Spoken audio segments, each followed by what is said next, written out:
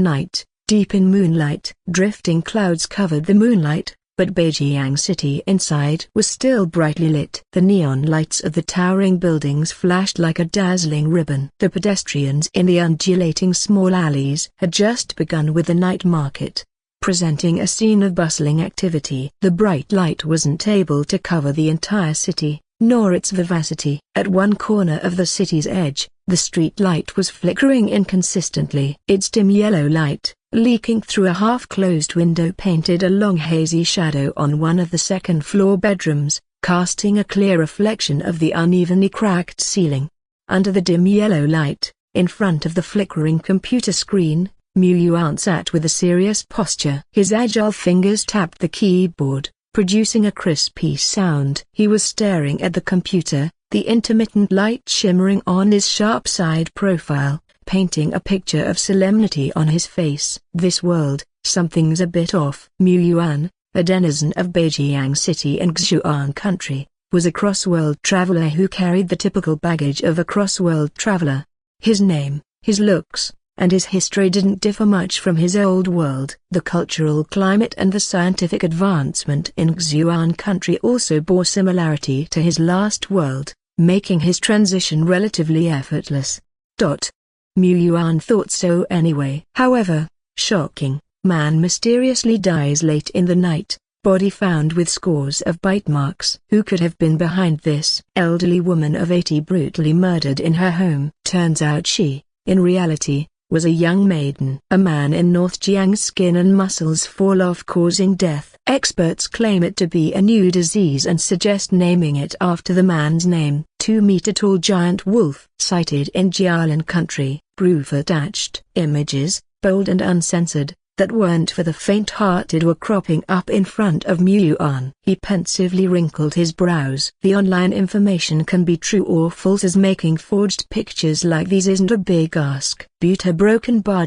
I am convinced these just sensations aren't a fabrication, not completely at least. Because he broken bar. A couple of days ago, on the first day post his crossing over, he had witnessed a supernatural death incident. A bulkily built man unexpectedly opened his eyes wide, a gush of blood gushed from his waist, and the man was sliced in two at the waist. Overwhelmingly abrupt. Right from that instance, Yuan started hunting for more such inexplicable information, and true to his expectations, he came upon more and more bizarre death cases. It wasn't isolated to one gender, but a common occurrence among the young people mostly. From a particular forum, he came across a rumor. Those people who died were playing a game. They were lucky enough to qualify for the game, but unfortunately they couldn't survive the dangers in the game. When you die in the game, you die in real life.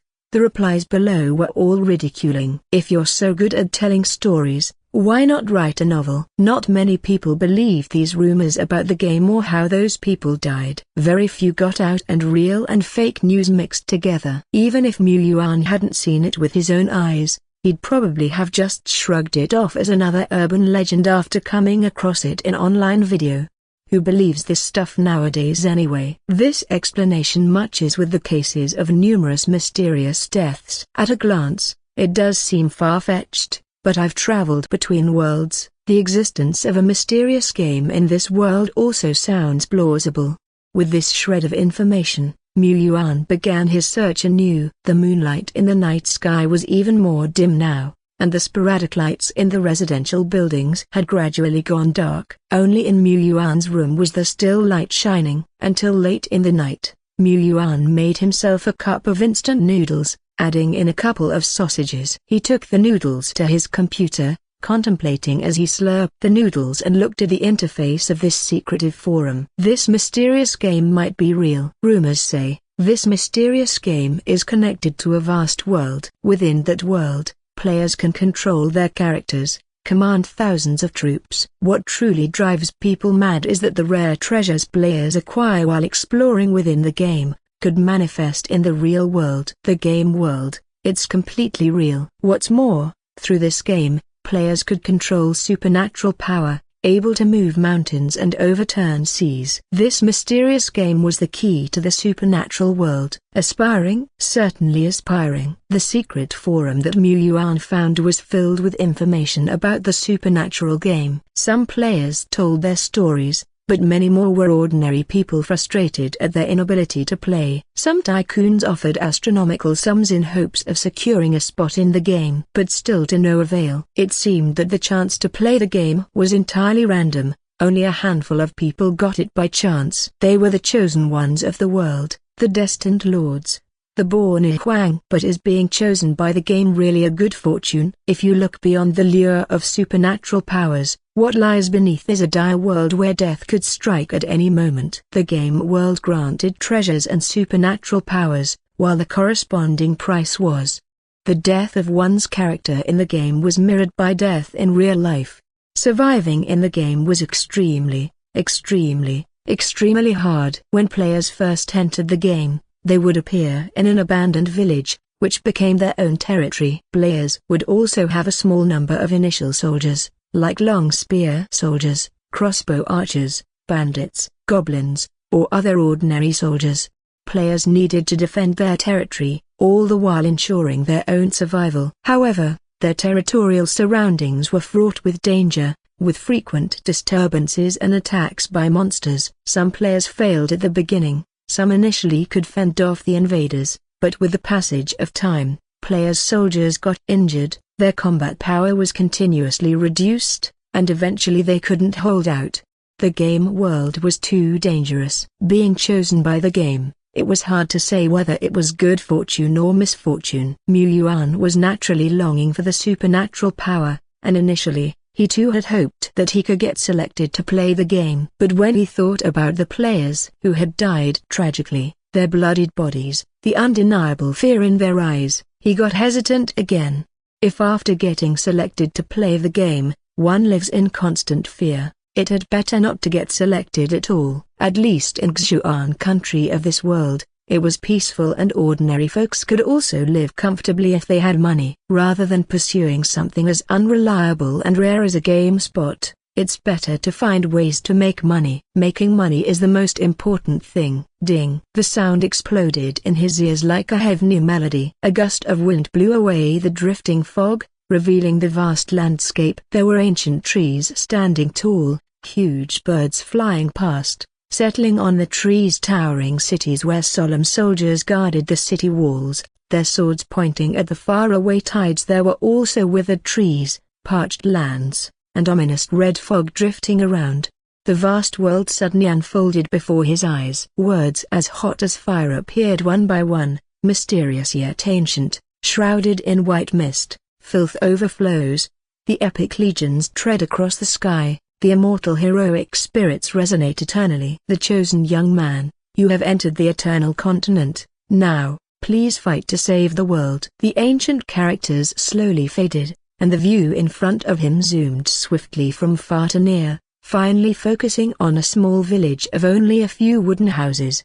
Yuan woke up abruptly. The vast world shattered like the moon's reflection in the water. He seemed to wake from a dream, drenched in sweat. But looking at the game that was running somehow, and the ruined village on the game screen, all Yuan could do was to ask aloud, what? Deep in the night, inside an old cabin, Yuan sat in front of the computer, looking at the game scene that was eerily familiar but not quite as realistic, lost in thought for a long time.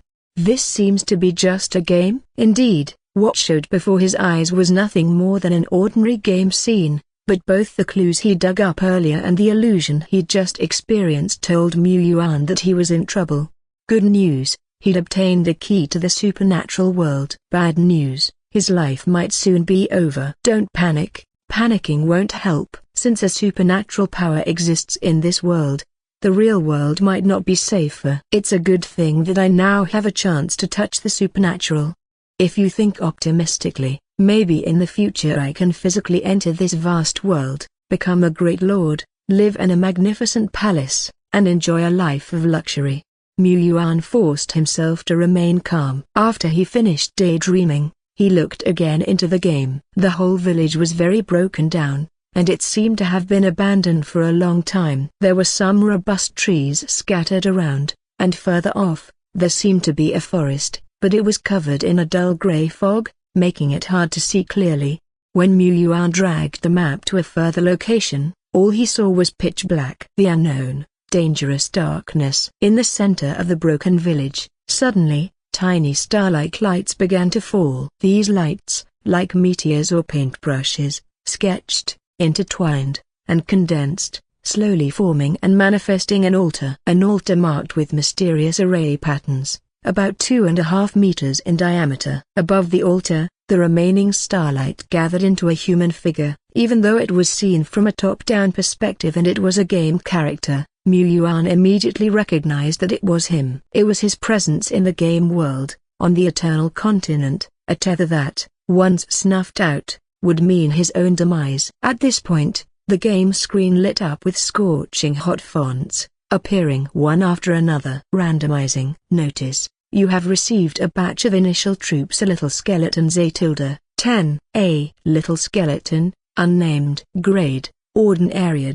Level, level 1 of stage 0. Skills, none. Talents, none. Introduction, a common type of undead. Although weak, it's cost-effective and adept at evil mob fighting tactics. As the prompt faded, the mysterious array patterns on the altar began to glow. The space started to ripple, and one after another, skeletons holding rusty knives walked out from the altar. They crowded together, even pushing off the figure that represented Mu Yuan from the altar. The appearance of the little skeletons was just as Mu Yuan had imagined. Their bones were grey-black, their bodies thin, and their walk had a slight stoop. Apart from a worn weapon, they didn't have any other equipment, only a ragged garment that barely covered their bodies. Typical cannon fodder soldier type. Small skeletons. At the corner of Mu Yuan's mouth twitched. Ignoring their terrifying appearance, he thought he could take on 2 of these little skeletons himself. Starting with a broken village and a couple of crippled level soldiers, no wonder they say this game is tough. You could die at any time. A broken bar. Anyone would easily die under these conditions. Apparently, the initial troops that other players randomly get aren't much better either. There are militia, goblins, even slimes. Compared to those, little skeletons aren't that bad. Apart from being slow, badly equipped, lacking intelligence, and having poor offense and defense, little skeletons actually had many advantages, like this and that. As for these 10 little skeletons, Mu Yuan couldn't make out any differences for now. He looked outside the village at the area shrouded in thick fog, but for the time being, he didn't dare send his skeletons out. He only had 10 initial troops. He couldn't afford to lose a single one. But if they didn't venture out and take a chance, sooner or later, the game would end. This game doesn't provide any guiding tips, but since it's a game a broken bar or rather a world possessing supernatural power, there must be ways to level up. The grade of the little skeletons is ordinary.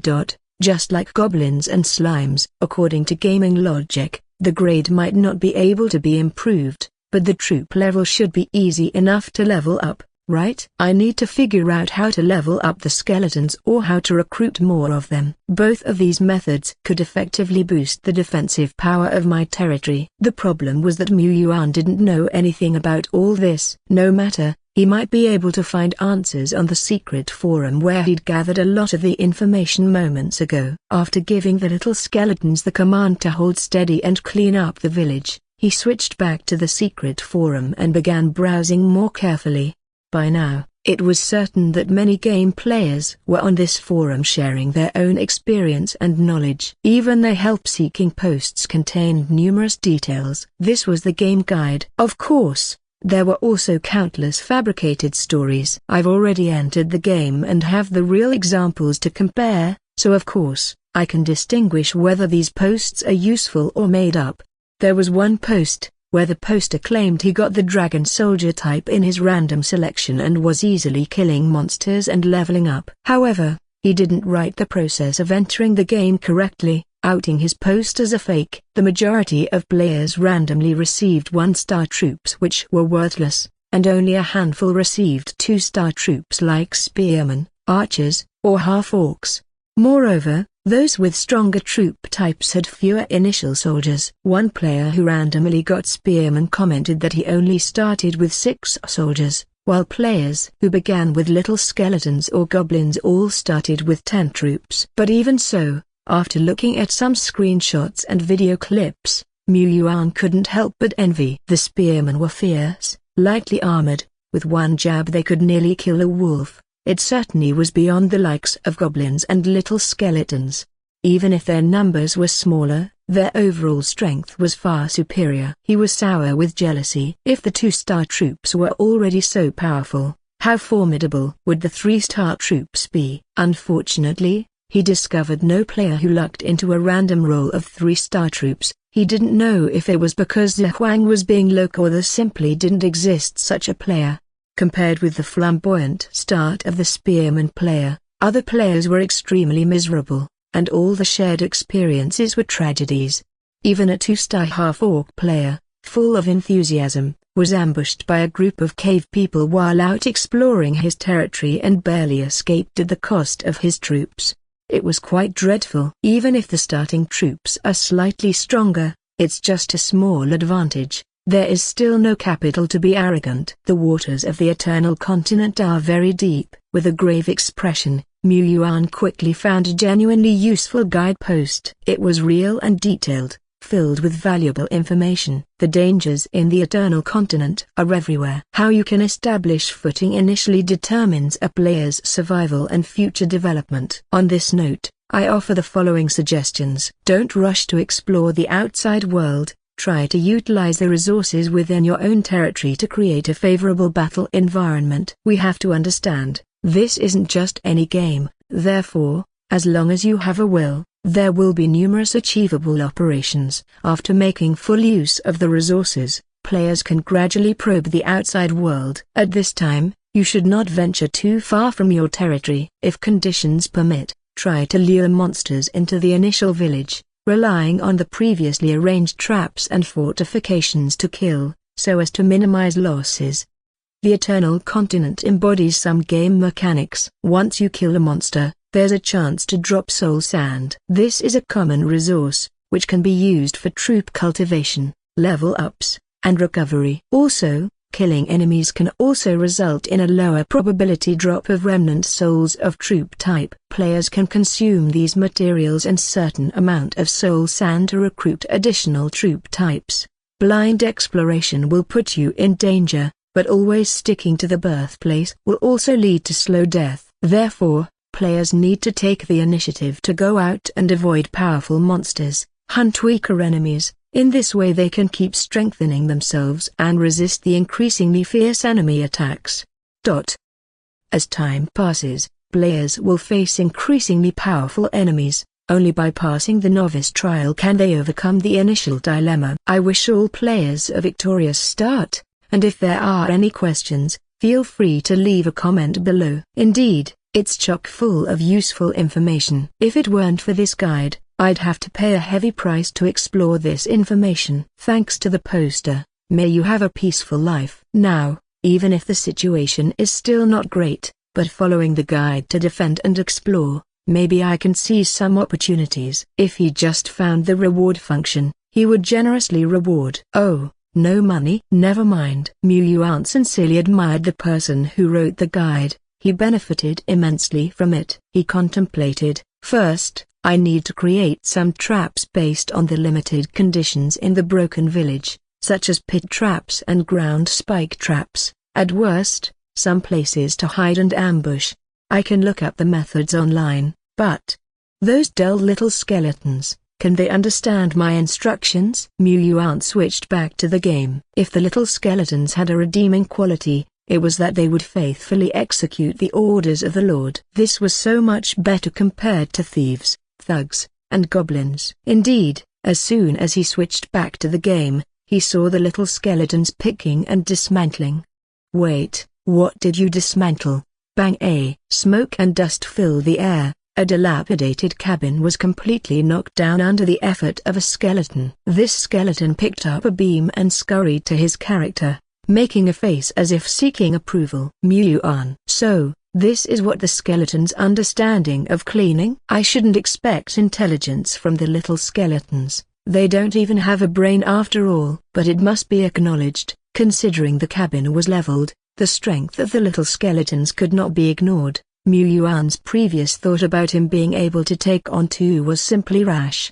I underestimated you, skeletons. It even seeks approval. In some ways, the intelligence of this little skeleton isn't that bad, comparable to pets like cats and dogs. Alright, these wooden huts were dangerous buildings, and they needed to be demolished sooner or later. Now they're demolished and we get some material that can be used to set up traps. As for the problem of not having a house to live in, skeletons don't need to live in a house, so it's perfectly reasonable to demolish these. Mu Yuan took personal command, micromanaging the operation, for fear that the small skeletons would ruin some reusable waste. He also looked at the not-so-spacious village ruins, sweeping inch by inch with his eyes, pondering what kind of traps should be set. Setting traps is also an art. He must make maximum use of the traps and environmental advantages, to lower future losses as much as possible. Mu Yuan moved his mouse, while observing and thinking. Suddenly, he paused his mouse, his gaze fixed on a small skeleton's head, suspecting he was hallucinating. A faint, small, and inconspicuous +0.01 appeared above the skeleton's head, and disappeared after a while. What's going on? He looked at the other skeletons and found that this was not an anomaly. Every once in a while, the +0.01 symbol would appear above these skeletons, as if some mechanism was triggered. But this wasn't the case with other players, right? As he was thinking, a line of special characters jumped out from the middle of the screen. Skeleton Evolution Point 0.13. A kind of indescribable great power, which can be applied to a certain type of troop, causing it to evolve. The current evolution points can only be applied to skeleton troops.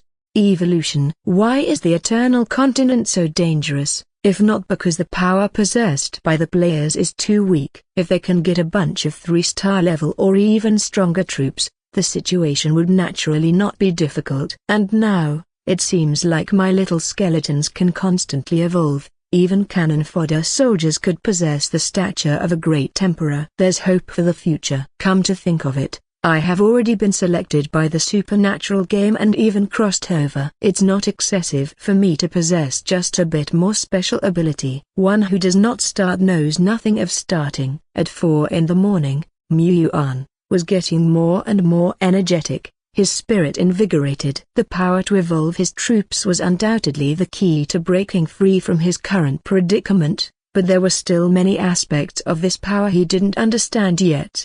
Mu Yuan started to delve into the matter. Evolution points could help a skeleton transform through a kind of baptism, but his initial attempts had failed. He simply didn't have enough evolution points.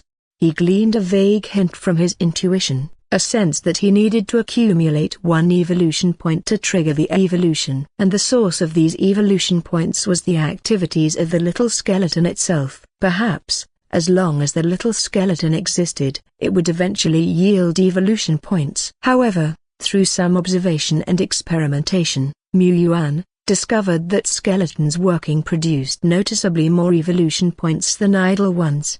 007 produced even more value. He wanted to continue studying, but unfortunately a broken bar. It was getting dawn. Mu Yuan only realized then that he had been fighting through the night and couldn't hold on anymore. He was in a daze, seeing double even as he stared at his computer screen. If he didn't sleep now, he was afraid he would drop dead right in front of his computer. In the supernatural game, my character is a lord, tasked with defending my homeland and expanding my territory, and can also embody some special treasures into reality. This is a war of attrition. Pulling all-nighters won't help me. Keeping my energy levels up is the best way to deal with sudden developments. Besides, my little skeletons can evolve. There's no need to rush them to venture out of the village to explore the outside world right now. Instead, defending our territory based on the ruins of the village is the wise course of action. Mu Yuan was still somewhat worried because the supernatural game doesn't stop when he logs out. It's a real world that operates according to predetermined rules, even if he's not actively playing. In other words, his territory could potentially be attacked while he's resting or away. This is the worst fear for new players. But fortunately, when the territory is invaded by enemies, even if the player doesn't log in, they will still receive a warning, and the troops will automatically defend. Before going to bed, Yuan wanted to assign the skeleton some training tasks or something to accumulate more evolution points, but for safety's sake, he snuffed out the idea. These little skeletons were a bit stupid. He feared that if he gave them a task, they would somehow mess things up. He also worried that training would affect the state of the little skeletons, which could subsequently jeopardize the security of the whole territory. It was better to play it safe. There was no need to rush. He'd try again tomorrow. Ordering the skeletons to guard him and the territory altar, he closed his computer, skipped washing up, and went straight to bed. Once under the covers and with his eyes shut, he slept soundly. A broken bar. But that night, this day, Yuan's rest wasn't as peaceful as he'd hoped. He was preoccupied with the supernatural game, and in his dreams, he was back in the ruined village. He dreamed of a giant dragon flying out of the mist, diving down and decimating the entire village with its dragon breath. Yuan woke up in a cold sweat after that. Looking at the time, he realized he had only slept for 6 hours. 6 hours was enough. It was time to get up and get back to it. Yuan quickly went over to his computer, opening the game as fast as he could until he saw that the ruined village was unharmed. Only then did he wipe the crud from his eyes. Such an uneasy game experience. Until my territory has a robust defense system, I fear that I won't be able to fully enjoy playing. When Yuan logged back into the game, his character awakened in a drafty wooden cabin. Several little skeletons surrounded him, their jaws chattering. One of the little skeletons was even holding up a piece of a door. No, not a door. A shield made from a door. The day before, Yuan had taught the little skeleton to make full use of resources and set several simple pit traps and rope traps. Now, they had taken his teachings to heart and made things on their own. Good students. Yuan, controlling his own character, gently touched the smooth skull of the little skeleton in approval and turned his attention to the others. They too seemed to be eagerly waiting for some praise. Well, one little skeleton had several sticks stuck between its ribs, very artsy. Another had found a black cloth bag and put it over its head, looking very spirited. Another was actively hammering on its bones, pulling one out with a snap. Yuan. He certainly shouldn't have high hopes for the little skeleton, which is already stronger than he anticipated. Seriously. Yuan silently recites evolution points and the special codes pop up in the game. Skeleton evolution points, 0.71. Only letting the little skeleton stay alert, without squeezing out their entire potential, indeed resulted in fewer evolution points. As he is watching today, he will first test the method of efficient point production. As for going out to explore, Yuan is not in a hurry. Other players indeed need to start exploring at this time. If they don't take this step, they would never become stronger and they must take risks. But he is different. He is accumulating evolution points all the time, and as long as he accumulates enough for one unit to evolve into an advanced soldier, then he will look for resources to kill monsters and level up outside. Wouldn't that be much safer? There is no need to desperately fight at this moment. Survival is the victory. Little skeleton does not need to eat. The status of the game character is closely related to his own. In other words, if he fills his stomach in reality, the game character will not starve to death, so there's no need to worry about food. From this point of view, the opening journey of the little skeleton is quite good. The 007 work system fits well with Little Skeleton 2. Yuan opens the official panel for players to check the details. Yuan. Identity, pre-selected Lord. Territory, unnamed, will be able to possess true Lord powers and control territory after passing the novice trials. Troops under command, Little Skeleton 8-10. Click to view details. Marks space capacity. 03. The players. The chosen lords can store their troops in the mark space and summon them in the real world. This is the basic representation of the player's supernatural power.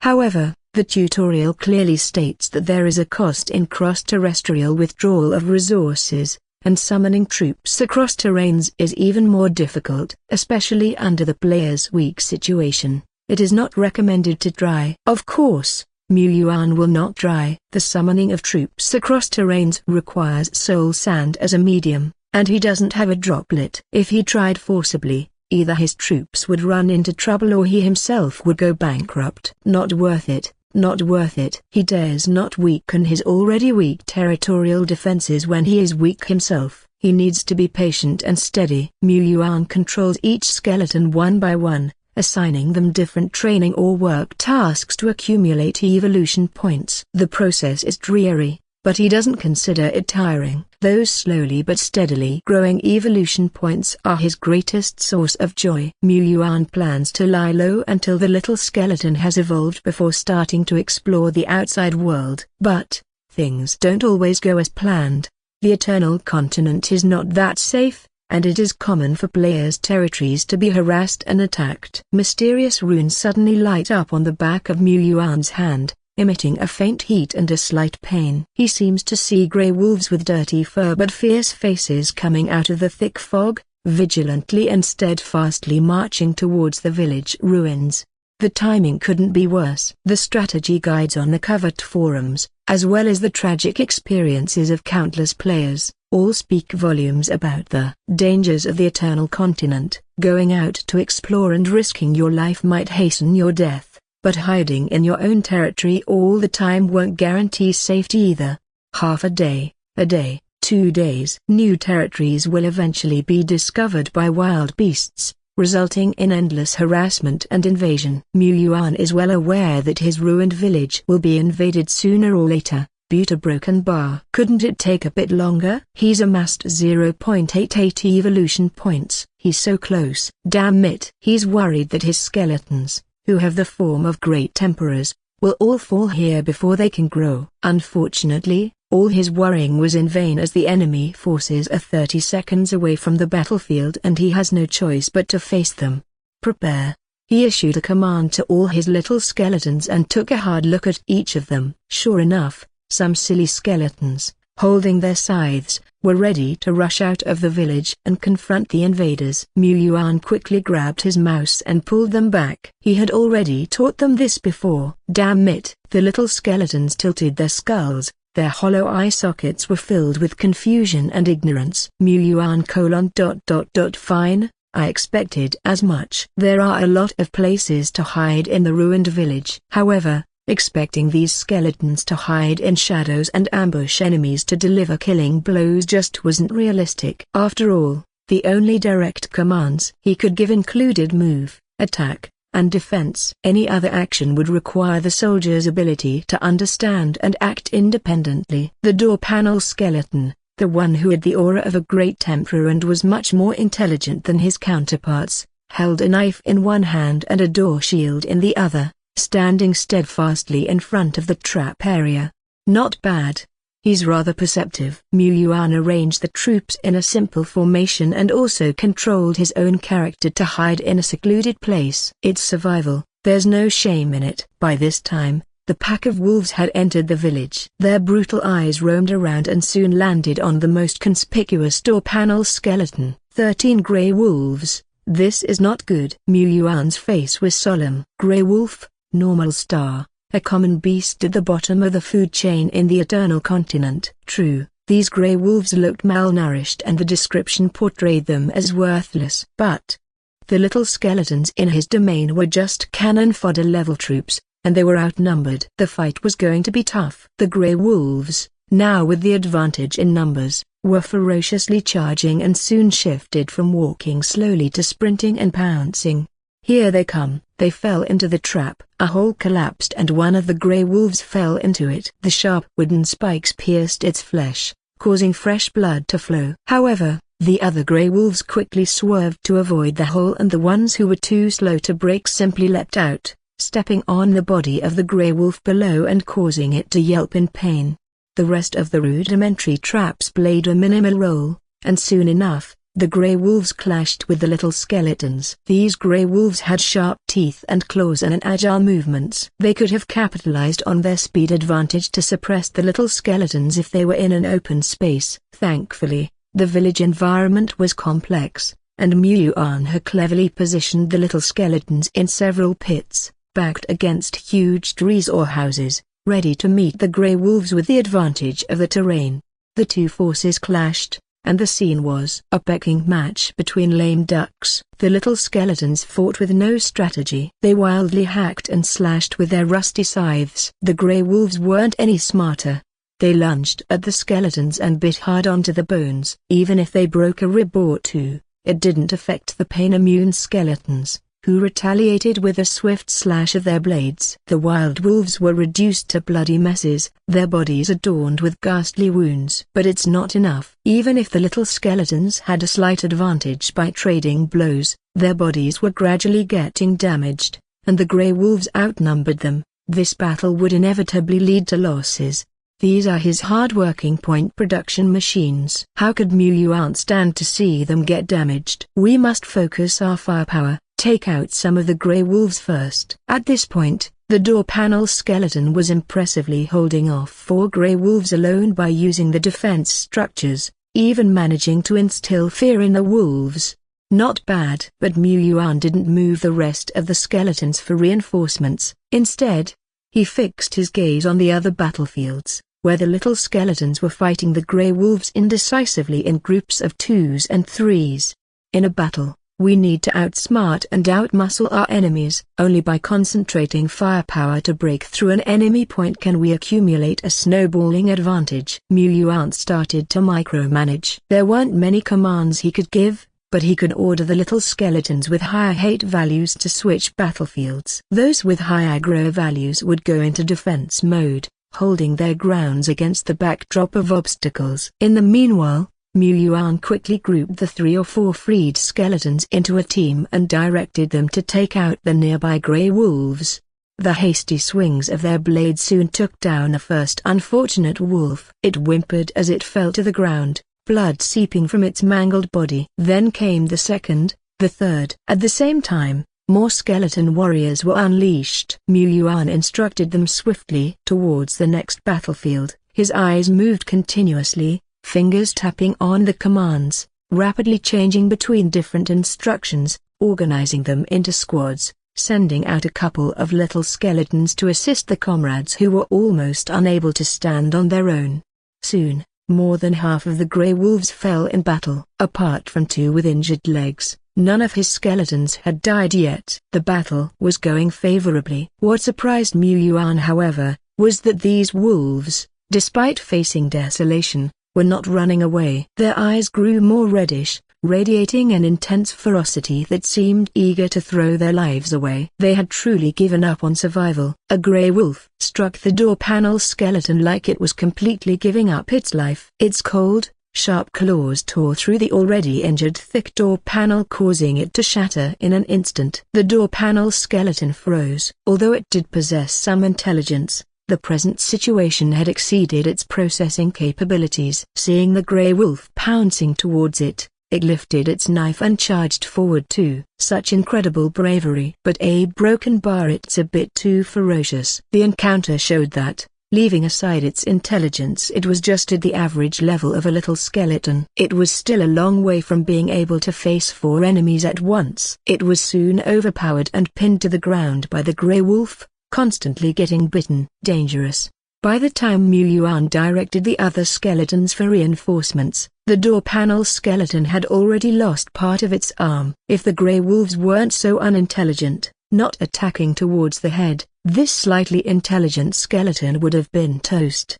You need to survive. Only by surviving can you counterattack. Understand? You don't have to follow any code of ethics when dealing with enemies. You need to learn how to use all resources. You should dig trenches when you need to, scatter lime when you need to, Even use gang beatings if you have to. The only surviving one is the victor. This is his main force. If the door panel skeleton had survived, and even if the panel had been broken, it wouldn't fall into a life and death situation in just a few seconds.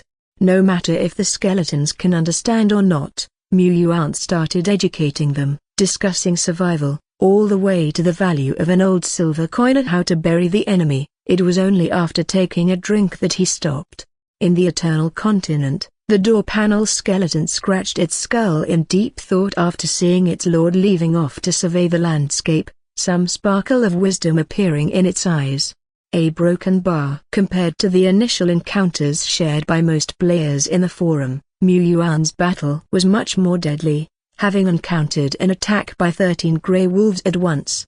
But he achieved excellent results. All the little skeletons survived. This was attributed to the initial position and the bravery of the door panel skeleton. Of course, it also depended largely on his micromanagement command. Had it just been the little skeleton squabbling with the grey wolves, even if they were victorious, only a few could have been left alive. However, many of the little skeletons had also been seriously injured, some were even at the brink of death. Their heads almost fell off. Don't panic, as long as you're not dead, there's nothing to worry about. The injured troops can slowly regain strength with the help of the soul sand and soul sand. A broken bar. 9 out of the 13 dead grey wolves had released a faint light. Yuan took control of his character. Under the protection of 2 intact little skeletons, he went up front and picked it up. 8 gained 1.5 grams of soul sand. 8 gained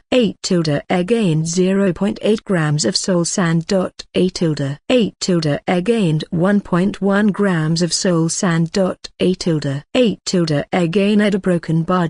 8 crystals that looked like sand and sparkled with a beautiful light appeared one after the other. Yuan distributed the soul sand among the injured skeletons for them to consume. As for how to use it, it seemed like it was an instinct of the troop type. He couldn't and didn't need to teach that. Yuan could only urge them to recover as fast as possible. Low-level troops recover faster, but it still takes a few hours at a minimum. Those heavily injured need half to a whole day. If you want to decrease this time, you would need troops with healing abilities. But those kinds of troops are even more rare and hard to find. During this recovery period, the player's combat power will lessen, making it even more dangerous if attacked by monsters. Even worse, some players lose troops in battles, which is a permanent loss. If the gains are less than the losses, the player will go on a downward spiral, falling into a vicious cycle, which leads to ultimate defeat. In this battle, they defeated quite a number of grey wolves. Their loot was considerable. After deducting a portion used in the recovery, the remaining soul sand wouldn't be too little. Yuan speculated that he could cultivate 1 or 2 level 2 skeletons from them. Some players in the forum have cultivated little skeletons up to level 2. They moved less shakily, their physique had also grown slightly, their bones had become glossier, and their combat power had obviously increased. Obviously, even if it is a little skeleton, as long as it keeps leveling up, it could possess considerable combat power. But absorbing soul sand to level up also needed time. Right now what he is most lacking is time. Then what about evolution points? Show me your limits. Skeleton evolution point, 1.26. The battle against the Grey Wolf also yielded considerable evolution points, skyrocketing from 0.88 to 1.26 in a short time. This suggested that points were generated rapidly during combat, perhaps due to the little skeleton being pushed to its limit in this fight. Regardless, it was a good thing. Yuan summoned the door panel skeleton. Its one arm had already shattered, but the soul flame in its skull was still leaping healthily. It was an optimistic skeleton. At this point, the evolution points were faintly glowing. Yuan pulled and harnessed this special power onto the door panel skeleton. This time, there was no failure. Instead, a prompt appeared, skeleton evolution point -1. The next moment, a miraculous force showered the little skeleton. It was just beginning to show a stunned expression when its entire figure, the whole skeleton, turned into light. Wrapped in a white light, the little skeleton's figure began to extend higher and wider, seemingly becoming more muscular. Soon, the glow of evolution started to recede, and the transformed skeleton in its new form appeared before Yuan. It was a large skeleton, about 1.8 or 1.9 meters tall, standing taller than Yuan's game character, let alone compared to the small, feeble skeletons that were probably under 1.6 meters tall with hunched postures. Not only had it become taller and more muscular, the newly born skeleton was also clad in a complete set of armor, including a helmet, breastplate, and war skirt. The rusty chopper it held was now shiny and sleek, and a round shield was held in its left hand. Though this set of equipment couldn't be considered luxurious, it was still a major upgrade from the skeleton's previous beggar-like appearance. Notification: Little Skeleton, Normal. Has evolved into Skeleton Soldier, Normal. A. Notification: Skeleton Soldier has acquired the skill Cleave. Having just finished evolving, this skeleton, whose expressions were much richer than the others, was stunned as it looked over its entire body. It reached out a hand to pat its gray-black armor, causing a resonating thwack. Good armor indeed. A 2-star spearman was already much braver than the little skeleton. Yuan was looking forward to seeing how a 3-star skeleton soldier would perform. Aside from anything else, he was very satisfied with this set of armor. The other little skeletons would find it hard to breach the armor with their rusty choppers. The gap in equipment was quite large. The enhancement of the skeleton soldier compared to the little skeleton was evident in many ways. Come, let's test your strength and speed. Yuan called another clueless little skeleton as a test subject. However, when the two stood together, the difference in height and size was rather large. If the large skeleton used a bit more force, the little skeleton might be sent flying. So, the skeleton soldier came to a large tree and swung out a powerful punch. Boom! The tree branches shook violently, and leaves showered down. And then the skeleton soldier continued with punch after punch, seemingly not knowing pain.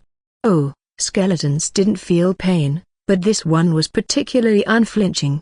Yuan hurriedly halted it. Now try your speed. Start with a full-speed sprint. Even though Yuan could only watch from in front of his computer, he could still see that the skeleton soldier was running like the wind, several times faster than the little skeleton. Comparing them was completely out of the question. So, Yuan called upon himself, commanding himself to perform a 100-meter sprint and compared it with the skeleton soldier's speed. He quickly discovered the little skeleton's speed is definitely its weak point. It wobbles when it walks, and even at full speed is only comparable to a human's brisk walk. Its agility is even worse. Setting aside its advantage of not fearing injury, the little skeleton's overall quality is no better than a human's. But the skeleton soldier is different. When it runs at full speed, it's like a national-level athlete, and it won't get tired. Even before leveling up and just being a normal 3-star troop, it was already so fierce. No wonder it was said that top-level troops could turn the tide of battle. Compared to running at full speed, skeleton soldier was somewhat stiff in moving and dodging in a small range. After all, it wasn't an agile type of troop. Even though it became faster, its best form of combat was still more or less the same as before, gradually building an advantage by trading injury for injury. Yuan found that with the strength of a single skeleton, the skeleton soldier could still steadily win in one-on-one combat against multiple little skeletons after conducting some tests. A true general's demeanor. What's more, he did not forget that in this evolution, the skeleton soldier had also learned a new skill, Cleave. Let's try this skill. Understood, skeleton. There was even a dialogue bubble above the skeleton soldier's head, which made him pause for a moment. Soon, the skeleton soldier was ready. At first, it seemed a little confused, frequently looking at Yuan for guidance, appearing wanted to ask for advice but hesitating. You need to believe in yourself. As a leading skeleton, you must learn to explore and improve on your own, to set an example for the other little buddies. You understand, right? The skeleton soldier nodded repeatedly. Yuan watched the skeleton soldier learn on its own. After all, he himself didn't know how either. Don't ask him how to use the skill. He wasn't even clear about what the skill was. The guide didn't mention it, so he guessed it was advanced content. Using a skill was not easy, as it involved the use of energy. After pondering for about 10 minutes, the skeleton with the demeanor of a great emperor gradually figured out the knack. It raised its sword high. Black mist gradually gathered on the blade of the sword. The black energy covered it, and the skeleton soldier, after charging for 7 or 8 seconds, finally made a swift cut at the grey wolf corpse in front of it, using it as a target. Boom! Like a hot knife through butter, the tough fur and bone of the grey wolf could not resist at all. It was cut open, and the blade with black energy even left some traces in the ground. So strong, my skeleton, truly a general. Not only that, after releasing this cleave, the skeleton soldier started to contemplate on the spot. It was thinking, considering, improving. Its intelligence was always higher than other skeletons. After the evolution, it had a significant improvement. After a while, the second cleave it used had a noticeably shorter charge time. Good. Yuan was very satisfied. Of course, his excellent guidance as a lord was also inseparable from this. If he didn't fully utilize the subjective initiative of the skeleton soldier and let it learn to explore on its own, how could it improve so quickly? After 2 cleaves, most of the energy in the skeleton soldier's body was consumed, and it was difficult for it to use a third one. After all, it was still a level 1 baby. Yuan understood very well. Looking at the hard-working and promising skeleton soldier who was still thinking and practicing, he thought of giving it a name. It couldn't always be called door panel skeleton or skeleton a soldier. After all, it was destined to be one of the generals in the territory in the future. A dignified general couldn't be nameless. Stand up straight. I'm going to give you your real name. Since you're from the undead and also a skeleton, how about I call you Deadbone? The future General Deadbone, after undergoing evolutionary baptism, had fully recovered from his injuries and his missing left arm was restored. His condition had returned to its peak. However, the conditions of the other little skeletons were still quite poor. Yuan did not dare to take the General Deadbone out for exploration. Safety first. While he ordered Deadbone to contemplate on his skills, the previous tasks continued. That is to set traps to enhance the defensive power of their territory. Deadbone, Acidilla Acidilla. The territory was in a mess. Not only did the scattered bodies of grey wolves need to be cleared and cleaned, but he also needed to build a house that didn't have any leaks. Yuan pondered over the next development plan. If I could gather the wolf skin and meat, there'd be a lot of value. However, he glanced at his skeletons and considered this to be a tall order. Even if General Deadbone tried, the best he could do would be to tear off a few torn and bloody wolf skins. It would be meaningless. Moreover, General Deadbone was already burdened with heavy tasks. His self-improvement and setting up traps took precedence. Next, he planned to evolve the second skeleton soldier as a home guard. Then he would lead Deadbone to explore the surroundings. Exploring was not just for gathering more resources, but also to understand the area. If he didn't know what big enemy was hiding in the darkness surrounding his territory, Yuan wouldn't feel secure. As for the crucial evolution points, there was no use in being impatient. He could only let each skeleton work around the clock, making the injured skeletons do some manual labor. It didn't matter if they did it well or not, all that mattered was that they didn't stop. This was the only way to efficiently generate evolution points. The number of evolution points produced by an individual skeleton after evolution was slightly higher than before, but the increase was limited. To significantly boost the production of evolution points, he needed to increase their numbers. He needed more little skeletons.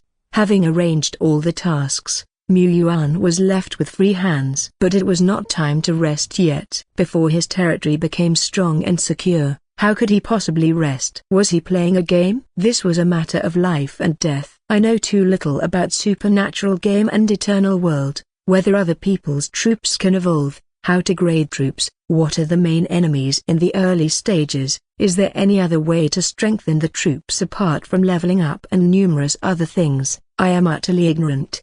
He didn't even know the skills. He also wanted to show off his knowledge in front of Deadbone, effortlessly pointing out key techniques. but he didn't know any. He also wasn't sure what he would face in the future. When could players finally settle down without constantly facing a threat of death and truly wield supernatural power? Even if it was just spitting fire or gushing water. He was a green hand who didn't understand anything. He was a pure novice, in the game for less than 12 hours. Mu Yuan opened the forum. In just half a day, a few new faces had appeared in the forum, those with clear player identities. Shovel General, damn. My initial troops are weak goblins. They are weak and chaotic, not listening to commands at all. Should I just dig my own grave now? Dazzling silly hair. Bro, goblins are not weak at all. There seems to be a goblin settlement outside my territory, and they harass me every day. These creatures even know tactics and are driving me to death. A gugu bird, grass, an element. I haven't closed my eyes for 2 days because of this damn game. A broken bar. It's not just that, but I've not been able to keep up with updates. Can't we just not play this damn game? Can't I just admit that I can't handle it? Crooked mouth god, haha. No one really believes this game exists, right? It can't be true, right? It's made to look so realistic. Mu Yuan browsed through the posts one by one, and naturally, there were more onlookers in the forum. Many people didn't believe in the existence of supernatural game, but there were quite a few real players. Looking back and forth, he discovered dozens of players. Some players communicated with each other, but most of them were in worse situations than him, and some were almost wiped out by the pack of grey wolves.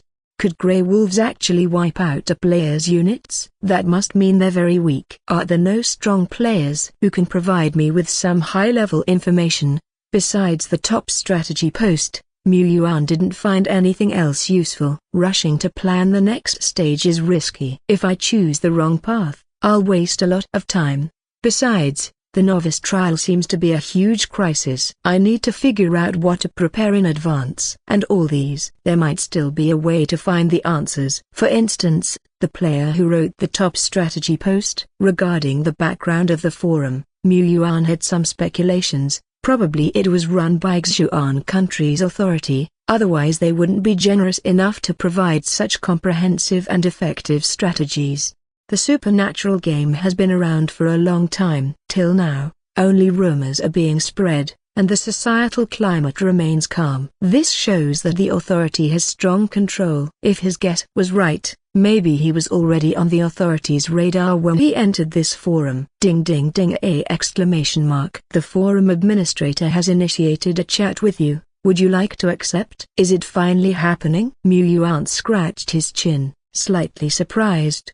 And after a short pause, he clicked accept. A chat window popped up immediately. The other user's forum name was Not a Daughter Fan, complete with an avatar of a cute little girl carved out of ivory. Mu Yuan. He had expected many things, but not a forum administrator that didn't seem too serious. Is this person really an official staff? As for him, he hadn't had the chance to choose an interesting username yet. Currently, he was still 20,230,716,669. Sorry to bother you. I believe you must have many confusions and uncertainties right now. Oh, forgot to introduce myself. I'm the administrator of this forum, a supernatural game player just like you, and also a staff member of the relevant department in Yuan country's authority. You can call me Yang Kong. Oh. And have you seen my avatar? My daughter is very cute. Mu Yuan. What was he supposed to say?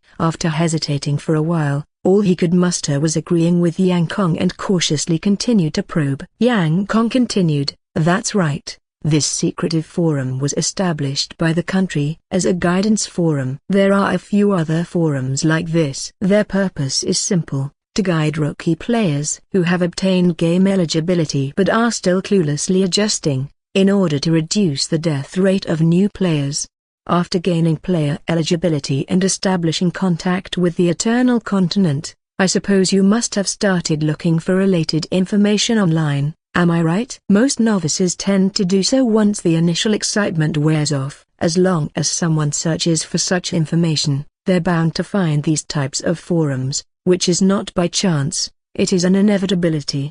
Mu Yuan nodded slightly. Leaving everything aside, without that strategy post, he wouldn't have been able to defeat the Grey Wolf Pack without suffering losses. He indisputably benefited from it. You might ask why the existence of the supernatural world isn't officially disclosed. I think you understand already. The granting of player status is completely random and limited in quantity. Currently, only the young population seems to have a higher chance of obtaining it. Furthermore, it is rumored that there are much deeper and more important reasons involved. Hence the authorities can only guide players in this manner. The second purpose is that the authorities need to keep a record of players. This is to maintain social order, and it will not restrict your life or game freedom, as long as you don't commit any illegal activities.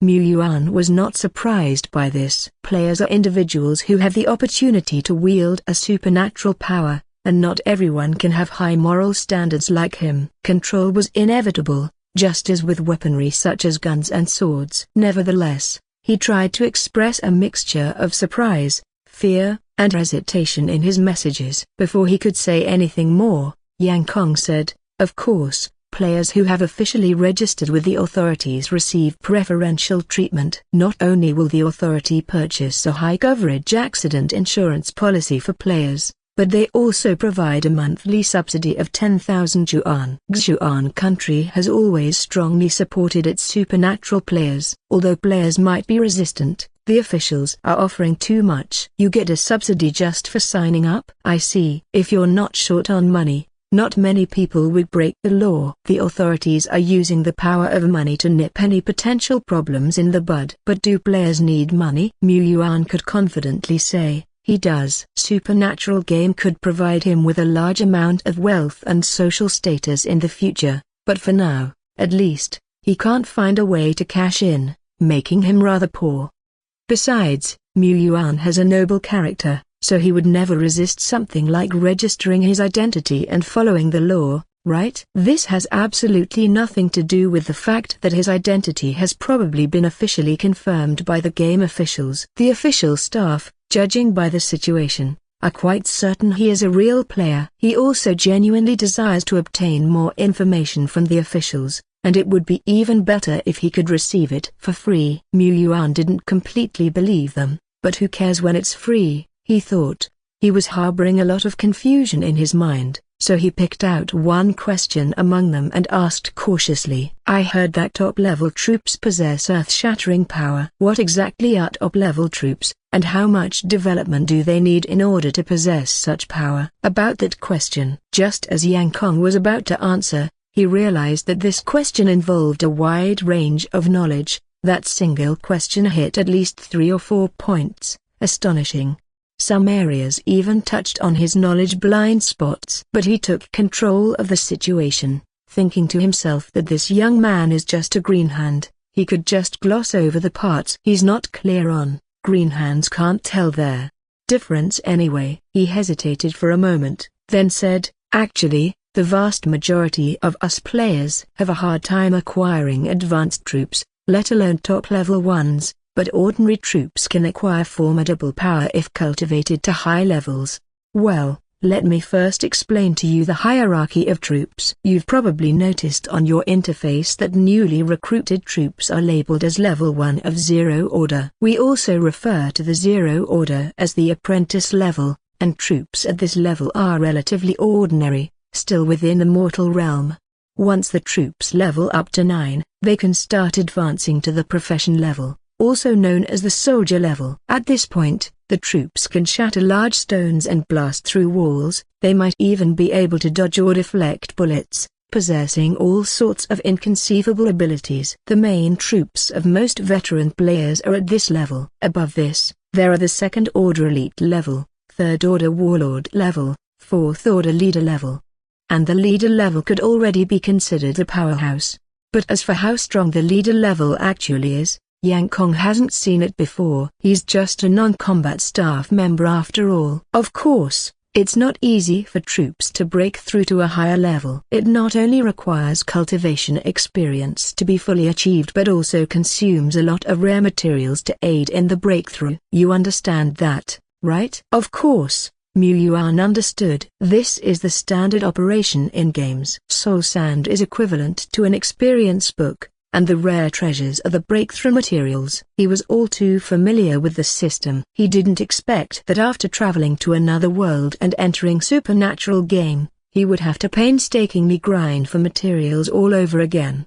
Not only that, but there's also a chance of failure when troops attempt to break through to a higher level, and this failure rate is closely related to the rank of the troops. So everyone pursues high-level troops. It's just that high-level troops are hard to come by. So, do ordinary troops not stand a chance to advance to a higher rank? Mu Yuan asked. Yang Kong, of course there's a chance. Anything is possible in the Eternal Continent. Some treasures even possess effects like purification, metamorphosis, evolution. But these kinds of treasures are so rare that they're no easier to get than recruiting rare troops.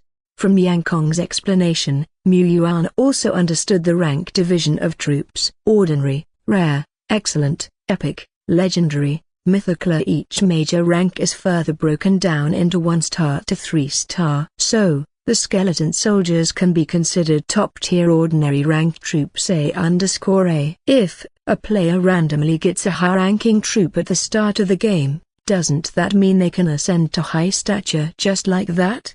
That kind of situation is impossible. It's hard enough for veteran players to recruit rare troops, let alone green hands. Besides, Yang Kong paused for a moment. Even if a player randomly got a high-ranking troop or a top-tier troop, a green hand player wouldn't be able to control it. This is because many high-ranking troops have a certain level of spiritual wisdom right from the start. A few of the gifted ones can even awaken their own consciousness, allowing them to speak human language, learn and progress on their own. But these strong troops would never submit to a new player like you. Nevertheless, high-ranking troops are indeed powerful. For instance, troops of the rare rank often possess skills, whether it's energy manipulation even before breaking into the professional level, or the possession of natural abilities in higher-ranking troops. Fighting against lower-level troops is like a father fighting a son to them. So that's how it is. But Mu Yuan switched back to the game interface, glanced at the skills displayed on the Dead Bones panel, then at the skeleton who was currently practicing and continuously improving, and who could even speak. He fell into deep thought. Yeah, high-ranking troops, they're indeed amazing. I'm so envious. Mu Yuan continued to ask a few more questions, until he could see that Yang Kong was getting a little tired from all the questioning, and only then reluctantly stopped. An opportunity like this to get free information might not come again in the future. Don't worry too much about the problem with the information. Right now, this forum is just a guiding forum. The information isn't ample and is jumbled. For real game players, Yuan country has also set up an exchange platform at the Yuan forum. I will send you the invitation code later. You can find most of the information on the Yuan forum. Mu Yuan had guessed that Yuan country possessed a massive platform for information exchange, but freeloading was more enjoyable. Yang Kong quickly switched topics. Next, we need to discuss a somewhat important problem, concerning the safety and future of you newcomers. You should have already experienced it, the predicaments faced by the players during their early stages in the Eternal Continent. As time goes by, the existence of players' territories will be more prominent, drawing the attention of more and more enemies, and survival will get more difficult.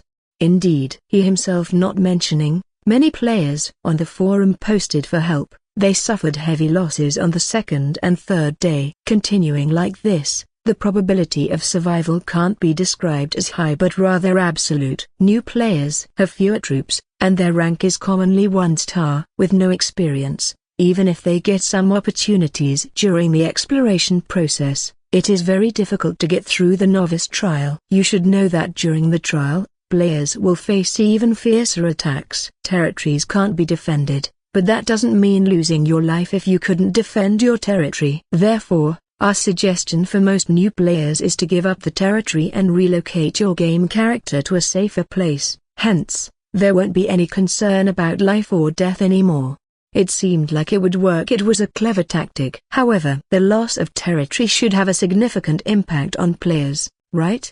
Besides, Individual players can't find safe spots across the wilderness on their own. The impact is indeed significant. Without a territory, the player's identity will drop from quasi-amidst chosen lord to chosen one. They will also be limited in controlling their troops, unable to possess troop buildings, etc., in future prospects. I said too much. Lord players, of course, have more advantages than non-lord players, but there is a premise: we have to ensure survival first. For newcomers without supernatural backgrounds or extreme luck, my suggestion here is survival first. Yang Kong continued, as for the relocation, if you accept our suggestion, officials will send an elite team and escort you to the large city built by our big shots in Zhijian country. Sending an elite team to escort you past the many obstacles is costly and, frankly, that cost will be paid by the dismantled Lord's Altar. The self-demolished Lord's Altar still retains much value, so not only do you not need to worry about moving to a safe place, but you could also gain some soul sand. Of course, locating your game territory will take time and require your cooperation. The official team may not always be available, so you will need to hold out for a few days until the escort team arrives. According to Yang Kong's narration, the player's landing spot isn't entirely random, and players from Zhijian country are likely to land on the outer periphery of the territories that Zhijian country has already developed. Yuan, being from Beijiang City, would land in the corresponding area of Baiyun State, Beijiang City. The deviation wouldn't be large. Major cities have already been set up in Baiyun State by the officials. They hold considerable power and influence in the Eternal Continent. This is also the premise of rescue operations. Otherwise, considering the vastness of the Eternal Continent, trying to send an elite team to save players from far away would be too late, and the risk would be much greater.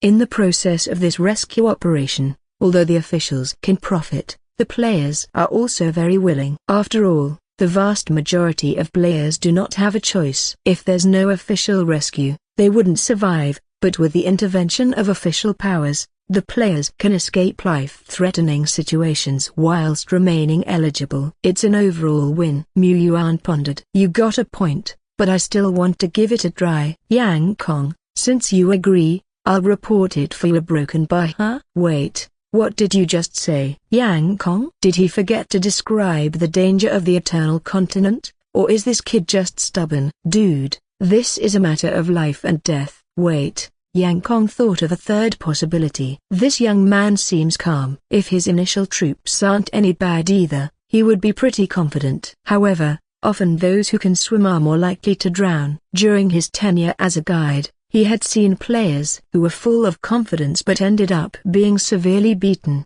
Of course, he had also encountered real geniuses who managed to clear the novice trial with personal abilities and developed an independent territory.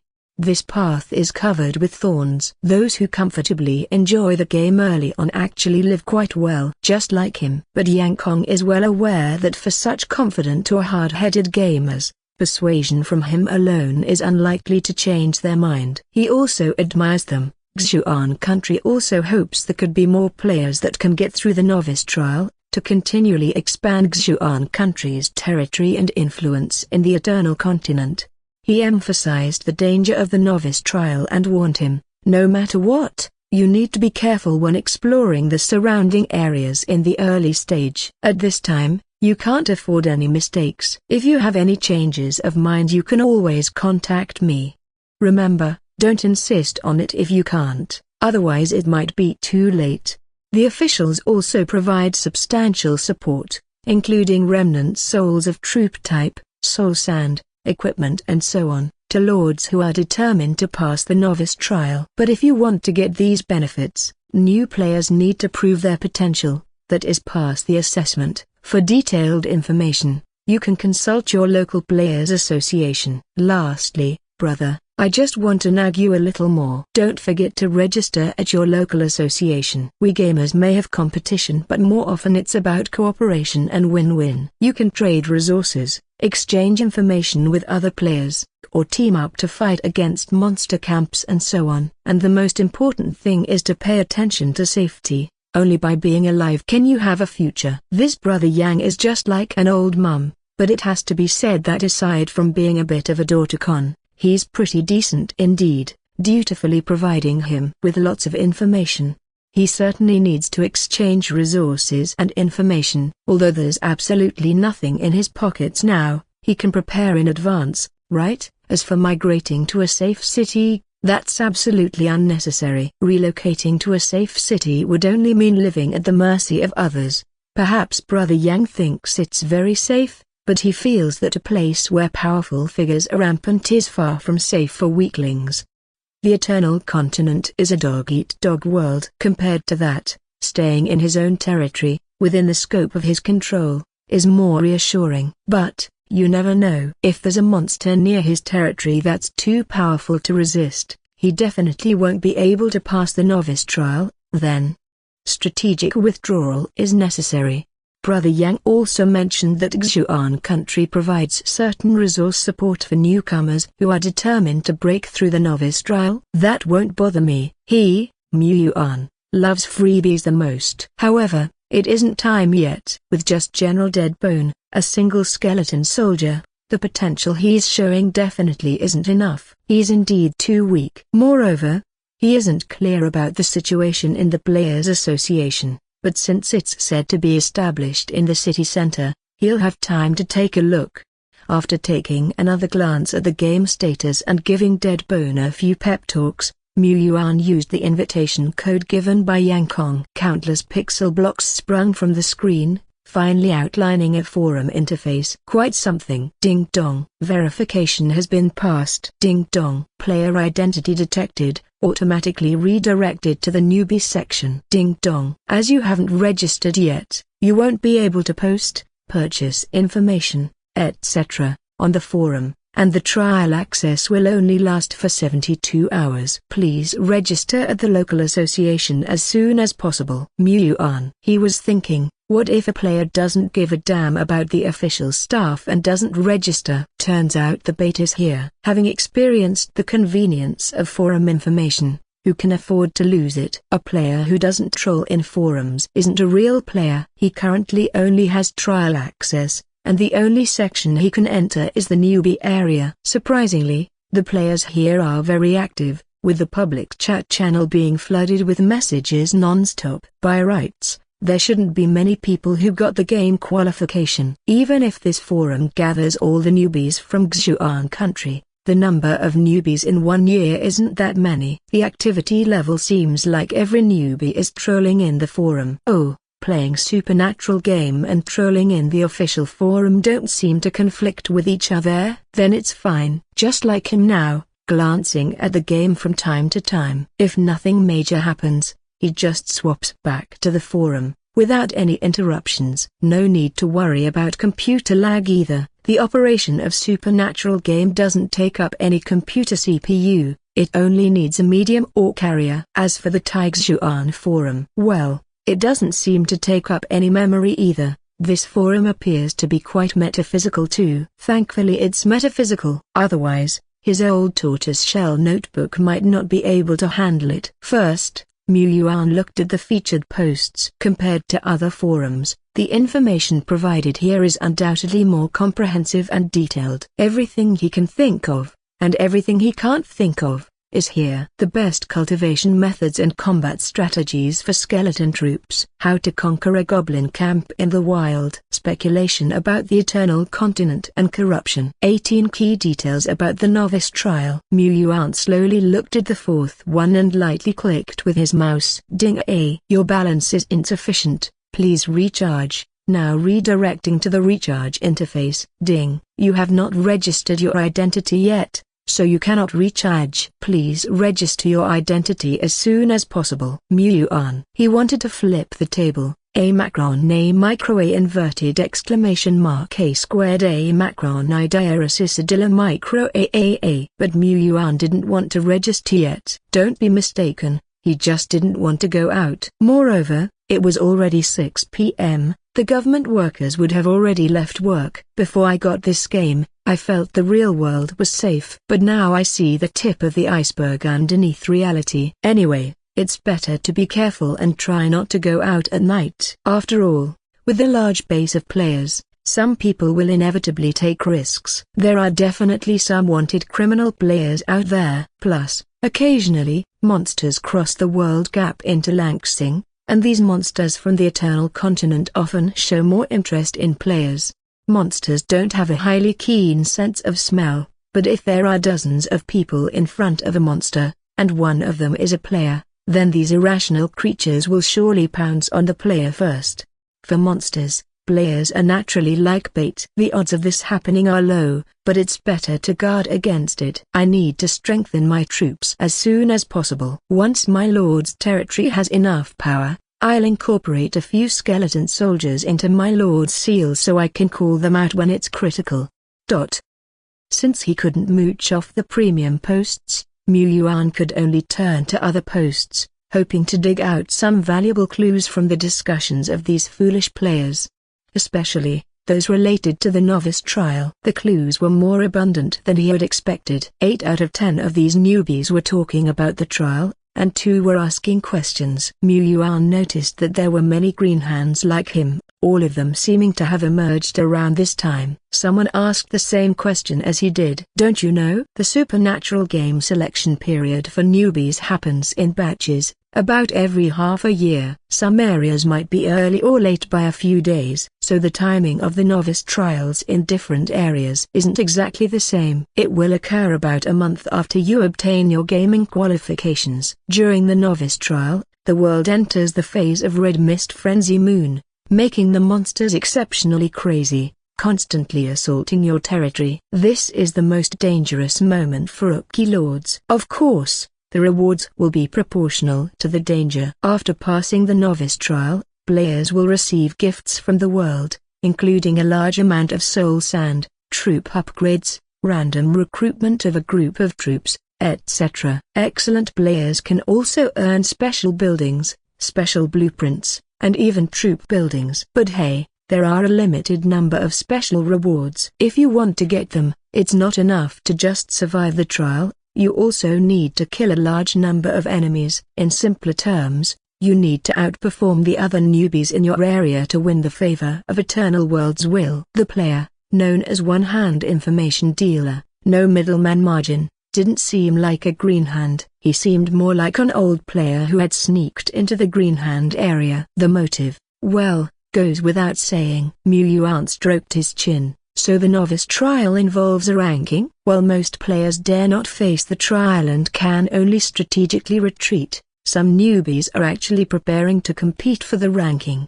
Indeed, the gap between people is astonishingly enormous. But are the other newbies this amazing? Isn't it said that newbies can only summon a maximum of ordinary 2-star, ordinary 3 stars level troops? A player not rich second generation said, it's true that newbies can initially only recruit up to 3-star troops, but the troops' star level isn't everything. The player's command ability, micromanagement level, control over the troops, personal talent, luck, etc., are also important. For example, I only randomly got a 1-star hedgehog, but within 3 days of joining the game, I've killed more than 10 3-stars level monsters.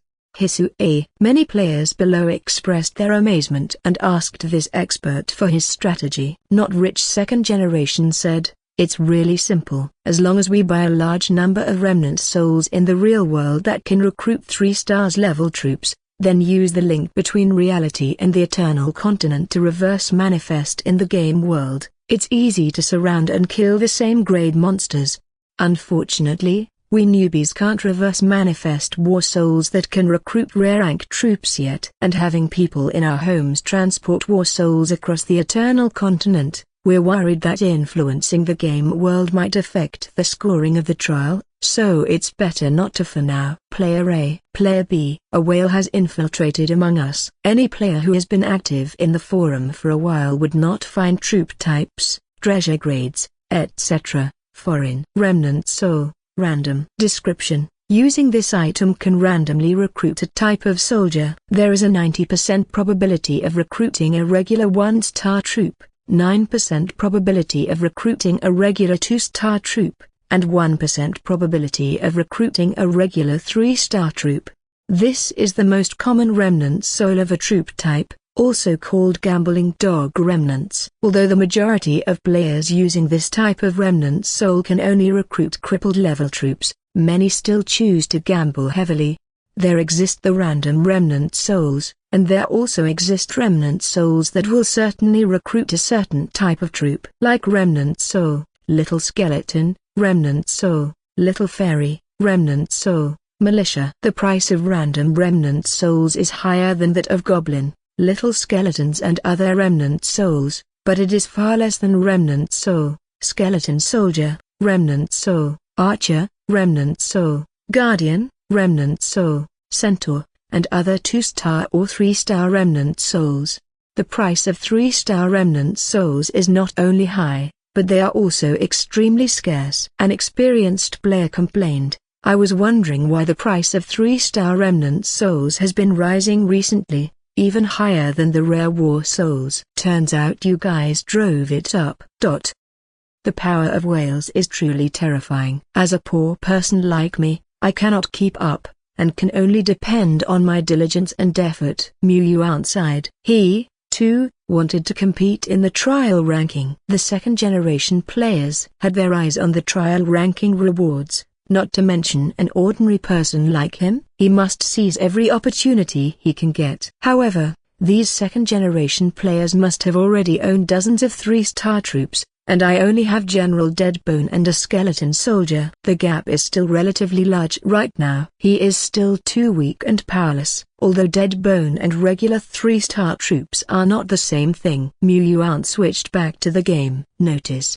your skeleton soldier Deadbone has been upgraded to level 2 of the Zero Order. While he was browsing the forum, while he was diligently collecting information, Deadbone was also incredibly diligent, not only pondering how to use skills, but also continuously absorbing soul sand. At this moment, he was finally able to upgrade to LV2. Deadbone's strength, speed, and energy reserve have all been enhanced at level 2, however, the increase in combat power is not as dramatic as that brought by evolution. It has approximately consumed 3 grams of soul sand. He had previously harvested 8.8 grams of soul sand, half of which was used for Little Skeleton's recovery, and the rest was concentrated on Deadbone. It did not disappoint and leveled up quickly. It is said that the speed of a troop absorbing soul sand varies, and Deadbone, taking roughly 6 hours, undoubtedly belongs to a faster category. This is a hidden talent of the troop. Yuan wasn't surprised. He had to mention again, "My son Deadbone has the demeanor of a great emperor." Going forward, the amount of soul sand required for leveling up and time will increase exponentially, so it isn't easy to train the troops up to Zero Order level 9, and then break through to professional level. After all, professional level is almost the domain of experienced players. However, he had been browsing the forum for so long and had come across a few players who are filled with confidence and want to make a name in the novice trials. These players seem confident that they will advance to the professional level of troops before the trials arrive, that is, within a month. In other words, if I also want to get additional rich gifts from heaven and earth, I must cultivate professional level troops at the minimum. To be safe about it, I have to cultivate 3 to 9 of them. It's time to set out into the vast world. Yuan chanted the evolution points, and a pale box appeared before him. Skeleton evolution point, 1.03. He estimated that 10 little skeletons could produce 1 unit of evolution point in 6 hours, meaning they could evolve 4 3-star skeleton soldiers in a day. This speed isn't slow. However, this is the maximum speed when the workload on the little skeletons is at its full capacity. Previously, many little skeletons got injured. Those who lost arms and legs would naturally accumulate the evolution points slower. From noon until now, they just accumulated enough resources for evolution. Soon, Yuan evolved a battered, highly accomplished little skeleton into a skeleton soldier, and named it Bone 2. Bone 2 also learned the skill Cleave during evolution, proving that this is not an exception, but one of the effects that comes with evolutionary power. Both are regular 3-star troops, but there is a world of difference between having a skill and not having a skill. However, Bone 2's intelligence is far less than Dead Bone, and it's still a stupid skeleton. Even though it has learned Cleave, it couldn't use it for the time being. Noob. But Noob can train more. Mu Yuan's command was not understood by Bone 2, but that's okay. When Dead Bone took over communication, Bone 2 began to understand. With Dead Bone's guidance, even an idiot like Bone 2 will eventually get the hang of using skills. Mu Yuan did not let Dead Bone continue tutoring. Now that he has evolved his second skeleton soldier and the remaining little skeletons have all recovered, it is time for him to take his first step into the vast universe of war. He looked out. The sky over Beijiang City had completely darkened. In reality, it was precisely 8 p.m. The day on Eternal Continent was also 24 hours long. The game zone he was in had similar time zone to Xuan country. However, the daytime on Eternal Continent was longer. At 8 o'clock in the evening, the sky was still bright. This was the basis for going out. After all, he was still a total greenhand. If the night has already fallen, it's better to go to bed early. The area covered by the novice territory was approximately 100 to 200 meters in diameter. Everything within this area was clearly visible to Mu Yuan, who was sitting in front of the computer. But this god's eye view angle, the ability to get an overview, was only available within the territory. The further places were covered by a slow-moving white fog, rendering the map pitch black. Mu Yuan started to call up his troops. He would definitely bring General Dead Bone. In addition to him, he also personally selected 3 unremarkable little skeletons. Yes, the primary function of these little skeletons is to protect him, the weak lord. He didn't want to go out either. But once a military unit steps out of the territory, the Lord can no longer control it from a distance. He can only let the unit act according to the previous commands. Therefore, leading troops out to fight is common for new players. Dead Bone already has self-awareness and the basics of independent action, but if it goes out all by itself, Mu Yuan, as a parent, is still worried.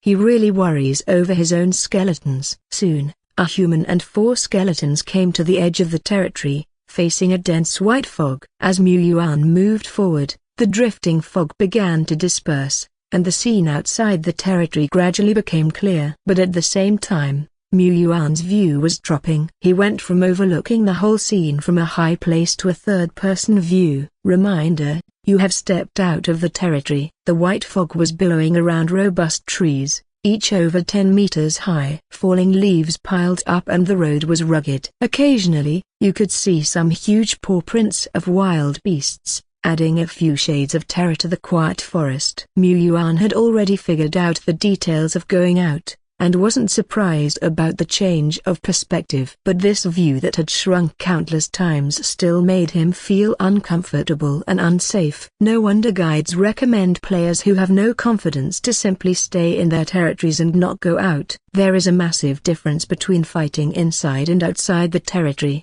He became even more cautious. Dead Bone was walking in the front, pushing the thicket aside. Mu Yuan stayed firmly in the middle of the 3 little skeletons. Yes, this position was more conducive to commanding. It's just a pity that the little skeletons were still too short. Their skeletal structures were still not solid. If there were 3 skeleton soldiers, it would be better.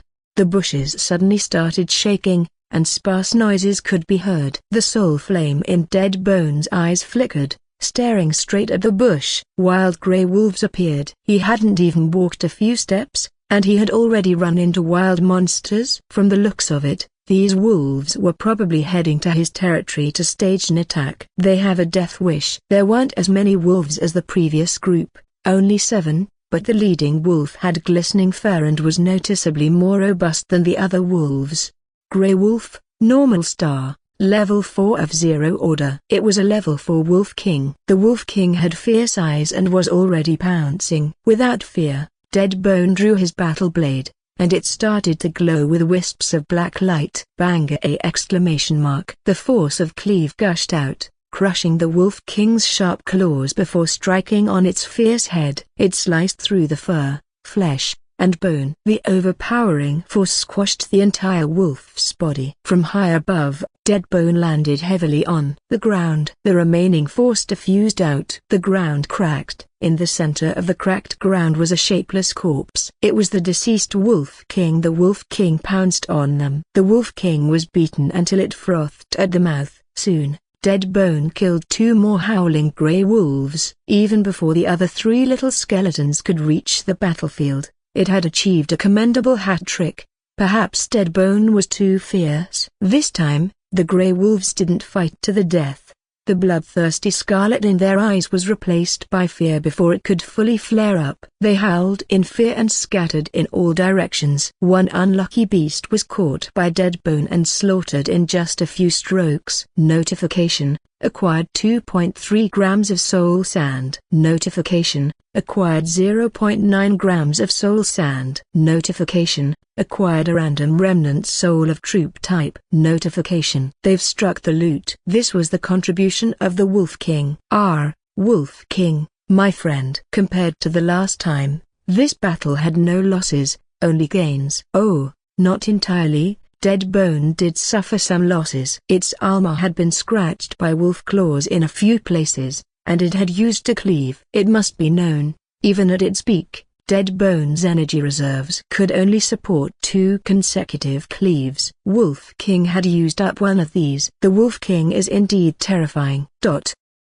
After defeating the wolf pack, Yuan quickly packed up the spoils and left, so as not to attract other beasts with the smell of blood. After walking a certain distance, he checked and saw that his evolution points had increased to 0.33. Indeed, more evolution points can be squeezed out from battles. The collection of soul sand was also considerable, at 4.2 grams, enough to evolve another level 2 skeleton. He took out and inspected the remnant soul again. It was a semi-transparent light ball about the size of a basketball. A blurred figure that didn't really look like a man or beast was projected on it, making it completely unclear what it was. If it's unclear, then it's a random remnant soul. If you can clearly see the form, then it specifically points to a certain troop type. But the usage of remnant soul must be done at the Lord's altar, where soul sand is consumed to connect with the heaven and earth, resurrecting and completing it into a troop type.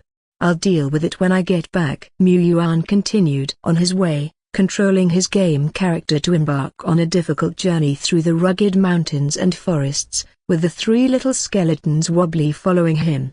He was very careful, his gaze constantly sweeping the surroundings. Occasionally, he would switch his view back to his territory. He currently had 2 views, one was the character's view, and the other was the territory's view. Thus, he was not worried about getting lost. As long as his territory existed, he had a clear coordinate guidance. This seems to be some kind of berry. Some fruits he did not recognize were growing among the bushes not far away. Light tapping with the mouse didn't provide any clear information. Yuan then realized that these were just ordinary fruits. Ordinary fruits and wolf meat are the same. They are unranked items that can't be realized into the real world. Even if they could be, no player would do so, as the value of these items was far less than the consumption of soul sand during the realization process.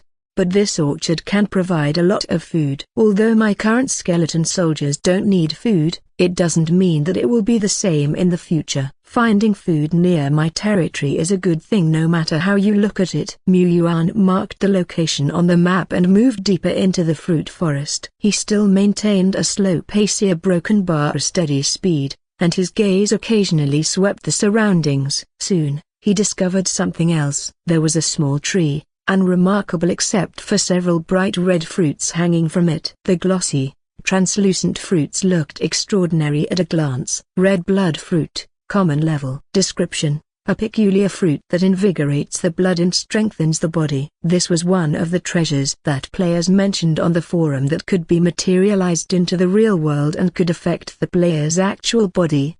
He would gradually be able to escape his weak physique. The Eternal Continent truly is adorned with treasures galore. Excited, yet trying to remain calm, Yuan held back Dead Bone, who wanted to reach out for the fruit, and quickly took a few steps back. Seeing Dead Bone's puzzled expression, Yuan advised solemnly, treasures are often associated with danger. Creature's guardian may be lurking around this red blood fruit tree, waiting to attack audaciously when we lower our guards to get the fruit. Skeleton ... So ... We need to ... ambush first. Deadbone seemed to be contemplating. Mu Yuan felt both gratified and worried about Deadbone's innocent curiosity. He did not have many detailed plans or specific operational guidelines on how to be cautious. That might tarnish his radiant image in Deadbone's eyes. Should he perhaps order some related books online for Deadbone to study by himself? Granted, ordinary items couldn't be brought in-game, but he could summon Deadbone to the real world to study and perhaps broaden his intellectual horizons. He truly cared for Deadbone. Plan approved. The main task at hand was still to collect the red blood fruits. Mu Yuan commanded Little Skeleton to go forward and cautiously prod around the edge of the red blood fruit tree. Deadbone was stationed not far away, ready to assist at a moment's notice, with the cleave skill ready for a one-hit kill if necessary. 2 seconds, 3 seconds, 10 seconds. The forest was quiet, with only the imagined sound of cawing crows echoing in Mu Yuan's mind. Could it be possible that the red blood fruit tree was too ordinary, and thus, there were no guardian creatures around it? Mu Yuan remained silent, his silence signaling his embarrassment. Deadbone didn't notice his embarrassment. It understood that the Lord was teaching him the ways of keeping a low profile, and despite knowing there were no enemies, he let Deadbone get the experience. It understood completely and appreciated his intentions deeply. Next time, it would definitely incorporate this learning into real combat, giving the Lord quite a surprise. A broken bar. The collection of red blood fruits had gone smoothly. Naturally, it was Deadbone who went about the task. Only a skeleton with self-awareness like Deadbone would understand the concept of picking fruits without crushing them. With 6 red blood fruits picked safely, Mu Yuan proceeded with extreme caution. They didn't encounter much danger along the way, but they had come across and eliminated 2 solitary creatures, or 1 star hog and a 1-star caveman. The entire exploration seemed relaxed, but neither of them were negligent in any way. Mu Yuan had seen enough tragic fates of players who had let their guards down without thinking of the consequences. Not even rare 3-star soldiers would be spared in such cases. Deadbone had preliminarily grasped the essence of being careful, understanding that caution was a necessity for survival. The man and his skeletal pet, vigilant of their surroundings, hid quietly in the brush. Suddenly, Mu Yuan furrowed his brow. This patch of land. Upon stepping out from the fruit forest, the land in front of them had become notably barren. The trees were shriveled, only a few lone leaves hung desolately. The earth was extremely dry, cracked with fissures, and the air was filled with thin, yellow, and red mists that looked rather ominous. Could this sign possibly be? He looked ahead. With no dense trees to obstruct his view, Mu Yuan noticed figures hovering in the misty distance. Green skin, tusks, short stature. What they were looking at were goblins, which were as prestigious as Little Skeleton. These goblins protected a tree root that was about half a meter long. It looked like a tree root, but it had red liquid flowing on it. It was the root of corruption. The root of corruption is a disaster that takes hold in the eternal world. It continuously contaminates the surroundings, gathers monstrous creatures, and corrupts all things normal. The players chosen by the Eternal Continent, the Chosen, are given a core mission to purify the corruption and save the world. Saving the world is an absurd task, unsuitable for an ordinary person like me, but if I remember correctly, the one who purifies the corruption may get favors from the will of the eternal world. The drop rate here was much higher than from ordinary monsters. When Mu Yuan discovered the root of corruption, the Lord's seal on the back of his hand subtly lit up, as if urging him on, but in fact, there was no need for urging.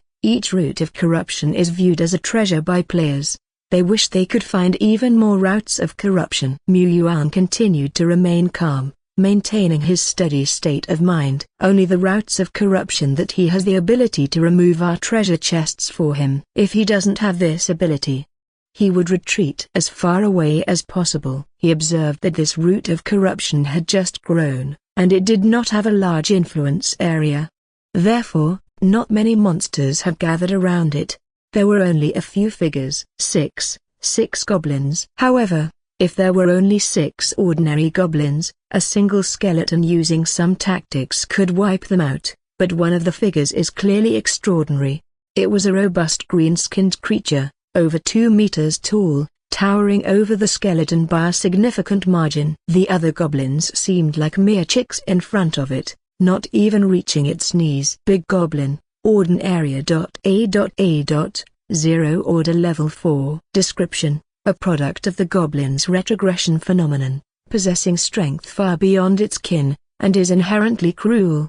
Although the skeleton possesses skills and consciousness, dealing with a big goblin of a higher level wouldn't be a problem. However, they were currently in the wilderness, the environment wasn't safe, and if they couldn't achieve a quick victory, accidents might occur. Skeleton, what do you think? Yuan had already formed his plan. The big goblin was superior to its kin in strength and speed, so they could simply use a tactic of luring the enemy. By utilizing the speed difference between the big goblin and the goblins, they could create a time advantage and kill the big goblin as quickly as possible before the other goblins could catch up. The remaining goblins would naturally no longer pose a problem. Yuan didn't expect the newly awakened skeleton, which just became self-aware, to envision any brilliant strategies. He let it think for a while, then set the strategy. Hoshua. The soul flame burned fiercely, indicating that the skeleton had understood the tactic. It slowly stood up, then slipped into the thick bushes beside it, its tall figure completely disappearing within, unseen. Yuan? Wasn't his tactic to have the skeleton come out to provoke while preparing for battle? Wait. A little skeleton with a vacant look was now walking out confidently. Judging by its position, it was clearly provoking the opponent. The little skeleton let out a taunt that was highly effective. The big goblin and the goblins charged forward. This was a tactic of using the little skeleton as bait, then launching a surprise attack. Well done, skeleton. He had only partially explained the tactic, ostensibly to test its understanding, and the skeleton had clearly fully comprehended it. What a clever skelly! But Yuan didn't expect that the skeleton, despite its intimidating appearance, could hide its figure so perfectly. Could it possibly have acquired the ability to mask its presence through practicing the art of deception? Yuan stealthily observed from behind bushes some 10 meters away. The ground trembled slightly. The imposing big goblin charged forward. It was muscular and had fierce eyes. Even from a distance, it was intimidating. The little skeleton, who served as the bait, was not afraid. But compared to the big goblin, it seemed incredibly small and feeble, almost as if it would be crushed by the big goblin at any moment. The little skeleton's brittle bones would shatter and scatter across the sky like foam, with only its skull rolling away, dying of fierce. He eliminated the imagined scene from his mind. Yuan was about to control the little skeleton to distract the big goblin, to see if it could hold on for a few seconds, when the skeleton hiding nearby in the bushes struck.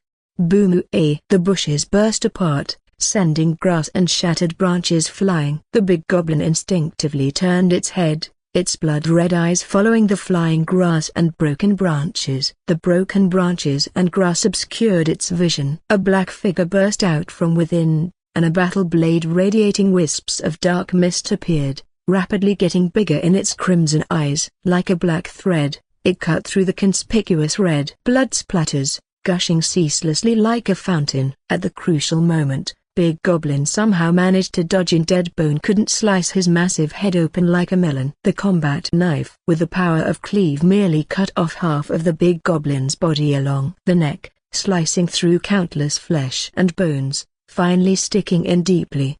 Big Goblin's vitality was rapidly draining, but it was still not dead. Instead, it roared angrily and swung at Deadbone as if it had a sudden resurgence. This somewhat surprised Deadbone, but seeing how close he was to death, Deadbone didn't hesitate. He quickly let go of his weapon and took a step back to dodge the blow, then circled counterclockwise around Big Goblin, grabbed the knife handle again, and yanked it out fiercely. Splatter! Blood sprayed out like a burst water pipe. Big Goblin staggered and took a couple steps before his massive body fell down heavily and dark red spread out in circles. There was no censorship, neither was the blood green. The entire game screen was dyed a bright red. At this moment, the remaining few goblins finally arrived at the battlefield. Their levels were around level 2, generally stronger than the little skeletons, but they naturally still fell one by one. During this process, Yuan controlled the little skeletons to distract two goblins, performing like the perfect support. Goblins are naturally timid. Many player-recruited goblin troops, despite lacking self-consciousness, still show signs of fleeing when faced with disadvantageous situations. Is this their characteristic or instinct? However, the goblin in front of me fought until the last moment, refusing to retreat and even becoming increasingly aggressive. It was like the grey wolf we first encountered. No, it was even more exaggerated. Is this the influence of the root of corruption? Rumors say large roots of corruption can attract countless monsters to form a vast nest of various species, even triggering a large-scale monster wave that would attack and destroy human cities. To players, the root of corruption is like a treasure chest, but can also be a ticking bomb that's continually growing. The Lord would not tolerate the existence of the root of corruption near their territory. Under the protection of several little skeletons, Yuan slowly walked forward and stood in front of the root of corruption. The root wasn't large, it was minute in comparison to the root of corruption. Above it swirled a blood-red power, resembling fog or lava that clung to the root and spread to the surrounding ground. Even through the computer screen, Yuan could feel the ominous aura hitting him. The little skeletons also seemed slightly anxious. A long wait in the corrupted environment was harmful to both the soldiers and the player himself. He reached out, gently pressing his hand on the root of corruption. Ding. Chosen lords or hero units who have shared the Lord's purification power can cleanse the root of corruption. Prompt: do you wish to purify? As in an instant, a clear and bright white light burst from his palm. Little by little it covered the black-red root. The warm and sacred light lasted for dozens of seconds before slowly fading. The next moment, an invisible wind swept across, and surprisingly a few sprouts of green buds appeared on the parched ground. The withered trees also swayed, as if cheering and celebrating. In front of Yuan, the half-meter-tall root of corruption crumbled, breaking into countless fragments that dissipated with the wind. The light of heaven and earth descended. A few light orbs floated around, revealing their shape in the fading glow. Prompt: you've obtained 50 grams of soul sand. Prompt: you've obtained remnant soul, random, A-2. Prompt: you've obtained energy potion, common, A-6. Prompt: you've obtained an item amulet, common, A-1. This must be the joy of a bountiful harvest. Yuan showed a sincere smile. After purifying the root of corruption, Yuan left with the joy of a successful theft, fearing to be discovered by the monsters that might be attracted by the disturbance. He did not plan to continue exploring. Firstly, he had to return to his territory before nightfall on the Eternal Continent. Secondly, Dead Bone had been through several major battles and had already used up a considerable amount of energy. Skeletons may be tireless and fearless, but they are not perpetual motion machines. Continuous battles or strenuous activities can lead to their conditions deteriorating. Taking the previously explored path back, Yuan and his 4 skeletons rapidly retreated. Along the way, he couldn't help but take into account his gains. The root of corruption contributed 2 remnant souls, Wolf King had also contributed 1 earlier, and Big Goblin was equally rewarding, so in total, he had collected 4 remnant souls. Not long ago he lamented on online forums that his pockets were empty, along with other players, complaining about the rare drop rate of remnant souls. But it seems like remnant soul is not that hard to obtain. I've easily acquired 4 of them. Okay, except for those second-generation players and whales, at this stage probably no newbie could handle Big Goblin. Eva Huang, who initially had the 3-star troop, wouldn't dare to fight the level 4 Big Goblin. If their troop type was damaged, there's nowhere for them to turn. After the major loot from the root of corruption and previous battles, he had accumulated up to 65.3 grams of soul sand, which made him somewhat rich among the new players. Of course, the more valuable items were the remnant souls and potion items. The energy potion can allow the target to quickly recover their stamina. It's equally effective for skeleton troops, though less so in recovering energy. What Yuan cared about was that he could also use this potion. He was already prepared to play the game all night, but his body couldn't keep up. With the energy potion, this wouldn't be a problem. With a sip, he won't succumb to sleepiness, and he won't go bald from stress either. Among the loot this time, the most valuable is this amulet. Amulet, common. Description: can block 3 fatal attacks that do not exceed the level 9 of 0 order. Current remaining uses 3/3. This was a life-saving item Yuan promptly equipped it on his game character. His sense of safety skyrocketed. Amulet is a common item, as are the energy potion and red blood fruit, but their values are obviously not equal, much like the gap between the little skeleton and the skeleton soldier. After a strenuous journey, Yuan's game character began displaying debuffs such as exhausted and muscle soreness. He finally made it back to his territory. Going out is really not easy. It doesn't look like I've traveled far according to the map. Oh, is it because my game character is too weak? Then it's no big deal. The rugged forest was difficult to traverse, but when he left he could keep pace with the little skeleton. However, on the return trip, he lost pace completely. He was even weaker than a single skeleton. If he wanted to explore farther places in the future, his own physical condition would be the most limiting factor. This won't do. Yuan already had some ideas. Red blood fruit could improve his physical fitness, but the speed increase was too slow. Considering all this, perhaps finding a mount might be more convenient. Only, what kind of troop could serve as a mount? While pondering, he had already arrived at the altar. Let's try to recruit some troops. Yuan placed one random remnant soul on the Lord's altar and lightly tapped the recruit button. Ding. Prompt: commence troop recruitment. The probability of getting troops for this recruitment is 90%, 9%, 1%. Prompt: you consumed remnant soul X1, apostrophe 5 grams soul sand. The recruitment process has started. Prompt: you have recruited the Falcon, Commoner. Troop AA. Falcon, Commoner. A member of the flight series, has a sharp beak and keen eyes. It was a common 1-star troop. That's normal. Yuan only has singles draw. To recruit 2-star troops requires a chain of 10, right? As for 3-star level, the appearance rate is 1%, which is higher than some card game draw, but there's no guarantee. An unlucky player might not even get anything out of 100 draws. Moreover, at least in card game draw there are limited time-ups, but not in this supernatural game. There are so many varieties of ordinary 3-star troop types. Even if I go gamble, it's almost impossible to bet on the mount troop type I want, so, compared to gambling, he would rather save up some money to buy specific troop type remnant souls from other players. That's more realistic. Actually, for beginners, using all their random remnant souls to take a gamble is not a loss at all. Whatever the recruited troop type, they all contribute to one's combat power. Just make sure not to get a few pieces of junk worse than the little skeleton and goblin. But I'm different. I'm not well suited to recruiting a bunch of messy troop types. Only by specializing in a certain series or certain ones, can the power of evolution be maximized, creating top-level troops that stand tall in the skies. However, the Falcon I just recruited is a flight troop type. I can say I definitely didn't lose out in that. This big bird, with long narrow wings, a long and narrow tail, a curved beak with sharp teeth on the edges, and black and white feathers, looks majestic.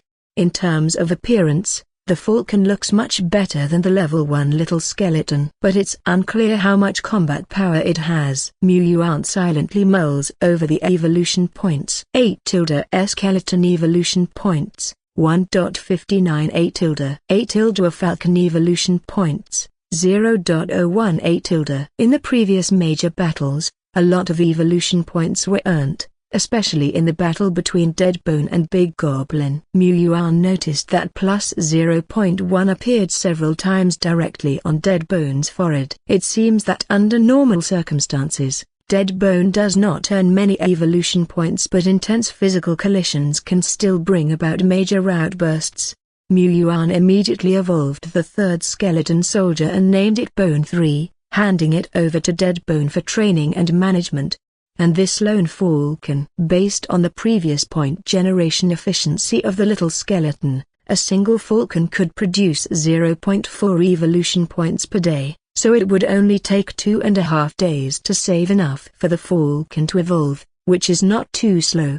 I don't really need to use this falcon as a combat unit. It doing well as a scout would be quite good. The night gradually falls upon the Eternal Continent. The area shrouded in thick white fog outside of the Lord's territory began to resound with sporadic monster roars. The night is here, it's time to serve the meal. Compared to before, Mu Yuan's territory now has 3 skeleton soldiers, greatly enhancing the security. At least, ordinary wild wolves coming in now could only be easy prey. However, the roar sounding like a thunderbolt from a distance still startled him. Fortunately, the thunderous roar gradually moved away. Could this be a powerful monster just passing nearby?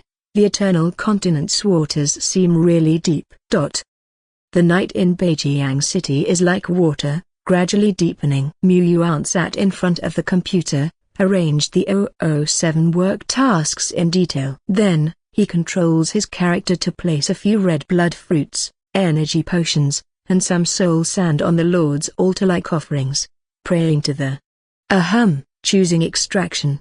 The next moment, a glowing light surged from the altar, wrapping all the items. The extraction process took about 10 seconds. Soon, it seemed that Mu Yuan saw the light too. As the light shines radiantly, he saw the vast land, the ruined village, the ancient altar, and the vacant skeletons. When the light gradually faded away, a few items appeared in front of Mu Yuan. An energy potion in a small jar, with orange liquid flowing inside a translucent red blood fruit that you'd know is extraordinary just by looking, and some soul sand that gave a gorgeous shine, looking like broken gemstones. Did these treasures really materialize from the game to reality? Even though Mu Yuan has long been aware of the supernatural aspect of the game, the first real extraction of items from the game still made him overly excited. He gulped down 3 sips of fat nerd merry drink. Ding, tip, item extraction completed. This extraction consumes 11.9 grams of soul sand. Mu Yuan : Damn. Mu Yuan felt a pain in his heart. He had worked so hard to earn that bit of soul sand. This inter-realm tax was damn expensive. In the real world, he couldn't check the item description, but he had already memorized the information about the energy potions and red blood fruits from the game. He also learned about their uses, any potential side effects, etc. through the game forum. The energy potions could make one as vigorous as a dragon or a tiger, enough to last 7 rounds in one night. They could let one experience the joy of working tirelessly. But I think I should sleep tonight. I'll save these potions for when I need to work hard, like the novice trial. I heard it might last 1 or 2 days, or even 3. I'll probably need the energy potions to maintain my status. Mu Yuan materialized 3 bottles and left 3 in the game. As for the red blood fruits, he extracted all into reality. Red blood fruits can stimulate blood circulation and strengthen the body. Perfect for someone like me to improve my physique. According to the forum, one shouldn't consume too many at once, just 1 a day for 10 to 15 days, and you will see significant improvements. By then, defeating goblins and stomping slimes wouldn't be a problem. Mu Yuan pondered and realized that his current combat power was even slightly lower than that of a level 1 little skeleton. It was time to strengthen himself. The red blood fruit was smaller than an apple. Mu Yuan rinseified it and ate it, skin and all. At first, he didn't feel anything, and thought he might have eaten a fake fruit. But gradually, he started feeling hot, as if streams of heat were flowing and circulating inside his body. It was as if he had eaten 100 pounds of spicy crayfish. Hot, unbearably hot. Mu Yuan opened his mouth, exhaling a puff of white mist. He felt a little uncomfortable but endured it. At this point, taking a cold shower would relieve some discomfort but would interfere with the absorption of the red blood fruit's effect.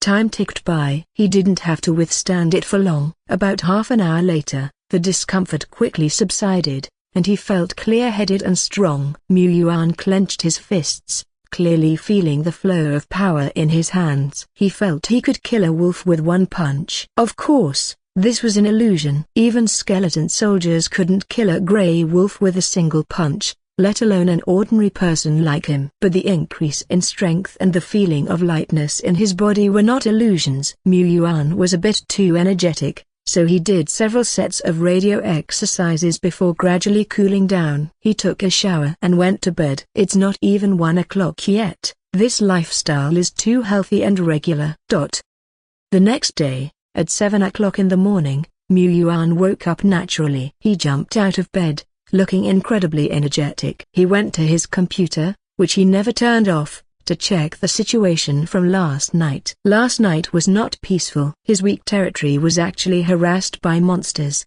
once at around 2 in the morning, and once at around 4. These grey wolves, goblins, have no respect for the code of martial arts. Oh, they were beheaded by the patrolling Deadbone as soon as they entered the territory? That's fine then. There were 2 grey wolves and 3 goblins, all weaklings. But according to the diary, Deadbones still adopted a tactical. Scratch that.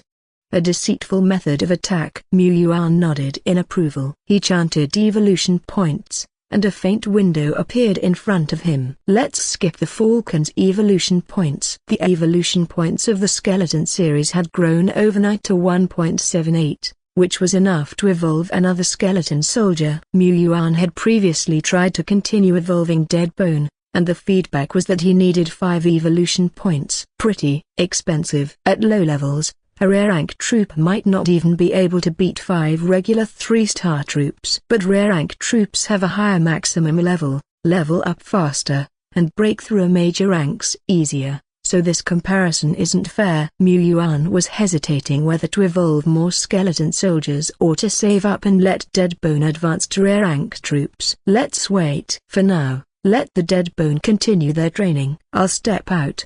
When I get back, Deadbone should be able to level up to level 3. Yuan brought the few precious soul sands and a bottle of the energy potion with him as he left his house. And he transferred the supernatural game to his phone. Yup, it's a multi-platform game. It doesn't matter whether you play it on a phone, computer or handheld console, they are all just mediums. So he didn't need to worry about not being able to keep an eye on the game while he was out. Half an hour later, in the middle of the city, the place is bustling. Yuan stands in front of a grand semi-spherical building looking at the eye-catching words Players Association on it.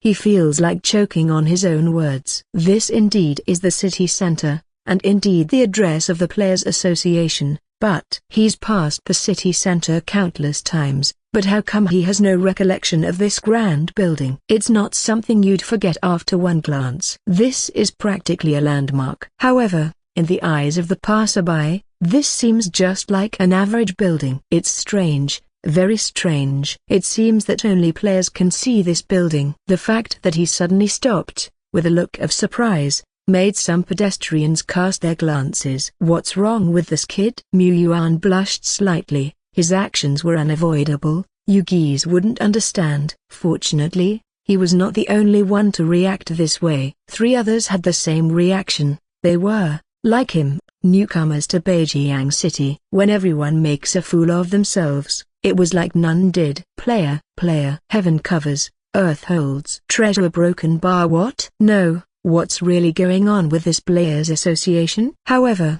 the presence of other newcomers eased the tension somewhat. Still, Yuan couldn't help but chuckle. One of them was wearing a frog costume, whether to hide his identity or just coming back from work was unknown. Another was in a dress, cosplaying a fox lady troop, with a wiggly white fox tail. It was hard not to follow its movement with your eyes. The last one seemed normal, except his hair was messily piled up like a bird's nest. The dark circles under his eyes were glaringly apparent. His face was deathly pale, which made people question if he would suddenly collapse. They're all performance artists.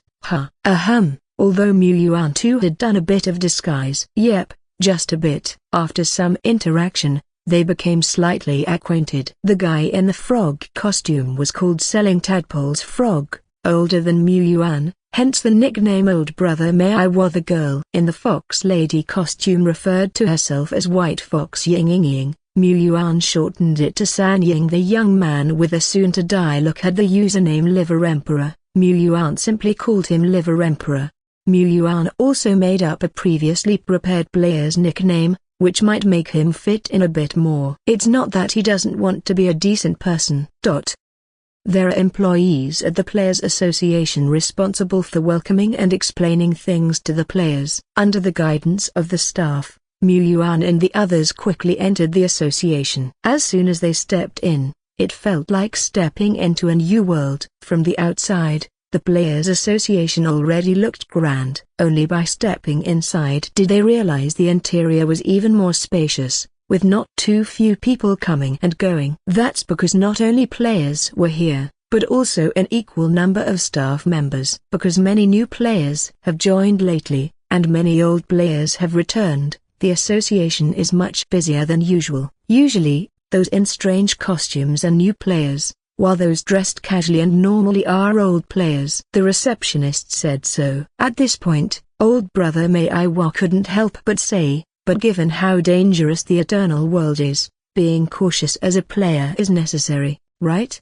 Indeed, caution is important. Before the receptionist could answer, a bearded, old player passing by remarked, in the old days, I too was like you guys, cautious. But over time, you'll find that all the old players here at the association are geniuses, and they're very nice to talk to. I love coming here very much. As for the dangers, indeed, occasionally monsters would stray into Langsing, some black market criminals would act, then there are the dangerous border areas and those crazy cults, but this world is actually not that dangerous.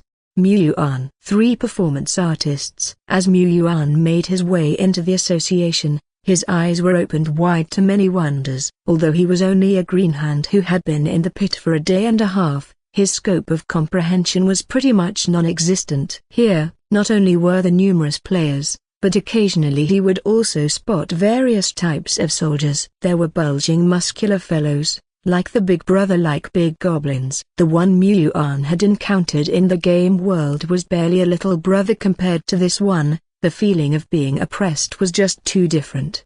However, within the association, the big goblin was just a common species, and it was even shivering a bit because a graceful figure was passing by not far away. Tall, shapely, elegant, with a delicate complexion, pointed ears, and long green hair that cascaded down like a waterfall. Is that a natural elf of the rare 3-star level? Old brother Meiwa exclaimed, his eyes full of envy. Who wouldn't like a strong, XP-compatible Miss Cool? Yuan also took a few more glances. Don't get it wrong though, mainly because this was also his first time seeing a live soldier in reality. He had to observe more and expand his horizons. Will we ever be able to recruit soldiers of this caliber? Hearing old brother Meiwa's words, the receptionist displayed an embarrassed yet polite smile. She thought for a moment and said, the lord who commands this natural elf is a big shot in our Zhijian association. The underlying meaning was, ordinary players also want to recruit natural elves. Dream on. However, old brother Meiwa didn't grasp this implication. He stroked his chin and said, so what you're saying is, as long as we can pass the trial and become lords, there will be more opportunities to recruit this kind of rare soldiers? The guide replied, well, that's not entirely wrong. Lord players do have more resources and opportunities compared to ranger players, and as time goes on, the gap between these two types of players will only get bigger. However, being a lord player is not that easy. As players, you should be very aware of the dangers of the Eternal Continent. Players not only need to maintain their territory for a month, but also need to pass extremely dangerous trials. The association hopes that more players can pass the trials and establish territories, but we also advise all players to act according to their abilities. The guide was not a player, but she was a professionally trained staff member, equipped with a wealth of newbie knowledge. So, Yuan got a lot of information here for free. At least questions about the details of the Lord's trial that old Yang answered evasively, the guidance lady could answer clearly. Indeed, old Yang was not up to the mark. Yuan was summarizing the information. During the Lord's trial, a red mist will cover the land. Monsters will become frenetic and bloodthirsty and more challenging to deal with than usual. Hence, Surviving the Lord's trial requires not only a strong player's territory but also certain tactics. Players need to kill as many surrounding monsters as possible before the trial arrives. But with only the limited power of the players, it is impossible to get rid of all the monsters. Therefore, players need to set up a real defensive line in front of their own territory, targeted at the types of monsters around.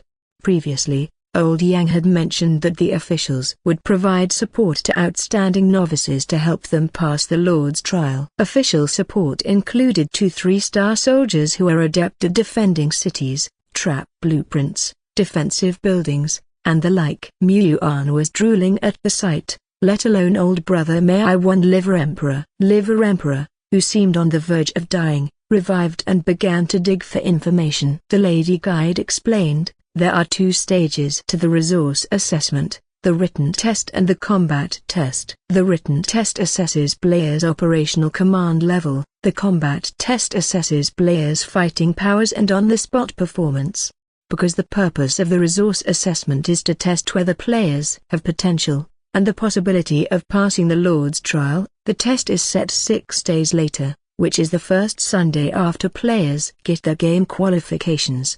This not only tests the player's level but also leaves enough time for players to make full use of these resources. However, the lady guide shook her head. The competition for this resource assessment is very intense. It's not easy, or rather very difficult to secure a place, because Lord players are only a minority among the player community. Only a few can make it through the trial and firmly establish themselves on the vast eternal continent.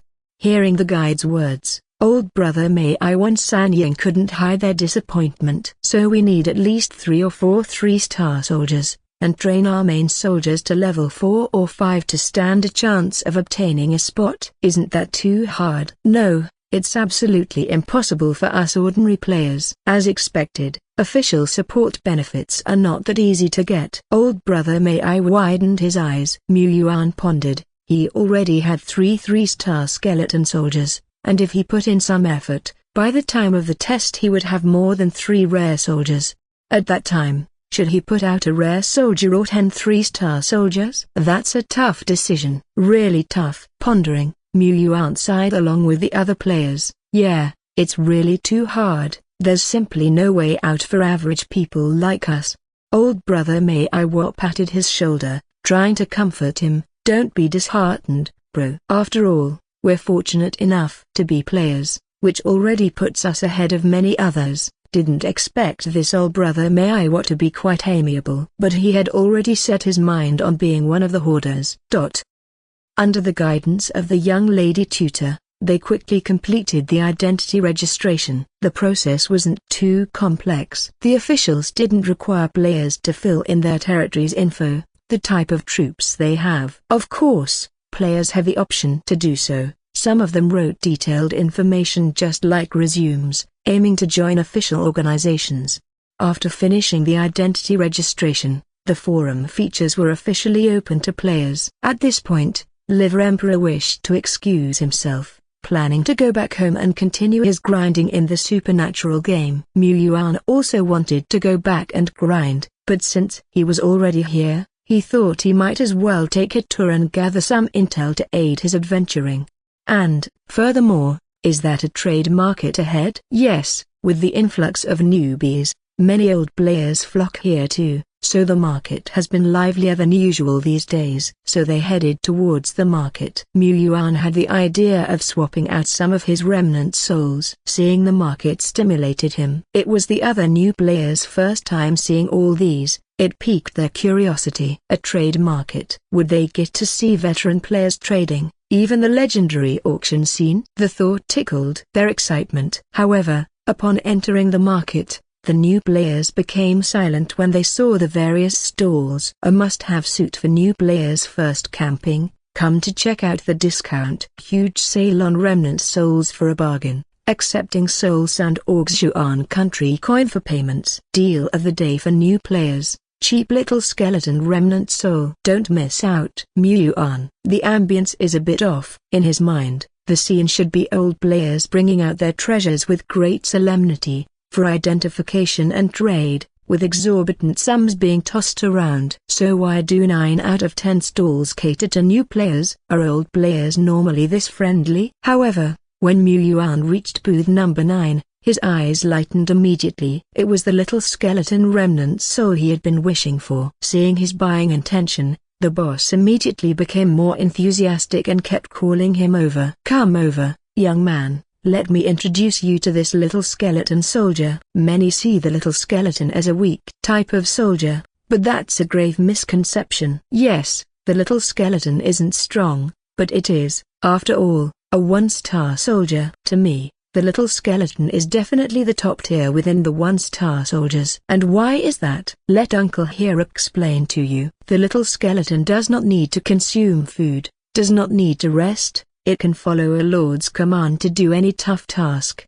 And these advantages are precisely what newbies need the most. Think about it, as newbies, you don't have many troops. If the troops also need to rotate shifts, wouldn't you be desperately short-handed? This seems to make sense. Some newcomers were intrigued, showing signs of being moved. The tutor lady was about to speak but in the end, held her tongue. The veteran players at the surrounding stalls, on the other hand, snorted disdainfully. Yes, everything that old Zhang said were indeed the advantages of a little skeleton, but he didn't mention any of its faults, as little skeletons are characterized by rigid fighting style, slow movement speed, and they bear poor compatibility when teamed up with other types of soldiers. Why else would there be an expression comparing the little skeletons and goblins to the crouching dragon and sleeping phoenixes? They wouldn't point it out. Just like old Zhang, they are trying to make a quick buck off the new players. No need to worry about the newbies not having money. Yes, they can't produce soul sand or treasures, but there's always Xuan country coin. Even old players need to make a living. Right now is the best opportunity for them to clear out their unsold inventory. Seeing Mu Yuan had a serious buying intention, Boss Zhang said, "I know you newbies are short on soul sand, and can't produce anything else right now, so how about this? I'll lose out a bit and accept Xuan country coin." But buying supernatural treasures with Xuan country coin, even the most common ones, always meant you had to pay a hefty premium. It's not something an ordinary family could afford. "Old brother Mei Ai glared at Mu Yuan, "You promised to be a poor guy with me, but now you turn out to be a whale." "I misjudged you." A broken bar. Mu Yuan paused, then cautiously asked, "You only accept Xuan country coin? Can't I trade anything else, like a remnant soul?" "Boss Zhang, hold on, you actually have more remnant souls. A degrees I circumflex inverted question mark. A degrees? You have remnant souls?" These new players have only just started, and the vast majority of them wouldn't even dare to leave their territories, let alone obtain remnant souls. Low-level and low-rank monsters do not drop remnant souls. This kid has got something going for him. Just a stroke of luck, only luck. Mu Yuan responded modestly. Old brother Mei Ai looked at Mu Yuan, his eyes wide. "You promised we'd be porkies together, but turns out you're a big shot." "I've underestimated you. Lead the way, big shot." Mu Yuan didn't bring the remnant souls with him earlier, but this wasn't an issue. As long as his character was at the altar, in-game items can be extracted at any time. The association has created countless private quiet rooms for players to use, colloquially known as Internet Cafe / copyright private rooms. Mu Yuan walked in, and with a few operations on his phone, extracted all 3 random remnant souls. Rounding up, this is akin to carrying a spatial backpack. It's just that the trans-dimensional fee is outrageously high. It should be hung on a streetlight. Mu Yuan, carrying the remnant souls, quickly returned to the booth. The owner waited with bated breath and broke into a smile when he saw that the handsome young man actually had remnant souls in hand. "This is rookie with potential. In that case, it wouldn't be nice to gouge him too badly. Earning a little profit will do just fine." "Wait, it seems there is more than one remnant soul." "You have how many remnant souls?" 3 remnant souls, all random remnant souls. Mu Yuan responded with a shy smile. Booth owner, "This newbie definitely has the makings of a lord." All right, I shouldn't gouge him. Besides, This is just a small deal. Doesn't matter whether I make more or less, let's just build some good karma. Mu Yuan then began, boss, as you should know, the price of random remnant souls is higher than little skeleton remnant souls. After a back and forth haggling that resembles the markets, Mu Yuan finally exchanged 3 random remnant souls for Boss Zhang's 5 little skeleton remnant souls. Both sides were overjoyed. Boss Zhang, all right, making money isn't important, what matters is building some good karma. Boss, it seems like you also purchase goods, right? That's correct. Boss Zhang is a merchant player who makes some money by buying and selling goods, but I don't buy everything. Items like random remnant souls, cultivation materials, advancement materials, etc. I buy quite a lot. Wait a minute, don't tell me you've got more. Only this last drop left. This bottle of energy potion, boss. I've heard that this kind of energy potion can make one work 7 times in one night. Moments later, Boss Zhang watched as Mu Yuan, already out of sight, walked away and fell into deep thought. Did I lose out? But looking at the orange potion in his hand, Boss Zhang tightened his grip, unable to let go. After completing the trade, Mu Yuan hurried away and finally returned to his own home after a few transfers of transportation, even though he was only matching wits with the air. After all, the things I'm selling, even if it's several times more valuable, wouldn't worth much in the eyes of veteran players. How much wealth could he, a novice who has only been practicing for a day, possibly have, breaking the law and becoming a despised rat in return for robbing a poor guy? Mu Yuan thought it wouldn't be worth it. However, if I obtain some high-level treasures in the future, I can't be so brazen when selling them. Back at home, Mu Yuan checked his game status and then rubbed his hands together, opening the Taixuan forum. Prompt: your identity has passed the verification. The Taixuan forum formally welcomes you. Enjoy your game. Prompt: the trading area has opened. Reward zone, new player, has opened. In the reward zone, there were tasks such as hunting wanted criminal players, hunting fleeing monsters, and invading monster camps, but these tasks were too high-end for new players, and new players weren't qualified to accept them. Rather than saying these are rewards, it advised new players that a certain city has a wanted criminal player committing crimes, or a certain forest has a powerful monster lurking, to avoid them. Mu Yuan checked it over. Thankfully, Beijing City didn't have any wanted criminals or fleeing monsters. With regards to the trading area, now this is a real trading platform. The small market in Beijing City is not even worth mentioning. After a brief look, however, Mu Yuan had one thought: hey, he was really broke. Besides, trading on the platform required a hefty transportation fee and security deposit. He closed the trading platform, did a quick scan of the forum, ordered his lunch delivery, and then commenced his battles for the day. With the forum activated and the subsidies credited to the account, now until the resource assessment, it's definitely a crunch period. Grinding until he drops, but hoping not to.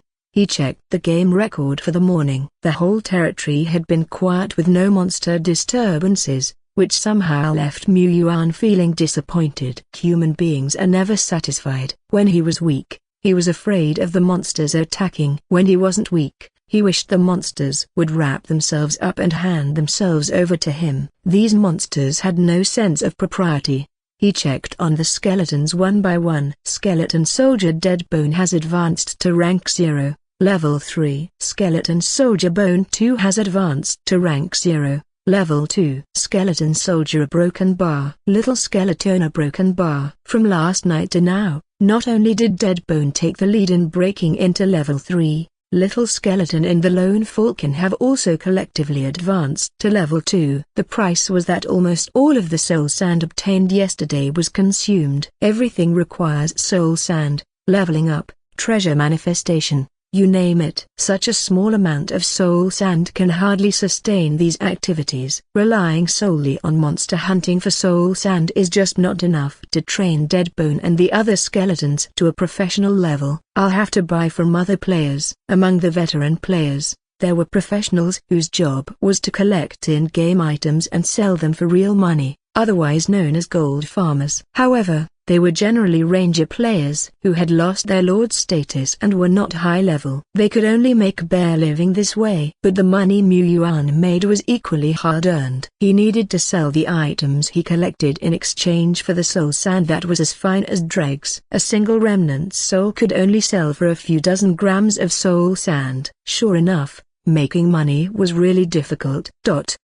Today was the second day Mu Yuan gained the qualifications to play the game. He wanted to cautiously explore outside to ensure stable survival in the Eternal Continent. Before setting out, he planned to recruit 5 novice little skeletons. Recruitment needs 5 remnant souls and 25 grams of soul sand. Luckily, I have sold my energy potion before. Otherwise I would be short of soul sand now. But I need to transfer the soul sand to the Eternal Continent. This is another transdimensional fee. Mu Yuan's heart ached. He thought the Eternal Continent was the real black-hearted boss. The players bringing resources in and out every day had to pay a lot of transport fees.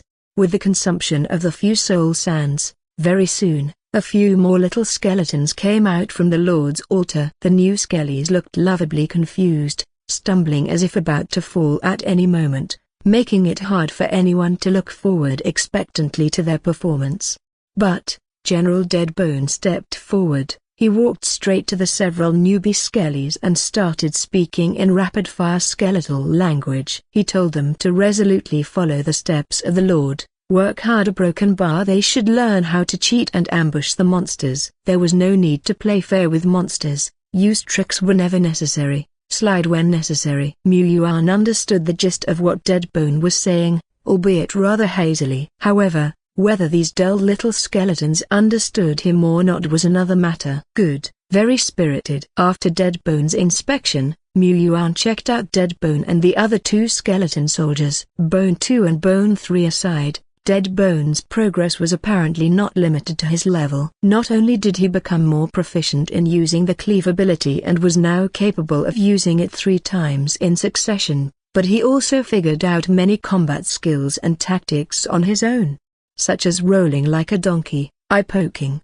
deadly attacks etc. Mu Yuan was a little quiet. Something seemed off. Why would his majestic Deadbone figure out these techniques? Oh, it seems to have something to do with his own teaching? Right, these tactics are indeed very practical. Deadbone's ability to apply knowledge is truly remarkable, worthy of being his disciple. However, there's no doubt that skeleton soldiers with combat skills are far more powerful than those who can only charge straight ahead, like Bone 3 and Bone 2. And Deadbone is obviously still in a period of rapid progress. Are all the troops that have awakened their self-consciousness so monstrous? Or is it that Deadbone is even more monstrous than the other monstrous troops? Who knows what will happen when Deadbone evolves again? Skeletons Evolution Points 2.52. If all goes well, tonight, he would be able to evolve the first rare rank troop. Shasha. The tall trees swayed, white mist wafted, and the depths of the forest were mysterious and elusive. Only when one was in their own territory, able to view everything from a god's eye view, could some sense of security be felt. As the third-person perspective gradually rose, transforming into a bird's eye view, Mu Yuan's endgame character entered his territory.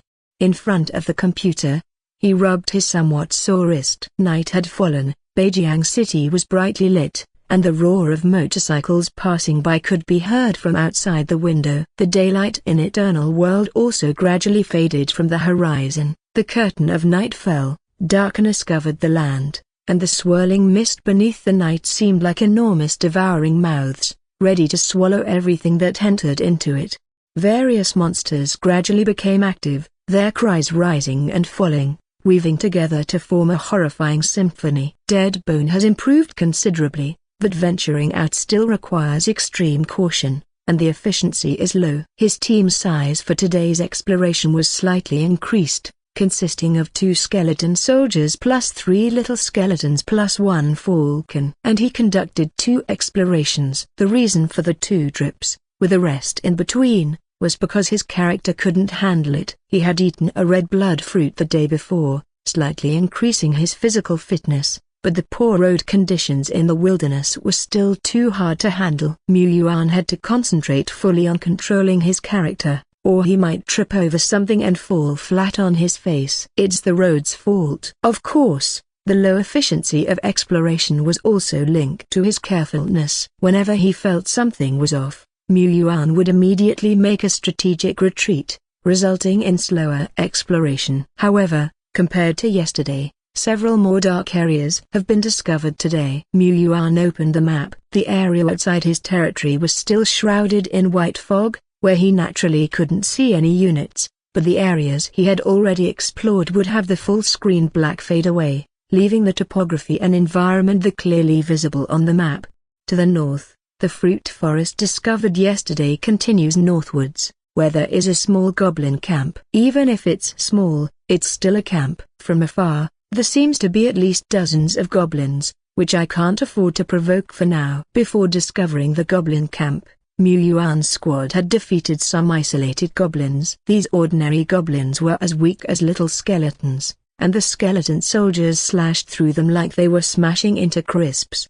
When the goblin camp was discovered, Bone 2, the dim-witted one, charged right up. Kakaka. Charge, smash them all, every last one of them. The meaning was Yuan's guess, most likely incorrect. He didn't think Bone 2 was that clever. He suspected that this fool didn't even have thoughts, just an impulse to rush and smash. He shouldn't have named this fool too well, but most ordinary troops, even lower-level rare troops, are like this. They basically only have a few combat instincts left and can't expect too much. His expectations were raised by Dead Bone. That's why, Dead Bone, in the future, all the new skeletons will be trained by you. Show your potential. Yuan patted Dead Bone on the shoulder. Having been entrusted with an important task, Dead Bone was very happy. His soul flame surged with an impassioned vigor. Duang tapping on his armor to show he would unquestionably live up to his responsibilities. As an owner who had handed over the reins and not yet promised any benefits, Yuan nodded with a smile. He had heard that troops who had awakened their self-consciousness had higher aptitude, stronger learning abilities, more likely to break through, but also possessed certain flaws. Namely, they were too intelligent. Intelligent troops sometimes looked down upon weak lords, ignored orders they disliked, demanded daily wages from their lord, or disliked working and wished to goof off or lay low all the time. In summary, troops with self-consciousness had a higher ceiling but also had more demands. Really? I don't feel that way. Yuan touched his chin. As long as Dead Bone was willing, he was not exploiting his workers. No. The word exploitation couldn't be used to describe it. This was training. Just because Dead Bone had awakened his self-consciousness, he needed more opportunities for training to bring out his potential. And Yuan, he was only providing a few training opportunities. Fearful of challenging the goblin camp, Yuan could only send out the falcon, which was barely making the numbers count, for some scouting. Unfortunately, he didn't understand bird language and didn't have any troops who were capable of translating it, so he wasn't very clear on what the falcon meant. He roughly understood that there were at least dozens of goblins in the camp, consisting of no less than 3 types of goblin troops. The types of goblins were ordinary goblins, big goblins, and goblin spearmen. The goblin spearman was a 2-star troop. Its damage might not be high, but it had a ranged ability. During the falcon's scouting trip to the goblin camp, it almost got shot down by a spearman and lost a lot of feathers as a result. This goblin camp is too close to our territory. We must prioritize to eliminate it when we're capable, or else, they'll come knocking on our doors sooner or later. Besides, without a plan to conquer the camp, it's inappropriate to continue exploring to the north. In case we encounter a surprise attack and need to retreat strategically, we could easily be cut off by the goblins. In the second expedition, Yuan chose to head west. The Grey Wolves, goblins, and cave dwellers in the west were less numerous, but there was quite a rare, 2-star monster, the poisonous spider. They were as massive as grindstones, terrifying to look at, and were able to spew venomous liquid. The venom wasn't a skill, but it was poisonous. Other players would rather not face these poisonous spiders. They were too toxic. and it would be troublesome to cure poisoned troops. It would cost quite a bit of soul sand, causing more harm than good. Luckily, Mu Yuan's skeletons weren't afraid of poison. So, Mu Yuan, together with Deadbone and the others, engaged in a chaotic battle in the poisonous spider forest, killing at least 20 poisonous spiders. However, as they ventured deeper, the environment of the poisonous spider forest gradually changed. The trees and leaves bore a black and purple sheen, and far away, they could see enormous spider webs, hanging tens of meters high on the tree branches. Just how big must those spiders be? Mu Yuan became cautious. Deadbone also felt that a strategic retreat would be a good choice. So, they retreated. Mu Yuan took out a sheet of A3 paper and started to sketch on it. He drew a circle representing their territory, and on the north side, he marked an X for the goblin camp. As for the west, they had only explored a small corner of the periphery of the dark purple forest. He couldn't estimate the size of the forest, unable to predict if there were more fearsome spiders deeper inside. He named it the poisonous spider forest, and noted that it was unsafe to go further into it. Throughout the day, he didn't find the root of corruption, but he killed many stray monsters and swept through many areas, gaining a decent haul. Mu Yuan then started an inventory. We have 39.6 grams of soul sand, and due to not encountering any high-ranking or high-star tier monsters, only one remnant soul. Or is this the normal drop rate? As for materials, we've found 3 stalks of hemostatic grass, great for healing wounds, but it appears to have no effect on skeletons. We also have 4 detox fruits, 5 calming grass, and 3 filling fruits. These were all common materials, but their values differed greatly. The former 3 were far less valuable than the red blood fruit, but the latter, the filling fruit, was worth even more. Filling fruit, common, a nurturing material that slightly increases the energy of troops. Although slight, the filling fruit is mostly used by professional soldiers. Mu Yuan figured it could significantly boost Deadbone's stamina. The red blood fruit was also a nurturing material, but it was incompatible with skeletons, that is, it had zero effect on them. As for the soul sand, it will be given to Deadbone and the 2 skeleton soldiers first. The other little skeletons will have to go without for now. I have to save up. Given Deadbone's talent and hard work, it will hit the 4th level by tomorrow, almost to mid-apprentice. It was another step closer to the Grandmaster at apprentice level 9.5 step professional level. The future looked promising. No, the present looked promising. All the diligence and effort would not go to waste. Evolution points would truly shine. It's time to showcase your power. Evolution points. Currently, there were 15 skeletons in their territory, producing about 1 unit of evolution points every 4 hours. Additionally, Mu Yuan leading Deadbone and the other skeletons on expeditions, fighting, and killing in a frenzy was also accelerating the process.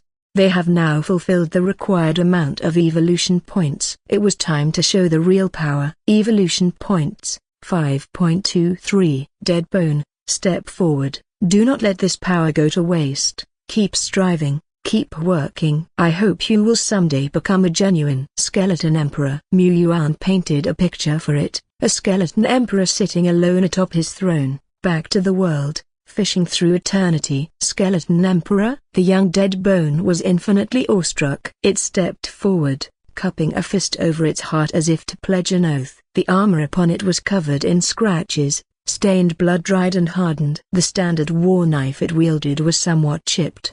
All these were the marks of valor from countless battles over the past 2 days. It was an experienced skeleton warrior. The next moment, the warm, miraculous, awe-inspiring, invisible force descended. Deadbone's body transformed into light again. Amid the blinding radiance, Deadbone's form as a skeleton soldier began to morph. The armor became fiercer and mightier, with a more daunting aura. Ding. Prompt. Your troop's skeleton soldiers has undergone metamorphosis under the influence of miraculous power and has evolved into skeleton warriors.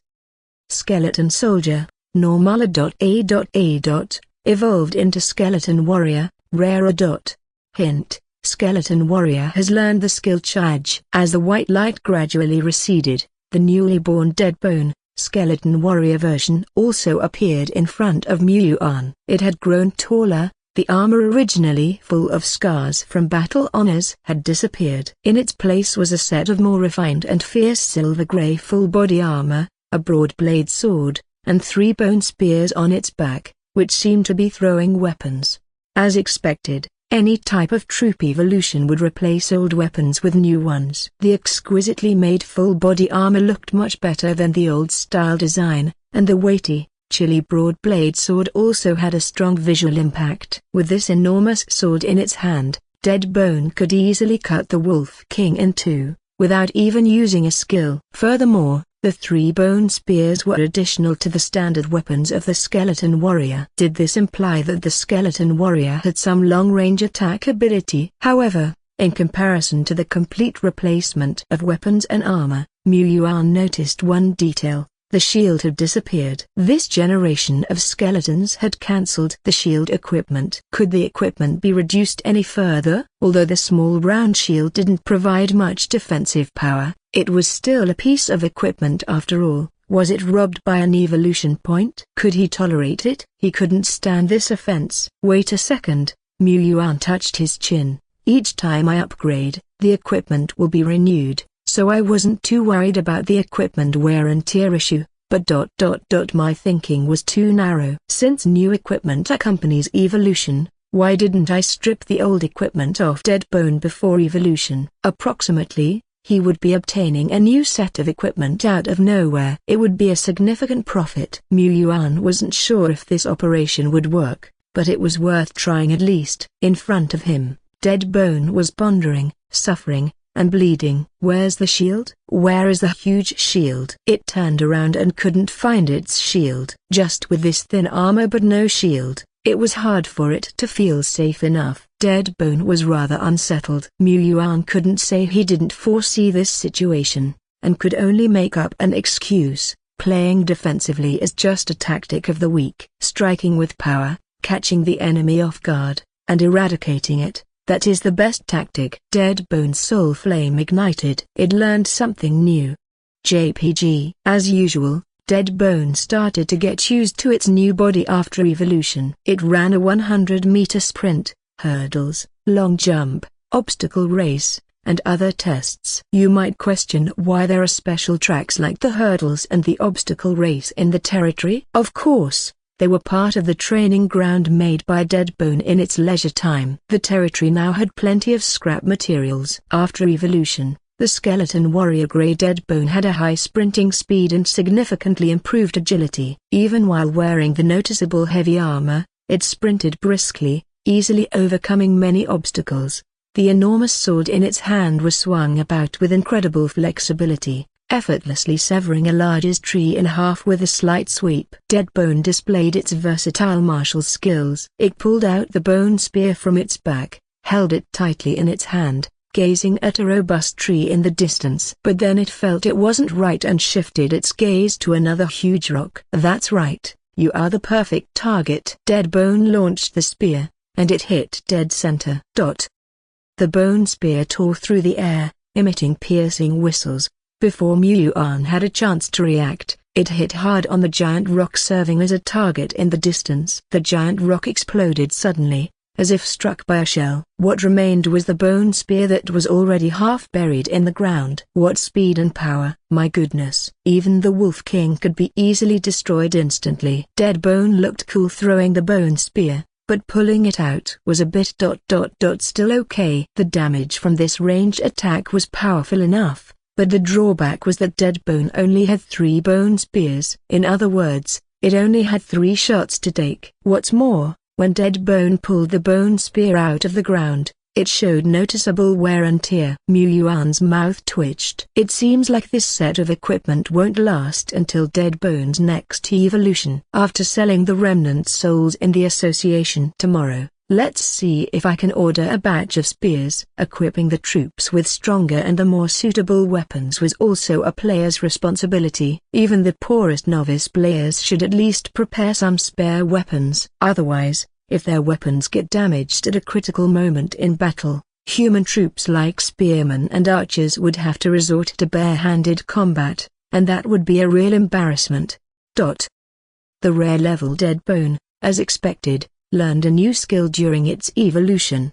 Now, it has evolved into a rare soldier with dual abilities. Charge, a skill that, over time, accumulates power to enhance the destructive force of the next strike. It sounds ordinary at first glance, but it's incredibly practical. While abilities like Cleave can only be used in slashing, Charge can be combined with Bone Spear's throwing use. With energy guiding and constantly accumulating the bone spear that is thrown. Mu Yuan found it hard to imagine the power under this spear. Maybe it was because Dead Bone had already become proficient in Cleave. It seemed very skilled in its first use of Charge. It started to explore, slowly charging while maintaining its own mobility, which could potentially deal a surprise critical hit to the enemy.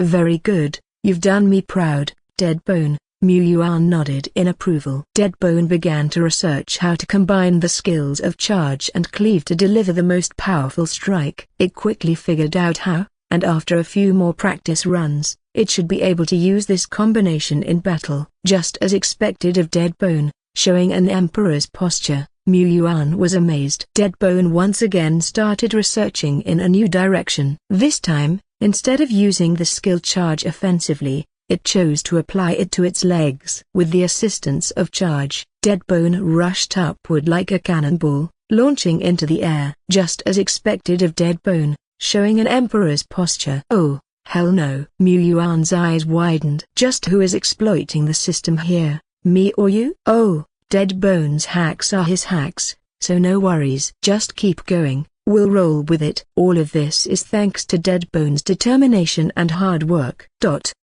That night, Mu Yuan bid farewell to an unwilling Dead Bone, and directed his game character to enter a patched up, barely wind-proof wooden house, entering into the resting, or sleeping, state.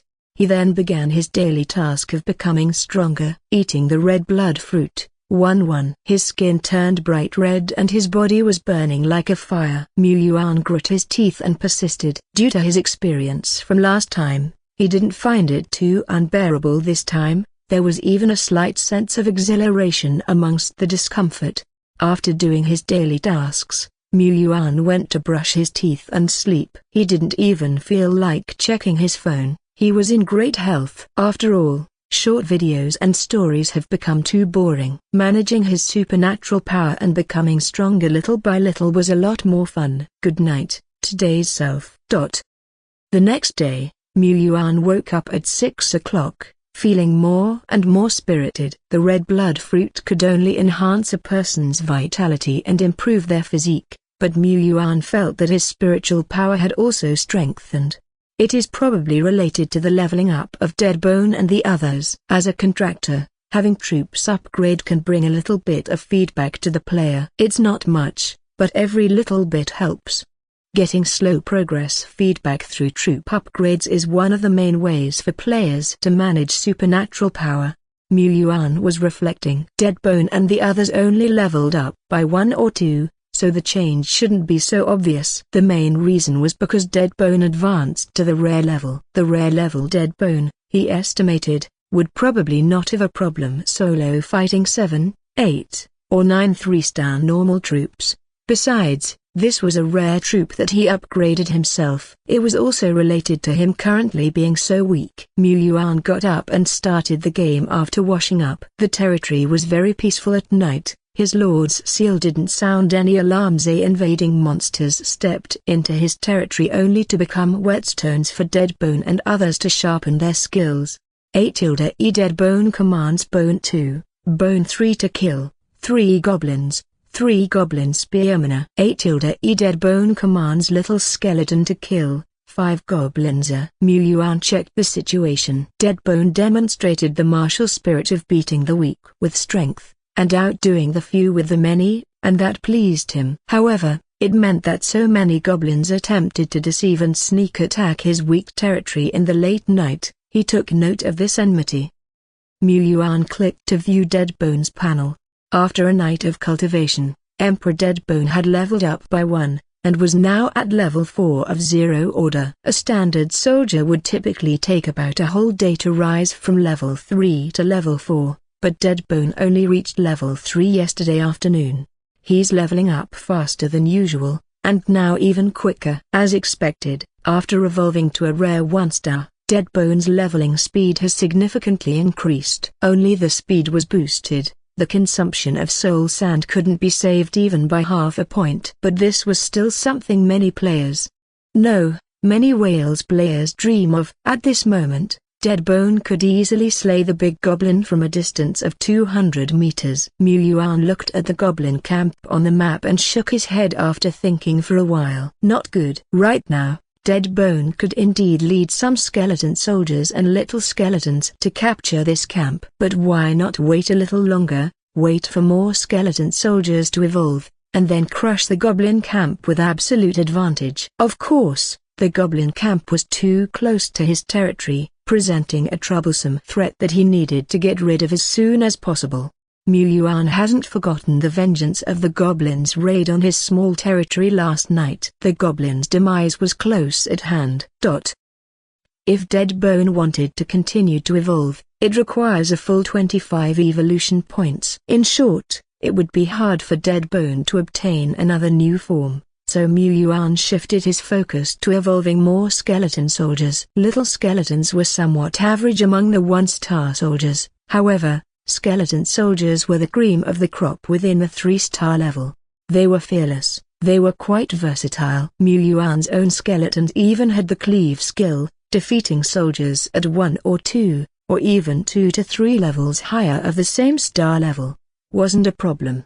Today is the 3rd day in the game. Bone 2, under the guidance of Deadbone, has finally grasped some understanding of cleave. It might be able to learn this skill within today. If so, it would bolster my territory. Yuan whispered the count of evolution points. He accumulated over 2 units of evolution points early in the morning and smoothly evolved 2 more skeleton soldiers. Named them Bone 4 and Bone 5 according to the convention. The skeleton soldier squad was gradually growing. But the bad news was that Yuan's game exploit plan had failed. He tried to take away little skeleton's rusty knife before evolution. The knife wasn't optimized during the evolution process as expected, but resulted in consuming more evolution points. You win some, you lose some. You can exploit it when needed, but constantly exploiting it would lead to a loss. A new day, Yuan continued to lead his troops into battle. He left Bone 2 and Bone 4 in the city, took Deadbone and the other 2, along with several little skeletons into the wilderness, continuing to wreak havoc with Deadbone. However, he avoided the goblin camp to the north, turned south instead, exploring the dark south and east, accumulating resources for the attack on the goblin camp. In the dense forest, Yuan cautiously and slowly explored the way forward, flanked by 2 skeleton soldiers. More outermost were several little skeletons that could make a bolder presence and act as decoys. Crack tilde. A little skeleton stepped on the ground, breaking a branch and making a crisp noise. That sound immediately attracted the attention of the nearby wild beasts. There was rustling in the bushes, and in a moment, several grey wolves rushed out. Then, they were surrounded by little skeletons and skeleton soldiers, who outnumbered and looked more dreadful than them. Grey wolves, I circumflex pound I diaresis 3/4 v 3/4 e. They expired peacefully. Gathering all the dropped soul sand quickly, Yuan swiftly changed their position. He was getting more and more adept in carrying out this operation. He was constantly switching between looking at the map and the character's vision, toggling between different interfaces. Suddenly, the scout, Deadbone at the lead, raised his right hand in a fist. Is there something up? Could it be a powerful enemy? Yuan wasn't quite sure what was happening, but he trusted Deadbone's judgment. He immediately commanded other skeletons to enter a quiet state. He himself walked slowly forward. No choice, the other skeletons lack self-consciousness, and they strode with swings, not capable of tiptoeing over fallen leaves and branches. Deadbone could. And so could Yuan. When he manipulated the game character on his computer, it only had limited control keys such as up, down, left, right, attack, jump, crouch. But he found that as his own consciousness fluctuated, the game character would also make corresponding movements. For example, flicking little skeleton's forehead with his finger. For example, quietly separating the bushes, holding his breath, and inching forward bit by bit. Soon, Mu Yuan arrived at the Emperor Deadbone's side, looking through the gaps between the leaves in the direction it pointed. His eyes widened. This is a tower tens of meters high and filled with a sense of historical vicissitudes is half hidden in the dense forest in the distance. There's a huge hole at the top of the tower. The outer stone walls are covered with moss and vines, but even so, Mu Yuan can still faintly see the exquisite carvings on the outer part of the tower, and the gems scattered among them, even if they have faded, still seem extraordinary. This is an ancient building. But why would there be such a building, filled with traces of civilization, deep in the wilderness? After being influenced by the Forum and the Players Association, Mu Yuan was no longer a complete newbie. The Eternal Continent did have countries and civilizations, but they were located in the heart of the continent. The location where new lords like them were born was outside of civilization, a barren zone full of monsters and rarely touched by humans. However, because the new lords were located in the wilderness, their surrounding areas were undeveloped, and treasures were scattered everywhere. In contrast, many old players who stayed in the heartland of human civilization couldn't get much soul sand or remnant souls after a month of hard work. It was dangerous for new lords and it was difficult for them to pass the trials. But from another perspective, if more and more new lords could establish their domains, it would mean that human civilization has taken another step into the vast wilderness, gaining more strategic depth. In such a barren and scarcely populated area, the presence of a tower full of historical flavor was quite surprising. Of course, the initial arrival of the players in the broken village wouldn't count as traces of civilization. This was the starting point that all new players had. The northern architecture built by the goblins, full of primitive style, also couldn't be considered as civilization. There's a rumor that a very brilliant ancient civilization once existed on the Eternal Continent, but it was later destroyed by a catastrophe. Then came the story of players being chosen by the will of the world and then rebuilding civilization in the Eternal World. Of course, this is just a legend, its authenticity remains to be verified. But having a civilized building deep in the wilderness, Mu Yuan of course had the idea to explore it. Perhaps he could find valuable treasures. Some old players also concluded that the more peculiar the place, the more likely it is to contain high-level treasures. But at the same time, such places often contain great dangers. Thus, Mu Yuan had no impulse to approach it. He looked at Emperor Deadbone. Emperor Deadbone whispered to him in clicks. Soon, Mu Yuan found the target pointed out by Emperor Deadbone, a creature that looked like a statue, with a grey and black body, a grim face, and a pair of bat-like wings folded behind it.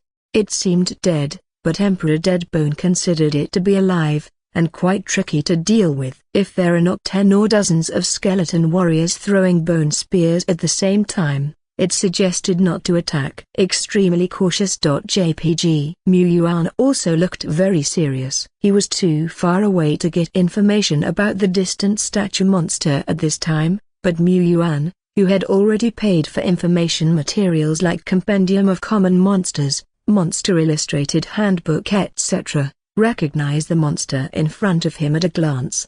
The legendary rare-level monster, Gargoyle. And there's more than one. 1, 2, 3.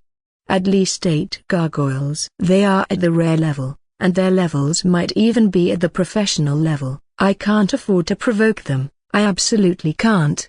Why are there such strong monsters near a new lord's territory? This is unreasonable. Time to run. Mu Yuan followed his inner choice and quickly retreated. He was drooling over the broken tower guarded by the gargoyles, but he knew more about the terror of the gargoyles. It was clear that there wouldn't be such powerful monsters near a normal new lord's territory. The Eternal World is not really a game after all, and all kinds of accidents occur. Sometimes even veteran players would die for no reason. Players who encountered accidents could only chalk it up to bad luck. The gargoyles seemed to have fallen into a deep sleep, but Mu Yuan had no intention of testing them. He left decisively. He marked this area with a red A tilde on the map. He would settle this account later. Compared to these extremely terrifying gargoyles, the big goblins and the like are absolutely like sheep-level monsters. Sure enough, the waters of the Eternal Continent are deep. Let's go deal with the goblin camp that we can handle. Emperor Deadbone nodded in agreement. Mu Yuan did not head straight to the goblin camp. Instead, he led his team back to the village for some rest and recovery. He then took some time to explore the surrounding dark regions and slay a few minor monsters to warm up, but he didn't go too far. Time passed, and soon it was 6 in the evening. Throughout the day, Mu Yuan had managed to gather up 80 grams plus of soul sand, 2 random remnant souls, and several ordinary materials. However, these things were not important. What mattered was what he was about to do next. A great battle. Mu Yuan had already finished his dinner early. He was now making final preparations for the battlefield, using the restroom to clear out his system and positioning his snacks, tissues, and mineral water within easy reach. He was ready for battle. Inside the game world, Deadbone was also assembling his troops very seriously. Deadbone stood at the very front. Behind him were several skeleton soldiers and little skeletons. By mere numbers, this force was not enough to mount an assault, but among these skeletons, there were a formidable 8 skeleton soldiers, 8 3-star skeleton soldiers, and 1 skeleton warrior. The day before, Mu Yuan only had Deadbone and 2 other skeleton soldiers. He evolved 2 more in the early morning, and by nightfall he deliberately dragged the time until after 6 o'clock to evolve more skeleton soldiers. The serial number of the skeleton soldiers had reached Bone 9. At this moment, it was still sunny on the Eternal Continent, with a lovely scenery. "It's time to move out," he muttered. In Deadbone's hand was a shield that he had borrowed from another skeleton soldier. Brandishing a massive sword, he carefully but forcefully moved towards outside of the territory. Further back, there was a team made up of 6 skeleton soldiers and 2 little skeletons. Mu Yuan was standing in the middle, in the most steady position. His assigned combat personnel included Deadbone and 5 skeleton soldiers. Among them, Bone 2 was already able to wield the cleave skill quickly, and even Bone N, who had not yet learned how to use skills in battle, had combat power exceeding that of the Wolf King a few days ago. 1 rare soldier, 1 3-star soldier who could use skills, and 4 slightly stronger than regular 3-star soldiers. This lineup was extremely extravagant. Another skeleton soldier had the main duty to act as Mu Yuan's assistant. However, he felt that only 1 skeleton soldier acting as an assistant was not safe enough.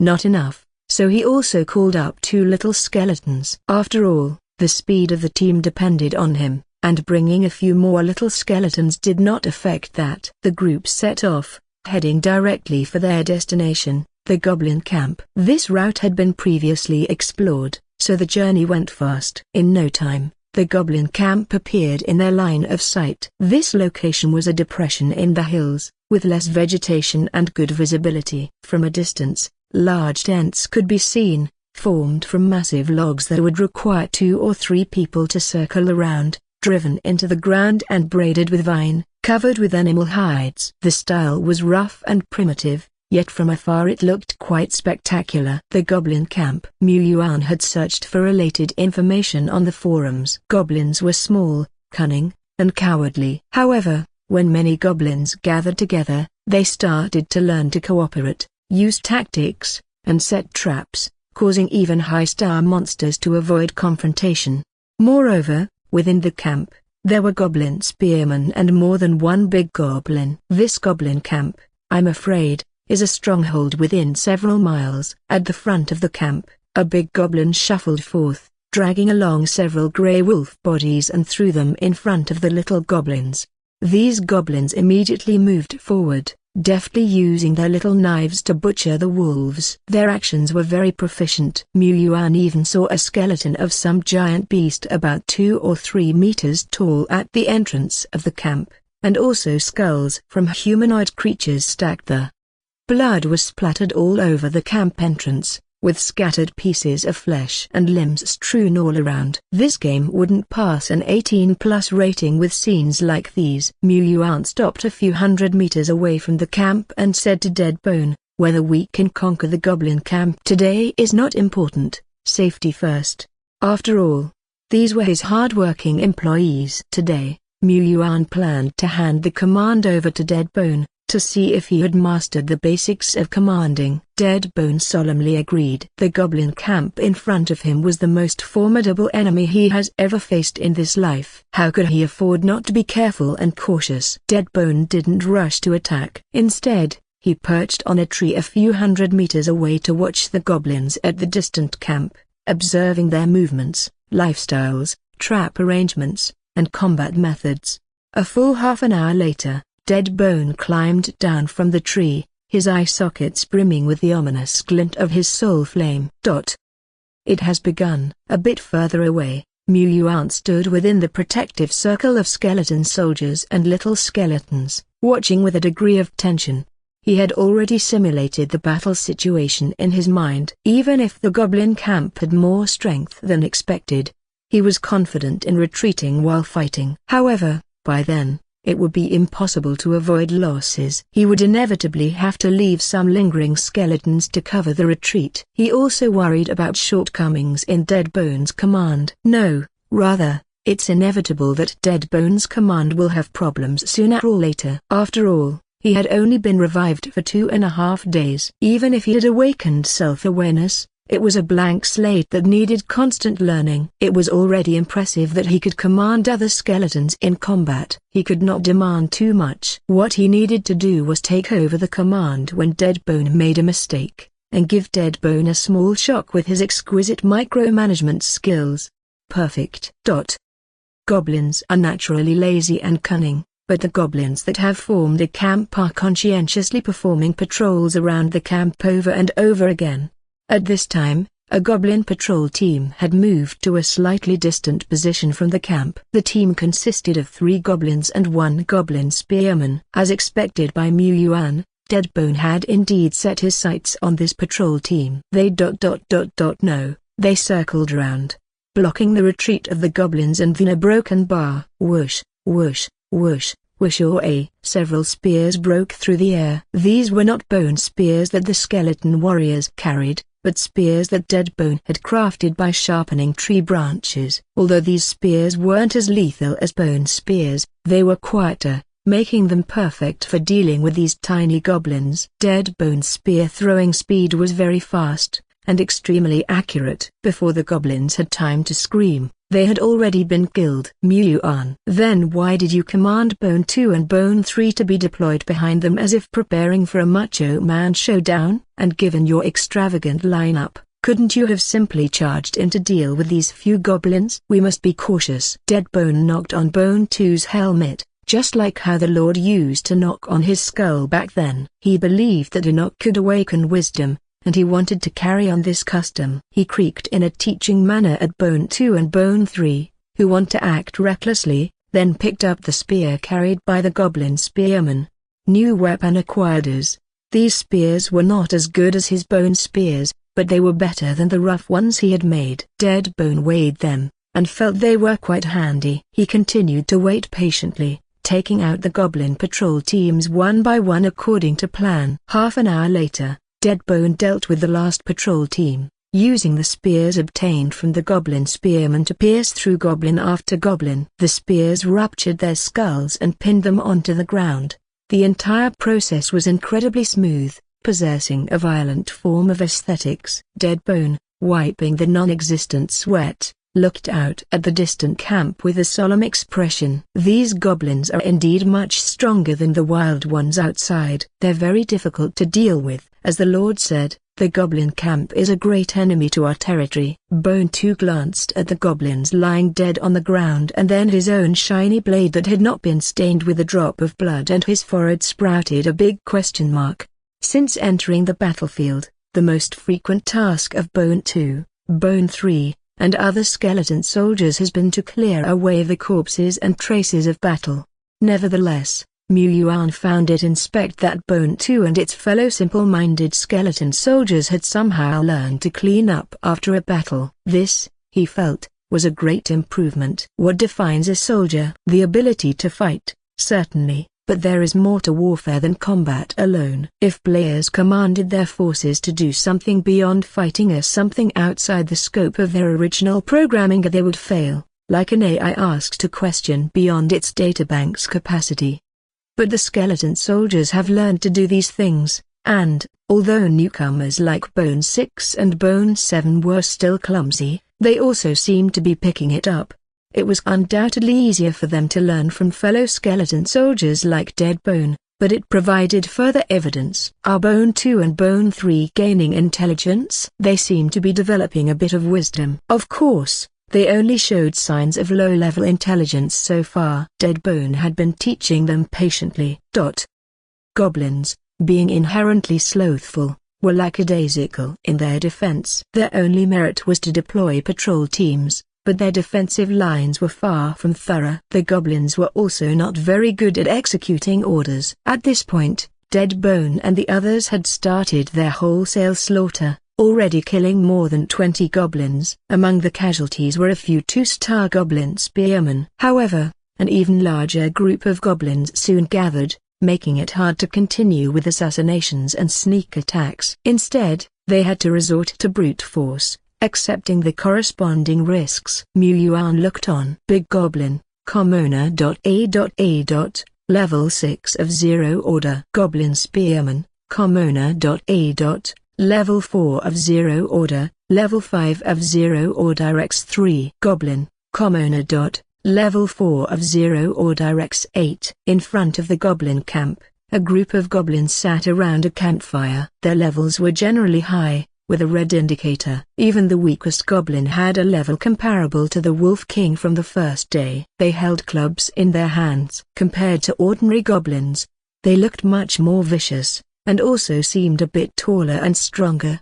They were elites. Dead Bone looked serious. After all, he was only at level 4 himself, equivalent to a common goblin. When dealing with these enemies, extreme caution was required indeed. Whiz! The sound of a wooden spear piercing through the air. Dead Bone was the first to attack, aiming at a goblin spearman with ranged attack capacity. This time, there was no need for stealth. He didn't need to silence the goblin, and thus aimed for the larger target of its torso. He threw 3 spears in 2.5 seconds. Like bullets fired from a gun, the first and second spearmen were shot down consecutively. But the last goblin spearman somehow avoided the fatal spear at the critical moment and was only injured. No wonder it was a level 5 elite. Its power was simply formidable. Dead Bone muttered to himself, taking a serious approach. Then, he fired another spear, finally killing the elite spearman. After such continuous bursts of attacks,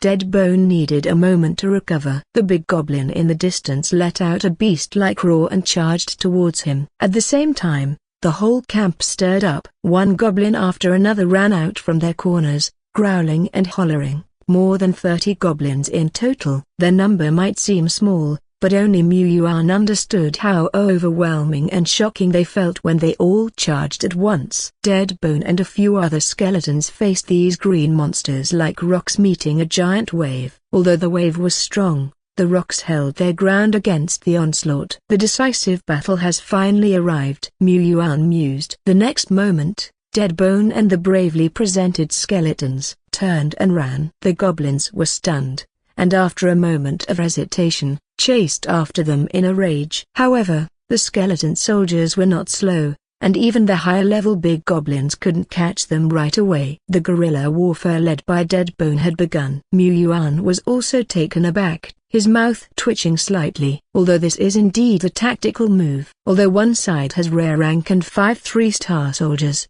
while the other side only has 3 3-star soldiers, it's only right that some strategy is needed. But they could just have a direct face-off and end it all. All Yuan could do was continue munching on melon seeds, watching in anticipation. Both sides clashed a few times around the mountain basin, with Dead Bone managing to get a hit and escape each time, refusing to engage with the big goblin directly. Even though, when using his skills, he could probably kill a high-level big goblin in 1 or 2 hits, he still wouldn't go for it. It was too risky. Even if he did kill Big Goblin A, there were still big goblins B and C around. The risk was too great. His armor might get damaged, and to round up, it could put him and his comrades in danger. As Deadbone was entrusted by the Lord, he would not take any risky moves. Outside the hollow, the ash-grey skeletons and green-skinned goblins were still fighting. The battle had lasted for more than 10 minutes, causing the ground to be scraped and universe to collapse, until finally, Splutter A. Bone 3 made a sudden thrust forward, then a lift upward, directly stabbing into the back of the strongest and the most muscular big goblin, at a point below his waist.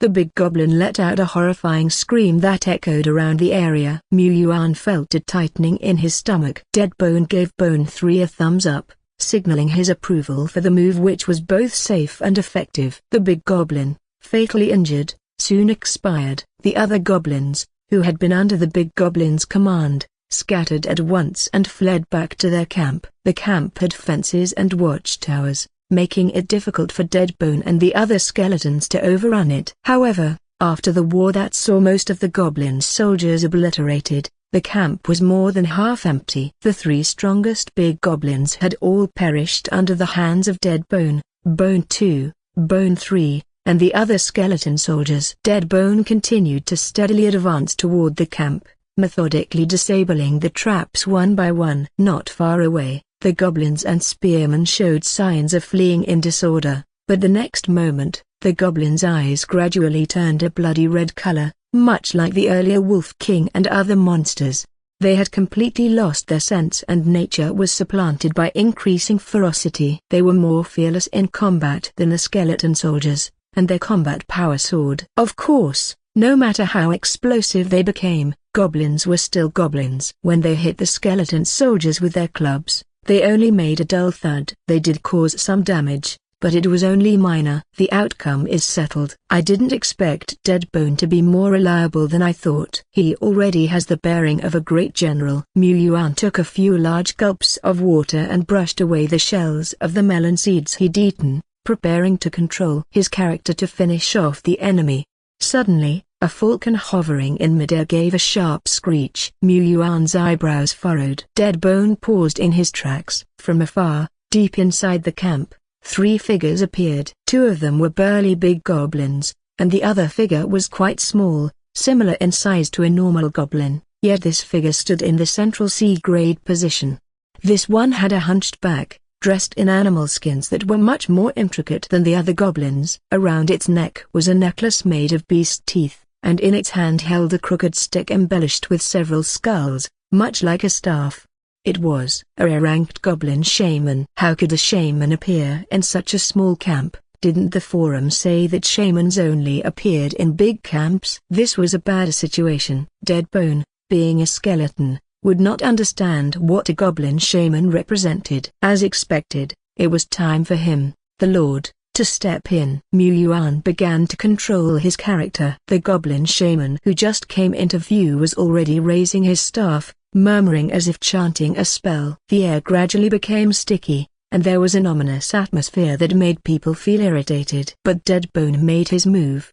Burning with soul flame, a brand new grayish-white bone spear of about 2 meters long had somehow ended up in his hand. His body slightly bent, his right hand raised back. Skeleton warrior's throwing technique, full strength. He kept his eyes locked on the hunched figure. Charge. Energy surged and filled his whole body in an instant, gathering in the palm of his right hand holding the bone spear. Throw, throw, throw. Dust was kicked up from the ground, his shoes scraping obvious marks. A sharp sound of breaking the air passed, followed by a loud booming noise from the distance. Boomer! Exclamation mark. The bone spear thrown with the charged strength was like a shell piercing through the air, violently tearing apart and smashing the body of the goblin shaman, and with the remaining force, blew apart the gate of the camp.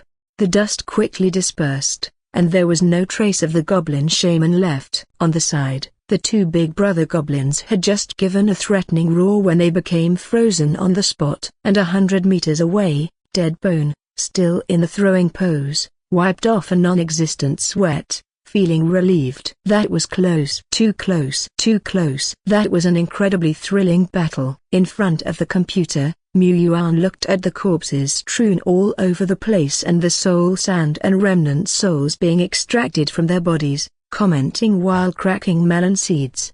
"Yeah, that was really thrilling, wasn't it?" The goblin shaman fell unsettlingly, so hastily that Mu Yuan didn't even have time to check its level among the rare classes of shamans.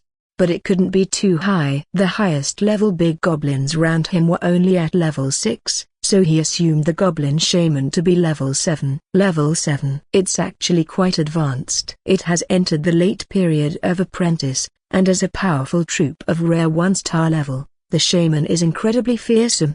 But it seems, not too much. And a dead bones cannonball-like bone spear throw, let alone a 7-level shaman. Even a professional level shaman wouldn't survive if hit. Shamans are, after all, fragile. The big goblin, on the other hand, was very resistant. When the skeleton soldier's sword landed on it, it couldn't cut too deep as the intense muscles of the big goblin would trap it. Hence, other skeleton soldiers also rushed after and landed their cuts. With multiple wounds accumulated, even the 2 big goblins with blood-red eyes stumbled and fell, dying unsettled like their shaman. Being the overlord within a radius of 2 or 3 kilometers, the goblin camp stirred a lot of commotion in this battle, but very few monsters dared to investigate. Their fear of the goblin overlord was embedded deeply in their bones. Even if some reckless wild creatures rushed over, drawn by the smell of blood, they were merely more fodder for Deadbone and the other skeleton slaughter.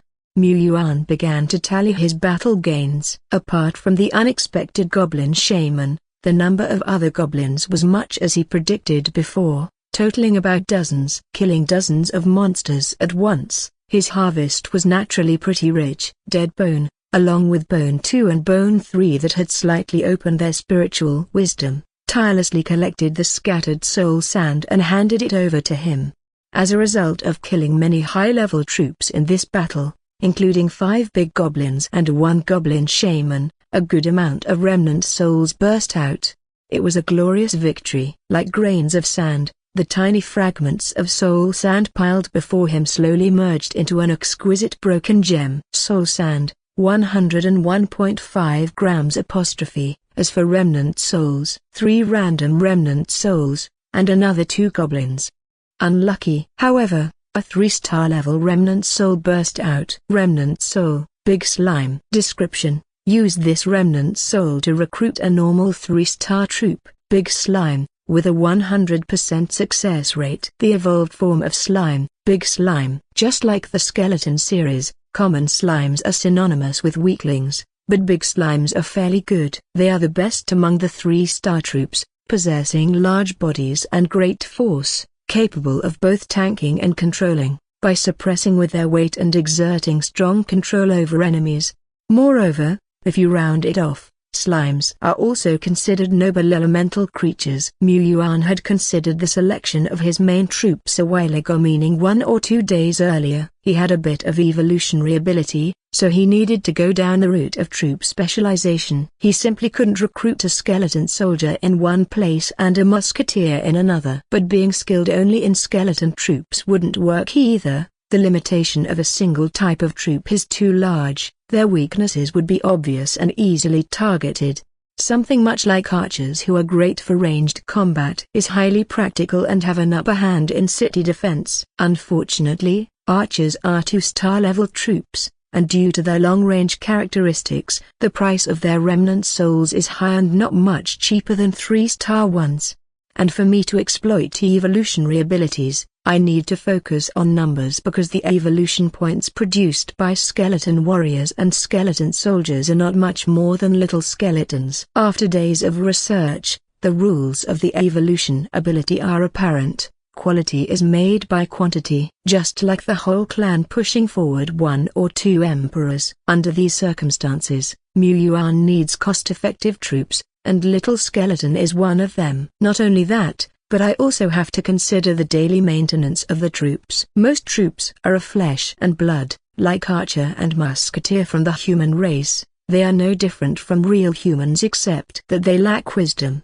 They need daily food and necessary rest. If not provided, the troops would lose balance, leading to a decrease in combat power, and in severe cases, they may even perish. In a sense, troops are delicate apart from commanding them into battle. Players also need to carefully maintain the troops, looking after them daily.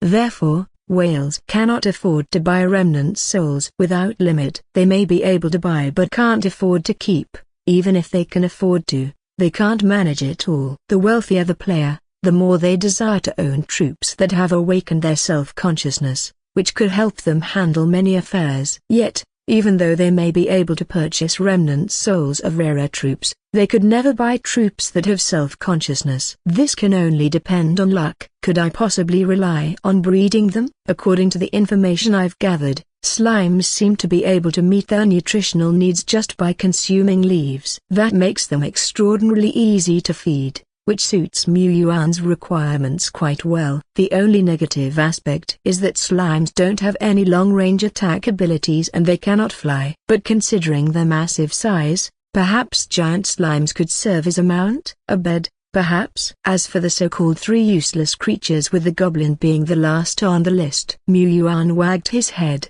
deciding against using goblins. They were ugly, that made him outright reject them.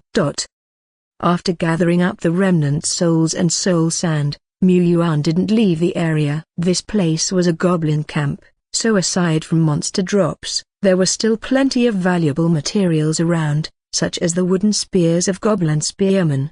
While Deadbone was picking up soul sand, it also took the opportunity to collect these wooden spears, as they were important reserves of strategic weaponry.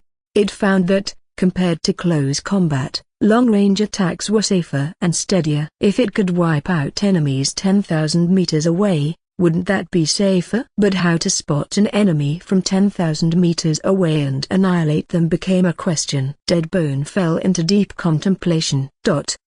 Guarded by Bone 2 and Bone 3, Mu Yuan cautiously moved forward. He also commanded Bone 6 to scout the path ahead even further, looking for traps or any goblins that hadn't been fully eliminated. He wasn't afraid of dying, he just preferred to play it safe. The big goblin relied purely on its fists for combat, and apart from an worn-out pair of pants, it had no other equipment. I don't think this troop type will do. As for this goblin shaman, there was no complete corpse left of the goblin shaman, but luckily, Deadbone had thrown the body of the shaman, leaving the twisted skull staff that the shaman had held in his hand undamaged on the side.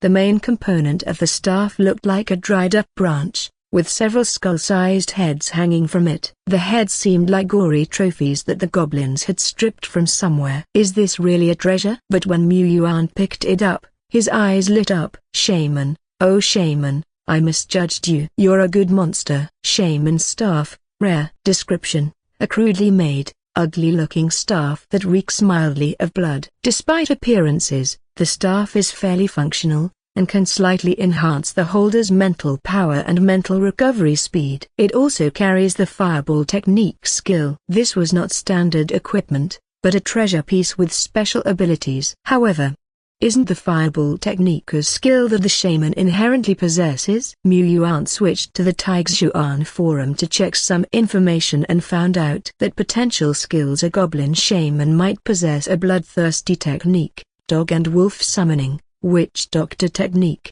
As for which of these skills the shaman actually possesses, it depended on the individual. Different individuals possessed different skills. Some rare individuals might awaken skills different from the three mentioned, or they might have no skills at all, plain as a whiteboard.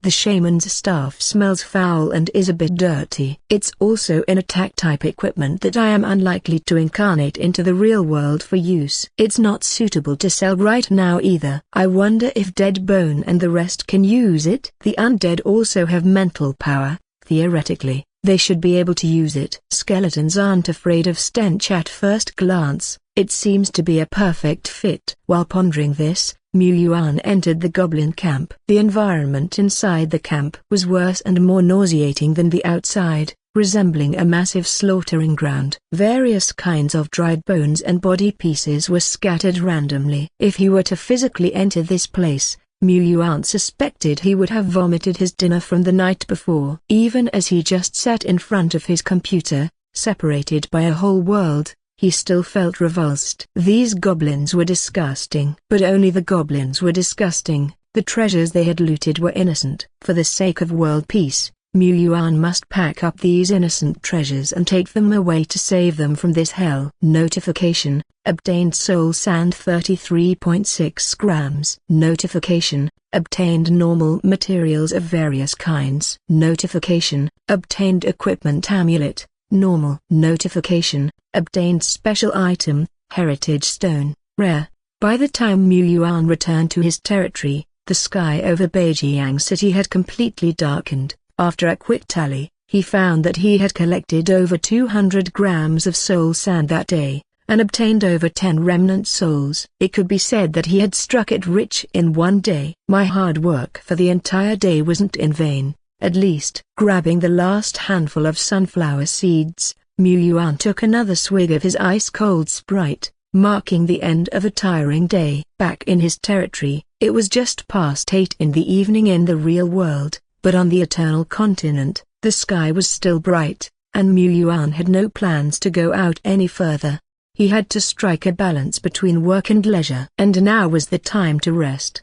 No wait, it was time to tally up the spoils of war. He had already done a rough count at the goblin camp, but it was too dangerous out in the wild for him to take a closer look. Only now did he take out these materials one by one. Among the various materials, there are 11 red blood fruits. However, these were found in the goblin camp.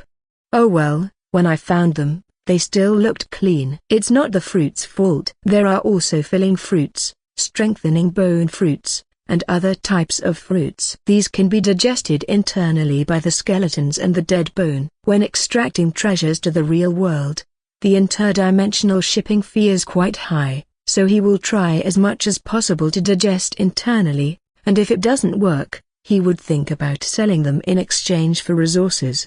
Oh right, didn't I mention yesterday that I would head over to the association today to sell the remnant souls? Forget it, I'll leave this challenging task to myself tomorrow. Yuan lined up the remnant souls one by one. A total of 6 random remnant souls, 2 goblin wraiths, 1 3-star big slime wraith, and 3 random remnant souls harvested even earlier. The total number of remnant souls had reached double digits. He planned to recruit the big slime himself to see what it looked like. As for the random remnant souls, naturally he'd trade them, trying to get little skeleton remnant souls in exchange. As for the goblin wraiths, they don't seem to be worth much. Let it be, they could probably sell for some soul sand ... right? And this amulet, in the game world, he already had an amulet. Yuan planned to bring this one into the real world and wear it on himself to give his weak physical body a little more sense of security. Among the previously obtained treasures, apart from the big slime wraith and the shaman staff, this heritage stone is the most valuable. This was a simple stone that shimmered with green light and was engraved with mysterious patterns. Within it, one could vaguely see a hunched figure. A goblin shaman. Heritage stone. Rare. Description: a heritage stone that carries the goblin shaman profession, which can make a chosen one acquire this profession and strengthen themselves through cultivation. Note: ordinary civilians can also use the heritage stone, but there is a chance of failure. Players have several mainstream paths to constantly become stronger and gain extraordinary power. Receiving nourishment from soldier types is one of them, and using a heritage stone is another. For ranger players, the number of soldier types they can rule is limited. Relying on nourishment to enhance themselves takes time. Moreover, nourishment only enhances the basic aspects like physique and spirit for players, but cannot give players special abilities like spitting fire or water. A heritage stone can. As the name suggests, after using it, players will gain the profession of that soldier type, and are able to absorb soul sand to level up and continuously break through. However, using heritage stones also has drawbacks. Once used, players almost definitively fixate on this profession, which is hard to change, even if they want to use the same method to replace it with a higher-ranked profession. Therefore, players are extremely cautious when using heritage stones, and basically no player would use a heritage stone for 1-star or 2-star professions. The Goblin Shaman is a rare 1-star soldier type, so its heritage stone is pretty valuable and won't lack a market. However, It's said that players who have used heritage stones will gradually take on the appearance of that soldier type. The changes are minor at low levels, but if players break through to the professional level or the elite level, they might possibly have some significant traits of that profession. What are the characteristics of a goblin shaman? Short, hunchbacked, green-skinned, sparse-haired, full of wrinkles. These features detract too much from an appearance, which naturally discounts the value of the heritage stone. The most commonly used heritage stones by players are usually derived from human soldier types, while others like the nature elf and elf priest, their heritage stones are often priced higher than those of the same tier, by quite a bit.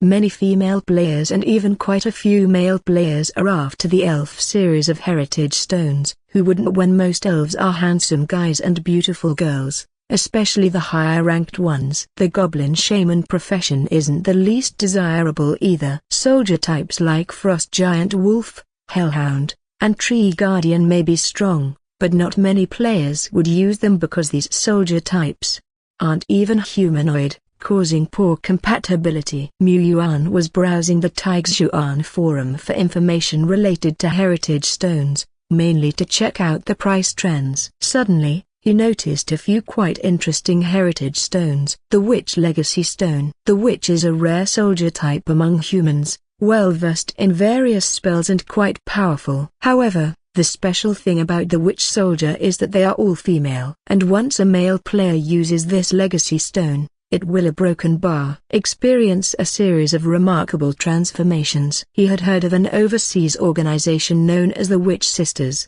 but how many large, bleep, witches were among the witch players, he had no idea. Similar legacy stones with marvelous powers, like the Magical Girl Legacy Stone and Eunuch Legacy Stone, etc. also exist. In his territory, at the altar, Yuan placed the 3-star remnant soul on the altar and began the recruitment process by communing with the heavens and the earth. Ding. Prompt: do you wish to consume 3-star remnant solar, 1, and soul sand 15 grams, for targeted recruitment of 3-star troops? Big Slime? Yes. The familiar glow appeared, causing ripples in the surrounding space. Soon, a large, 2 to 3 meters high being that resembled a blue jelly-like creature plopped down on the altar. It and Yuan were standing face to face, big eyes staring at small eyes. Its large body shook like a water ball filled with water, rolling towards him. Yuan could only employ his nimble maneuvers and dodge sideways. This blob of slime isn't very smart, is it? But that's to be expected, given it hasn't awoken its self-consciousness yet. The Guj is merely a part of the slime's biological instinct. A mere slime, even a noble 3-star troop, doesn't warrant too much attention. After all, he's already broken the double digits for his 3-star troops. Yuan couldn't expect a random big slime that he recruited to be as extraordinary as Deadbone. How could that be possible? He has to learn to get used to the cute and ordinary troops. Fortunately, he has his right-hand man, Deadbone, to take care of everything, so he doesn't need to worry about anything. He handed Big Slime over to Deadbone's management and switched the screen to the player forum next door. At this point in the Eternal Continent, Deadbone is also a bit troubled by the new task assigned by his lord. It's not that he is unwilling, it's that managing other skeletons is an easy task for a skeleton like him since they understand each other's ways and behaviors. But looking after a slime, he doesn't know how to. After all, it's only been 3 days since he became a resurrected skeleton, so how could he know what the hell is this jelly slime in front of him? Deadbone is worried. His soul fire is burning even more fiercely than in a battle. He is racking his brains and thinking constantly. But they, the skeletons, don't need to eat anything. Does this big blob of slime need to? And if so, what does it need? That's it. Deadbone pushes some collected materials in front of the big slime. Lack of knowledge isn't a problem. He can leave the problem to those who know what to do. Big Slime's round eyes widen. Deadbone, perhaps there's some kind of communication between Gujis. Big Slime instantly moved its body and shoveled its way to a pile of shiny materials, opened its big mouth, and swallowed it in one slurp.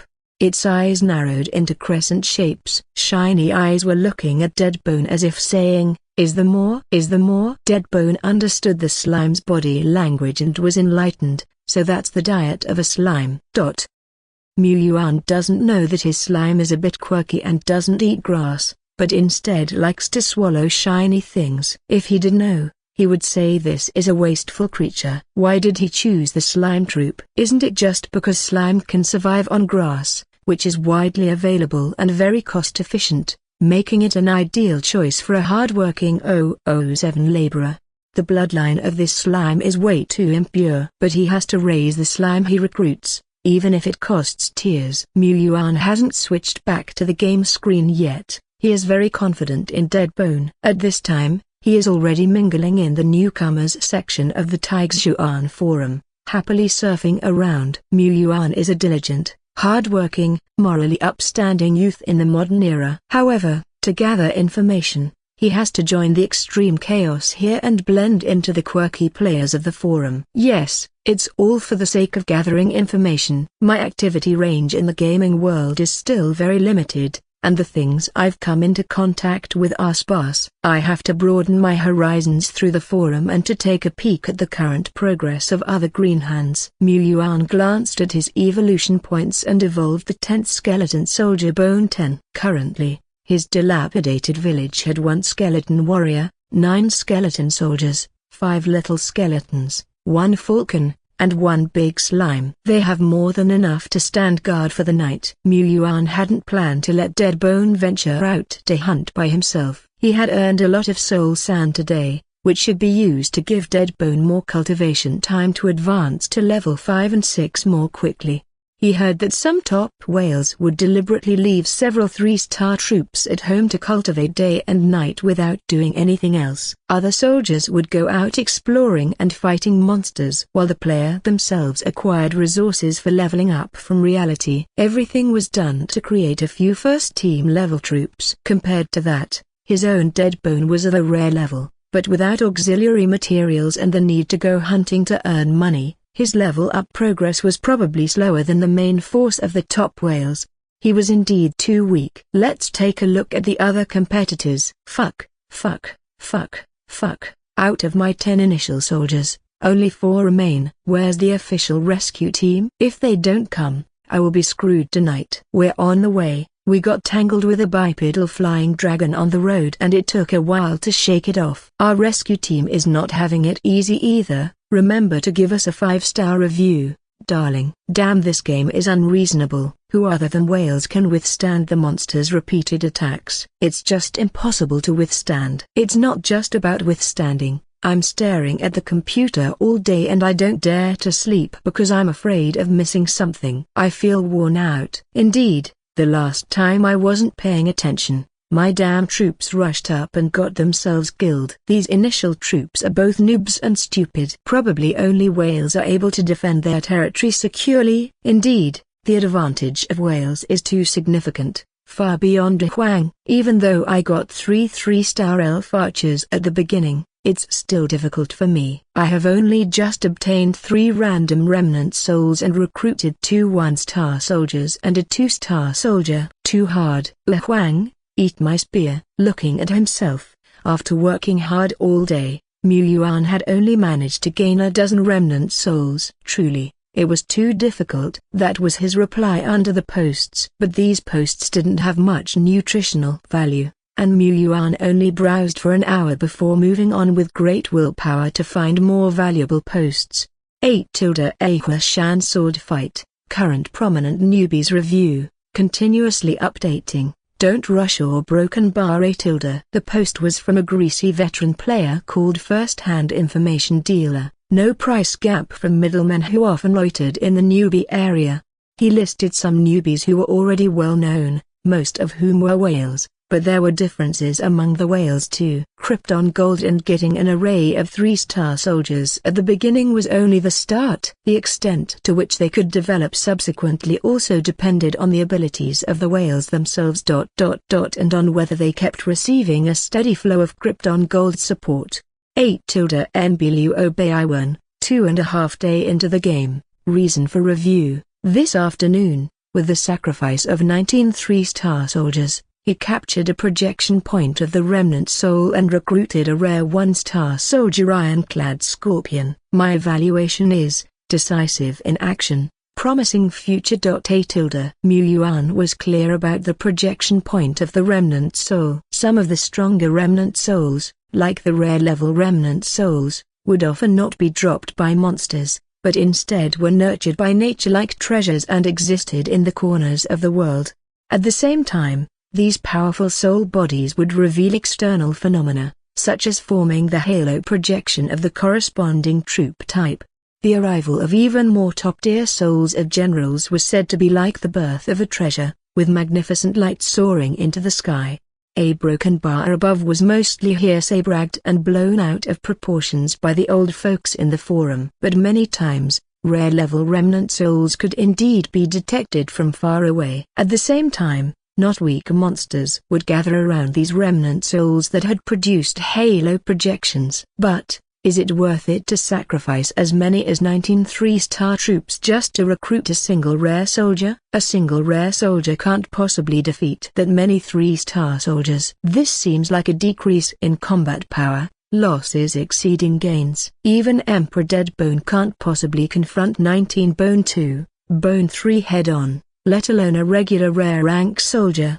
He scrolled down. Indeed, curious bystanders didn't need his prompt to ask similar questions. How many 3-star soldiers can a rare soldier take on? Even if a rare soldier possesses skills, how many can he execute? He might shrink after a single move. An experienced player underneath commented, a rare soldier won't shrink after a single move. However, most rare soldiers can't execute anything during the early stages. For an apprentice level to execute skills accurately is not that easy. Rare soldiers also need constant practice to master the skills imprinted into their soul, which might take about 10 to 15 days. Of course, as the soldier rank improves and they grow stronger, this time can shorten, but at the very least, they need to practice for 5 to 7 days.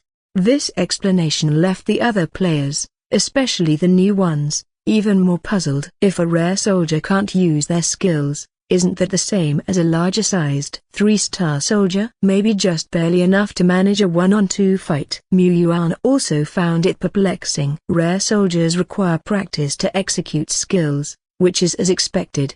But rare soldiers need to train that long just to learn to use their skills properly? That's a bit too much, right? He deemed it unfit to bring Emperor Deadbone up for comparison. His not-so-smart Bone 2, a mere 3-star soldier, managed to master the cleave skill in less than 2 days of training. During their recent siege of the Goblin camp, Bone 2 managed to execute cleave 3 times consecutively in a short time frame.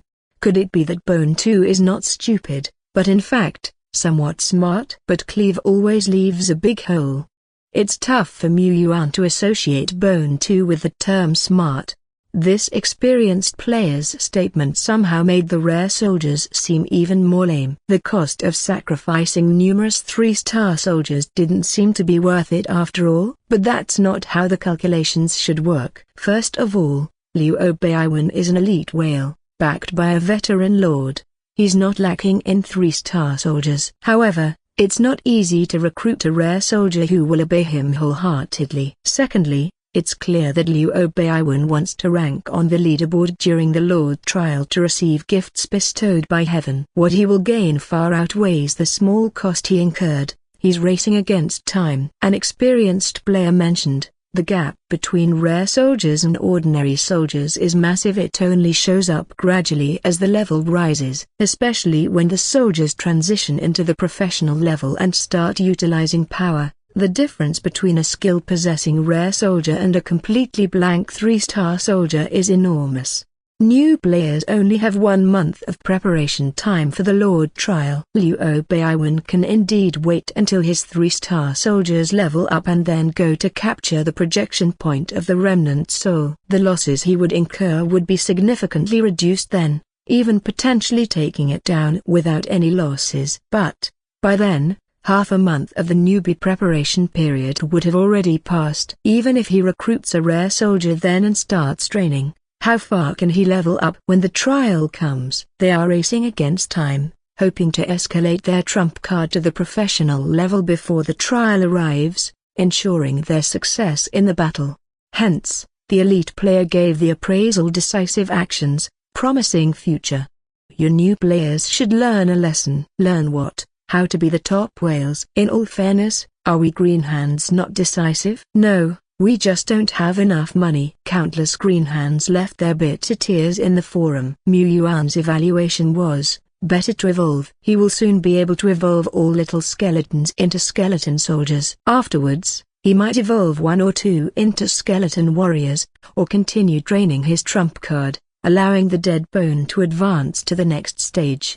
Zhijian country is indeed a place where heroes and dragons reside. As a mature soldier, Bone, you must support the territory. Mu Yuan felt some urgency when he saw the criticisms from the veterans and the other top rookies competing for every second. But haste served no purpose. Top whales stood behind the lords in the eternal world and the real world tycoons. They could charge constantly. Even if they met an accident and fell into the abyss, they could at least survive. Average players like him couldn't do that. Every step needed careful consideration, and a misstep might be irretrievable. He could only use time to develop his territory as much as possible while being steady. Mu Yuan was astonished by many of the actions of these excellent rookies that he had browsed through. He paid special attention to the rookies within the Baiyan state. These rookies were born in the Eternal Continent, and they will be in the same area as him. If he also wants A to be on the list during the trial and compete for gifts from heaven and earth, these people will be his competitors. 8. A rookie with an emperor's stance. Reason for review: extremely strong micromanagement capabilities, has achieved feats of annihilating over 20 enemies with 8 3-star troops without injury. Personal abilities stand out. A. 8. Rookie smashing darkness with Thunderbolt, reviewed because, possesses a hidden command talent. Under his leadership, troops are able to exhibit more potent destructive power than usual. A. 8. Rookie in the name of glass, reviewed because has a natural talent, has recruited rare rank troops, and has repeatedly won with fewer numbers, achieving brilliant results. A. 8. The reviews of these excellent rookies given by the first-hand intelligence dealer mainly come from these rookies who have proved their information publicly. Unlike Mu Yuan, the second-generation players who have distinguished background and outstanding performances since childhood have been closely watched in the circle of transcendent players. Admittedly, the selection mechanism of the Eternal World is completely random, but it is a special case if they are second-generation players with special talents. There's a good chance they would be selected. If both parents are transcendental players and possess decent strength, their children have a certain probability of inheriting some special abilities at birth, such as water spray, telekinesis, flight, the ability to let archers shoot farther, and the ability to spiritually link with the soldiers for remote manipulation, among others. People from ordinary players also have a very small chance of possessing innate talent, but most of them are recessive, and they need to be gradually discovered as the player's rank steadily increases. Mu Yuan stroked his chin. As expected, I just have a little evolution of special abilities, not cheating. However, apart from these outstanding sons and daughters of heaven who have always been the focus of attention, some rookies actively publicize their information. Their aim seemed to be creating momentum in order to gain more investments. Of course, he was fine. Mu Yuan didn't want anything other than the resources that he could use for free. He just wanted to be a quiet and personal lord. As if due to the approval of the officials for the posts by the first-hand intelligence dealer, many rookies simply recommended themselves below. Not all of them are outstanding rookies. The weak ones hope to receive a little bit of investment to help them pass the resource assessment conducted by the officials and then pass the Lord's trial. The stronger ones, on the other hand, hope to get on the list. Being evaluated by veterans is a considerable affirmation for many rookies. They will soon receive invitations from large groups to serve as CEOs, and reach the top of their lives. A rookie commented below, "This lord has recruited rare rank skeleton warriors, picture 1.jpg, picture 2.jpg, You guys take a look and see how strong and dashing it is. Show anyone who can. Mu Yuan clicked the picture, which was indeed a valiant and charismatic skeleton warrior in silver grey armor, holding a large sword, and carrying a bone spear on his back. Another player had recruited the rare troops. It was the skeleton warrior. But something seemed wrong. Below the floor were a bunch of envious players. Admire the big guy in the front row. Big brother, recognize me. This big brother hasn't made the comment list yet. Looks like a dark horse. More than just a dark horse, it's a supreme dark horse. There are always dark horses, but this year they come early. Wait a minute. The green hands were all praising, but an old player who had been looking at the picture for a while realized, isn't your skeleton warrior's momentum a bit wrong? And the posture of holding the sword is not quite right. Right. It's also a bit short. Mu Yuan also noticed it. He had initially thought that Emperor Deadbone was different from other skeleton warriors, but that was normal since he was the future emperor. But on closer inspection, he noticed that this warrior seemed a bit like a skeleton soldier. Why does your skeleton soldier wear warrior's armor? An old player said, damn, it's obviously just an ordinary 3-star skeleton soldier, only that it's wearing a warrior's armor. Almost fooled me. Even if your armor is very neatly made, a skeleton soldier is still a skeleton soldier. It specializes in using a war blade. The bone spear you equipped it with is nothing more than a decoration. Skeleton soldiers have no throwing skills at all. Maybe they don't even know how to grip a bone spear. But setting aside all the above, this skeleton soldier dressed in warrior's clothes was quite handsome. Its combat power should be somewhat stronger than that of an ordinary skeleton soldier. After all, it was a skeleton warrior, the youth version. Mu Yuan pondered, I failed to exploit the bug before, so I couldn't hoard some equipment. But if I think about it differently, if I had enough money to make a set of armor like this for the skeleton soldiers, could it reduce the cost of evolution? I might try it in the future when I have the money, but not now. This kind of armor that could be transported into the game world was not cheap. Wait, there's also the cross-world transportation tax. When I think about it, it's even more expensive. Exploiting bugs is indeed a difficult task. A night passed quietly. Mu Yuan cultivated by eating fruits in the real world, while Deadbone cultivated in the eternal world by eating soul sand. Both shared a bright future. The next day, Mu Yuan woke up early and continued to arrange for himself and Deadbone to go out and explore, collect resources, and make full use of time. When this exploration trip was over and the game characters needed rest, Mu Yuan prepared to go out. I need more little skeleton remnant souls, and I hope I could buy some materials that can aid in cultivation and boost Deadbone. Like filling fruits, for instance. There are many types of these cultivation materials and auxiliary materials for cultivation. He didn't have the conditions before, but now, he had more than 100 or 200 pieces of soul sand and some material treasures in his pocket. He should buy some supplements for Deadbone. If not at the level of a whale, at least the child should not suffer. Mu Yuan piled up the remnant souls and materials he could possibly sell in front of the Lord's altar for easy access. He watched Deadbone studying skills and wondered, should I summon Deadbone to the real world? Although Xuan country is relatively safe, it's always reassuring to have some power in hand. The most important thing was that after a few days of strengthening, Mu Yuan felt that he was almost ready, and would not be drained. If that's the case, who can resist the temptation to see his own skeleton's heroism in person? He told Deadbone, I've prepared a complete monster manual, a complete military manual, and 9 years of compulsory education for you. Are you interested in coming over to my side? Deadbone couldn't wait and nodded his head. In that case, after Deadbone handed over his work to the other skeletons, Mu Yuan included him in the Lord's Seal, and also included Bone 2 and Bone 3.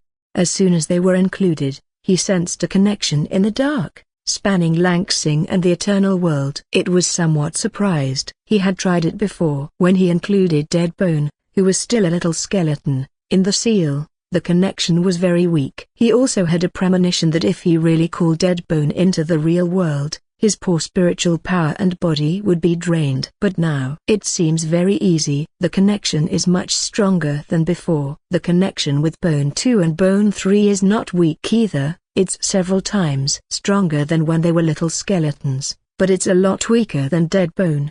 That being said, could it be related to evolution? Because of evolution, the connection between me and dead bone has become closer, and the difficulty of summoning naturally decreases. If that were the case, Yuan closed the window and pulled the curtain tightly. He took a deep breath, stood in the middle of the room, clutching a piece of soul sand the size of a fingernail. He gently flicked it, and the soul sand flew up like a coin. In my name, I summon the future skeleton emperor, Lord of Bones, Master of Death, Controller of the Underworld, the Watchman of the Other Shores. Dead bone, appear in reality. The deep voice echoed in the bedroom, and mysterious patterns appeared out of nowhere. The wind also started to blow. Whoosh! Yuan was suddenly struck by a feeling of lessened temperature, as a cold wind began to blow. In front of him, a deep blue pattern rapidly traveled, sketched, and intertwined. In just a blink of an eye, a large gate covered with mysterious array patterns came into existence within his bedroom, and with a great rumble, it swung open. A figure in silver grey armor, carrying a massive sword and a bone spear, stepped out from it. The next moment, the gate vanished into countless tiny specks of light. Skeleton? Dead bone was a bit taken aback for a moment, but then it saw the familiar figure and felt a sense of profound familiarity emanating from the core of its soul. Being quite huge, Dead Bone found the small bedroom somewhat cramped. Plus, the weight of its full body armor was considerable, causing it to make a lot of noise when moving. So, Yuan decided to keep it inside his mark space. The good news was that textbooks and other books could also be stored in the mark space. However, they couldn't be transported to the game world. Now, Dead Bone could take this opportunity to read and memorize them. For instance, it could memorize and then transcribe them in the eternal world, which would not only exercise its abilities but also allow the precious books to be transported to the eternal world for free. That's killing two birds with one stone. Yuan thought it was a great plan. He pondered over the entire summoning process. As expected, the whole process was extremely smooth and didn't require the game interface to manipulate the summoned creatures. Just follow the invisible connection and add some soul sand. Moreover, the consumption during the summoning process was also smaller than I had imagined. It didn't feel like he had been drained. The level of exhaustion he felt was equivalent to a leisurely 400-meter run at most. And it was a slow jog. Given his current physical fitness, the energy consumption of a slow 400-meter jog was almost negligible. The exhaustion experienced by other players while summoning their creatures seems far greater. It feels like they've run at least 3,000 meters. My process is quicker and consumes less energy, which means I would have an easier time summoning more creatures when needed. That's pretty good. Having summoned Dead Bone to the real world and experiencing transcendent power, Yuan felt quite elated. However, there wasn't enough space in the real world for Dead Bone to fully exercise his power, and he also didn't have much time to spare. Soon, he suppressed his excitement, disguised himself, and went out. Perhaps due to an increasing number of newcomers, the association's market was even busier than before. Having been the once, Yuan was no longer a green hand. After the forum's baptism, he was no longer a rookie. Disguised as an old player, he wandered around the stalls, sold the materials, and exchanged the remnant souls. Yuan saw Boss Zhang from a distance, but didn't greet him. Boss Zhang didn't have any remnant souls of the little skeletons. Yuan moved on to another stall and bought 4 little skeleton remnant souls, and 6 more from another. And then, that's all. You old players are really disgraceful. Weren't you all complaining about the skeleton creatures being weak and their remnant souls not selling? Why didn't you accumulate more stock for me to buy? Damn. Yuan understood that the number of players in Beijiang City was limited. The size of the trading market was also limited and couldn't be any larger. The people who painstakingly set up stalls were ordinary players. True Lord players didn't need to sell such trifles. Skeleton creatures are weak. They should be sent for mining. There's always a job suitable for them. He heard that the real large-scale trading market with numerous treasures for sale wasn't in Langsing, but in the eternal world. Only there would he have the chance to see the great lords and top-strength players. Unable to buy little skeleton remnant souls, Mu Yuan changed his disguise and bought 4 slime remnant souls from a third stall owner. He cheaply sold off the useless goblin wraiths and some ordinary materials and bought some nurturing materials that could aid Deadbone in cultivation. But this is damn expensive. Mu Yuan frowned. The most common auxiliary cultivation material was called pure crystal dust. When mixed with soul sand in 1:1 ratio, it could speed up the cultivation rate to 1.5 times or even twice than the normal rate. Yet, the cost of this method was several times that of only using soul sand. Originally, it would need about 15 grams of soul sand to upgrade Deadbone from level 4 to level 5. But with this new method, the required soul sand increased to hundreds. He only earned 200 soul sands yesterday. And he also needed to cultivate other skeletons. After some hesitation, Mu Yuan bought a small amount of pure crystal dust for Deadbone to dry. There was no need to rush with cultivation. As Deadbone evolves, its cultivation efficiency would also improve. However, he would need to buy more of cultivation materials such as filling fruit. The Deadbone was eaten up quickly. He also needs to allocate some resources to cultivate Bone 2 and Bone 3. That's a big expense. Usually, players would only invest a large amount of resources and improve the combat power of their race troops and main forces when the improvement of their main force level becomes difficult. No one except the whales would invest in cultivating the series materials during the newbies' days. Even for the whales, this expense is painful. After all, the level of early troops is generally not high, and the 3-star level troops will sooner or later be replaced in the middle period, becoming ordinary city defense soldiers. Some top-notch newbies have recruited rare-level troops early, but given these people's capabilities, they will sooner or later be able to recruit even higher-ranking troops. A heavy cultivation is somewhat wasteful. Not cultivating, on the other hand, puts them behind others. Mu Yuan doesn't have this worry. Spending money on his own kids doesn't hurt a bit. Well, it hurts a little bit. When he came here, he still had more than 200 soul sands in his account. He pondered that he still had a lot of materials to sell, and his wallet had to be fuller when he returned. But it got flattened. Of course, he didn't sell the most precious shaman inheritance stone because he couldn't find an opportunity to sell it, which was indeed an eyesore. A broken bar. After completing the trade, Mu Yuan quickly retreated home. The whole process went extremely smoothly. No old players tracked him and killed him halfway. He didn't run into any arrogant and domineering rich second generation during the trade, and he didn't encounter any strong wanted criminals causing trouble, etc.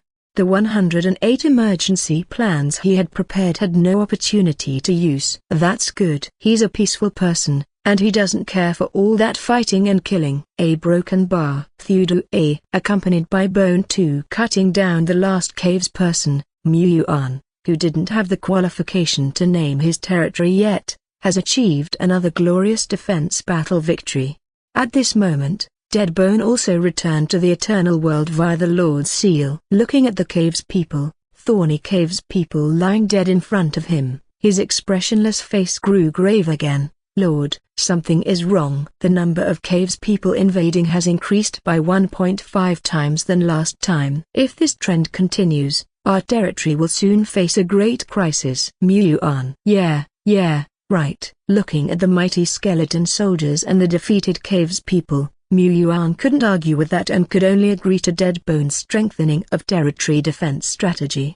What can he say with such a general who cares about the territory? Of course, he has to agree with everything. Of course. Arranging defenses was Deadbone's job, and Mu Yuan's own job was very simple. Recruit, evolve. Soon, the new 10 stupid little skeletons walked down from the altar, and at the same time, 4 cute and stupid slime also appeared. Even though he couldn't enter the Eternal World in person during the newbie days and could only watch from in front of the computer, watching the team grow stronger and larger, Mu Yuan was still ambitious. Falcon, 1. Slime Series, 5. Among them, 1 3-star Big Slime Skeleton Series, 25, among them, 1 Skeleton Warriors, 13 Skeleton Soldiers. Yes, he has evolved the Skeleton Soldiers to Bone 14, they patrol tirelessly, defeating any enemies that come to attack. Compared to that, the lively slime is a bit more troublesome to manage than the little skeleton. Yuan is prepared to adopt the old leading the new style. Previously, he let Deadbone take the big slime along, so now, let the big slime take the little slime along, and that should perfectly solve the problem, right? Oh right, where's Big Slime? He didn't see such a big chunk. Yuan turned his gaze and saw the big slime in the edge of the territory just swallowing some unknown object. Its body stiffened suddenly, turning an unhealthy color, looking extremely uncomfortable. Yuan, eating everything will only harm you. On the edge of the village, Yuan walked to the side of the big slime, where there were still some remnants of uneaten food. It didn't seem right to describe these shiny, unknown substance remains as food. Did the big slime get indigestion because it ate these things? Wait a minute. Why are there some some scattered items floating within a huge, seemingly frozen body of the big slime? There are fragments of broken iron, shattered gems, the unknown metal, luminous mushrooms and so on. The skeletons collected these materials bit by bit during an outing. They aren't that valuable, but they are useful. Deadbone used these scraps to set up many traps and defense lines. In addition, some unranked materials were also collected, just in case they could be useful. And the big slime swallowed quite a lot of these. It ate them, but not completely. These things are bound to be too hard to digest, right? Deadbone is innocent. Maybe a broken bar, perhaps a broken bar, possibly a broken bar, supposedly a broken bar. The recipe is wrong. What should slime eat? Scholar Deadbone started pondering seriously. It was quite a hassle, but Yuan finally managed to coax the big slime into vomiting out the odds and ends from its body. This jelly-like blob was still discontented. It kept hopping towards the scraps. Was it greedy for money or food? Aren't you scared of choking to death? The big slime, which was adorably clueless, showed no grandeur of a great lord. It didn't understand, it just wanted to eat. It was making a desperate sound of gudaji. Yeah.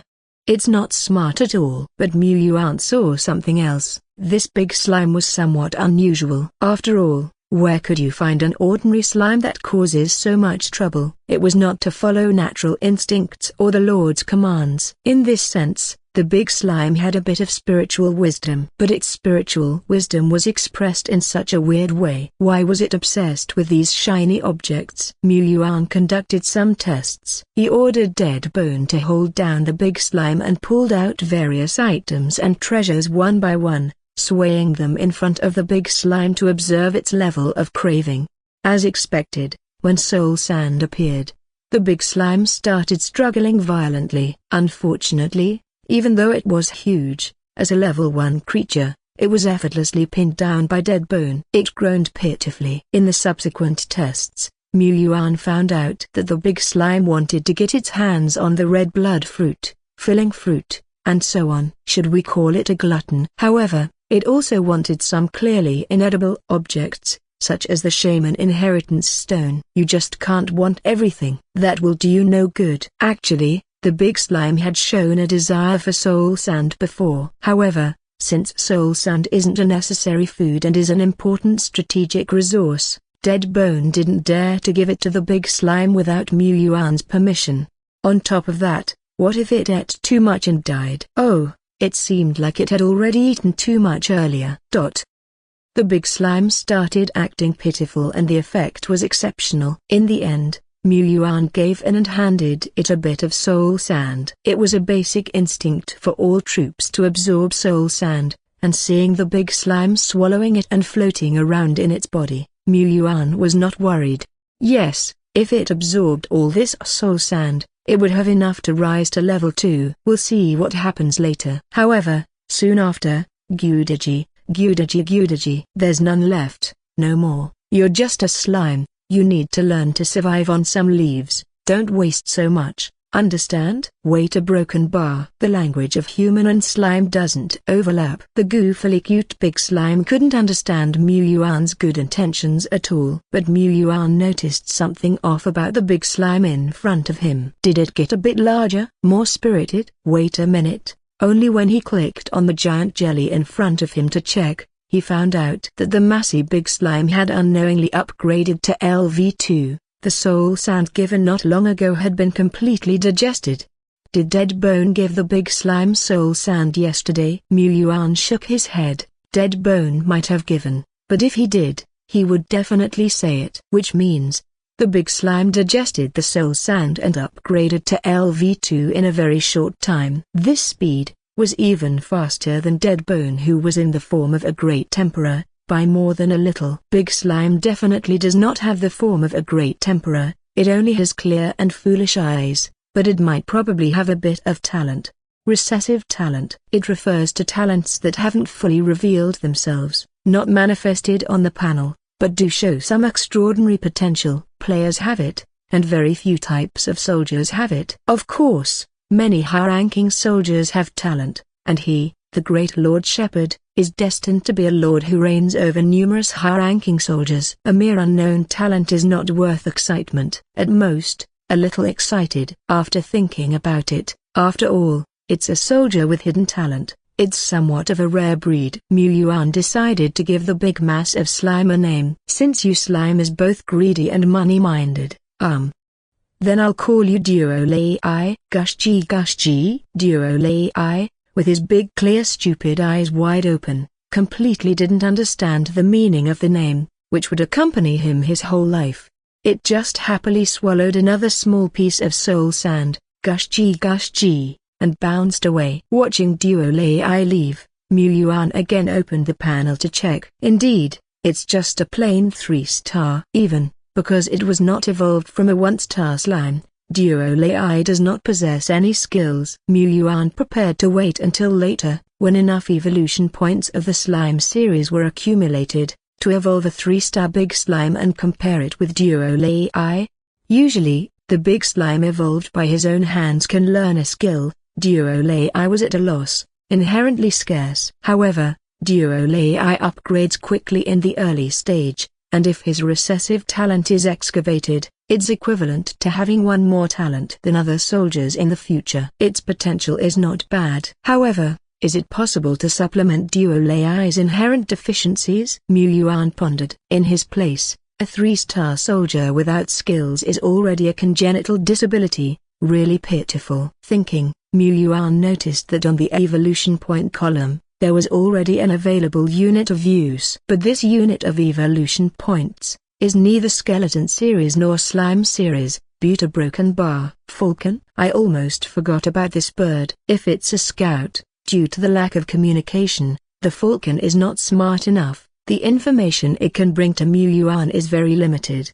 If it's used for fighting, naturally it's lagging. The falcon has almost died several times during the reconnaissance process. 1-star soldiers are indeed weak. Unless more falcons are recruited for networking reconnaissance, only then more information can be collected.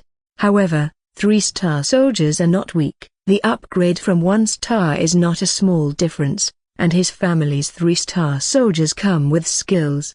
What skill will the falcon get after evolution? Let me see. With a move of his mind, the blazing evolution light engulfed the tiny falcon. The next moment, the figure in the white light lengthened its wings and heightened its silhouette, visibly growing larger, transforming into a majestic big bird. Ding. Prompt: your soldier falcon, normal. Has bathed in the miracle light, undergone transformation, and has evolved into battle falcon, normal.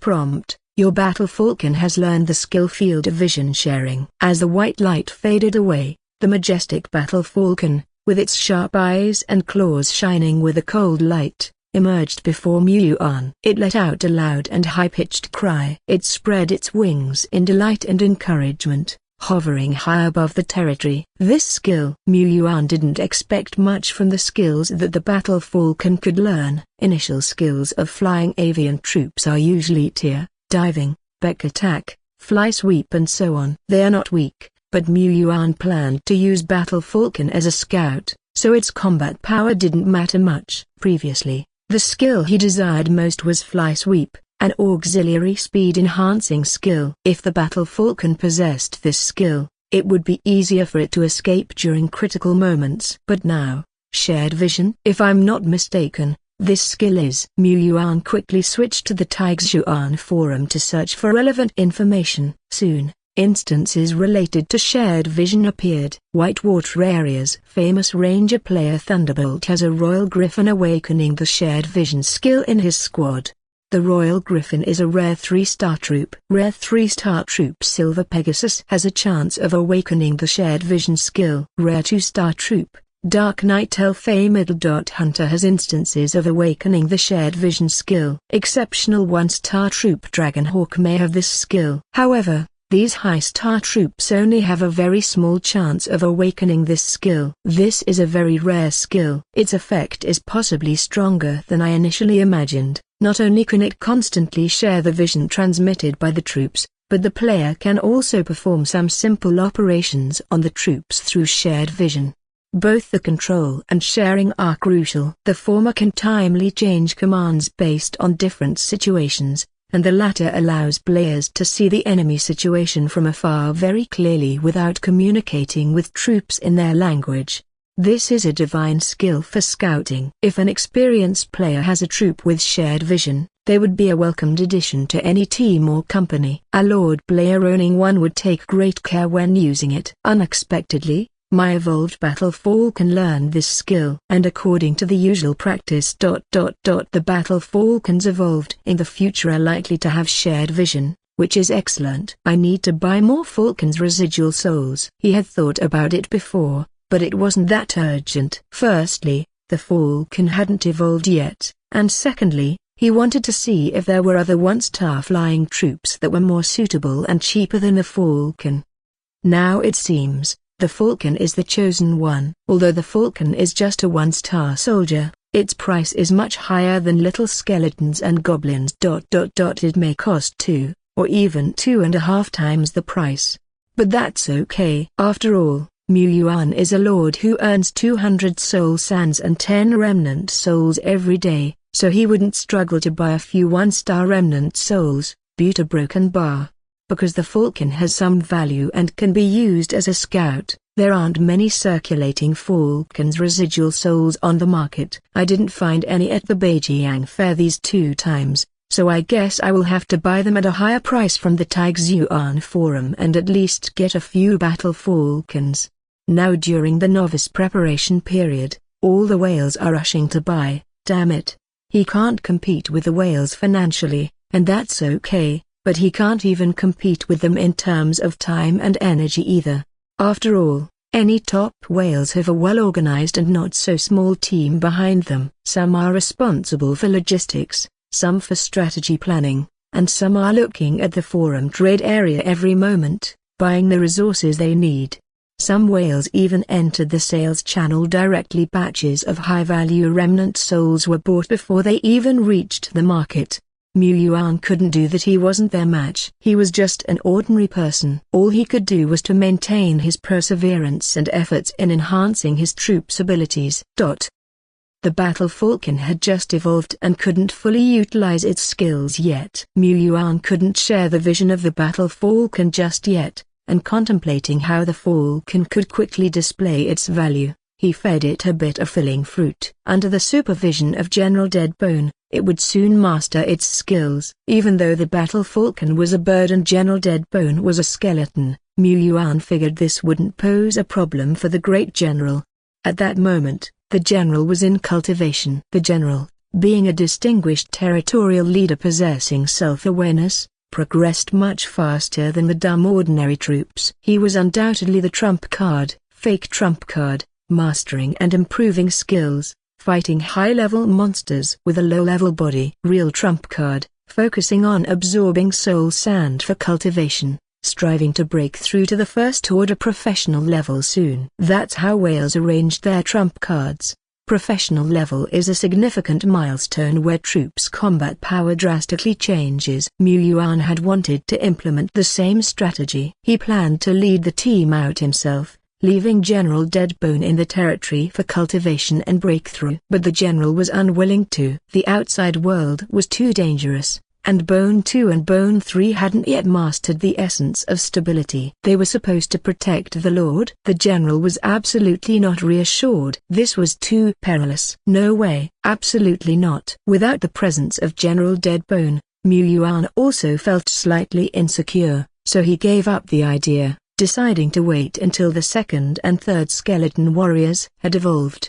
Time passed slowly, and the daylight in the eternal world eventually faded from the horizon. Today, I didn't spend as much time farming, and didn't conquer a monster gathering point like the goblin camp. I earned less than yesterday, only gaining 116 grams soul sand and 2 remnant souls. But the good news is, by noon, Emperor Deadbone had already advanced to level 5 of Zero Order, despite a few delays from ventures. For Emperor Deadbone, who possessed self-awareness and received a lot of materials for training, leveling up was just a tiny part of his growth. He was training, digesting treasures, and breaking through. The general held a 2-meter-long sword in his hands and trudged along with the sword. He quickened his pace, from walking to running, and then sprinting. The ground echoed with thumping sounds as if trembling. During the sprint, wisps of black fog gradually emanated from the giant sword in the general's hand. The black fog grew denser and weaved into a black blade aura enveloping the giant sword. As he continued to sprint, the black blade aura intensified and elongated bit by bit. 2 meters, 2.5 meters, 3 meters. Like a war chariot, the general charged towards a rock several meters high. He slightly raised his giant sword and struck with a powerful sweeping motion. Boom! The hard and large rock crumbled like tofu under this cleave. Rocks rolled down, shards flew about, just like a tornado destroying a parking lot, turning the area on the edge of a rundown village into a mess. Big slime duo lay Gujo I diaresis 3/4 Phi diaresis 3/4 Ya tilde pound. It cowered in fear in the distance. It had previously considered asking this armored tinkin for food. How dare it now? Looking at the ruined field in front of him, General Deadbone fell silent, appearing unsatisfied. Was the power of charge plus cleave not enough? It was sufficient, but such a reckless fighting style was too risky. This wasn't acceptable. But he only had these 2 skills to work with. Indeed, a warrior was a precarious profession that felt like a sewer system. Deadbone is not a self-pitying skeleton. If the battle method combining these 2 skills isn't robust enough, then I myself will find a way to improve it so that it can be. Mu Yuan was quite satisfied with the destructive power of this strike. He has never seen a professional soldier going all out, but, he reasoned, even a professional superpower person would suffer from Deadbone's attack, wouldn't they? A highly proficient cleave, coupled with a highly proficient charge, could indeed bring about a miracle when used together. Of course, the consumption of this attack is higher than usual. Not only did the 2 techniques combine, but Deadbone even increased the energy output of the skills. Ordinary rare rank troops, even if they possess skills, can only use them in a conventional way. But once they awaken their spiritual wisdom, they can gradually explore higher-level uses of a skill. For instance, increasing energy output when using a skill. This isn't an easy thing to do. Skills are like preset degree models. A single change could lead to the breakdown of the system. To enhance the energy output of a skill, the user needs to explore and find a balance point on his own. And Deadbone not only enhanced energy output but also combined 2 skills. The difficulty is more than simply doubled. At this stage, few troops can do this, but there are many veteran players who have used the Heritage Stone who can figure out tricks like energy output and skill combinations. After all, a player is essentially an awakened troop with self-awareness. They have references, can spend money to get advice from superpowers, and with years of practice, it's quite reasonable for them to learn these techniques.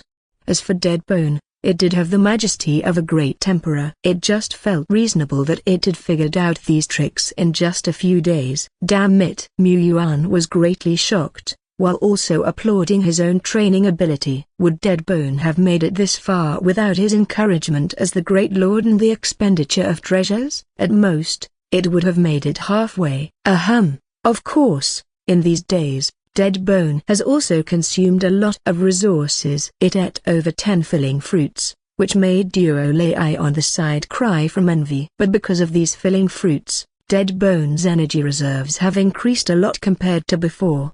Now, it can unleash the cleave skill 8 times in a row before its energy is depleted. It's no longer a 3-hit wonder. However, if it combines cleave with charge, increasing energy output, then it seems that Deadbone only has the power for 2 strikes. That's still too short. But whether it's short or not, Deadbone doesn't care. It only cares about whether it's steady. Again, Deadbone takes out the shaman staff and starts to use the fireball technique. The fireball technique is so simple that, of course, it can use it as soon as it gets it. The incantation time before casting is much shorter than that of the goblin shaman. But regardless of how short it is, it still needs to chant. The speed of the fireball isn't fast enough. Although the power is sufficient, Deadbone doubts its lethality. This move is also not steady. So how can it be foolproof? It asks the steady tutor, Lord Shepherd, for advice. Yuan, your steadiness is beyond mine. I can't teach, really can't teach. Yuan could only keep searching in his memory bank and, combining it with his rich experience in reading thousands of online novels, he finally compiled. No, he finally summarized some suggestions as references. He told Deadbone about them. Deadbone seemed to have an epiphany. Yuan wiped his sweat, feeling as if he had finally got through this. Wait a minute, Deadbone, will you really comprehend something from this? Deadbone has always been reliable in terms of reliability. Yuan doesn't think Deadbone can come up with anything, but he isn't worried about it getting on the wrong path either. Most of the time, Deadbone was still devoting himself to the practice of absorbing soul sand. Meanwhile, Yuan kept patrolling his territory, tirelessly, over and over again. Every once in a while, a particular troop would bask in the glow of evolution. Under this miracle light, Bone 2 evolved into the second skeleton warrior in the territory. Now, with 2 skeleton warriors and 12 skeleton soldiers in the territory, even a frontal assault could annihilate the goblins who we previously fought. Next, should I further evolve more skeleton soldiers, promote Bone 3 to a warrior, or perhaps gather resources to upgrade Deadbone to the next stage?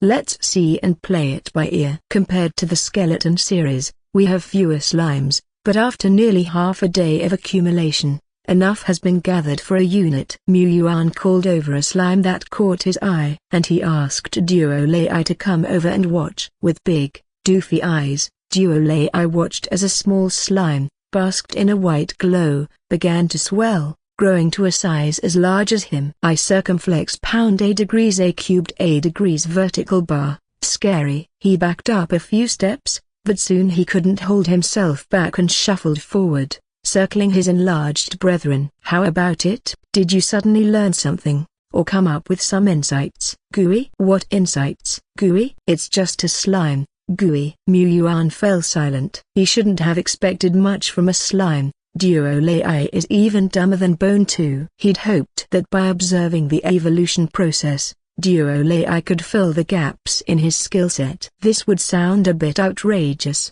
but if it were Deadbone, it might not be impossible. But with Duo Lai, it seems too optimistic yet. After dismissing the hapless Duo Lai, Yuan looked at the typical slime in front of him. Notice, your troop slime has been bathed in the miracle light, and it has evolved into the big slime. Notice, big slime has acquired the leap skill. Leap unleashes several times more leaping power in an instant, causing massive impact damage to enemies by leaping high and then falling. This skill, coupled with the big slime's weight, is quite good. That's a heavy squat to bear for general monsters. It's a pity Duo Lai didn't have this skill. Duo Lai still has potential, but maybe in a couple of days, we can try again. Let's see what changes when Duo Lai evolves to the next stage. The next day, Yuan studied the map, looking at the vast dark areas outside, He began to plan the most efficient scouting paths. Times are changing. Before, they could only explore by foot, which was not only slow, but also delicate. He feared bumping into a powerful monster and getting wiped out in an instant. This was not him being overly cautious, but a genuine precaution. There were indeed such cases. The player guidebook 18 Tips for Beginners mentioned the case 3 years ago, where a successful whale player had already accumulated several rare-level troops before even starting the novice trial. Perhaps because of his smooth development or overly self-confident, the whale beginner swept through the monsters with his troops. One day, he finally met his match. He encountered a wandering Black Knight. The Black Knight slaughtered the whale beginner's troops as if chopping vegetables, and finally, in the eyes of the startled newcomer, beheaded his game character. To this day, the grass on the grave of this newcomer, who made it into the guidebook, has been mowed over and over. This was definitely an accident, but it was also because this new player was a bit reckless. As a player, any bit of recklessness is not allowed. Yuan took this to heart. Of course, there's no need to tell this to Deadbone. He's already cautious enough. Normal exploration is difficult, but from today onwards, a new era of exploration has begun in our territory. Battle Falcon, show me your limits. A large bird spread its wings and took off, circled twice above the territory, and then flew straight into the dense foggy area outside the village. The era of aerial reconnaissance has begun. The Battle Falcon learned to use its skills faster than Bone 2. After all, Yuan was busy constantly urging them and feeding them with several pricey filling fruits. His investment was not in vain. The Battle Falcon's use of field vision sharing indeed held great strategic value. Battle Falcon, A.A.A. Common, Level 4 of Stage 0. However, the Battle Falcon's level was a bit low. Even after eating several filling fruits, it could only use field vision sharing 4 or 5 times during an outing. The duration of each field vision sharing wasn't long either. It wasn't nearly enough to keep field vision sharing active long term. While he snacked on pumpkin seeds and watched videos, there were limitations. But even so, by issuing some instructions in advance, commanding the Battle Falcon to activate field vision sharing after a certain interval, or to use its skills when encountering large groups of monsters or in danger, he could still achieve the effect he wanted. Very soon, a prompt popped up asking if he wanted to connect to the Battle Falcon's vision. A small window popped up in the middle of the screen. Yuan could resize it to the lower right corner or enlarge it to fill the whole screen. This wasn't surprising as it merely opened a small pop-up. After all, he and the Battle Falcon were in different worlds. If I physically entered the Eternal World, or summoned the Battle Falcon to reality and then shared its field of vision, it would be an extraordinary experience. Joining physically was still a distant prospect for a green hand like him. But to experience it in the real world, it's worth trying when the time is right. He was in no hurry since he was a green hand. His principal focus should have been on growth and stability. A broken bar, thread-like white mist drifted by on both sides of his view. Below him were strong and flourishing trees, routed here as they formed a vast forest. Because of the white mist coupled with the dense woods and complex terrain, the Battle Falcon couldn't fly too high if it wanted to scout around. A few times previously, it was attacked by monsters because it flew too low, barely escaping with its life. However, things could change within days, and thus June was no longer the same. Whoosh whoosh or abruptly, from the dense canopy of a tree, a 2-star monster, Monkey Demon sprang out, attacking the scouting falcon. The Battle Falcon cried out, adeptly dodging with a 270-degree rotation. It didn't tangle with the Monkey Demon, swiftly flying away after increasing its altitude. There was alarm but no danger. It truly lived up to being a 3-star troop. Nevertheless, watching the view spin 270 degrees, Yuan felt a little dizzy. If he shared the field of vision in person instead of through a medium, and the Battle Falcon performed a few more double aerial acrobatics, he would probably get up and start spinning on the spot. Use it cautiously in reality. The Battle Falcon soared between a sea of fog, allowing Yuan to absorb the vast landscape. He saw a wolf pack standing on a mountain, howling at the sky. The pack leader seemed to have a crescent mark on its forehead, and its ferocity could be felt even from afar. He saw a terrifying ogre wielding a large stick and roaring in a forest, its roar shaking the air. He noticed a swamp to the southwest, inhabited by a creature with the head of a man and the body of a snake, Snake Man. He saw numerous goblin groups moving through the woods, and another significantly larger goblin camp further away, where the battle falcon didn't dare to fly too close for a better look. Indistinctly, Yuan seemed to see a figure as large as an iron tower emerge from the center. The battle falcon spent an entire day flying, activating skills, exhausting energy, returning for supplies, and starting over again. Yuan successfully exploited the full tactical value of the battle falcon, to the maximum. With the aid of battle falcon's strength, he was able to survey their surroundings quite comprehensively. Even though we are in a barren land, aren't there a bit too many monsters? We could certainly defeat a single monster group, but what if? What if thousands of goblins rush at us simultaneously? How am I supposed to handle that? He wouldn't be able to handle it. If the dead bone had a say in this, it would point out that the number of goblins was far too high and hazardous. They had a million reasons to die and needed to be exterminated as soon as possible. No wonder strategies on the forum continually emphasized that players should wipe out as many surrounding monsters as possible. Otherwise, when the day of trial arrives, they will face great calamity. Nevertheless, Yuan always felt that his situation was more thorny than that of a normal newcomer by no small measure. He indeed had bad luck, but at least, there were no terribly dreadful monsters, ones that he was powerless against, near his territory. At present, the strongest enemies he had discovered were probably the wandering ogre and the gargoyle guarding the ruined tower.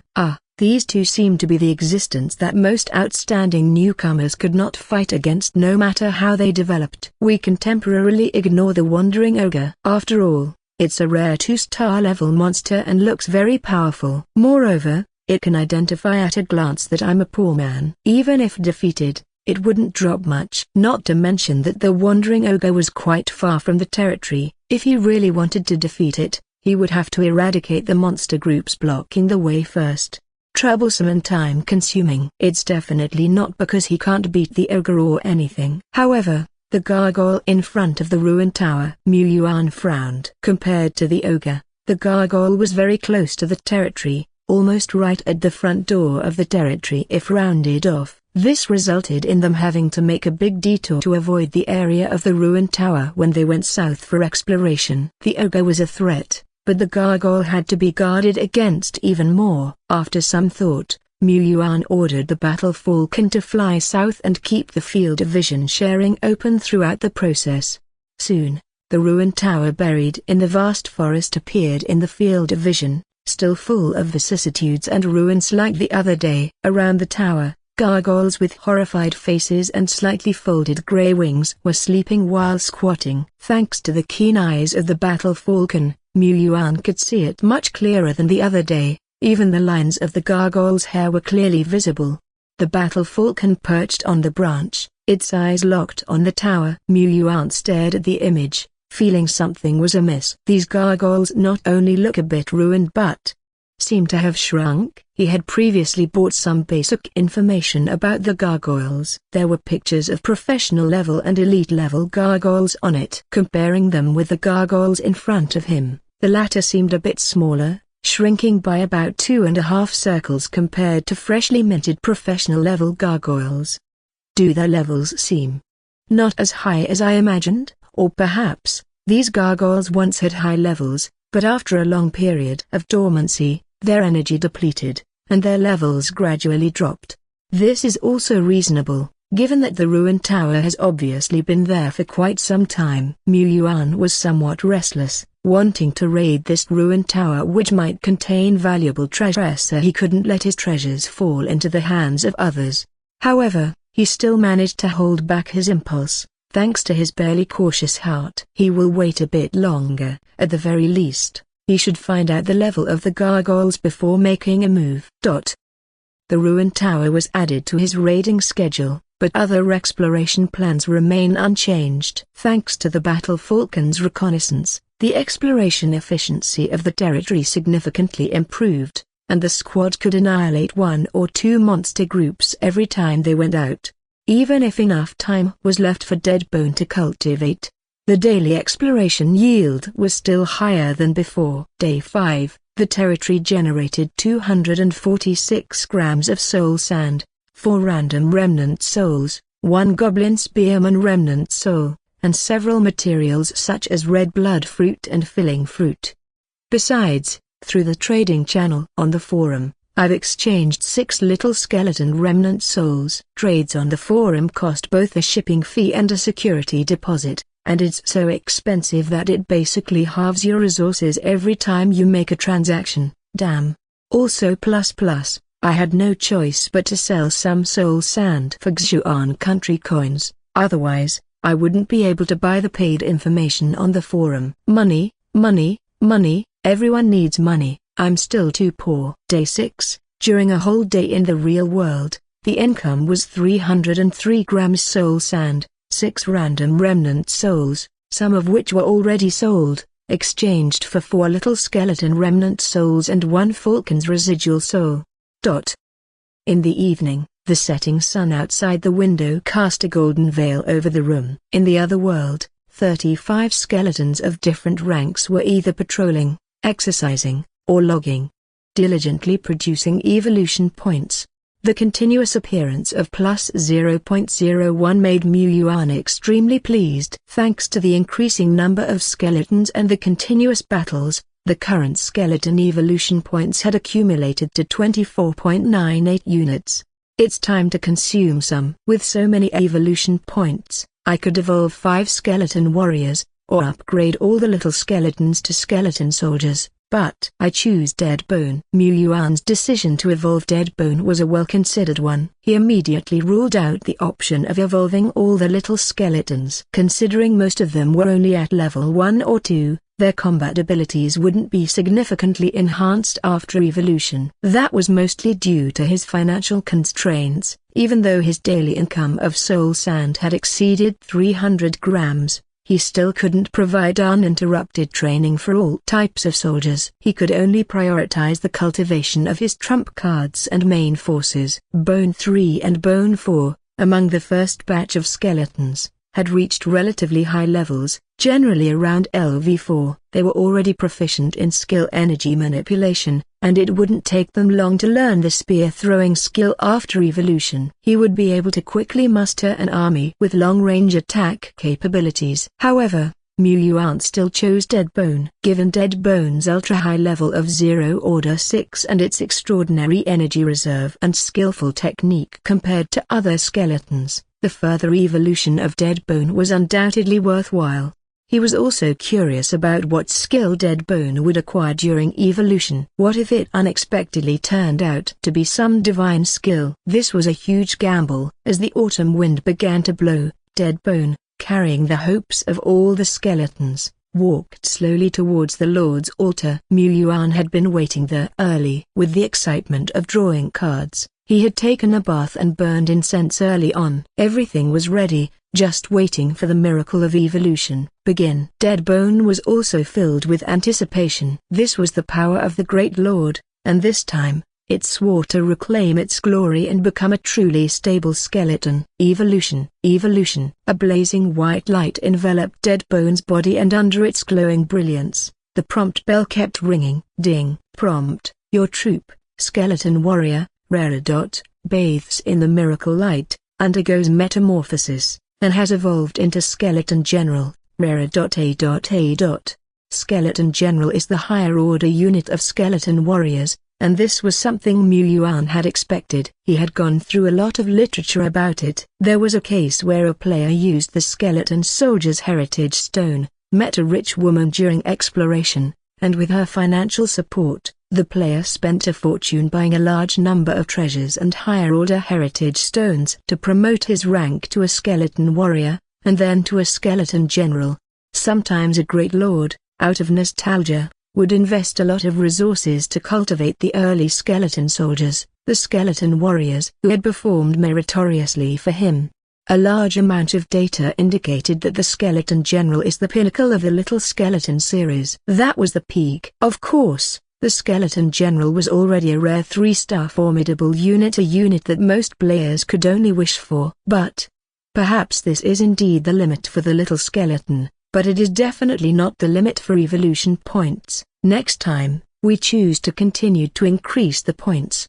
As his mind raced, Yuan's heart slowly lifted. Prompt: your troop's skeleton general has awakened the talent death extraction during the evolution process. Death extraction: by killing enemies, absorb their death essence, which can slightly enhance the strength and spiritual power of the unit, and moderately enhance the unit's energy. This enhancement is permanent, but has an upper limit, which is related to the unit's level. Is it a talent rather than a skill? It's said that units above excellence level have a chance to possess talents. Compared to skills, talents have a broader prospect and application space and are also rarer. Dead Bone's evolution this time actually awakened a talent, and this talent seems to be strong. If we ignore the increase in physical and mental energy, it's like evolving by killing monsters. This power is outrageous. He was taken aback. However, considering that a mere skeleton soldier could have skills during evolution, it should be logical for the skeleton general to awaken a talent, right? It's not that Dead Bone is impressive, but that he, the Great Lord Shepherd, is simply terrific. Because of his persistence and efforts as the Great Lord, he was able to cultivate one extraordinary skeleton after another, even nurturing the future skeleton emperor. No one but me could do this. He had been surprised too many times by Dead Bone recently, and he almost forgot that he was the most extraordinary person in his territory. Wait a minute, why hasn't the white light of evolution dissipated yet? Previous evolutions were over in a blink. Perhaps this one consumed more evolution points, so the special effects last longer? As Yuan thought this, the familiar ding-dong notification sound rang again in front of him. Ding. Notice, your soldier-type skeleton general experienced severe mental fluctuations during the evolution process, and has understood the special skill Undead Resurrection. Undead Resurrection can resurrect skeleton series creatures from corpses to fight for oneself. The revived creatures can only exist for a certain amount of time, after which they will return to dust. At the same time, this skill can be used on undead system targets that have been dead for no more than half an hour to revive them. The energy consumption for resurrecting targets will be several to dozens of times more than for reviving, depending on the rank of the revived target. Yuan. Holy shit, holy shit, holy shit. He seems to have hit the jackpot. But judging from the prompt, it seemed, probably, likely. Perhaps the comprehension of the undead resurrection technique was inseparable from Dead Bone himself.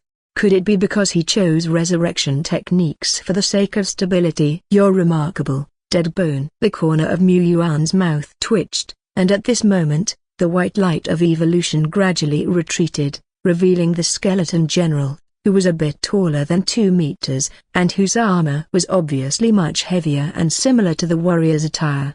He was holding a wide and thick giant sword, which looked like a door panel. On the sword, stalks of ghostly light flowed. If you stared at it, you could see countless ghosts wailing. The silver-gray armor on his body was countless times more luxurious than the previous generation. The 2 skeleton skulls carved on his shoulders made him look awe-inspiring and terrifying. Even through the mediator, Dead Bone, as a skeleton general, still had a great visual impact. Of course, what Yuan cares about is not this, but now, he can't even touch Dead Bone's head, his fists can barely reach Dead Bone's chest.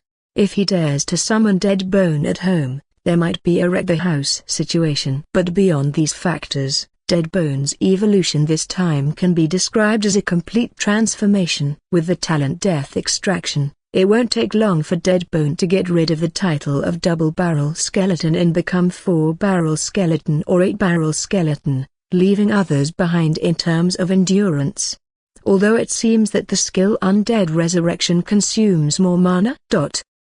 Having comprehended Undead Resurrection on his own, Dead Bone seemed satisfied. With this ability, his subsequent battles against enemies would be much more stable, and he wouldn't have to worry about the sudden demise of Bone 2 stunned, Bone 3 wave and other skeletons.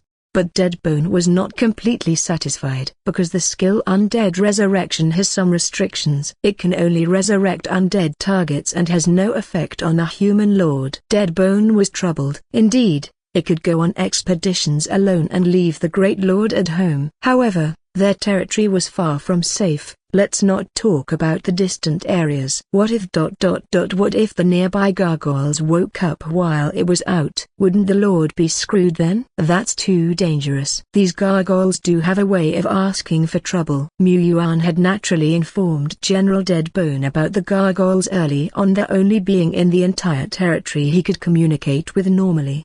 His idea was simple: as long as Deadbone felt capable of taking them on, the risk was probably within a tolerable range. Back then, Deadbone had the skill of undead resurrection, making the campaign seem more robust. Not to mention, they could let Bone 2 act as bait, attract enemy fire. Even if he accidentally died, it didn't matter, he could be resurrected. Of course, Yuan wasn't a devil. If he had the ability, he still wanted to try to save Bone 2. Half an hour later, after making thorough preparations, Yuan had already brought Deadbone, Bone 2, and 9 other skeleton soldiers, along with a few big slimes that had just evolved and were ready to be meat shields at a critical moment, to several hundred meters away from the broken tower. In the dense forest, Yuan switched between his old and new battle falcons, carefully observing the situation. The gargoyles appeared to be deeply asleep. However, it was broadly believed that if any one of them was attacked, the others would wake up simultaneously. While pondering, he slowly moved forward under the protection of Deadbone. Before the official fight, he needed to make his final confirmation. He needed to confirm the level of these gargoyles. He had to use the built-in monster identification ability of the players, even though he was 99% sure that these gargoyles were far from the professional level. The player's inherent monster information identification provided great convenience in the early stage of exploration. However, it seemed that it wouldn't be possible to identify a higher level. That is to say, monsters that were too high in level, as well as troops under the control of other players, couldn't be identified either.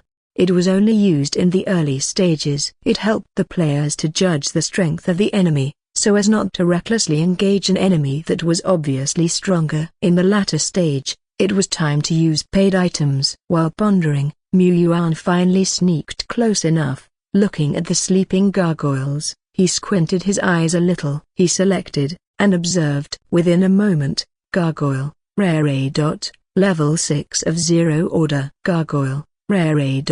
Level 5 of 0 order. Note, this was originally a level gargoyle, but it exhausted its energy over the long years. Its level dropped continuously and became the Gargoyle Q version. Just this? Is that it? At least half of the gargoyles' levels were lower than Deadbone's. Used to fighting higher level monsters, Yuan felt a little unaccustomed to face enemies whose ranks and levels were lower than Deadbone's. Of course, even when facing weaker enemies, you can't be reckless, let alone face 8 gargoyles that aren't weak at all. They were rare rank troops. Moreover, they could fly. If they went against the previous goblin camp, they could wipe out dozens of goblins in an instant. It wasn't that they were weak, just, they weren't as strong as Deadbone. Except for Deadbone, among the other troops, only Bone 2 could win a one-on-one battle. The gargoyles are known for their extreme defenses, especially in magic resistance, and they can fly. Luckily, both Deadbone and Bone 2 have ranged attack capabilities, and the gargoyles are melee troops. If a real battle begins, Bone 3 and Bone 4 and others could also join in to slash them. Before the fight started, Yuan slowly moved back, retreating to a place a kilometer away, where he couldn't even see the broken tower. Next to him were 2 skeleton soldiers and the big meat shield, duo Lai, especially the latter. His round, gigantic body gave Yuan a strong sense of security. Unable to see the battlefield, Yuan wasn't worried. There were 2 battle falcons lurking in the distance, broadcasting the battlefield situation for him at any time. As for the command, he didn't need to worry about that either. Although he, Yuan had exquisite micromanagement skills, was good at moving skeleton soldiers 30 centimeters to the left. He was still constrained by the computer medium and the IQ of the skeleton soldiers. When it came to on-site commands, he was just a bit inferior to Deadbone, who was on the battlefield. He left it all to Deadbone. Off in the distance, Deadbone and Bone 2 were gesturing. Bone 2, go go go, charge. Deadbone, charge your bone, just stay calm. Without calling anyone, Deadbone alone sneaked to 100 meters in front of the broken tower. Their eye sockets reflected the horrifyingly distorted and loathsome images of gargoyles, each having 9,900 reasons to die. Slowly, Deadbone pulled 3 silver spears out of his back. Energy surged along his skeletal arm, pouring into these 3 firm and incredibly sharp bone spears. The bone spears, which were a perfect match for him, began to hum. A terrible aura, which seemed to drag all enemies into an abyss, burst out from Deadbone and seemed to engulf the surrounding world into darkness.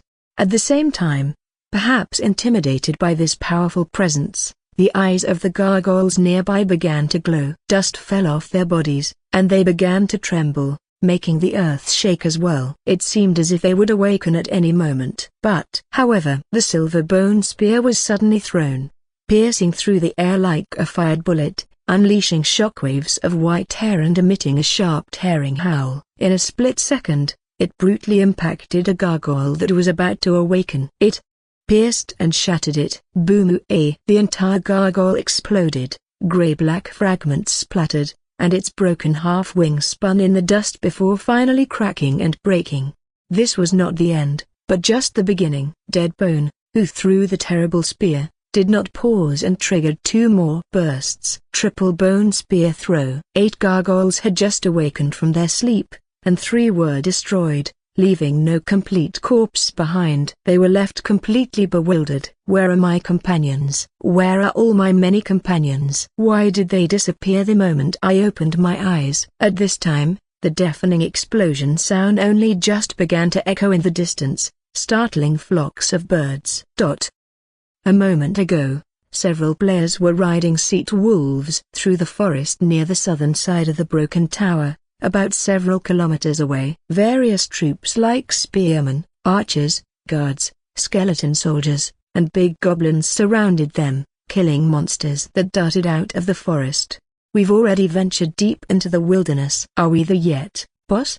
One of them asked. Almost there. According to the map, our target, the Mage Tower, is not far ahead. Even though so many years have passed, the Mage Tower might not exist, and we might end up empty-handed. But as long as there's a glimmer of hope, it's worth our effort. Without fighting, we can only waste half of our lives like other players. Are you content with just seeing the corner of the supernatural world and not being able to enter it? When will we be able to rise to the professional level and experience the scenery of the eternal world firsthand if we don't fight? We players with humble backgrounds can only fight, and this ancient map we found by chance may be both our best and perhaps our only chance.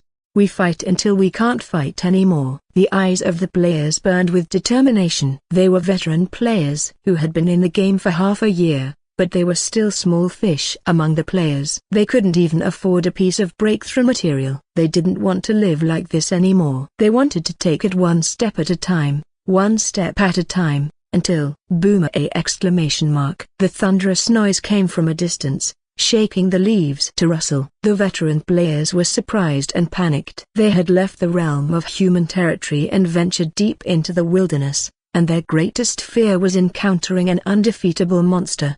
And now, it's the rare rank troops, gargoyles. A player who had inherited the archer profession level with excellent vision shouted, "And that direction seems to be our destination." The moment he finished speaking, a silver-gray figure suddenly climbed up into the air, pulled out a huge sword, and slashed at the gargoyle flying not far away, leaving a several-meter-long black sword aura.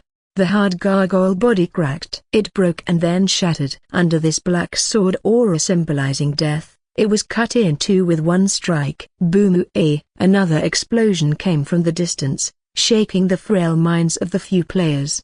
They looked at each other, their eyes met. They wanted to speak but stopped. shivering with fear. In the end, the archer player opened his mouth and said, "Boss, are we still fighting?" HMPH. Today, I will teach you the fourth lesson. As players from humble backgrounds encountering this kind of sudden situation, we should back off when we should. This is called being rational. In the vast wilderness, several players riding seat wolves began a tactical retreat. They only allowed themselves to breathe a sigh of relief when they had gone a considerable distance away. Scared to death, but having taken such a huge risk and retreated halfway, they felt somewhat unwilling. "Boss, are we just gonna leave like this? Didn't you say we ordinary players must fight?" "That's right, we should fight, but only when there is a chance to win. In the real world, the team leader among the players lit a cigarette. Surrounded by smoke, he exhaled a ring of smoke and shook his head. With the situation just now, were we supposed to gamble with our lives? Indeed, we must fight when necessary, and withdraw when necessary. Players who only know how to fight won't last long." He paused. "Besides, you will not know what a gargoyle is. It's a rare, one-star powerful troop, but it was defeated by one single powerful stroke. This could only explain two things. First, there are powerful monsters roaming ahead. If we had moved even a little bit further, we would have ended up like the gargoyle, hacked to pieces. Second, the powerful player who killed the gargoyle could be a soldier from some big boss. That mage tower must belong to him. We don't dare to touch it, let alone it's none of our business. Moreover, if my guess is right, that boss had noticed us a long time ago and gave us a small warning by causing an explosion. That's why I asked everyone to leave immediately. I feared we might be misunderstood by the boss, or worse, we might lose our lives if we took another step. Don't forget, the eternal world is not Langsing, and there are no rules in the wilderness. So that's what it is." The other players were enlightened, cold sweat trickling down their foreheads. They were scared yet relieved. They never expected that they had almost walked into the jaws of death. Thank goodness that the boss was decisive. Our boss is worth relying on.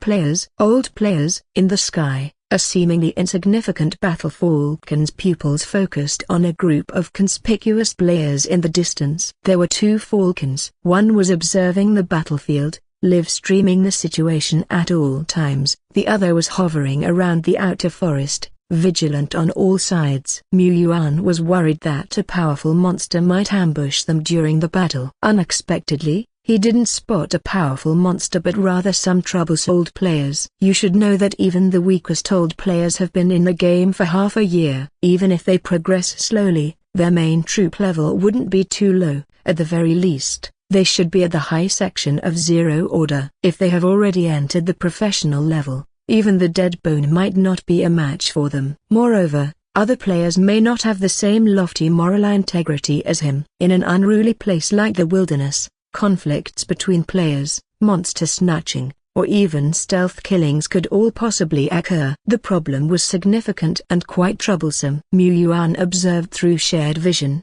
thinking rapidly about how to act. Before he could even complete a cycle of thoughts, these old players, with a speed faster than that at their arrival, left directly. Yuan? He didn't realize yet that it was the shock of the gargoyle, which had intimidated the old players from a distance. They hadn't discovered that the gargoyle was just a bluff, just like how he and the dead bone had initially been intimidated by the gargoyle. Yuan just let the battle falcon keep an eye on these old players, just in case. At the broken tower, the battlefield. At the beginning of battle, General Deadbone instantly killed 3 gargoyles with his invincible power. The gargoyles started to awaken, and Bone 2 charged forward wildly, charging up and fiercely throwing the bone spear at a gargoyle. It hit. However, Bone 2's throw was a little rushed, and the use of the skill was rough. Even with the element of surprise, it was far from being able to kill a gargoyle in a single stroke. It merely planted the bone spear firmly in the gargoyle's body. The remaining 5 gargoyles fully awakened. They opened their wings and flew, causing a gust of whistling wind. Shadows flickered in the dense forest. Bone 2 missed with its next 2 bone spears, fired in succession. The bad news: it missed again. The good news: It successfully got the attention of the gargoyles. 3 gargoyles launched themselves at it from different directions. Although Bone 2 could not handle such a complex situation, it didn't know what retreating was. It decided to charge forward. The slight swing of the giant sword against the gargoyle scraped sparks, leaving a shallow mark. Bone 2 pressed both hands together, the blade emanated the thread of a black glow, and it fiercely cut a ferocious gap on the gargoyle, debris flying. Yet at the same time, the gargoyle's claws gleamed with a cold, ghostly light. They swooped over, shredding Bone 2's warrior armor as if tearing through cardboard. Metal fragments scattered about, flinging broken rib bones. Yet, even with several holes in its body and even when faced with a multiple of enemies, Bone 2 remained fearless in the world.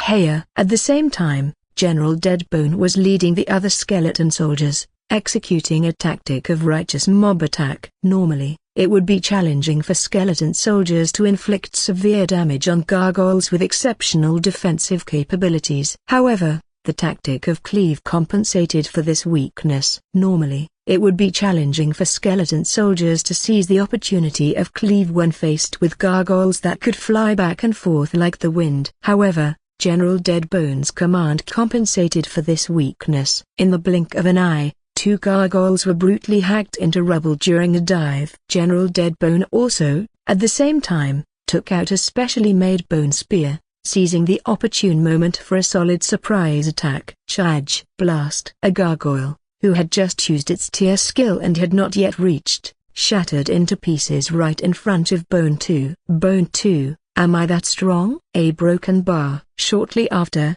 General Deadbone seized another opportunity. He chopped off the gargoyle's wings with a sword and dashed with a punch. It, who transformed the cleave skill into carnal skill, shattered the gargoyle's hard head with one punch. Only after a few blinks, there was only 1 gargoyle left out of 8. It seemed to have been scared, hovering high in the sky, not daring to come down. General Deadbone fixated his gaze on this figure. This gargoyle's power was too strong. It absolutely cannot be left alone. It cannot linger for long. However, it cannot fly. Not being able to fly was its shortcoming. The hit rate for the bone spear against a gargoyle on full alert was not high enough. Indeed, it was still not solid enough. In that case, a broken bar. General Deadbone turned his gaze to Big Slime number 2. It has been a slime feeder for a period, and was well aware of Big Slime's capabilities. Under Mu Yuan's dumbfounded expression, General Deadbone stepped on Big Slime,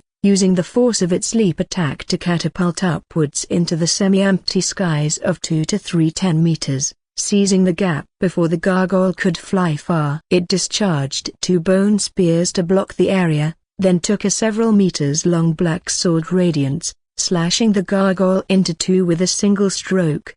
Bang! General Deadbone, clad in armor, fell from midair, causing many cracks to appear in the ground. Behind him, the fragmented gargoyle's corpse also fell with a bang, kicking up dust and gravel. General Deadbone pulled his battle boots out from the ground, looked at the armor on his body that already had some cracks, and still sighed.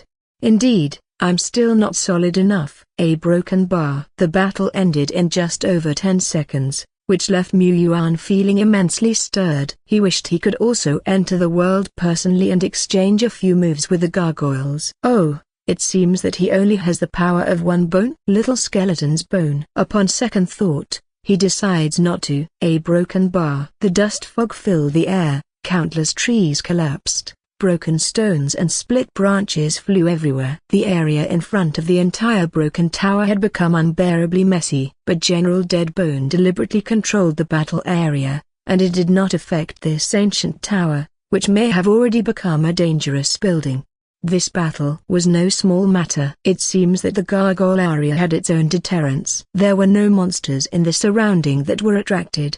By the time Mu Yuan came forward, he could only see the fragmented gargoyles' corpses, and a broken bar. Also, Bone 2, whose body was riddled with holes, even its heart cavity had been emptied. Mu Yuan. The sight was undeniably tragic. However, looking at Bone 2, who was happily playing with itself, his sorrow diminished before it could well up. Let it be, as long as you're happy. Skeletons, it doesn't matter. If Bone 2 had focused on dodging, it wouldn't have gotten so severely injured within such a short time. However, it chose to fight, even if that meant taking a hit, just to slash the gargoyles a few times. Looking at Bone 2, whose heart cavity had been emptied, General Deadbone thought that it would require a considerable amount of time for it to recover from such injuries. Hence, it naturally thought of the undead resurrection skill that it mastered. As long as Bone 2 was killed off and resurrected, its injuries would naturally be gone. General Deadbone was 99.99% sure of this operation, but after careful consideration, it still shook its head. Bone 2 was a brother in arms. It decided to wait and test it on a few captured undead creatures from the outside world before performing the operation on Bone 2.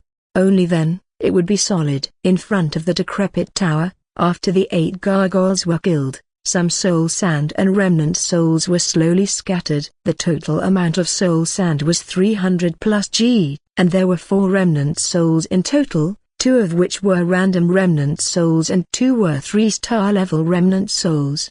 There were no rare remnant souls. Remnant souls above the rare level don't drop so easily, otherwise powerful players could simply slay all sorts of rare beasts, and high-level remnant souls wouldn't be so scarce and expensive on the market.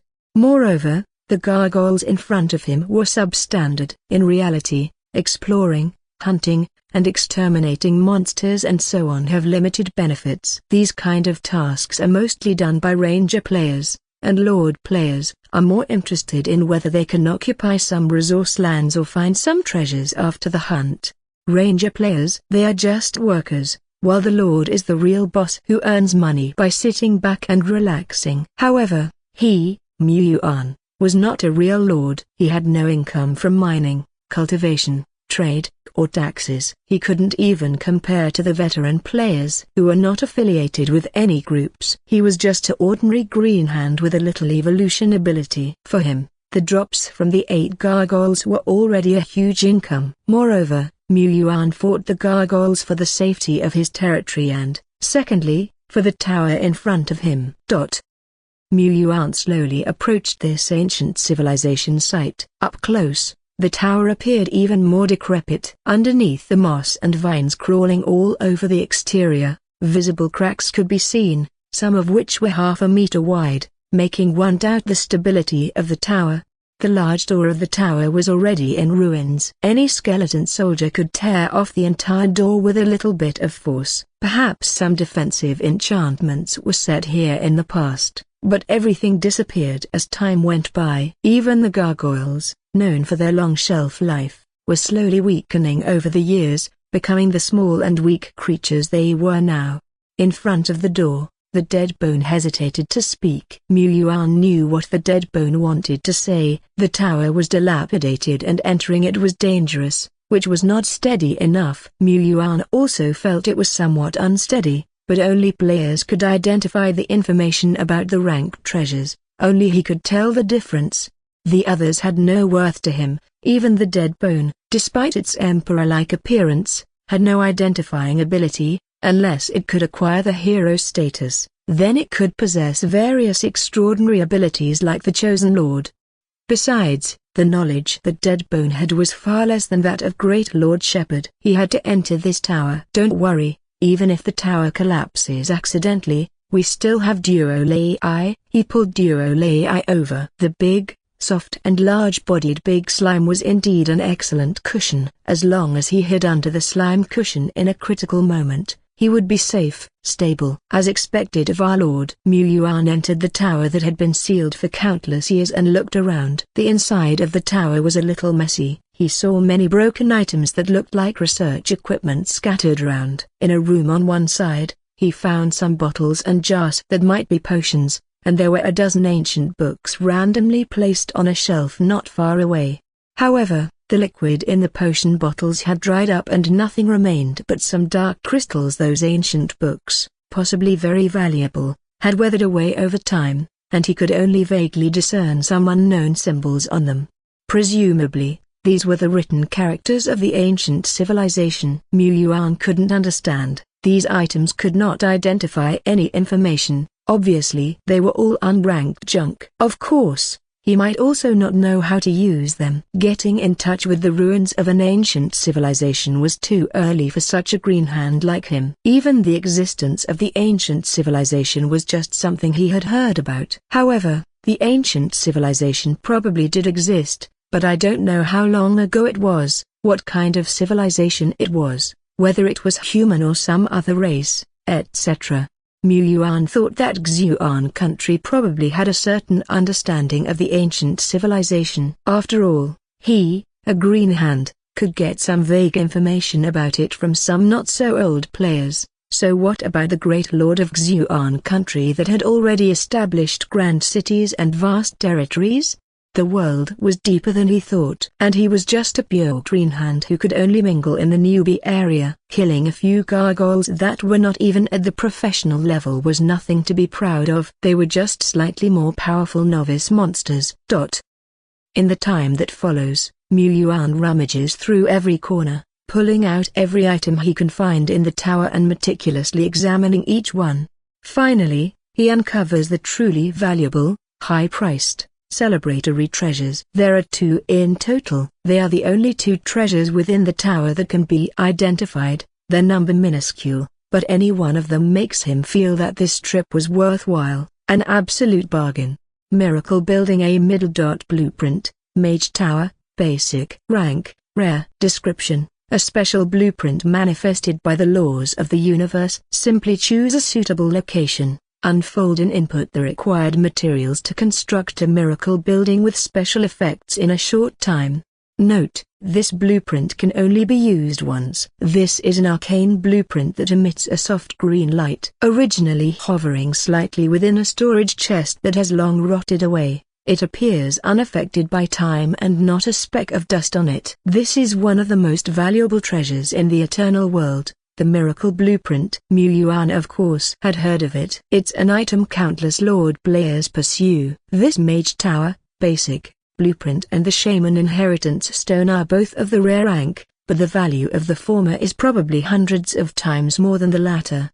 This is due to the distinctiveness of the miracle buildings. Unlike self-constructed buildings, miracle buildings are not only easy to construct and expedient, but they also possess special effects. For example, some buildings can improve soul sand absorption by 200%, 300% during troop training. Defensive buildings, for instance, can operate against enemies without troops. And forging buildings can easily produce standard equipment with special attributes. The highest honor among miracle buildings is the troop buildings. It's rather hard for lord players to obtain such a building. However, if one performs excellently in the Lord trial, they can be rewarded by the heavens and earth, giving them a decent chance of receiving a troop building.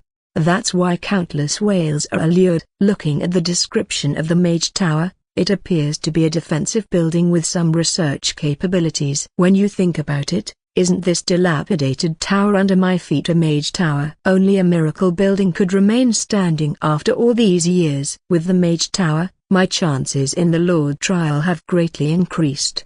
I must gather the necessary materials as soon as possible. The other artifact also happens to be a rare item. A special tool, to be exact. It's an exquisite-looking lamp, similar to a water bottle, embellished with gold outlines. It's covered in dust, looking quite worn out. If it weren't for the identification, Yuan would have thought it was simply a decorative item. God Monster Crystal Lamp, rare description. Rub the crystal lamp 3 times to summon a double-ranked god monster to command. Note: a single summon lasts up to 30 minutes. This tool's remaining usage, 2/3. God monster, a rare 3-star troop. Of course, Yuan doesn't care about its rarity. The dead bone is also a rare 3-star, possessing 3 skills and a talent. Its luxury configuration far surpassing other rare 3-stars of the same rank. Regardless of how strong the dead bone is, it's only at 0 rank level 6. The potential to combat an ordinary profession level troop is still an unknown. Setting aside ranks to talk about classes, it's simply a future prospect. The Crystal Lamp's God Monster is at the 2nd rank, a broken bar, an elite level unit as defined by the Yuan country, a rare troop in its complete form. With this God Monster Crystal Lamp, I don't have to worry too much about the wandering ogre in the north. After all, unlike the inferior gargoyle, the ogre isn't dormant. Being a rare wild beast, there's a high chance that it has reached the professional level. Of course, I'm not going to use the precious usage of the crystal lamp on a mere wild monster. As long as the ogre doesn't come to provoke us, we can wait until we have enough power to vanquish it. The most important thing is, with this crystal lamp, I can also be much safer in the real world, not having to be nervous even when selling items.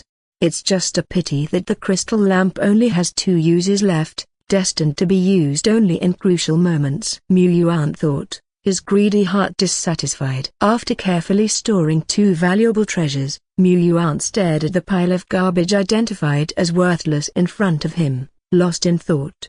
He was a bit reluctant to get rid of these things. He didn't expect any hidden artifacts from this pile of rubbish. He just felt that it would be too wasteful to throw it away. It was an antique after all.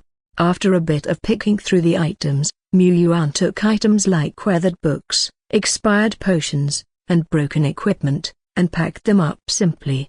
He had no decent bag to carry everything, and the skeletons like Dead Bone couldn't weave a basket. It seemed like there was no equipment available that could store all the items. However, after he summoned the Dead Bone from reality last time, Mu Yuan discovered some intriguing uses of the Lord's Seal. As long as the troops carried the items, he could then place the items into his mark space for safekeeping. Although he could not carry too much or transport to the real world, it functioned as a miniature spatial storage bag. It was just a bit on the smaller side. He glanced at Dead Bone. Take whatever you want from the remaining items. The more we can carry, the better. Even waste can be utilized. With that, he left the tower. Guys like Bone 2 and Bone 3 didn't have a clue about limits, and they might accidentally dismantle the tower. He wasn't worried if the tower got dismantled. He had already taken what he wanted. His concern was being inside when it falls. Soon,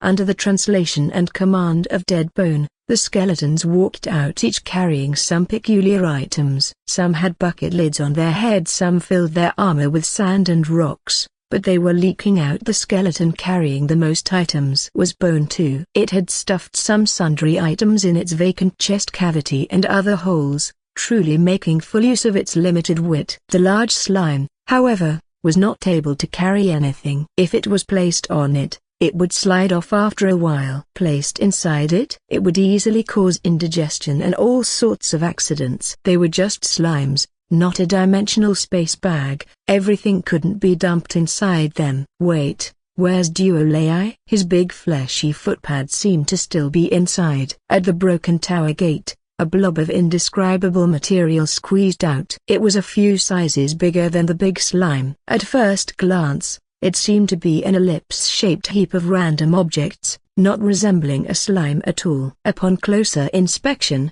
one could discern it was a glob of mucus enveloping various bits and pieces. A broken bar. One still couldn't tell it was a slime though. Duolei, goo goo.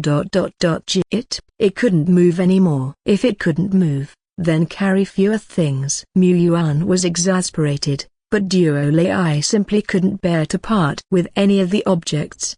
If it wasn't for the fact it couldn't pull anymore, it would have tried to lug even more. After much coercion, Mu Yuan convinced Duolei to adopt the batch transport method. Duolei's big eyes lit up like light bulbs, uttering guje guje. It seemed to have learned a new method. Mu Yuan, too, learned a new operation. It's settled. From now on, you'll be the transport captain. Duolei, goo guje. A broken bar. Duolei would need to run a few more trips to bring all the miscellaneous items back to the territory, likely working till nightfall. But that didn't matter. The dilapidated tower was not far from the south of the territory. Given the power currently possessed by the territory, moving around at night was not dangerous. Mu Yuan was pondering, since Duolei is so good at transporting things, why not dismantle the entire dilapidated tower and bring it back? After all, to truly build the mage tower,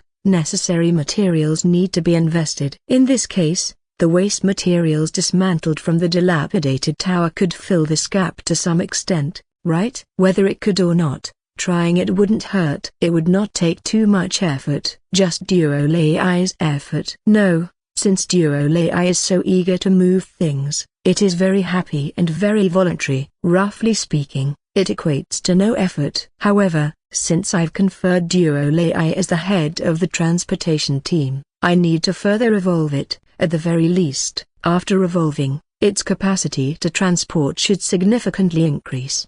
I should buy some remnant souls of Little Slime tomorrow at the association. After controlling the character back to the territory, Yuan takes a rest. He switched to the Yuan forum. What the new players in the newbie area talked about the most was the resource assessment that had attracted the most attention recently. One after another, the slightly hopeful newcomers were continuously jockeying for the spot. Even those players whose family conditions were not affluent bought remnant souls by spending all their fortune, just to vie for the resources distributed by the association.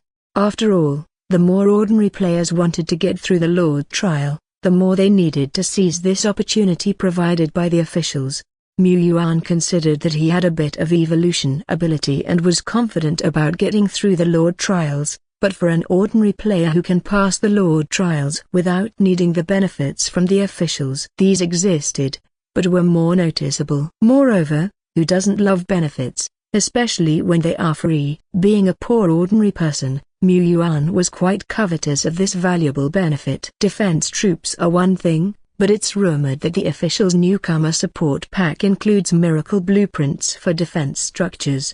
Of course, it's not like the rare level miracle blueprints like the Mage Tower, but even ordinary level miracle blueprints are valuable and play a huge role. As for him, it's not even a matter of not being able to afford them. He doesn't even have a channel to buy them. Yuan seriously suspected that the forum trade area he saw was simply a trade area for new and ordinary old players. He had never seen anything like the miracle blueprints. Of course, the possibility that Lord-class commodities had strategic value and were under control was not ruled out. He suspected that only by mixing into the Lord's circle could these commodities be purchased. Yuan coveted blueprints as well as universal resources like soul sand. Not only that, after the assessment, officials will disclose some Lord data to players, including key points of territory construction, conditions for territory upgrade, how to obtain high-quality territory citizens, and so on.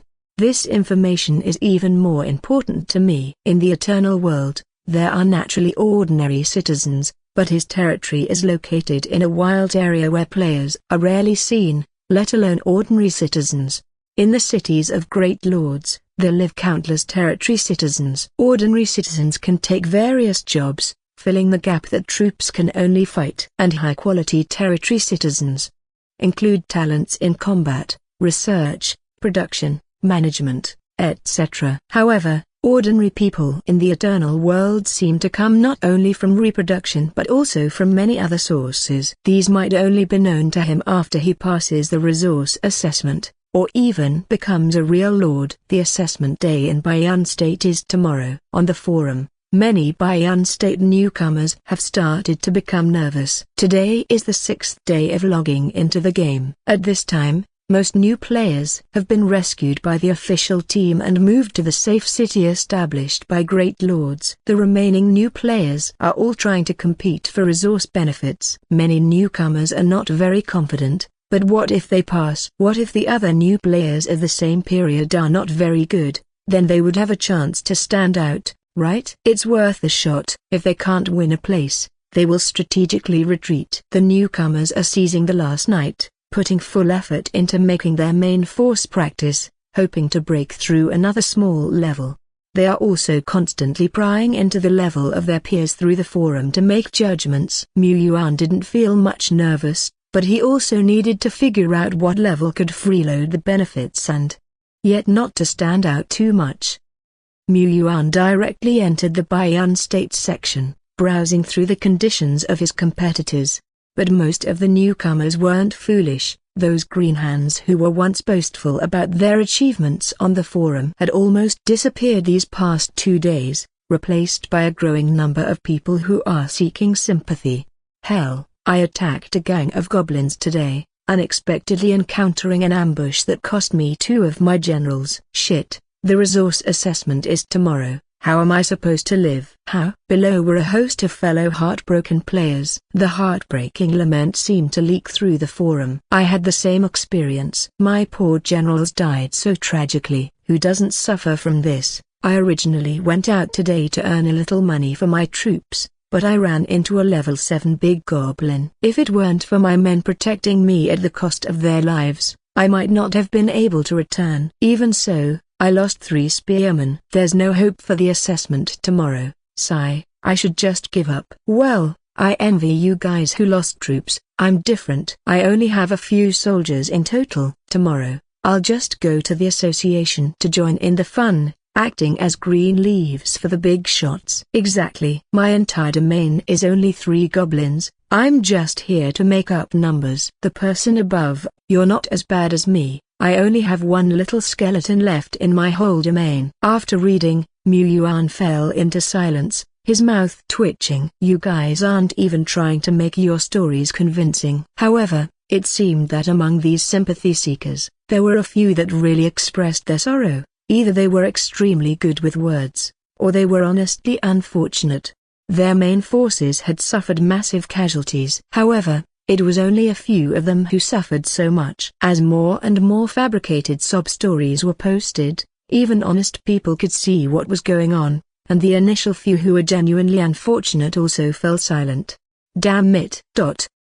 It was a particularly peaceful night in the domain. Watching Bone 3 kill several grey wolves with a crackle, Yuan nodded slightly and closed his computer. Because of the numerous tasks for tomorrow, not only the resource assessment but also the need to take the rare opportunity to go out and purchase various supplies, Yuan ate a red blood fruit, exercised a little, and then went to bed early after washing.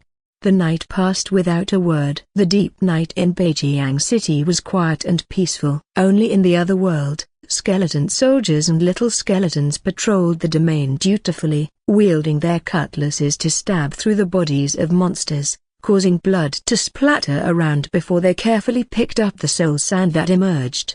Some of the new little skeletons weren't very smart and didn't understand what soul sand collection was. At this point, the older skeleton soldiers would knock on their skull and patiently teach them. This custom passed down among the skeletons. On the next day, Yuan woke up early. The morning light was dim, wisps of brightness gradually breaking the darkness that had enveloped everything overnight, bringing hope for a new day. The resource assessment begins at 8:30 in the morning and will be conducted in batches, but I need to go there earlier to gather some information and develop an appropriate battle plan. In addition, the Players' Association will probably be much livelier than usual today. I might be able to acquire more little skeletons and remnant souls of slimes. Yuan glanced at the situation in his domain. Last night, monsters were quite enthusiastic, sending 3 waves in total. One of the waves dropped a remnant soul. He maneuvered his character to a rundown wooden house that was tentatively designated as the warehouse and checked the stock. Aside from the 4 air-level items, among the common level items, the most valuable were the remnant souls. Among them, there were 2 3-star copper remnant figurines and 6 regular random remnant souls. In addition, there were 525 grams of soul sand, as well as various common materials worth about 300 to 400 grams of soul sand. Conclusion: he was still poor. He was extremely poor if he ignored the sellable shaman inheritance stone and 2 3-star remnant souls. If he were to supply all of his troops for cultivation, 500 grams of soul sand would only last a little more than a day. Of course, it was impossible for troop types to be cultivating 24/7, and aside from the top-tier whales, nobody could probably supply soul sand to all troop types. Even top-tier whales probably wouldn't provide too many resources for 1 or 2-star cannon fodder. Yuan was different given the chance. He still wanted to provide for all of them. He didn't have any cannon fodders. The future was promising for all his troop types. But he was well aware that the larger the army, the more soul sand would be consumed each day. Continuous full supply was not very realistic. They say some powerful domains have miracle buildings that don't consume soul sand but can still slowly level up the troops. This is why great lords can cultivate armies of tens or hundreds of thousands of elite troops. Thinking about it, he was somewhat excited. Then he returned to his impoverished reality. Bidding farewell to Deadbone, instructing it to guard the house well, the great Lord Shepherd began his quest. He scanned a rental e-bike by the roadside and rode directly to the Players' Association in the city center. The Players' Association was bustling today. Some players walked here, some took rides to the corner of the street, and many drove their cars directly into the parking lot inside the association. Outside, the streets were crowded. One after another, workers hurriedly began a new day of non-stop work. Hustling and rushing were just ordinary modern cityscapes. Inside, luxury cars were parked, and players drew circles with their hands, summoning out armored, formidable warriors. They were like two different worlds inside and outside. After all, the Xuan country's authority had regulations that forbade revealing supernatural power in front of ordinary people. But inside the association, everyone was a player or knew about the existence of the supernatural. As long as they didn't bother others or damage public property, they could show off however they wanted. There were even practice areas and an arena inside the association free for player use. They could have troop exercises and personally witness their troops' power in reality. Yuan also wanted to try a bit, but only a tiny bit. How could he possibly summon Deadbone in front of everybody? He was a low-key, common player. Moreover, once the Lord trial was completed, he could likely witness Deadbone's power in person. That wouldn't take long. A broken bar. Traffic of players inside the association today was non-stop. Even those not preparing for an assessment, most of the newbies would also come to join in on the fun, especially now that most of the newbies had already moved to the safe area, where there wasn't much survival pressure. Wasting 1 or 2 days doing nothing didn't matter. It was just to make up for the nerves being on edge these past few days. Despite that, there were ridiculously many players at the association today, 10 or 20 times more than a few days ago. Did so many people need to gather for a newbie resource assessment? Bro, don't you know? The entrants in today's examination are not only the newbies from our Beijiang city but also from the neighboring Linjiang city, Jiangbai city, and Dongming city. It's an examination across 4 cities, which has always been the case. The Baiyun Association is allocated a certain amount of benefits, which are then distributed to each assessment point, Beijiang assessment point being one of them. In other words, us Beijiang Seeking's 10 or so registrants will compete for these spots. Familiar voices came from not far away. The speaker was old brother Mei Aiwa, though he wasn't wearing his frog suit today and was dressed in a suit and tie, looking like he was about to sell insurance. Wait. How did old brother Mei Aiwa know so much? Miss White Fox next to him was also very surprised. Didn't they choke together in the game? He cheated. Old brother Mei Aiwa chuckled. I indeed porgy-eyed out, had absolutely no confidence in defending the territory, but after becoming a player, I found out that my second uncle's daughter is also a player. With her recommendation, I'm now an intern at a big shots company. So, I know a little bit more. Old brother Mei Aiwa grinned, a smile that many porgies envied. Inside the Players' Association, there was a constant stream of people. Most of them were new players from this season. New players, who didn't intend to compete for the status of Lord, had almost all relocated to safe cities, where they no longer had to worry about survival. They didn't have to live in fear anymore, and their spirits were no longer oppressed. However, the newbies soon realized that while choosing a simple, worry-free life spared them from danger, if they wanted to grow stronger and truly wield supernatural power, they still faced a difficult journey. They still had to go out and hunt, earning a little bit of soul sand. They still had to pay the rent for the eternal world and lease tangible goods from the altar from Lord players. They were still working-class folks, leading a hard life with limited income. After a lot of newbies familiarized themselves with the forum, they realized that ordinary players without background, talent, or luck also had a tough time. unless they chose to give it all up and lead a simple life. Some veteran players were still weak after 2.5 years of playing. However, if they could join bigger powers and be nurtured, they could rise rapidly. Even if not, they could earn a stable salary and steadily improve while holding a secure job. These were the people ordinary players envied. The person called one-handed information dealer who promised no middlemen making profit was a famous figure among the newbies. It was said that he was also a big figure among the veteran players. After all the posts made by one-handed dealer in the newbie area were officially certified. This was treatment that ordinary players just couldn't receive. Working for one-handed dealer's company, I envy you. Not only is the income high, but the job is also safe and relaxing. Miss White Fox couldn't hide her jealousy. Just a while ago, all of them were struggling in the same situation. Yuan, old brother Meiwa, White Fox,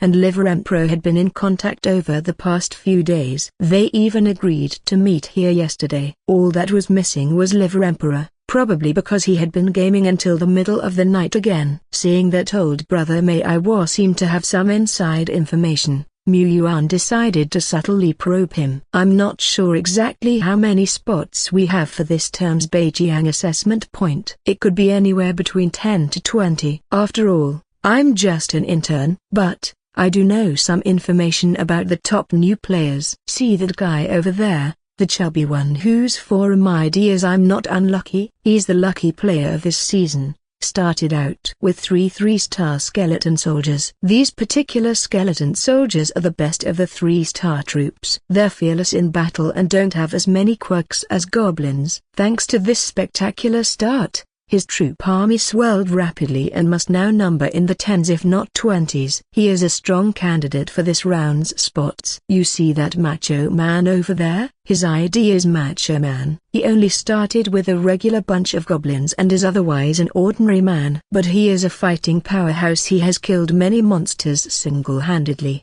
and it's said even 3-star monsters like the grizzly bear have been slain by him. This is a man who could tear 3-star sliders apart with his bare hands. Yuan had noticed this person quite early. He was too eye-catching, with a towering, muscular physique. His well-defined, exposed muscles, coiled like pythons, and his shiny bald head, reflected the identity of a formidable powerhouse. He sat there, like a mini-giant, exuding a terrifying aura. Are you sure he isn't a superpower? Of course, his muscles may seem overdone, but they're not impossible for any regular person who works hard. If he were a superpower awakened from birth, his abilities would be much more remarkable. He's still just an ordinary man. Yuan then looked down at his own smaller frame. He had become much stronger over the past few days, and you could vaguely see his six-pack. But he felt that if he were to fight that macho man, one punch would have him kneeling on the ground begging for mercy.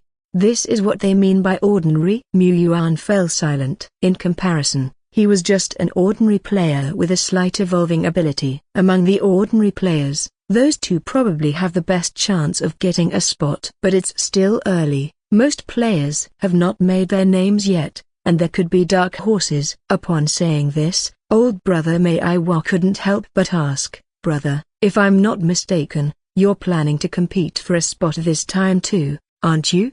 Yuan nodded. There was no need to hide this. Miss White Fox. So you're a big shot too, huh? Am I the only one who's out of luck? Old brother Mei wasn't surprised. Brother Mew showed his strength on the first day by bringing out the remnant soul. No one would miss such an opportunity to take a stab at becoming the Lord.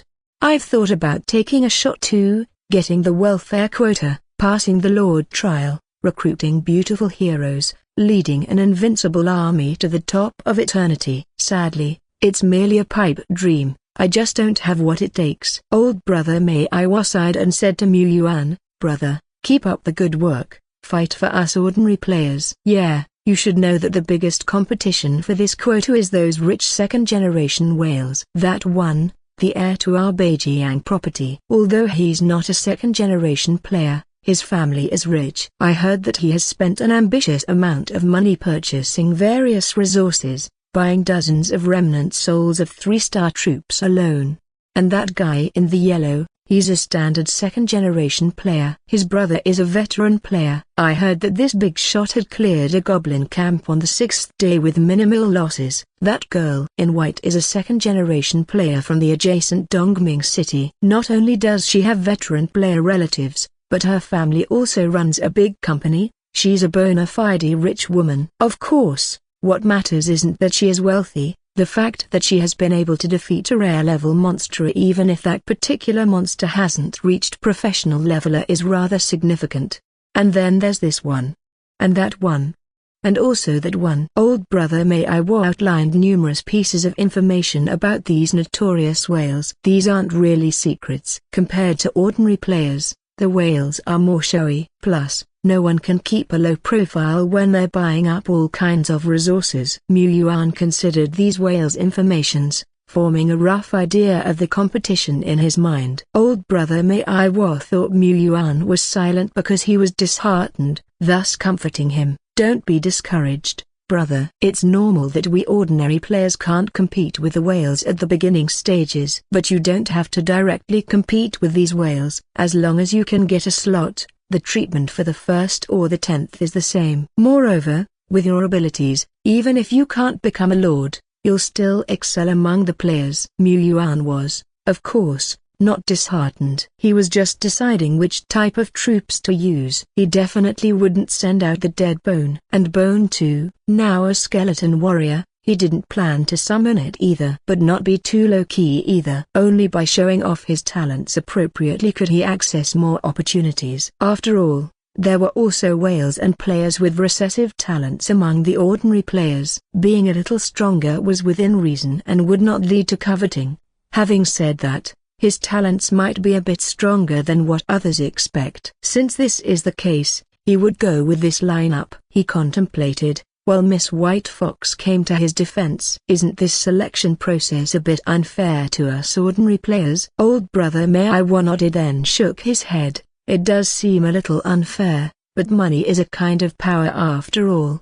Besides, from what I understand, Xuan country's strong support for newbie lord is because they want to see more territories emerge, to expand our country's influence in the eternal continent. Whether they're ordinary players or whales, it's all the same to the country, as long as they're lords of Xuan country. Layer by layer, the association was getting crowded with players. The Liver Emperor arrived as well, sporting his distinct dark circles under his eyes, looking as if he might drop dead at any moment. Did I oversleep again? He scratched his head. A few of them walked toward the assessment area. Soon, it would be time for the candidates to draw their exam numbers. With a hopeful gaze from old brother Meiwo, Yuan went up to draw his number. The Liver Emperor followed suit, drawing his number as well. Miss White Fox. She looked at Liver Emperor with his black circles, Meiwo who already worked for a big business, and the dashing Yuan. A question mark slowly appeared on her forehead. Am I the only noob here? Yuan drew his number. Number 54. He was contestant number 54. Roughly in the middle of the contestants. Maybe he could get through today's test before lunch. Good. He wouldn't have to waste another afternoon. He looked at the young man with dark circles under his eyes, signaling with his eyes. Liver Emperor said, I'm number 98, it's a bit late. No, on second thought it might be more advantageous to go later. I can grind for another half day before the test starts, maybe level up my main force. Okay, time to grind. Many players were thinking the same thing. Soon, the two of them bid farewell to old brother Meiwo, following a staff member to the designated waiting area to wait for the start of the test. The so-called waiting area was actually quite spacious, where the players could either mingle with each other in the hall, or continue their games in private rooms. However, all a player needed to grind was a phone. Whether they went into a private room or not did not matter. Many rookies were waiting for their turn while logging into the game to check on their status and take actions. Liver Emperor was the most industrious of them all. He seemed uneasy if he weren't grinding for a moment. His gaze was glued to his cell phone screen, manipulating the controls non-stop with complete focus. The game screen of each player could only be seen by themselves. To others, the players were just continuously tapping on the locked screen of their devices, looking like they were losing their minds. Yuan couldn't see Liver Emperor's game status, and even if he could, he wouldn't spy on him. What he saw was that Liver Emperor's operation volume was quite large. Probably, he was manually setting up detailed plans for each kind of troop, maximizing efficiency. The other players were too, more or less, grinding. Yuan took out his phone, opened his game and glanced at it, then fell into deep thought. Should he rest, drink tea, or drink coffee? He was in a dilemma. He wanted to grind too, but Deadbone was already leading the team to explore, and he didn't need to worry about it. At most, he could send Battle Falcon to contact Deadbone and check on the situation. For the rest of the time, he just needed to watch as the resources and evolution points increased one by one, taking pleasure in it. Even the whales were grinding at this moment. They might not need to worry about not passing the test, but they still had to seize the time to develop their territories. Wasting time was a disgraceful act. Under such an atmosphere, Yuan felt that he did not fit in with the rookies around him, which was quite uncomfortable. However, on second thought, shouldn't a lord delegate tasks to his subordinates? He was just learning to act like a lord in advance. The resource test was divided into two parts, a written test and a martial test. The written test examined the player's controllability and micro-operation skills when using media, which only accounted for 20% of the score.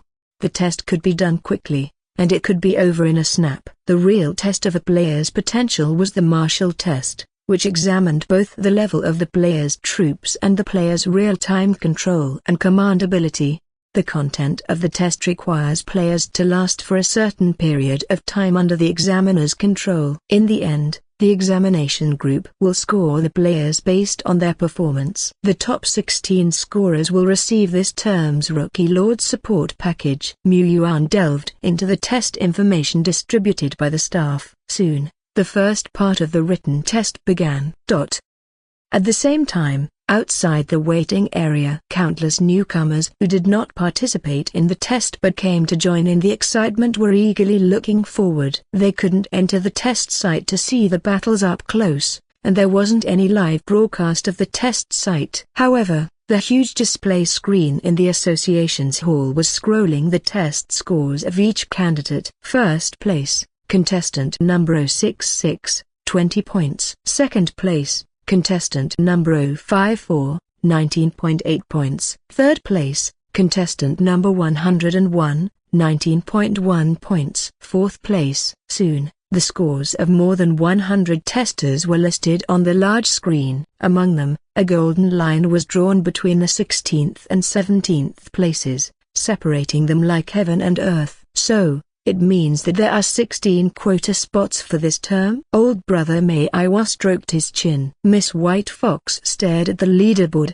her eyes suddenly brightened. Hey, I remember Brother Mew is number 54, right? He's unexpectedly ranked second. This is astonishing. That means his spot is secured, and he will soon become a lord, right? Old Brother Meiwa was also somewhat surprised, but then shook his head. No wonder Brother Mew could reach Remnant Soul on the first day. His operation skills are indeed something. No, should say that they are superb. Buta Broken Bar. If I'm not wrong, the first round of the written test just ended, and the written test score only accounts for 20% of the total test score. It's a secondary part. Whether Brother Mew can secure a place in the top 16 depends on his performance in the martial test. I can only say that his start was good. However, the martial test is where the whales have the biggest advantage. Old Brother Meiwa genuinely hoped that Brother Mew could pass the test and continue the dream that he had not yet begun. Moreover, if Brother Mew became a lord, he could curry favor and initiate trades, which would allow him to gain full member status in the trade consortium faster, leading to promotion and salary increase. However, it's hard. Only the Yu Huang who leads the skeleton soldiers and that macho man seems more secure as peasant operators. The others. And Brother Mew, although he reached Remnant Soul on the first day, compared to Macho Man and Yu Huang's achievements on the first day, he was still somewhat lacking. These two were far from those true whales. Hope Brother Mew could secure a passing spot. A broken bar. The time began to tick away slowly. Although the rookies couldn't see the battlefield and there was no text-based report, they were still engaged in heated discussions. The martial test has just reached the 20th entrant. Currently, contestant number 007 is ranked first with a total score of 71.2. What does this score mean? A green hand asked. Then the knowledgeable veteran players began to explain. This score is quite good. The martial test is not as simple as the written test. It's good to get a passing score of 60%. With contestant number 007's total score of 71.2. It's safe to say that he has locked up a spot for advancement. As the test continued, the ranking on the leaderboard quickly shifted. Contestant number 007 gradually fell to the second and third places. The early frontrunners,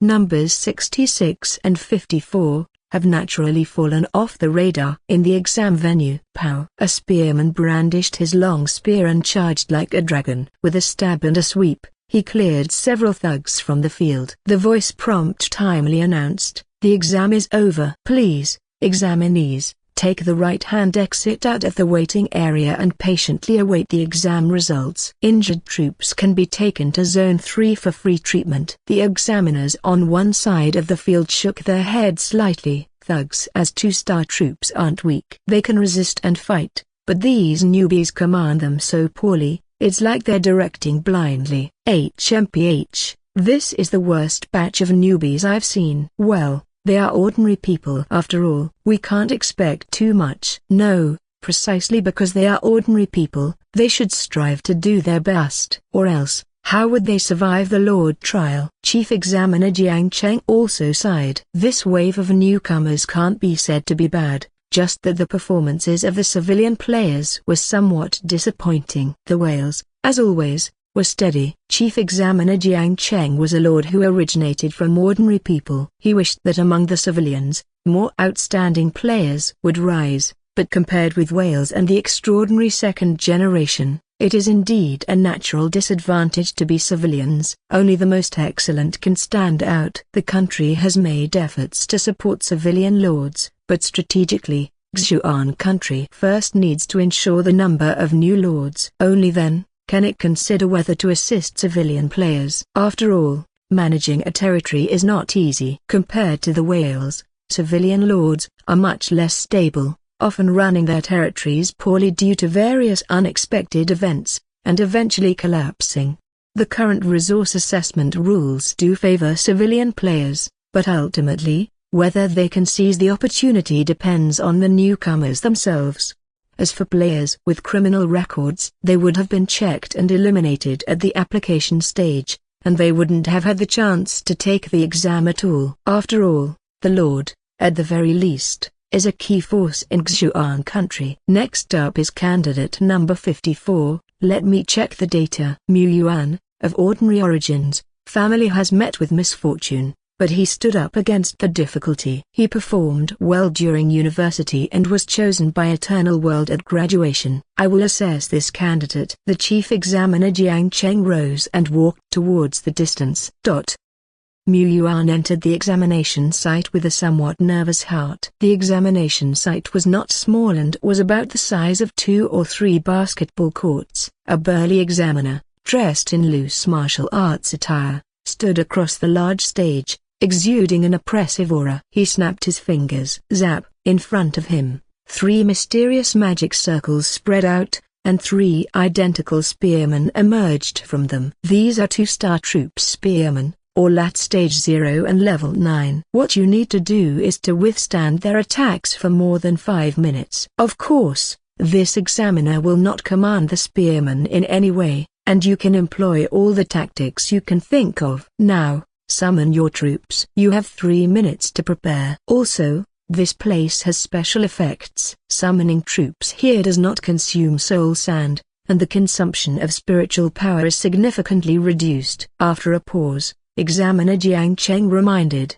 but spiritual power will still be consumed. Summon your troops according to your ability. Jiang Cheng remembered the candidate number 54 from the previous round. That candidate, also a civilian with good talent, had accumulated more than a dozen or even 20 troops in just 6 days. He had been expected to qualify, but he overestimated himself during the military trial, summoned too many troops to the point of exhausting all his spiritual power. He hadn't even started fighting when he lay on the ground unconscious, falling into deep sleep. He was directly eliminated. As soon as he saw Mu Yuan's candidate number, the chief examiner Jiang Cheng couldn't help but remind him. This was somewhat against the rules. Mu Yuan looked around. The whole field was engraved with mysterious patterns. Perhaps this was a miracle building? He didn't know. Not far from the stage, hovered a black and ghost-like troop. It concealed its power, but it still gave off a massive terrifying force that drew the observer's gaze. This was the judge of the exam field. It would intervene to save their lives when the newcomers' troops were in danger. As for the examiner's 3 spearmen, it didn't matter. They were just the examiner's tools for the test. Not many newcomers had the ability to threaten a level 9 spearman. It's about to start. Mu Yuan took a deep breath and stepped onto the stage. Suddenly, the connection between him and the troops in the eternal world became incredibly clear, as if a portal had opened in the world. He didn't need to rely on computers, smartphones, or any other devices to command the troops in the other world. If he wished to summon them, it seemed that he could call them out with just a wave of his hand. No wonder other newcomers could summon troops without exhausting their bodies. Since that was the case, there was no need to hold back. My turn. Summon. Buzz. The mystical magic circles spread out, and the ancient gate was pulled open from both sides. From the depths of the passage, a skeleton soldier clad in armor and holding a battle sword slowly walked out, its eye sockets aglow with a faint blue soul flame. Examiner Jiang Cheng just nodded slightly when he saw the second, third and nth figure of the skeleton soldier coming out of the passage, their speed becoming faster and faster. Thud, thud, thud. For a moment, the entire exam field became quiet and gloomy. Only the sound of the skeleton soldiers marching in formation could be heard. They held their battle swords high, their eye sockets burning with raging soul flames. They formed 2 lines on either side, guarding the figure at the end of the stage. Under the glow of the soul flame, Mu Yuan's figure flickered in brightness. Like the faces of the examiners in the distance, changing in just a few seconds. From shock to disbelief. Actually having a full 10 skeleton soldiers? Unbelievable. This newbie, I remember he isn't the rich 2nd generation, right? Even if he was the rich 2nd generation, it would be difficult. No, almost impossible to purchase that many 3-star remnant souls of the exact same soldier type. This newbie likely came across some randomly appearing wild soldier building. Just another lucky duck. Lucky duck? How could a wild soldier building possibly not have any monsters guarding it? Would a newbie really be able to recruit some soldiers if they stumbled upon it? The examiners in the distance were all talking about it. 10 skeleton soldiers wouldn't mean much to veteran players, but for a newbie who's only been selected for 6 or 7 days, it was quite exaggerated. After all, this newbie was of civilian origin. Compared to their formations back in the day, the origin civilian examiner looked at Mu Yuan with more approval. Some examiners started to consider, should they introduce this young man to their daughters? Especially since after the young man summoned 10 skeleton soldiers, it was clear he was far from his limits. One could tell he would have great stamina, which meant he could have a happy marriage. Across from the stage, Chief Examiner Jiang Cheng was quite satisfied. Whether it was Mu Yuan's formation or Mu Yuan's physical fitness. On this level, as long as he held his ground and fought steadily, it would definitely not be hard to pass the Lord trial. Examiner Jiang thought about this, but he didn't show it. He merely reminded, you still have 2.5 minutes to prepare. You can familiarize yourself with controlling the soldiers. Across from him, Mu Yuan was slightly panting. For one, he had to somewhat act out of respect for the other candidates, and second, he indeed had some physical and spiritual consumption. If he had summoned Bone 2, Bone 3, or even Dead Bone, the consumption would have been smaller, but this time, summoning an evolved skeleton soldier did take some toll on him. He was indeed still too weak, far inferior to the macho man next door. While thinking about this, Mu Yuan also noticed the difference in actual control. In reality, he only ever summoned the Great Dead Bone. Dead Bone was different from other skeletons. It had strong autonomy and never needed his control. Only now when he tried did he realize, it was as if a thread of consciousness was connecting him and the 10 skeleton soldiers together. He didn't need to speak or give any eye signal, just a thought was enough to command these skeleton soldiers to do what he wanted. And, the control was much more precise than computer control. At least, on the computer, he could only control the skeleton soldiers to attack, defend, or move left by 30 centimeters, but now, he could also specifically command the skeleton soldiers to attack the upper or lower lane. However, more specific operations, such as the Millennium Kill, Deadly Attack, and other moves, still depended on the specific comprehension of the soldiers. Overall, personal command was much quicker, convenient, and finer than computer operation. No wonder the written test for resource assessment only accounted for 20% of the score. Media operation, players only need to use it in the early stage. However, actual control was not without its flaws. Mu Yuan thought about this spiritual link. It seemed to consume his spiritual power. The more soldiers he controls, the greater the consumption. At the same time, his control range was only 50 meters. Exceeding this limit would lead to disconnection, lag, delay, and other symptoms. This needed attention.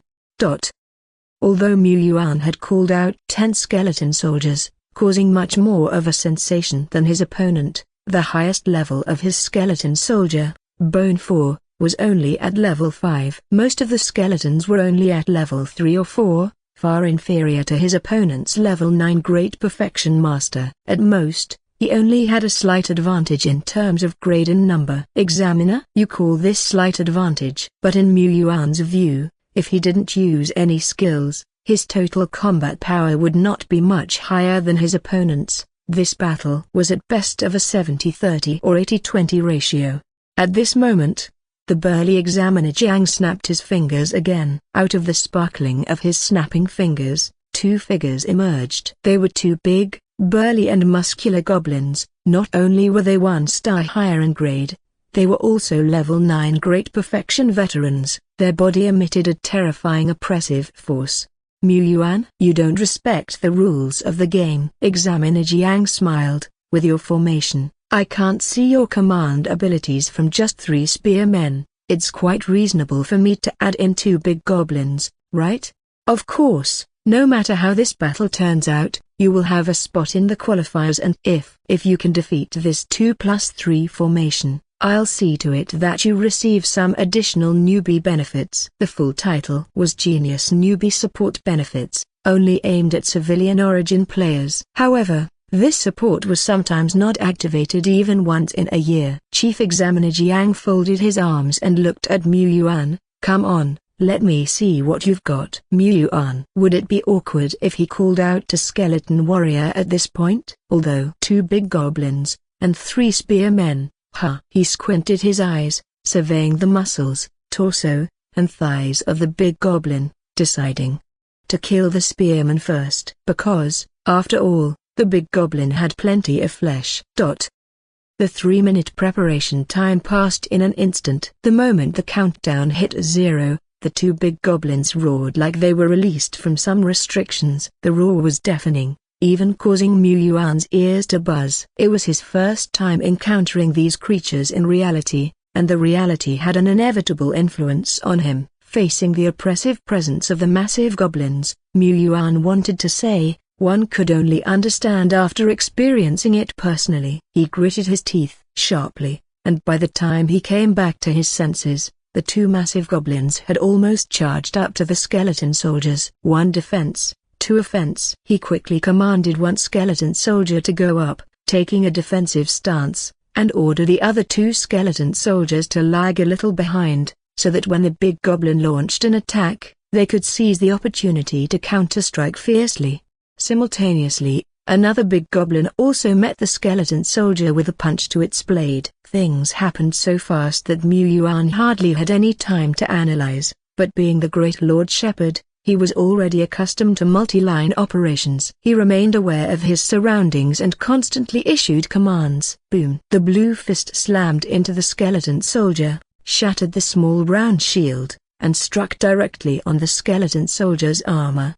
The blow dented the armor, sending fragments flying in all directions. A piece of broken armor flew towards Mu Yuan, expanding rapidly in his pupils. Thump! When the fragment pierced the body of a defending skeleton soldier, Mu Yuan discovered that he was surprisingly calm. Without rushing, he let the other skeleton soldiers seize the chance, gripping their combat knives as they fiercely slashed at the big goblin's legs.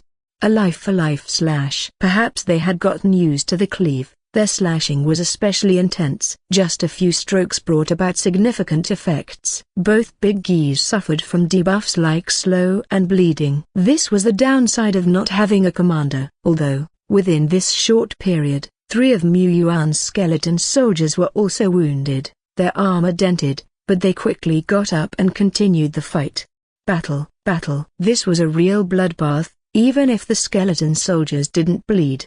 The big goblin and the spearman did bleed red. Mu Yuan adhered to the strategy of outnumbering the enemy, trading injuries for injuries. However, the level of skeleton soldiers was, after all, low. As he juggled with the big goblins and gradually eliminated the 3 spearmen, 2 of his skeleton soldiers were also knocked out, and 3 nearly lost their battle power.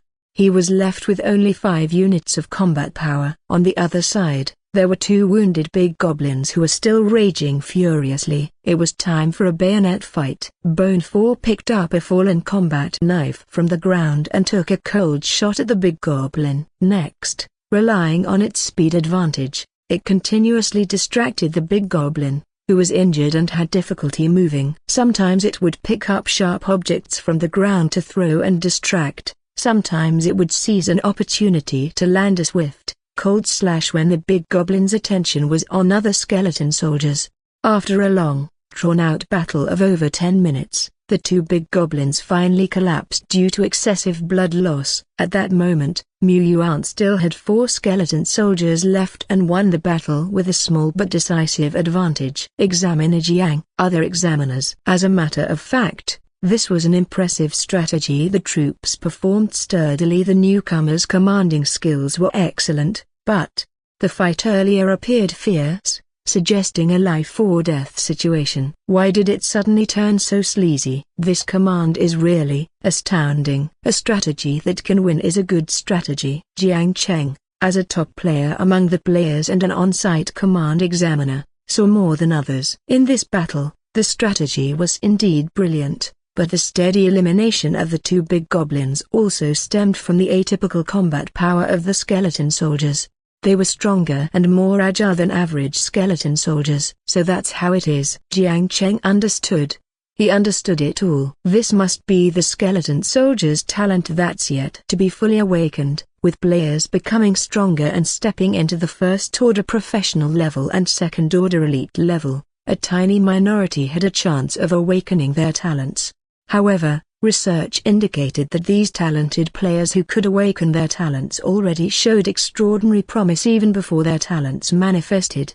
This was known as recessive talent. The probability of extraordinary second-generation players being born with talents was much greater than that of ordinary people. However, when the base number of ordinary players increased, one hero after another emerged. There were many types of talents, but they could essentially be divided into 2 categories: individual talents and strategic talents. As the name suggests, individual talents included abilities like fire and water spouting, telekinesis, spiritual links, and so on. Strategic talents, on the other hand, affected groups. A player with a shooting talent could command ranged units, giving them longer range and faster shooting speed. A player with spearman talent could boost the damage output of their spearman, and also had a higher probability of recruiting this type of unit when using a random remnant soul. This was a type of compatibility. Born to be compatible with the spearman. Mu Yuan, this young man, was naturally compatible with skeleton soldiers. He commanded with great calm and good tactics, making him an invaluable talent. Even if the talent only enhanced ordinary 3-star skeletons, It was not bad at all. After all, the basic units still made up the majority of the army commanded by a great lord. Moreover, this young man was incredibly lucky. Otherwise, even with his latent talent for skeleton soldiers, it would have been impossible to train them to be this deft in just a few days. This clearly indicated the unlocking of wisdom. Examiner Jiang looked at Bone 4, who had just scored a double kill. Your skeleton soldier is very good. It's worth nurturing.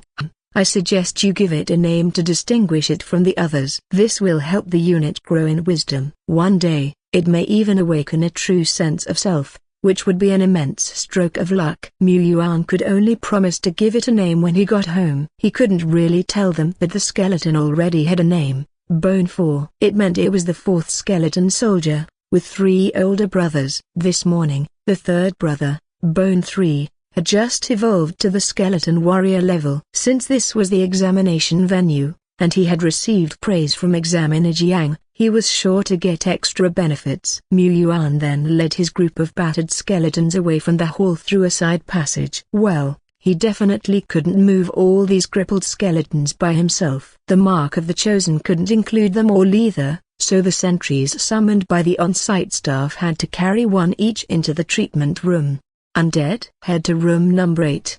Undead energy is harmful to the human body. The player can wait outside. The person here, who was reading a newspaper, looked up and directed him through his glasses. Mu Yuan thanked him and watched as the alloy door slowly closed, much like family members waiting outside when a patient was having a CT scan. In just a few seconds, the door, designed to shield against undead energy radiation, slowly opened again. From it emerged one after another fully recovered skeleton soldiers, their armor and swords shining as if they were brand new. Mu Yuan. He felt like he had missed out on an opportunity to score free equipment. Considering that it had been difficult for Bone 4 and the others to come out, Mu Yuan felt it would be a waste not to make use of this opportunity. So, surrounded by a group of skeletons, he headed to the training area next door. He wanted to practice manual control. In case of an emergency in reality, he wouldn't be caught off guard. He felt there was still a lot of room for improvement in his performance. After all, it had been his first time, and he had been a bit nervous.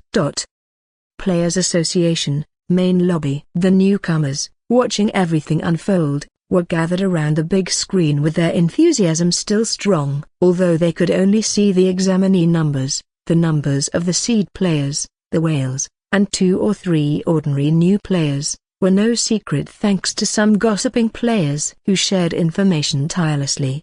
Master Tan, who's currently at the top of the rankings, is truly deserving. He's the heir of Beijiang property, after all. He's so powerful because he's rich. I'm really envious. Even our elite player Huang from our ordinary player group can't compete with him. I heard Huang has several skeleton soldiers and has developed very quickly. But in the end, an elite player is no match for a whale. Forget about competing with Master Tan. Huang has dropped to the 4th place. Indeed, Master Tan is impressive, particularly his ability to throw money around. Though he's not a second-generation player, his family is undoubtedly wealthier than many veteran players. Master Tan isn't going to monopolize the leaderboard indefinitely, is he? All the second-generation players can't surpass him?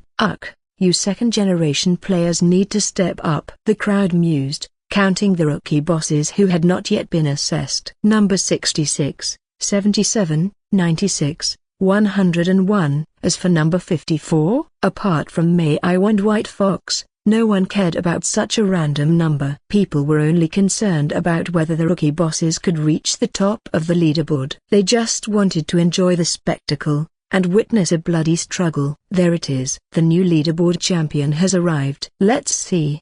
Wait, who is number 54? The hall fell silent for a moment. The crowd exchanged puzzled glances, surprised, shocked, and bewildered. Only in a certain corner, old brother Mei and Miss White Fox exchanged glances, simultaneously letting out a scream of disbelief. Holy shit! Mu Yuan had no idea that he, just an ordinary new player, had summoned some ordinary skeleton soldiers and was unexpectedly awarded a high score by the very talent-loving head examiner.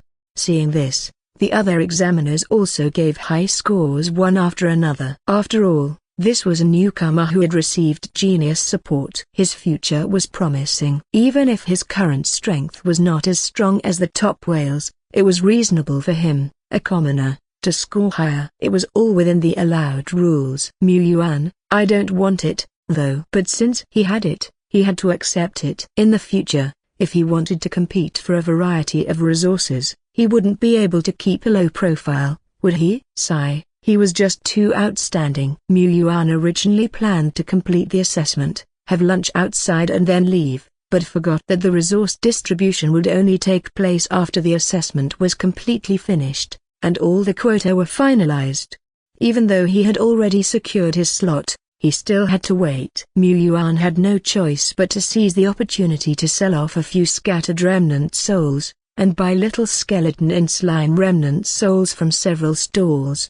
No joke, due to the large number of players in the Players Association today, all kinds of remnant souls were plentiful. Yuan left the territory matters entirely to Deadbone, and wandered from booth to booth himself, choosing, haggling, and after a busy half-day, he finally completed his shopping task for the day. I really worked hard, but the gains were quite extraordinary. I bought a total of 10 little skeleton remnant souls, 10 slime remnant souls, and 1 falcon's residual soul. And coming up is today's highlight. The excellent newcomers support package from Yuan country's authority. By evening, the assessment was over. Under the guidance of the staff, the 16 excellent newcomers, who had won the newcomer support packages, went to the designated location to collect their resources.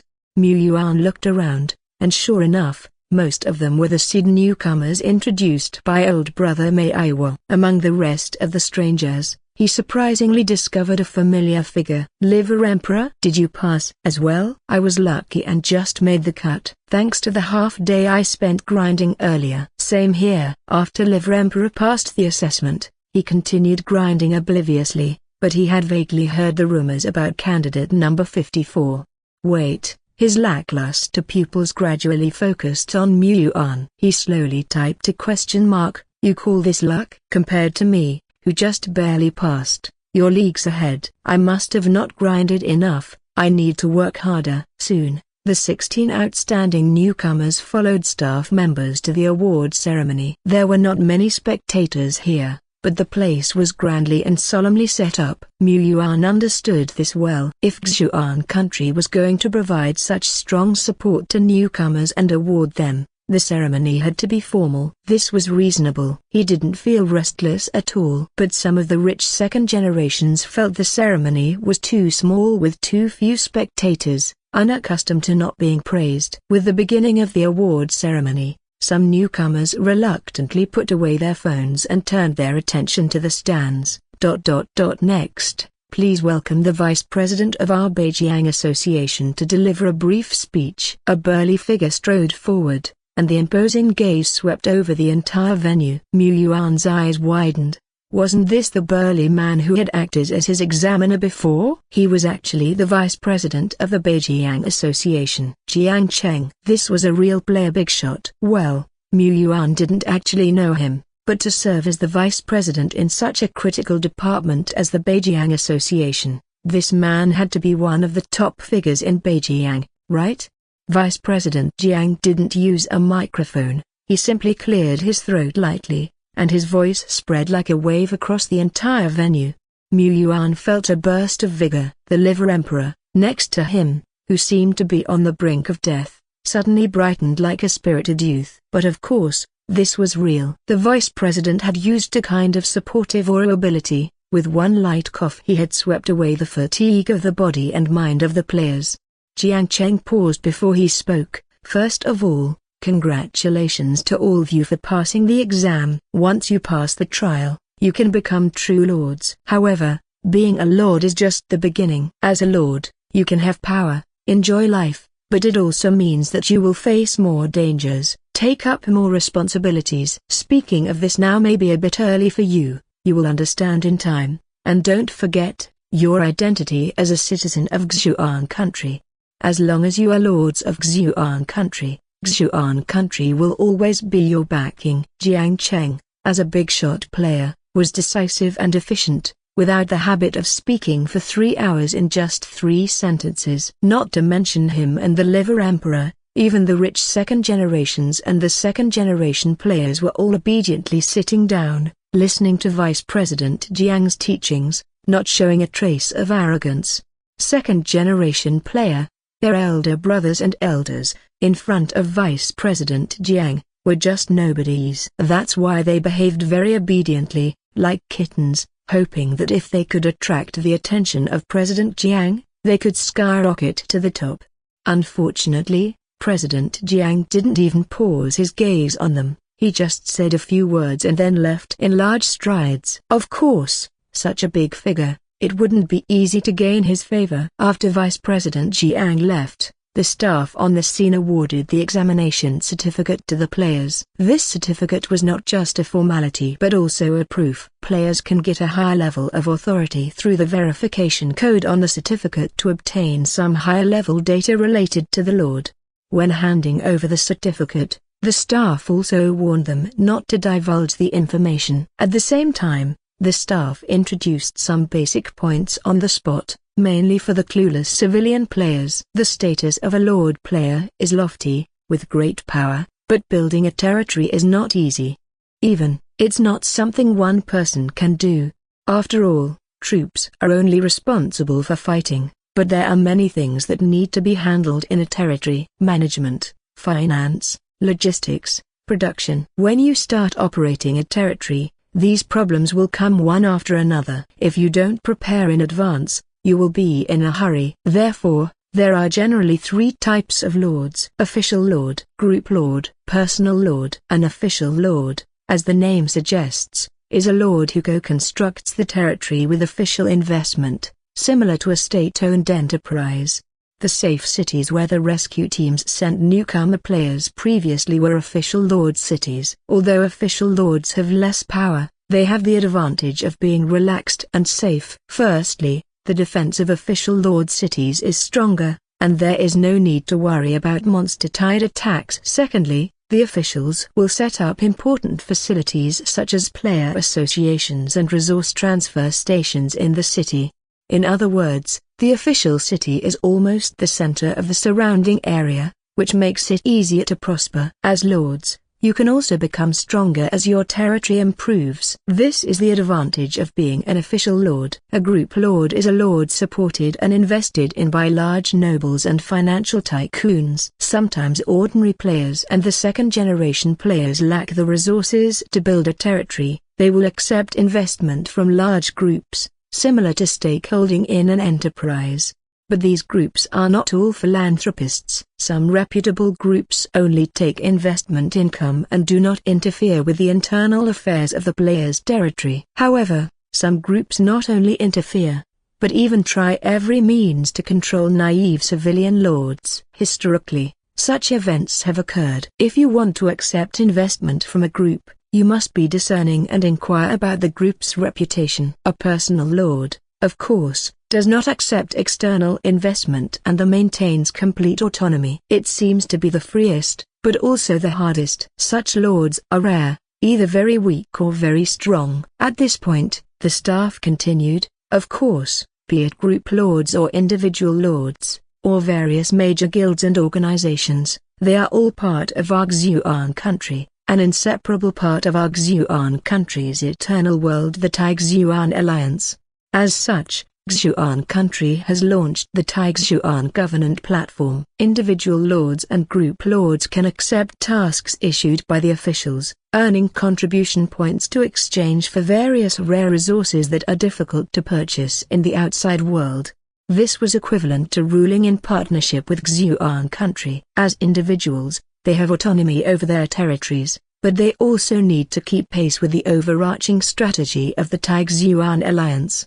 The alliance does not require lords to cooperate unconditionally, but they can't be disregarded at critical times either. In this world, there is no such thing as absolute freedom. Moreover, new territories are located in the periphery of the Taixuan Alliance. Many times, when they are under attack by monsters, The lords look forward to the official reinforcements. So for the officials, lord players are actually more reliable than ranger players. The lords' territories and foundations are all on the side of Yuan. This is also one of the reasons why the officials are willing to spend a lot of resources to cultivate new territories.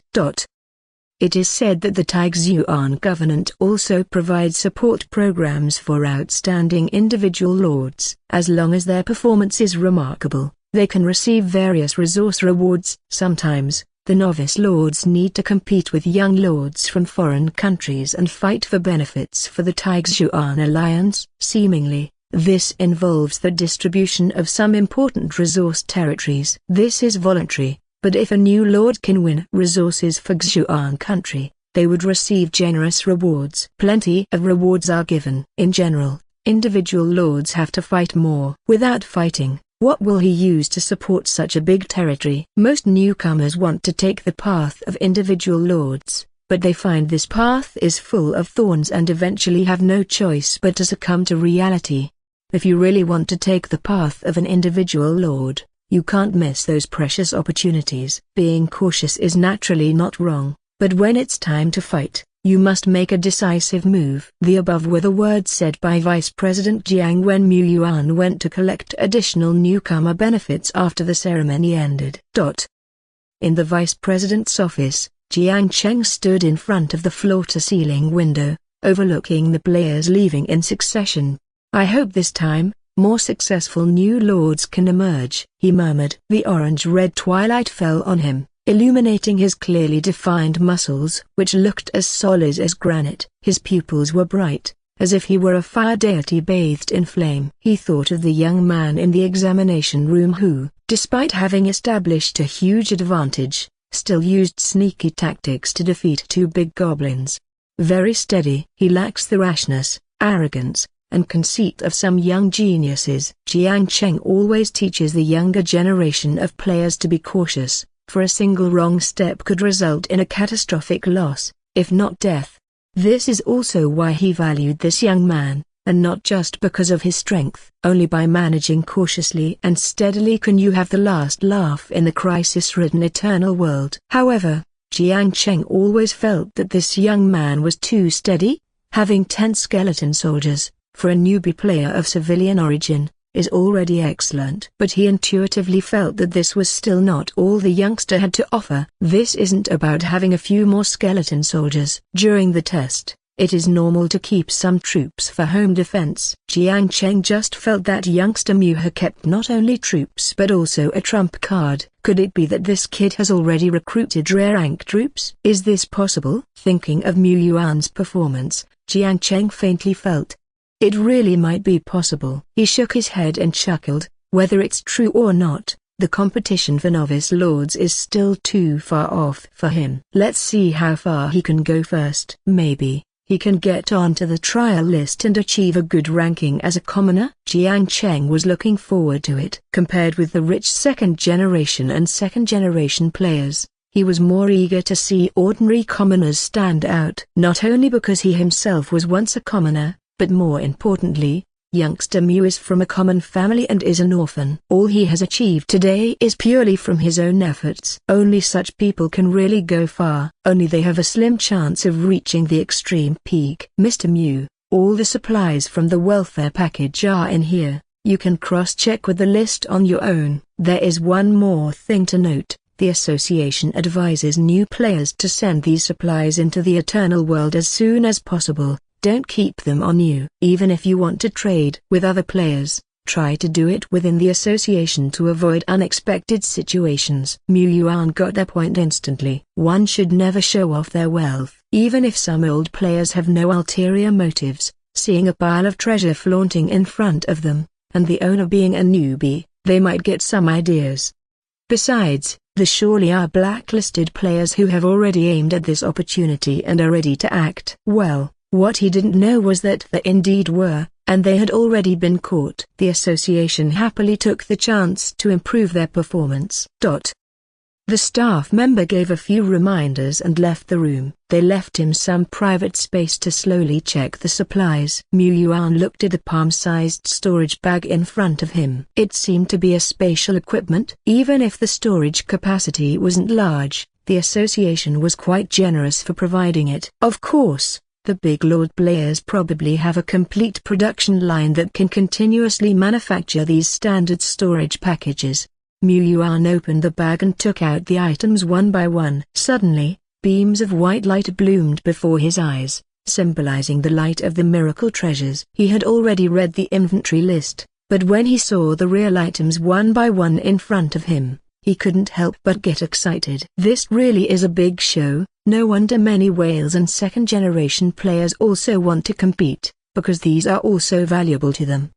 The supplies can be divided into 4 types: soul sand, remnant souls, diagrams, and items. Among them, soul sand, a broken bar. It wasn't a pile of shiny sand-like objects, but 3 beautiful gems, the size of goose eggs, shining brightly under the light. Soul crystals, also known as soul crystal coins. Soul sand has a gathering effect. When a large amount of soul sand accumulates, these sands slowly fuse together until they form a complete crystal coin. 1 soul crystal coin is equivalent to 1,000 grams of soul sand. 3 of them amount to a whopping 3,000 grams. He's rich now. But among these supplies, soul crystals are just a common item. Remnant souls are 10 2-star guards and 10 2-star archers. Guards are the main defensive troop type, equipped with relatively large shields. Archers, of course, are a very precious range troop type in the early stages. Even if they are both 2-star,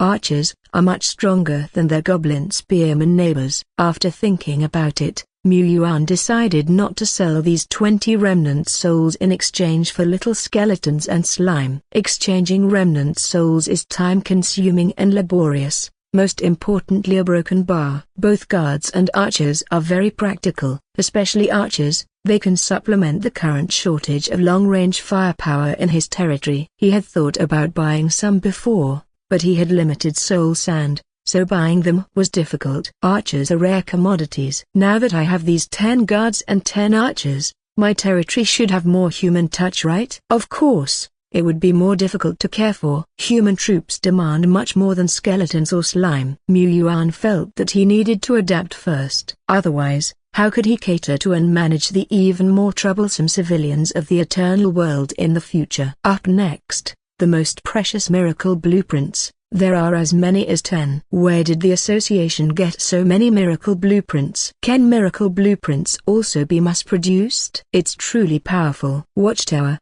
common, A-4. Description: can accommodate up to 2 ranged units and increase their range by 10%. But the total increase should not exceed 100 meters. Arrow tower, common, A-2. Description: defensive buildings. They operate independently without stationed troops and possess respectable single-target destructive power. Residential house, ordinary, X3. Description: living facility, provides basic living conditions, can accommodate up to 8 units but can hold more in a squeeze. Warehouse, ordinary. Description: living facility, basic conditions for storing materials. 2 kinds of defensive buildings, 2 types of living buildings. Defensive buildings provide huge advantages in city defense, especially for beginners who are currently weak. Defensive constructions like arrow towers become more effective. Arrow towers naturally are a higher level compared to watchtowers. If I build 2 arrow towers, I won't really fear that wandering ogre. If it dares to come, with the arrow towers and my skeletons, I might be able to take it down. Of course, if he could build a mage tower, he might be able to blow up the ogre with ease. Although residential houses and warehouses might seem insignificant, they actually serve important functions, especially for Yuan. Whales buy a large number of remnant souls of troop type,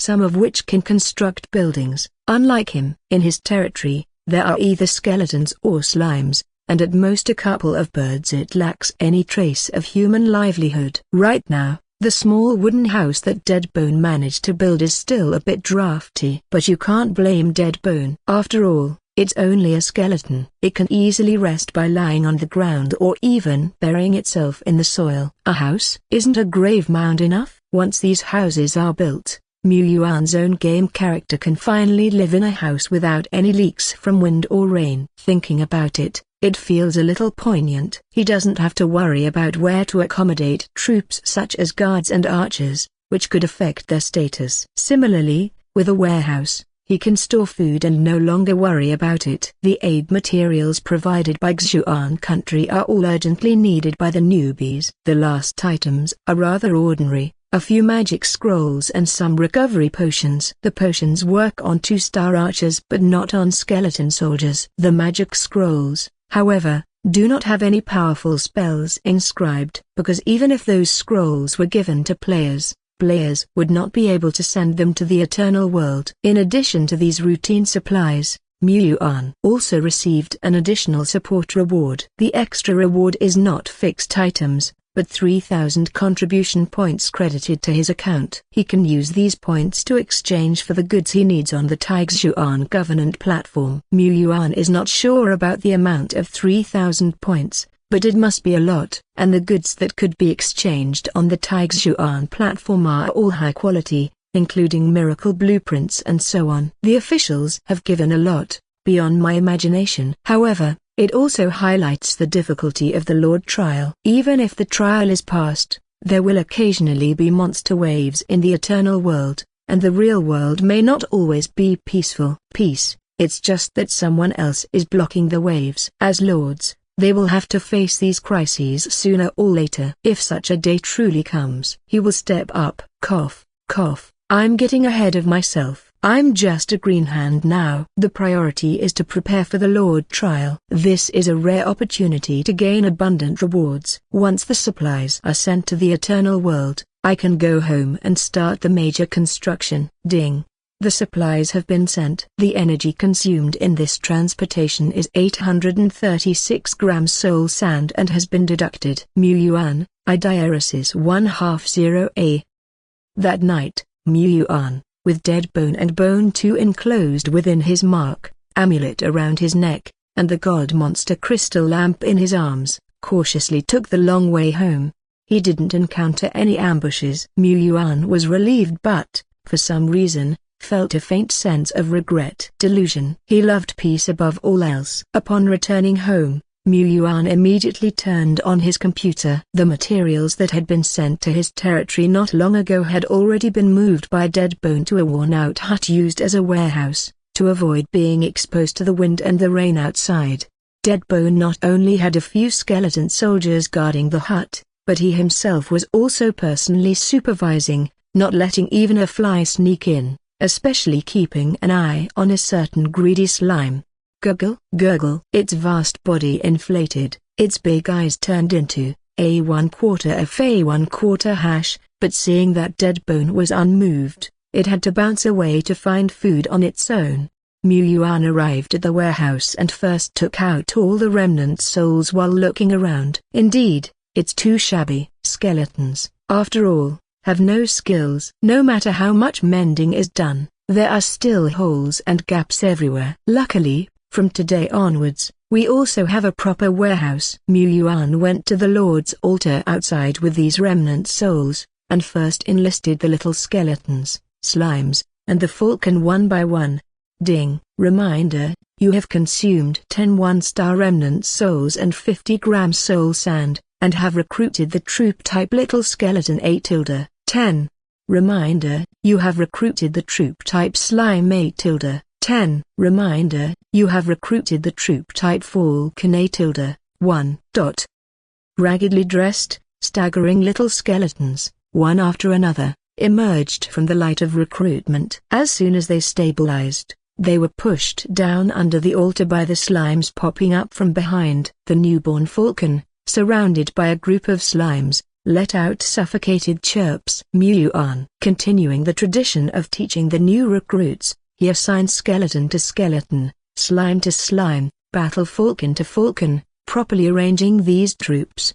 With these additions, my territory now has 45 characters in the skeleton series. Among these, 1 skeleton general, 2 skeleton warriors and 18 skeleton soldiers. 15 in the slime series. Among these, 5 big slimes, 2 battle falcons and 1 falcon. With 15 slimes, the daily production of Evo power is already 6 units. Tomorrow, we can try to promote a duo AI, making it worthy of its title as the transportation team leader. As for the skeleton series, the skeleton soldiers are currently the cow force, useful in patrols, defenses, and explorations. Even if we don't promote them all, we will round a broken bar round it up to 30. It is also worthwhile to evolve a few more skeleton warriors. The skeleton warriors, who can fight and operate remotely, may not be outstanding among the rare 1-stars, but they are squarely capable. A rare 1-star is already the top combat force of excellent recruits at this stage. Whales are proud to recruit them. As for evolving Deadbone, the next phase of Deadbone's evolution requires 125 units of Evo power, which cannot be gathered in a short time. Forcing it would only slow things down. The current task of Deadbone is to practice and level up. Higher ranks also require enough ability to bring out these potentials. Yuan roughly settled the plan, then looked at the remaining 20 remnant souls on the side. Sentry, Archer. The quantity of them inevitably cannot be compared with the little skeletons and the slimes, and they are weaker in producing Evo power. But they can still become the cow force of the future territory. It's time to welcome new soldiers. My turn, recruit. Ding. Reminder, you have consumed 10 2-star remnant souls and 100 grams soul sand, and have recruited the troop type sentry A 10. Reminder, you have consumed the same as above, and have recruited the troop type archer A 10. The laws of heaven and earth dropped and the molded one remnant soul after another. It was like ancient warriors who fell on battlefields, returning with their indomitable will, gripping their weapons anew, stepping onto the battlefield, and fighting for the world again. The first ones to walk off the altar were the sentries, one after another. They had rather robust bodies, with one hand holding a shield as tall as half a person and the other hand holding a long spear. They were also wearing a full set of blue-gray armor. However, perhaps because they were 2-star troops, the armor looked pretty ordinary. Many of the joints had gaps, and the helmet seemed a bit thin, but this gear was more than luxurious. Thinking about the little skeletons in ragged clothes, only armed with a rusty cleaver, and the slime and falcon without any equipment. Yuan thinks that the troops of the human race are indeed extravagant. This gear is probably superior to that of the skeleton soldier. Next stepping down were the archers, one after another. Compared to the sentries, the archers' equipment configuration was somewhat lower, only wearing simple leather armor, outlining either sturdy or full-bodied figures. They held longbows, with quivers full of feather arrows on their backs. 20 soldiers lined up in rows for inspection. Just like little skeletons and skeleton soldiers, the freshly recruited types of soldiers lacked any sense of intelligence. Their gazes were full of dullness, not even possessing a clear stupidity. But compared to skeleton soldiers and slime, these soldiers of the human race also had their differences. They exhibited individual variations. Perhaps skulls and slime had variations too, but Yuan, who was face-blind, could not tell. However, he could see differences in the faces of these sentries that were not covered by their helmets, and there were even slight differences in their height and physique. The archers had even larger personal differences, because, looking at a few of them, with shoulder-length short hair and noticeably contoured figures, Yuan fell into contemplation. Female archers? There were indeed many female types of troops, for instance, nuns, priestesses, female musketeers, witch priestesses, where soldiers of the elf series were mostly female, but, it seems it wasn't stated that the regular troops do not have females. Maybe there are females among the skeletons and slime, and I just can't tell. Yuan looked at those little skeletons who were not wearing any armor. He stared for more than 10 seconds and couldn't identify anything. He shifted his gaze back to the archers instead. Don't get it wrong, he was merely curious. Therefore, he grouped male and female archers separately and performed comparative tests. He found differences. Male archers had relatively greater strength and further range. However,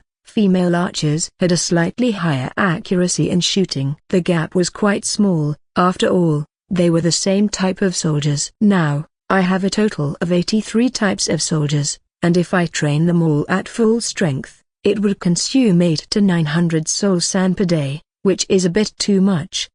Besides, my evolution points are limited. I have to prioritize the nurturing of a few outstanding individuals. As for the other regular output of evolution points/basic, so how can I select the excellent individuals to invest resources in for training? Mu Yuan entered the Yuan forum, entered the verification code, and began to search for information. Very quickly, he found the information he needed. The basic qualities of the same type of soldier are negligibly different. It is pointless to agonize over whether a type of soldier is slightly stronger or weaker at level 1. We select excellent soldiers with one consideration in mind: their growth potential. How can one select soldiers with high growth potential? First, consider their intelligence level. Those who have gained intelligence are definitely worth cultivating intensively. Of course, this is a moot point. Soldiers with intelligence are for newbies. It can't be insisted upon. You may not get one even after hundreds of draws. So, are there individual differences between ordinary, dull soldiers? The answer is definitely yes. There are many methods of judgment and selection. Most of them are not applicable to newbies. I will introduce a method here that everyone can use. It's simple and fast. Leveling up. Bring out 10, 20, 100 soldiers of the same rank. Give them soul sand to start practicing simultaneously. Then, the one that breaks through to level 2 the fastest, is the individual with the most excellent aptitude. And this excellent aptitude isn't just reflected in the faster leveling. And don't worry about wasting resources with this selection method. There's no waste, as troops level up quickly in the beginning stages with little consumption of soul sand. Even the lowest level soldiers gaining a few levels would not be at a loss. Even the weak little skeleton, after reaching level 4, still has decent combat power.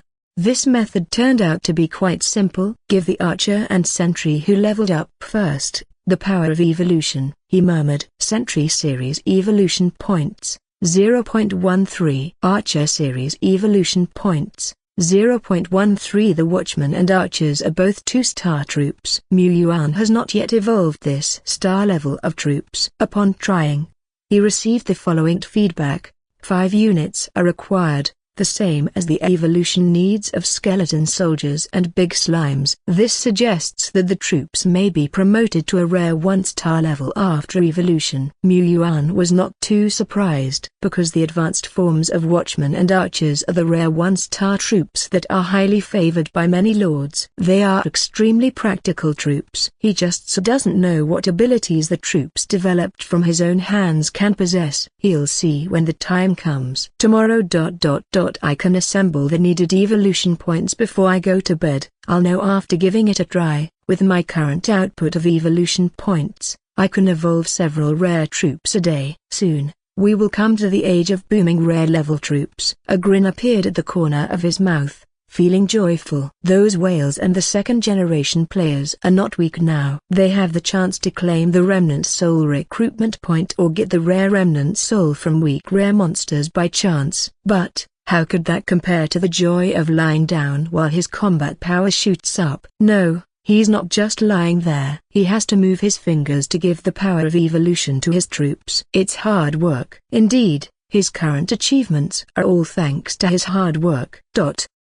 Evolving troops is for tomorrow. No matter how eager and impatient Mu Yuan is, he can't alter the evolution points to 999 plus. He must wait patiently. He has more important tasks at hand. Construction. 10 miracle blueprints enveloped in a slight white glow, and one is emitting a faint green glow, which floated in front of him. Mu Yuan gently touched one of the blueprints. Prompt: do you want to use the Arrow Tower blueprint from your miracles? Prompt: the chosen one does not yet possess the full authority of a lord. He cannot construct a miracle building remotely. The construction speed is slower, and the building cannot be repaired if it is damaged. Prompt: do you want to use the blueprint? New players are only quasi-lords after all. But as long as he can construct the miracle building, These defects are minor problems. Like the ranger players, even if they have the miracle blueprints, they cannot use them. They don't have any territory of their own. And Mu Yuan's territory. Is this not so vast land right in front of his eyes? This area is rather empty, and it is difficult to find a particularly suitable location for the construction of an arrow tower, but because the territory is small,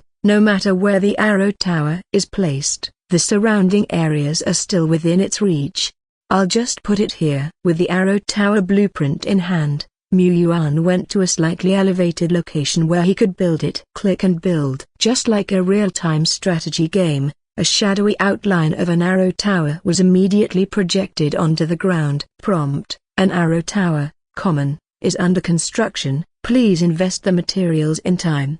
Arrow tower. Required materials: wood 0-100, stone 0-100, soul sand 0-500 gram. Well, these construction materials also need manual delivery. That's the training period for a lord. Fortunately, these materials are not hard to find. You can cut the trees in the forest for wood or have the dead bones smash a large stone into fragments and have the skeleton soldiers collect them back.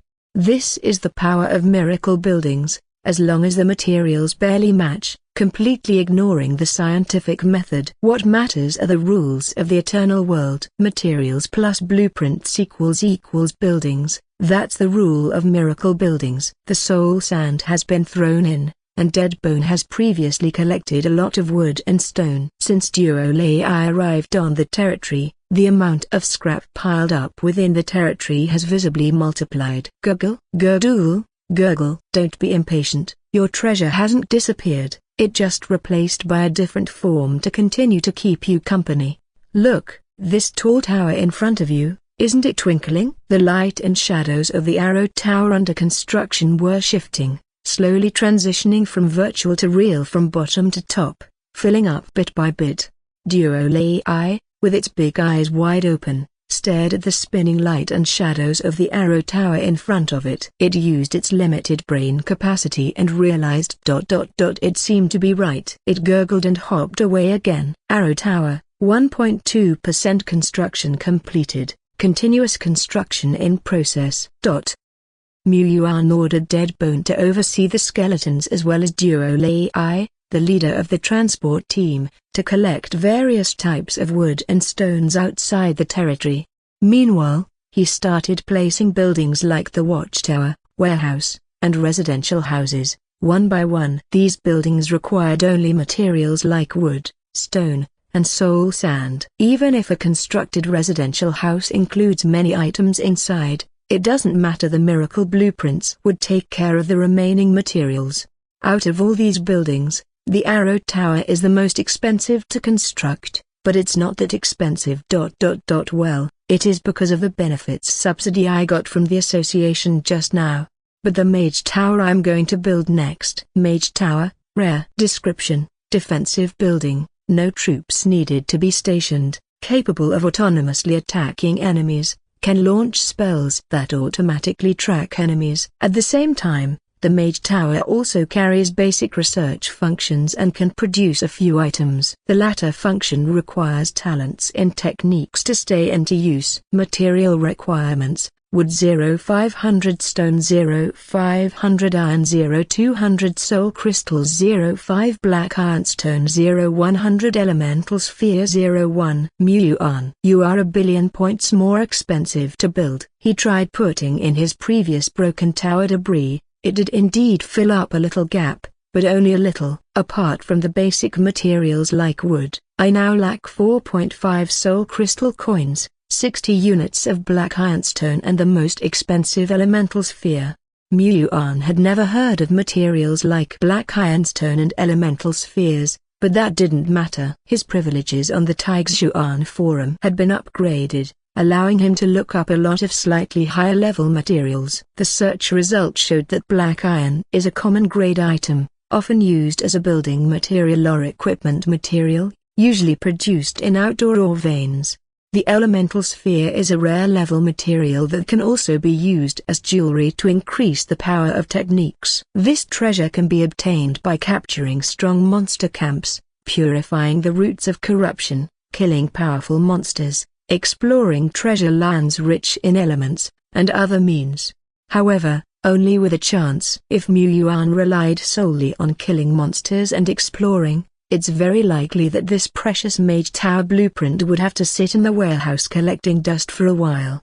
Fortunately, he had a huge trading platform behind him. Can't buy the rare soul sand? Just exchange it straight away with contribution points. He still had a total of 3,000 contribution points. Lord Shepherd isn't short of money and could buy these materials in a matter of minutes. Mu Yuan went on to the Taixuan government platform and made a brief check. Indeed, 3,000 contribution points were quite valuable. For instance, 100 contribution points could be exchanged for 1 soul crystal coin. Even a relatively common white-grade miracle blueprint was worth only about 200 to 300 points. Some cheap rare rank remnant souls could be purchased for less than 200 contribution points. Of course, even if these new players could buy rare items, they couldn't transport them to their own territories, unless they were rare items taken from their own territories, which could be sent back.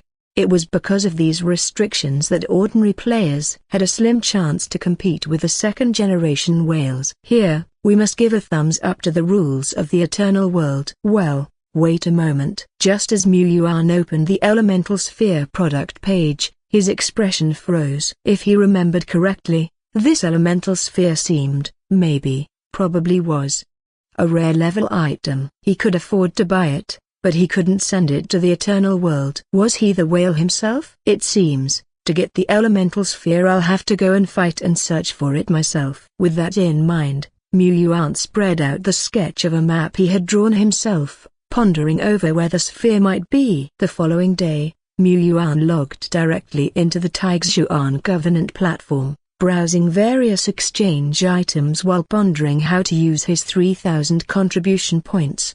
60 units of black ironstone are worth 3 soul crystal coins. The platform prices it at 300 points too. Not expensive, but no discount either. Mu Yuan considered. His elemental sphere was still not settled, so there was no need to buy this batch of black ironstone prematurely. However, he had to set aside these 300 contribution points. The rest went towards the construction of various ordinary level miracle buildings, which had already consumed all the subsidized soul crystals. He also contributed several hundred on his own. His soul sand was already running low, and the Mage Tower's high crystal consumption was still unaccounted for. He had to exchange for some soul crystal coins. After some thought, he began searching for remnant souls, sorting them by rank from low to high. Gargoyle Soul Remnant, Rare 1 star, 300 contribution points.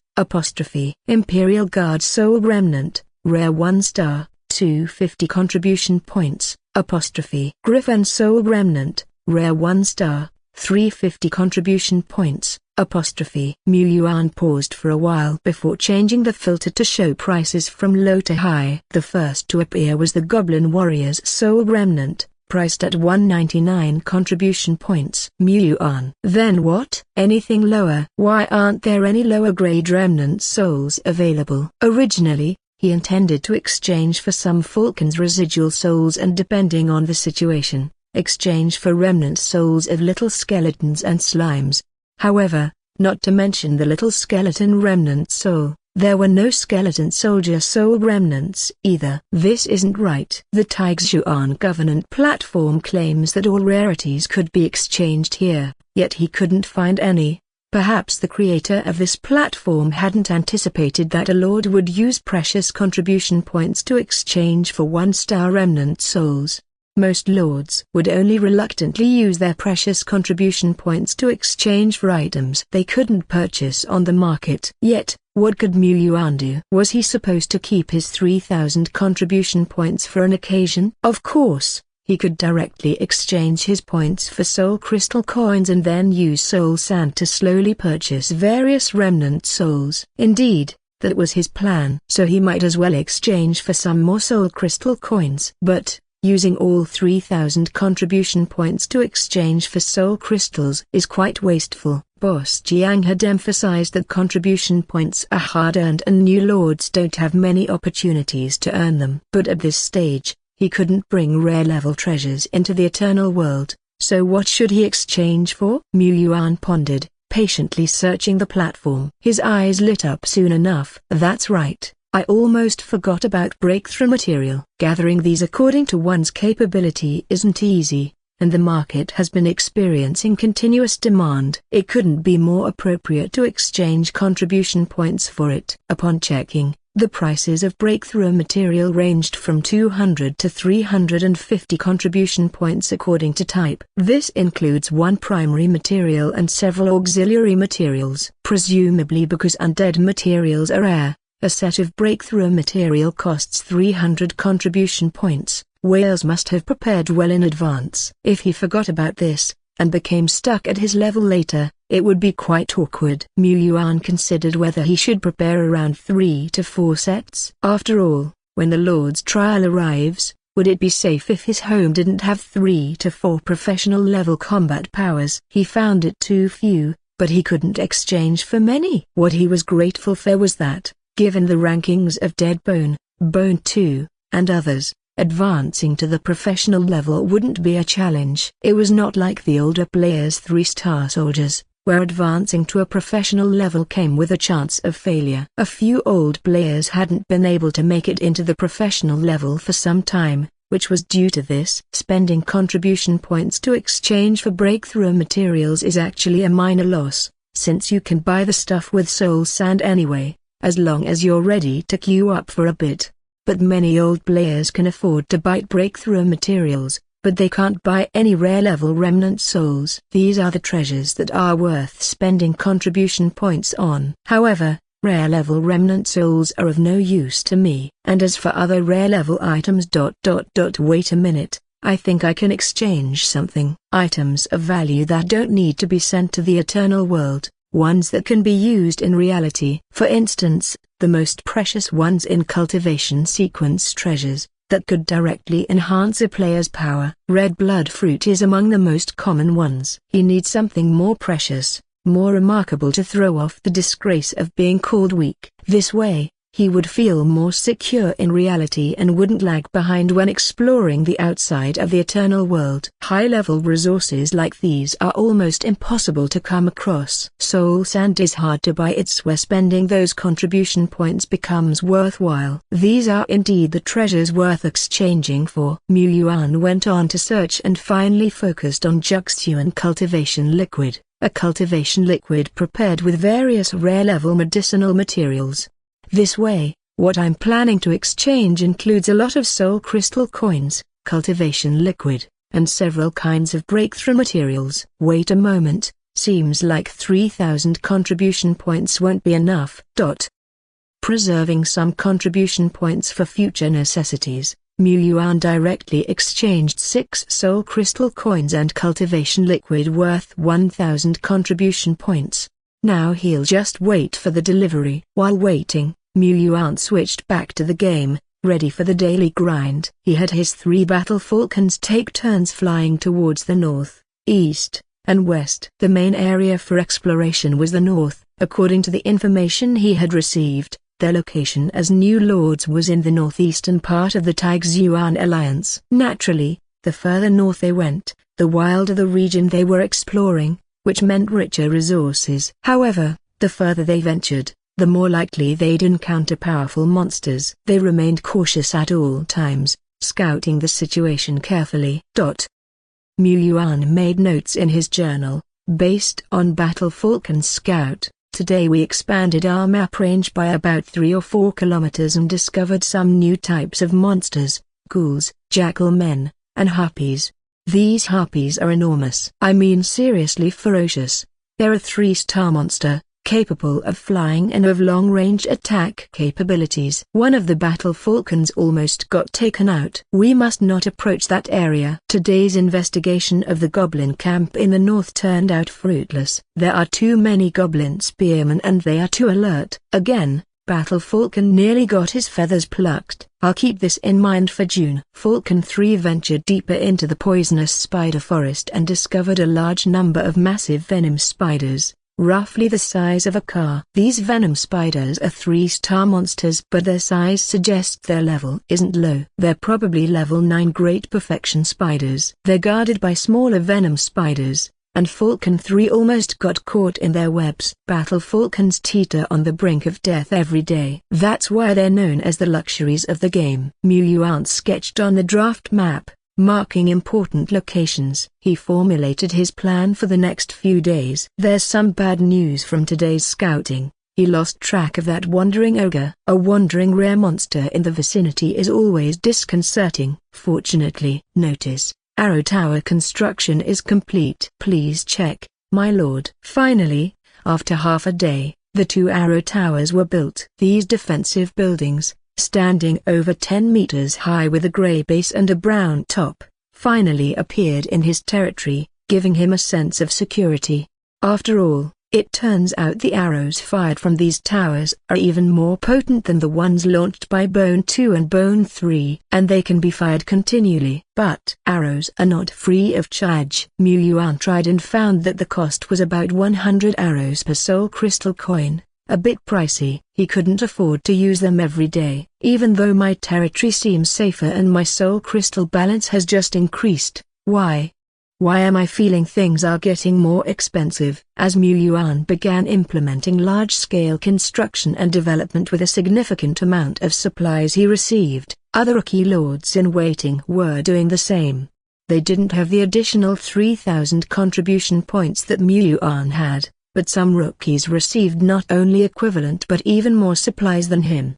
Young man, choosing to cooperate with us, White Shark Group, will be the smartest choice you ever make. Our White Shark Group not only has a remarkable influence in the domestic market but even more so in the eternal world. We have a cross-regional large-scale chamber of commerce under our name, own multiple medicinal herb planting zones and have trade dealings with numerous lords.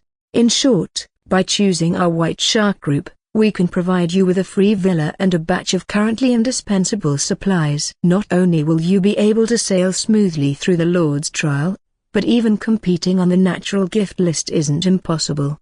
A common player, looking at the expensive items and luxuriously decorated villa listed in the contract, didn't hesitate to sign his name eagerly.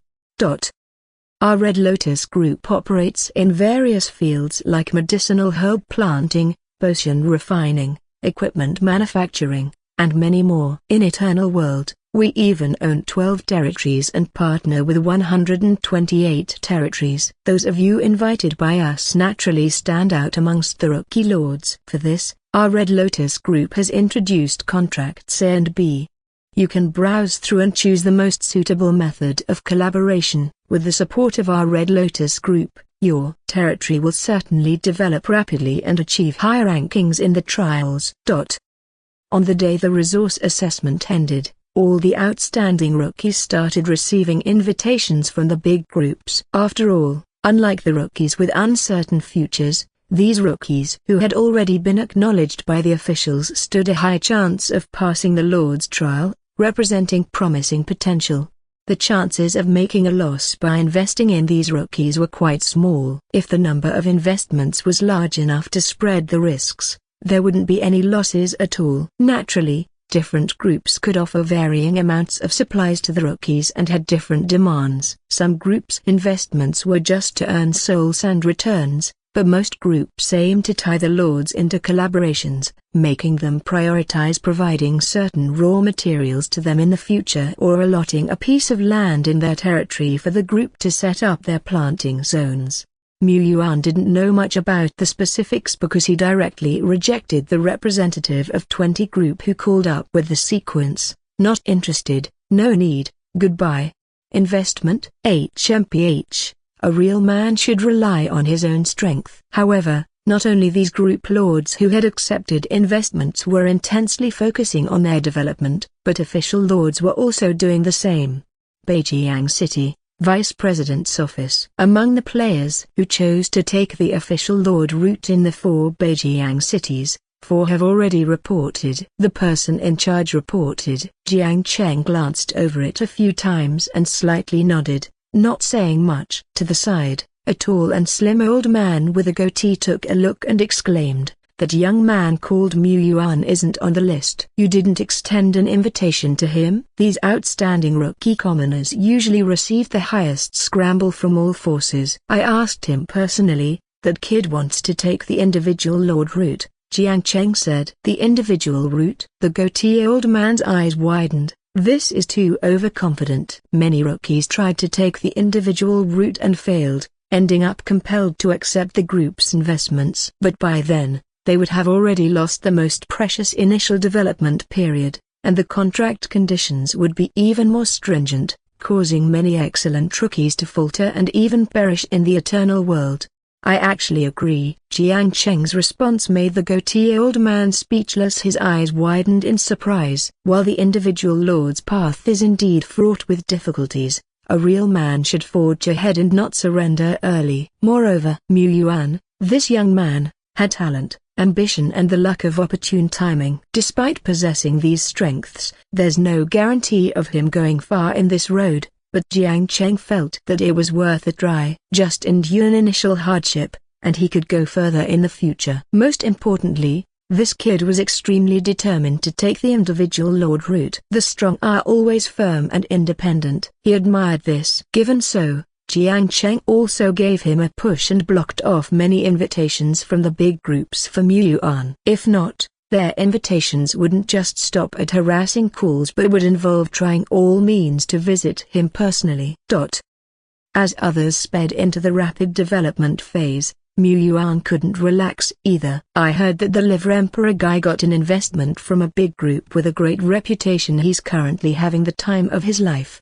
I heard some lord and top prodigies didn't participate in the resource assessment since they weren't keen on the batch of supplies and couldn't bring themselves to compete for it. However, these prodigies are the genuine strong rookies and powerful competitors for the trial list. I heard the 8 southern provinces of Xuan country jointly operate in the Twilight Plains area, so the Lord's trial takes place simultaneously for all. We are all competitors. I heard. Mu Yuan reviewed the trial data details and combined it with some news he heard from old brother Mei Aiwa, suddenly feeling a surge of pressure. He couldn't waste time on his mobile phone or forum anymore. As the treasures he had exchanged hadn't arrived yet and time couldn't be wasted, Mu Yuan teamed up with his forces and headed out of his territory. He had to hunt. He had to work hard to make milk powder money. To increase efficiency, Mu Yuan had split his forces into 2 teams. One was led by Dead Bone, and he personally led the other. This was only possible because his territory was gradually becoming more powerful, allowing him to split troops. In his team were the 3 generals, Bone 2, Bone 3, and Bone 4, who had just evolved into skeleton warriors, along with Duo Lei and other big slimes. 3 watchmen, 3 archers, 8 skeleton soldiers, and a battle falcon. His team was very luxurious indeed. They swept away all obstacles on their route. This was an advantage that Lord players had. When they set out, they had an escort at the front and back, strong and secure. Unlike ranger players who could only command a few kinds of troops and might suffer a big loss if they weren't careful. Whooshaw! All of a sudden, a sharp noise shattered the serenity, accompanied by the rustling of distant jungle. A thick wooden spear pierced through the air, narrowly missing a few skeleton soldiers and sentinels, and headed straight towards Mu Yuan. The attack was too sudden. After all, Mu Yuan was just an ordinary person. His mental reflexes weren't quick enough, and even though he managed to react, his in-game character could only lean to one side as per his instinct. But he was still too slow. Who could blame him for merely possessing the strength of one skeleton? Fortunately, 3 sentinels, guarding him closely, shielded him. Even though they were taken by surprise, their large shields were still intact and deviated just slightly enough to block the path of the incoming spear. Boomer! In Mu Yuan's suddenly contracted pupils, the wooden spear pierced right through the shield, its rapid impact force causing the sentinels to stumble backwards. The debris from the shattered spear and the broken shield scattered like knife blades, cutting the parts of the sentinels' bodies not protected by armor and drawing fresh blood. Some of the fragments hurtled towards Mu Yuan. He had a specially made light player armor on him that blocked them, but a shard was about to scar his handsome chiseled face. he was about to be disfigured. Clanker! An ellipsoidal pale white light appeared suddenly, blocking the flying debris. Yuan was still positioned as if ready to fall. His heart started to beat faster, but his brain was exceptionally calm at this moment. He quickly directed the 3 sentinels to closely align their shields, leaving no gaps between them, and had Duo Lei along with some other big slimes guard the outer areas, forming a shielded wall. Only at that moment did he get the chance to think over other matters. Was the white light just now the amulet? Sure enough, the amulet he was wearing around his neck had a faint line of crack. It had borne the impact of the hit that could have disfigured him. But the question remained, who was laying an ambush for him? A green hand who had been in the game for just 7 or 8 days. Who was it? There was rustling in the distant bushes, and one after another, green-skinned goblins with faces full of fangs jumped out. A majority of them were ordinary goblins, but they were much taller and burlier than the usual wild goblins. They wore leather armor, carried long spears, and looked dangerously armed. Among them was an extremely burly big goblin, clad in a thick heavy armor, bearing green skin and fangs. Yet, all this while, they had been lying low in the distant bushes without making any sound, enough so that the battle falcon flying in the sky did not notice anything unusual. They had come prepared. Was the danger facing him, a newbie lord, seriously exceeding the limits? Bone 2, the vanguard general, rushed forward, picked up a broken thick trunk, which started emanating black rays. It swung hard, hitting forcefully. Boomer! The earth trembled, and even though the ordinary goblins wore leather armor, they were turned into splatters by Bone 2's hit. Yuan had no time to marvel at Bone 2's outbreak. He had to direct the plan immediately. The archers started shooting, and the skeleton soldiers intercepted the enemy. However, the guards and archers were only of level 2 and weren't of much use. The enemy goblins outnumbered them, possibly around 20 to 30 elites. The big goblin wearing plate armor was not to be underestimated either. It punched a skeleton soldier, flinging it several meters away. Yuan identified it as level 7 or 8. These goblins are moving in an orderly manner, their formation needs to be broken first. Big slimes, use your mountain toppling skill. 2 giant blobs of jelly, number 2 and 3, immediately used their leap skill, bounding into the air. The next moment, a huge shadow cast over the goblins. Boomer! The big slime sat down with a thud. Smoke and dust filled the air, with ferns and greenery flying around. This attack did not cause much harm, but the momentum was undoubtedly impressive. Duo Lei widened its eyes and, mimicking other companions, elongated its body like a spring, and then sprung up high. It jumped 1.5 meter high, and then fell down with a thud. Duo Lei ASTM_ASM. Yuan, he thought Duo Lei would have a sudden realization like dead bone. Apparently he was just indulging in wishful thinking. Hold on, he had just received a shipment of slimes yesterday, and he had accumulated some more previously. It was time to calculate their progress. He mumbled under his breath, slime evolution point, 5.11. Outside, the clang of metal resounded, spears tore through the sky, stone and wood chips flew around, and deafening roars exploded in succession.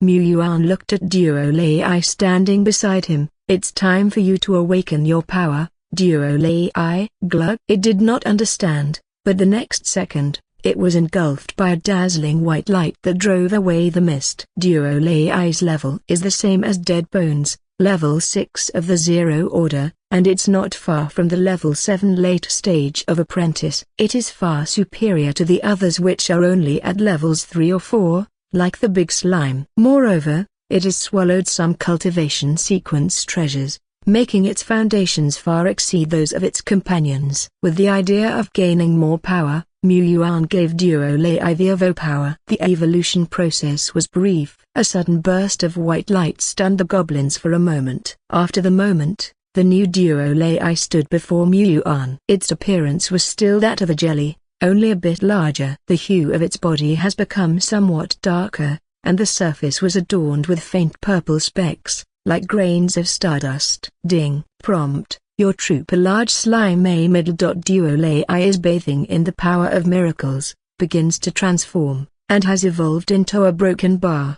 Prompt: large slime amid. Duo Lei has recessive talent. Changes have occurred during the evolution and it has evolved into a special mutation form devouring slime, rare 1 star. Prompt: your unit, Duo Lei, completes during the process of evolution, learns the skill leap, and gains a new skill condensing liquid shaping. Prompt: your unit Duo Lei awakens talent devouring, primary level. Devouring, primary level. It can improve its own absorption efficiency of soul sand, medicinal materials, treasures, etc., and it can improve a particular characteristic by devouring all kinds of items. When the devouring amount reaches a certain extent, it may acquire additional abilities. 2 skills and 1 talent. Just 1 evolution, and Duo Lei has made an epic level upgrade. Not only that, Yuan had previously fed Duo Lei a few filling fruits. Duo Lei, possessing the recessive devouring talent, absorbed them rapidly and learned a little bit of energy utilization. Yuan was not worried that the newly evolved Duo Lei could not choose the skills effectively. It was just not as proficient. Compared with the 1-level skeleton soldier dead bone initially, how many times better was Duo Lei's primary? It was born in a good era. Yuan gathered his scattered thoughts, had not the time to think too much, and continued to command Bone 2 and Bone 3 to attack the enemy line, to find the old silver coin goblin. At this time, Duo Lei, who was still stunned, saw 3 goblins rush up, yelling and stabbing their sharp spears fiercely into its body. The jelly-like body sank inwards. The spear looked as if it had stabbed into a viscous liquid, and was quickly blocked. In pain, Duo Lei let out a fierce roar. Its condensed body on both sides slowly bulged outwards. During the process, their shape kept changing, forming a pair of giant arms more than 2 meters long with a dark blue color. Duo Lei picked up the 2 goblins on both sides like chicks, brought them together, and clapped them hard into the goblin in the middle, turning them into a goblin sandwich. At this moment, Bone 2 and Bone 3 exploded once again. Bone 2 swung its sword, as per usual, trading injury for injury with the big goblin across. Bang! Its armor sank in, cracks spread, and several ribs were broken inside. However, the large 2-handed sword with faint black radiance slashed diagonally, cutting open the plate armor on the big goblin's body and cutting its robust body almost in half. Bone 2 was pushed back by the dying big goblin, but it stood up while the opponent fell down. Almost at the same time, Bone 3 also held a bone spear in hand. It didn't throw it, but instead stabbed it hard into a big goblin's back, charging with a deadly blow. The advantage began to tilt towards Yuan's side. Swoosh! Another thick wooden spear tore through the air and flew over. The angle was extremely tricky, and the timing was when Bone 4 and Duo Lei were held back. This goblin doesn't have any martial morality. He always aimed for his vital weakness, which didn't seem fair at all. However, since the attack just now, he had been hiding in the protection circle of the 3 guards, and even ordered the guards to slowly retreat with him to a huge rock, relying on the 3 overlapping shields in front of the rock for defense. A long wooden spear was still embedded in the outermost shield. Not only that, Yuan, hidden behind the guards, had already squatted halfway down. The command needed to observe the battlefield was also done using the battle falcon's vision. He hadn't shown his head the whole time. He still had 2 uses left of his amulet. If things really don't work out, he would take out the god monster crystal lamp he held in his arms. But it's not that bad yet. Boom! The power of this wooden spear was even greater, breaking most of the outer shield and causing the guard's body to involuntarily fall backwards. However, the other 2 shields were overlapping, and the 3 guards worked together to resist this burst of impact. The young man did well. Yuan quickly commanded the battle falcon, continuously scanning the area from which the wooden spear had come. He finally spotted a green figure, almost one with the tree leaves, half crouched on a branch of a large tree. The old silver coin is here. Duo Lei, leave it to me. Under the nurturing of dead bone, Duo Lei has deeply understood the principle of attacking the back row in a team fight. She couldn't find the back row's position before, but now that she has a hint, her body starts to stretch upward and compress down like a spring. Just like before, but this time Duo Lei is like a rocket shooting into the sky, disappearing without a trace. The next moment, boom! A heavyweight crushed the branches and toppled the tree, but at the last moment, this old silver coin spearman managed to dodge. Broken branches and falling leaves fluttered around the chaotic bushes, while this spearman fiercely stared at Duo Lei's figure. It threw wooden spears one after another at blistering speed. One by one, they were stuck in Duo Lei's body, causing her to constantly shake and reel. Hurt. It's too painful. Duo Lei finally understands why Brother Deadbone always said that goblins know how to die. She totally agrees. Goblin Spearman, 2 stars, level 9 of 0 order. It had dark green skin and a small form but doesn't appear hunchbacked. Its arm muscles seemed extremely explosive, and the sharp tooth necklace hanging on its neck seemed to accentuate its remarkable identity. The wooden spears on its back were thicker and more sophisticated than the commonly thrown ones. It seemed to be the leader of these goblins, almost an elite mini-boss. However, this goblin spearman was also a bit baffled. The spears it kept throwing at Duo Lei didn't seem to be very effective. It seemed to understand something and pulled out a wrinkled, light red scroll from its body. It tore it open with all its might, aimed at Duo Lei. Rustily a burst of fire erupted violently and rolled towards Duo Lei. Duo Lei, who was inexperienced in battle, was stunned. She instinctively opened her mouth wide and gulped down this burst of fire. Burp. She burped, exhaling a faint smell of gunpowder smoke. The goblin chief? Yuan. Duo Lei, the taste is not bad. The goblins left unhappily. After their small leader was killed, the other goblins finally returned to their cowardly nature and started to scatter and run. Of course, Yuan didn't let any of them go. He let Bone 2, Duo Lei and other soldiers chased a few hundred meters, smashing each goblin who knew how to die. Only at this moment, Yuan wiped the sweat from his forehead and had time to review everything that happened. There's no doubt that he was ambushed. Those goblins were deliberately lurking here to launch a sneak attack on him. Even the recon of the battle falcon didn't notice anything wrong earlier. Of course, he was also somewhat careless because it was very close to his territory here and there were few monsters. If he had sent out the skeleton soldiers, investigating every 200 meters like sweeping a carpet, he naturally would have found the goblins in the grass. It's not uncommon for monsters to attack players' territories, but it's a bit too much for well-equipped goblins to ambush me, a newbie lord. Yuan suspected that he was also discovered by the other party while investigating the goblin camp to the north. However, could a camp-level group of goblins be so elite? He wasn't sure, but either way, he would remember this grudge against them first. Outside of the territory, a faint white mist shrouded the forest, making the sunlight scattering through the treetops and falling on the ground particularly dim.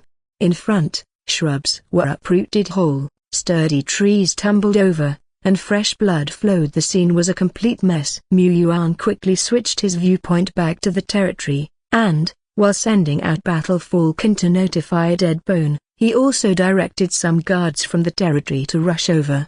Without someone like Deadbone, who had already awakened his self-awareness, to lead, ordinary skeletons would easily get lost when leaving the territory. However, this place was not far from the territory, so it wasn't difficult for the guards to get here. At this point, Duo Lei, Bone 2, Bone 3 and other skeletons had already begun to drag the bodies of the goblins together, preparing for the burning purification ceremony.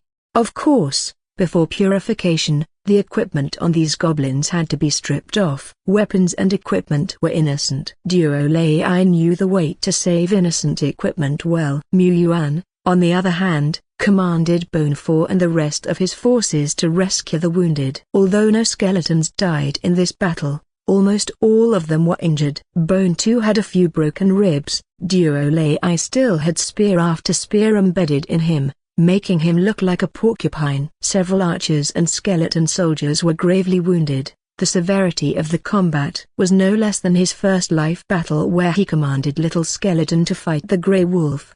The most seriously injured were the archers. They were fragile to begin with and had been pierced in the abdomen by wooden spears. Their flowing fresh blood was an alarming sight. If these archers were actual human beings, they likely would have fainted in shock even if they hadn't died from blood loss. But fortunately, they were not. They were combat units. Even when seriously injured, they still retained some combat power, appearing as if they could still struggle to fight another battle. Even so, Yuan dared not take it lightly. This is a remnant soul archer that's worth 400 to 500 grams of soul sand. He quickly took out the elixir from the previous aid package from the guild and started to treat the severely injured units. For the unfortunate skeleton soldiers who couldn't use healing potions, they could only stabilize their condition by consuming soul sand slowly.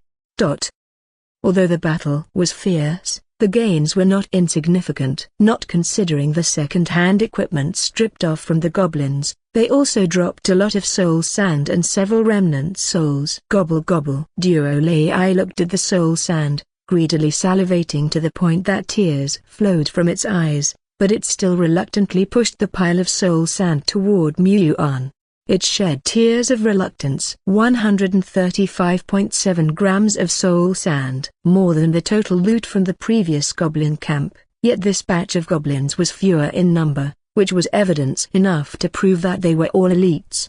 Yuan fed Duo Lai 20 grams of soul sand. Its lead screen-like eyes instantly changed from a yen a macron carat a degrees a yen, to AO superscript AI diaresis AO superscript A. Its expression changed in a second. Merely over 100 grams of soul sand was no longer attractive to Yuan, but the 8 unidentified remnant souls and 2 two-star remnant souls did manage to comfort his wounded spirit slightly.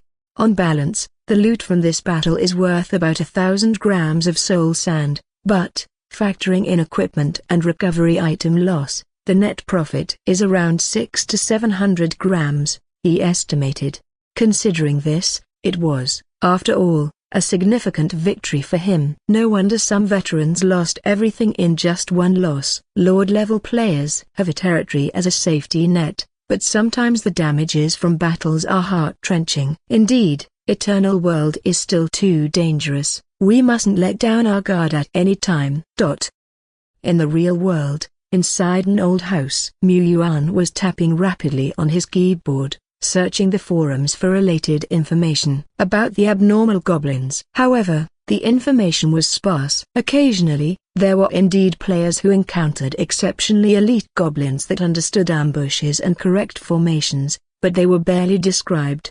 Moreover, those who had these experiences were all veterans. He, a pitiful greenhand, was actually targeted by the goblins. This had to be the world's fault. Of course, it could also be that similar experiences happened to fresh lords, but if they were beaten completely upon first contact, naturally, no information would be leaked. In any case, one must be more careful when exploring in the future. The goblin camp also needs to be wiped out as soon as possible. The name of the goblin who has filled an entire page in the Death Wish Book of Dead Bone. However, there's another important matter at hand. Today's encounter has made Yuan understand how fragile the human body is. Indeed, he was just a bit away from a disfigurement and his amulet still had 2 charges of protection. But what if Old Silver Coin was a rare-level monster? What if there were professional-level monsters sneaking and ambushing him? What if a huge fireball suddenly fell from the sky? In short, the Eternal World is too dangerous, and the human body is too weak. Even though he had eaten a lot of red blood fruits and could almost run a kilometer in 3 minutes, he was still weak in front of all kinds of extraordinary monsters.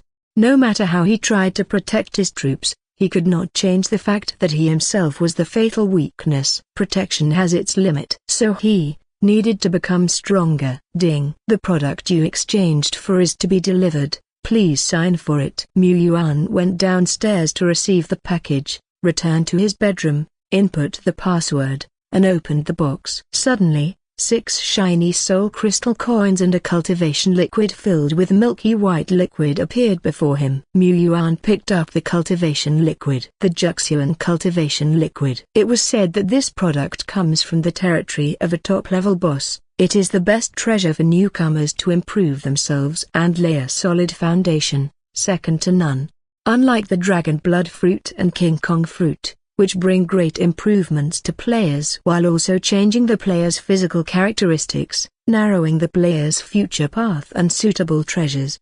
It could even turn a player into something other than human. If one uses a heritage stone to solidify their profession, it would limit their potential. A lord with even a bit of ambition wouldn't do that. Yuan took the Zhijian cultivation liquid, looked at the instruction manual, and found that advanced treasures seemed to only require a plain usage method.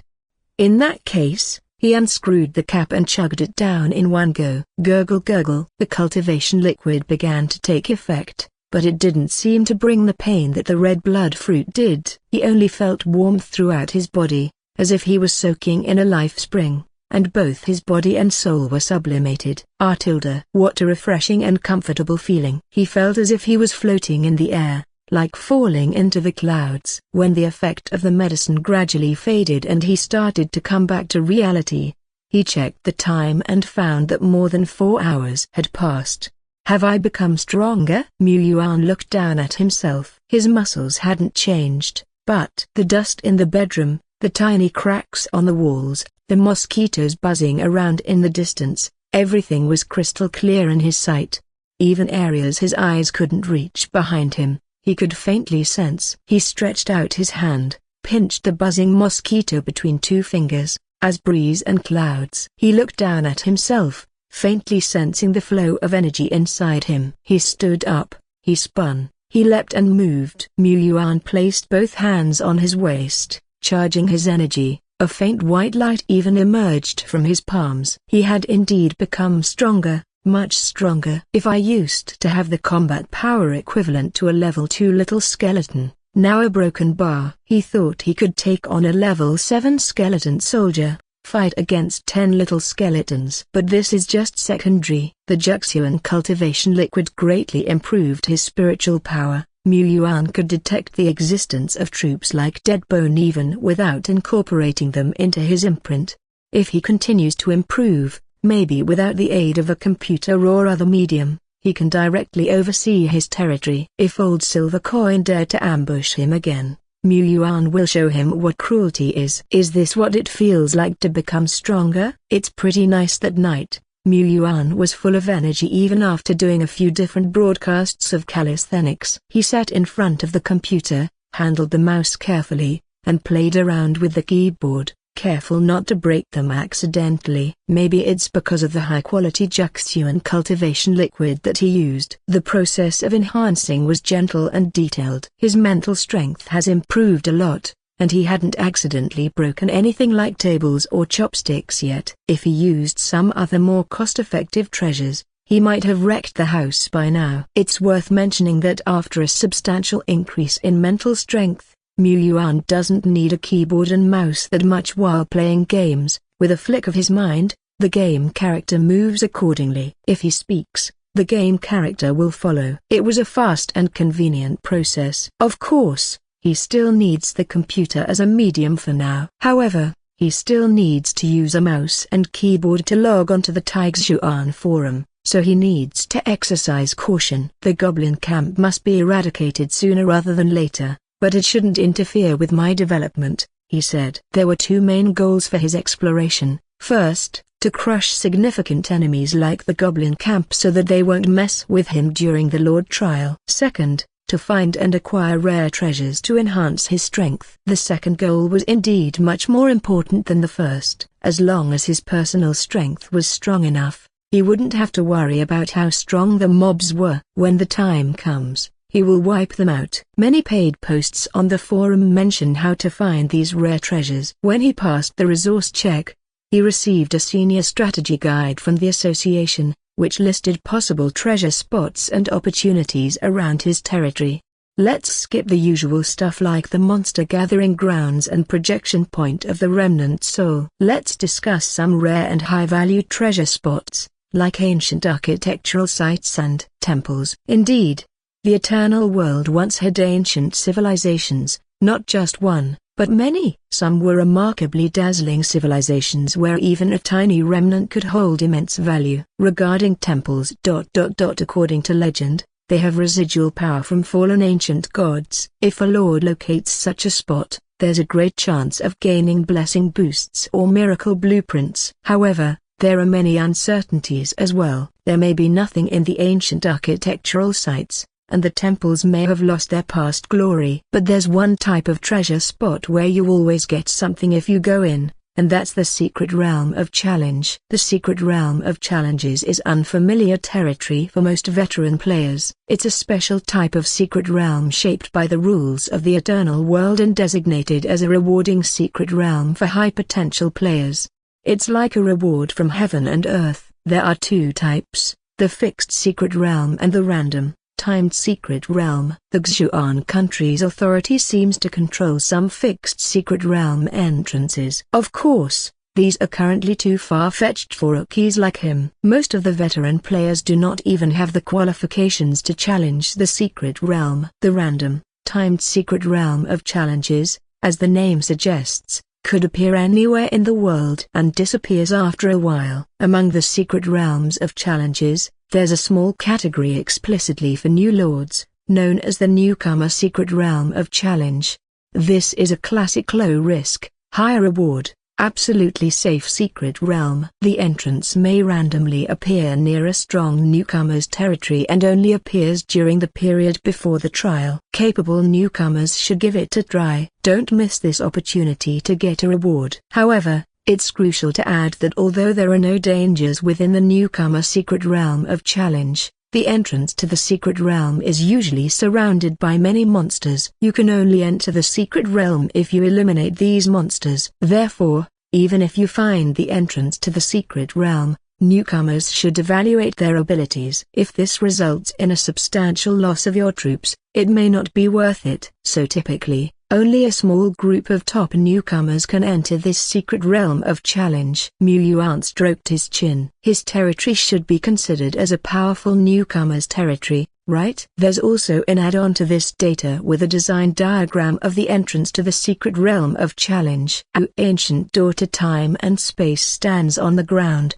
in which a time-space vortex rotates. The design is pretty apparent. However, he has to be careful in case the entrance hides somewhere in a depression. He has to pay close attention to this going forward.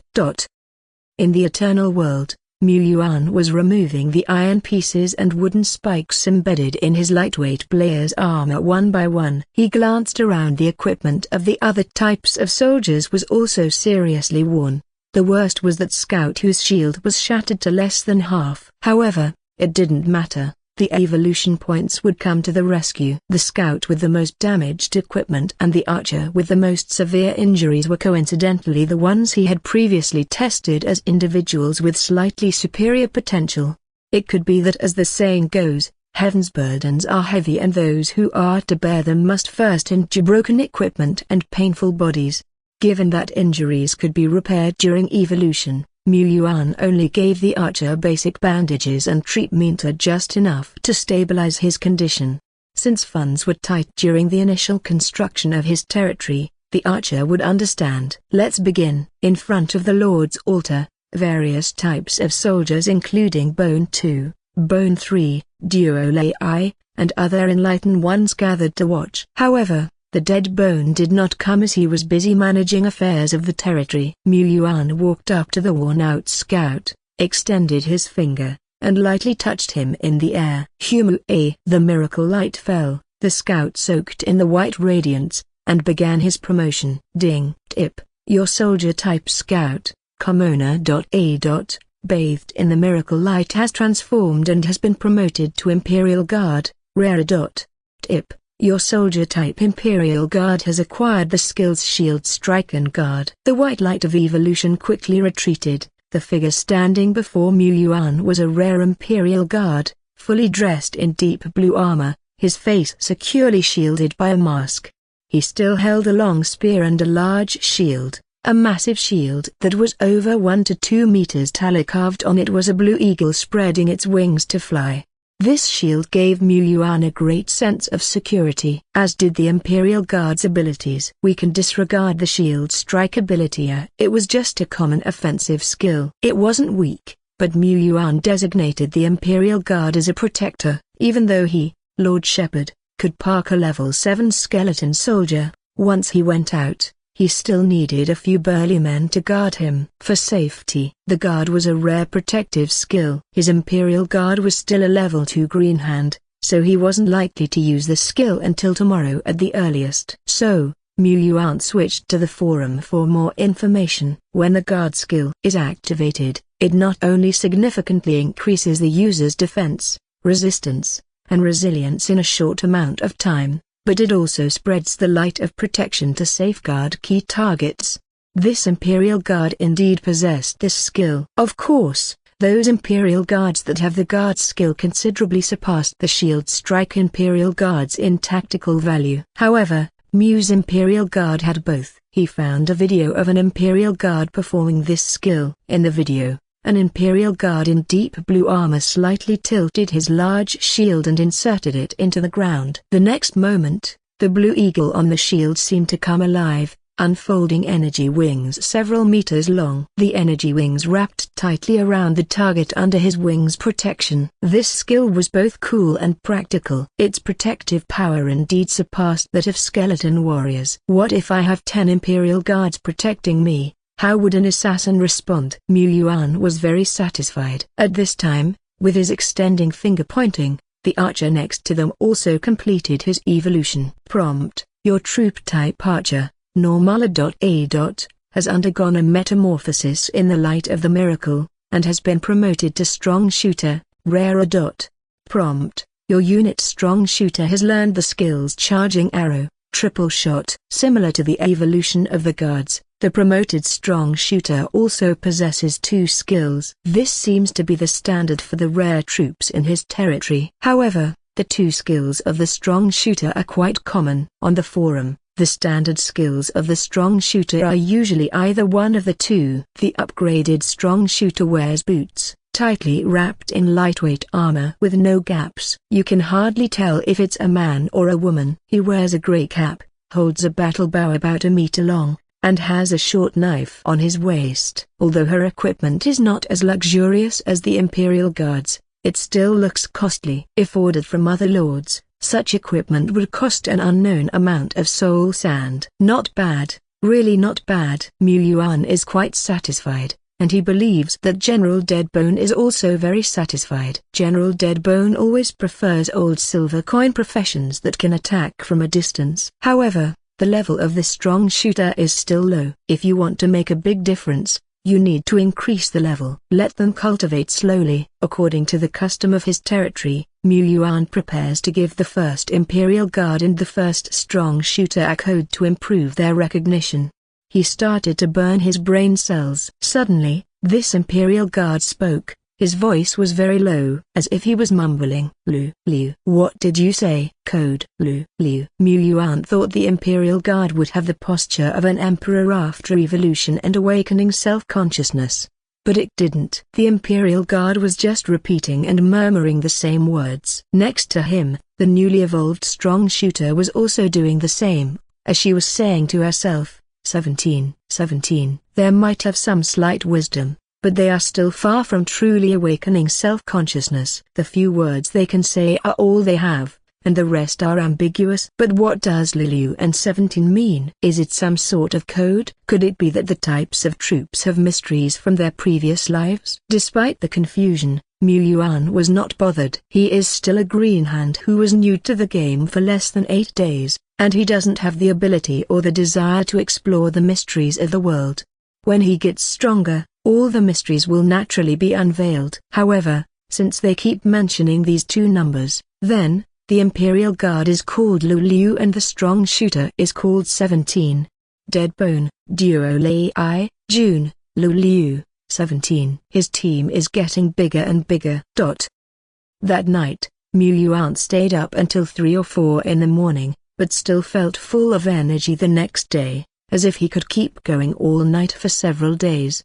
This is the charm of Yuan cultivation liquid. Yuan even wanted to continue exchanging for it. The effect of this cultivation liquid would start to diminish only after it had been used consecutively 3 times. Real top-tier rich second generations, I'm afraid they have already gulped down several bottles. Unfortunately, he cannot afford it anymore, as the remaining contribution points are needed everywhere. The next day, Yuan starts to buy remnant souls on the forum with the soul crystal coins in his hand, mainly falcon, little skeleton, slime remnant souls. As for the remnant souls of the guards and archers, the price was too high to be on his purchase list for now. His purchasing speed was not fast, and he also sold some remnant souls and materials from time to time. He also sold the heritage stone of the shaman for a price of 1.8 soul crystals, which is much lower than the remnant souls of the same rank units. Who makes the shaman look a trillion points worse. Even with income,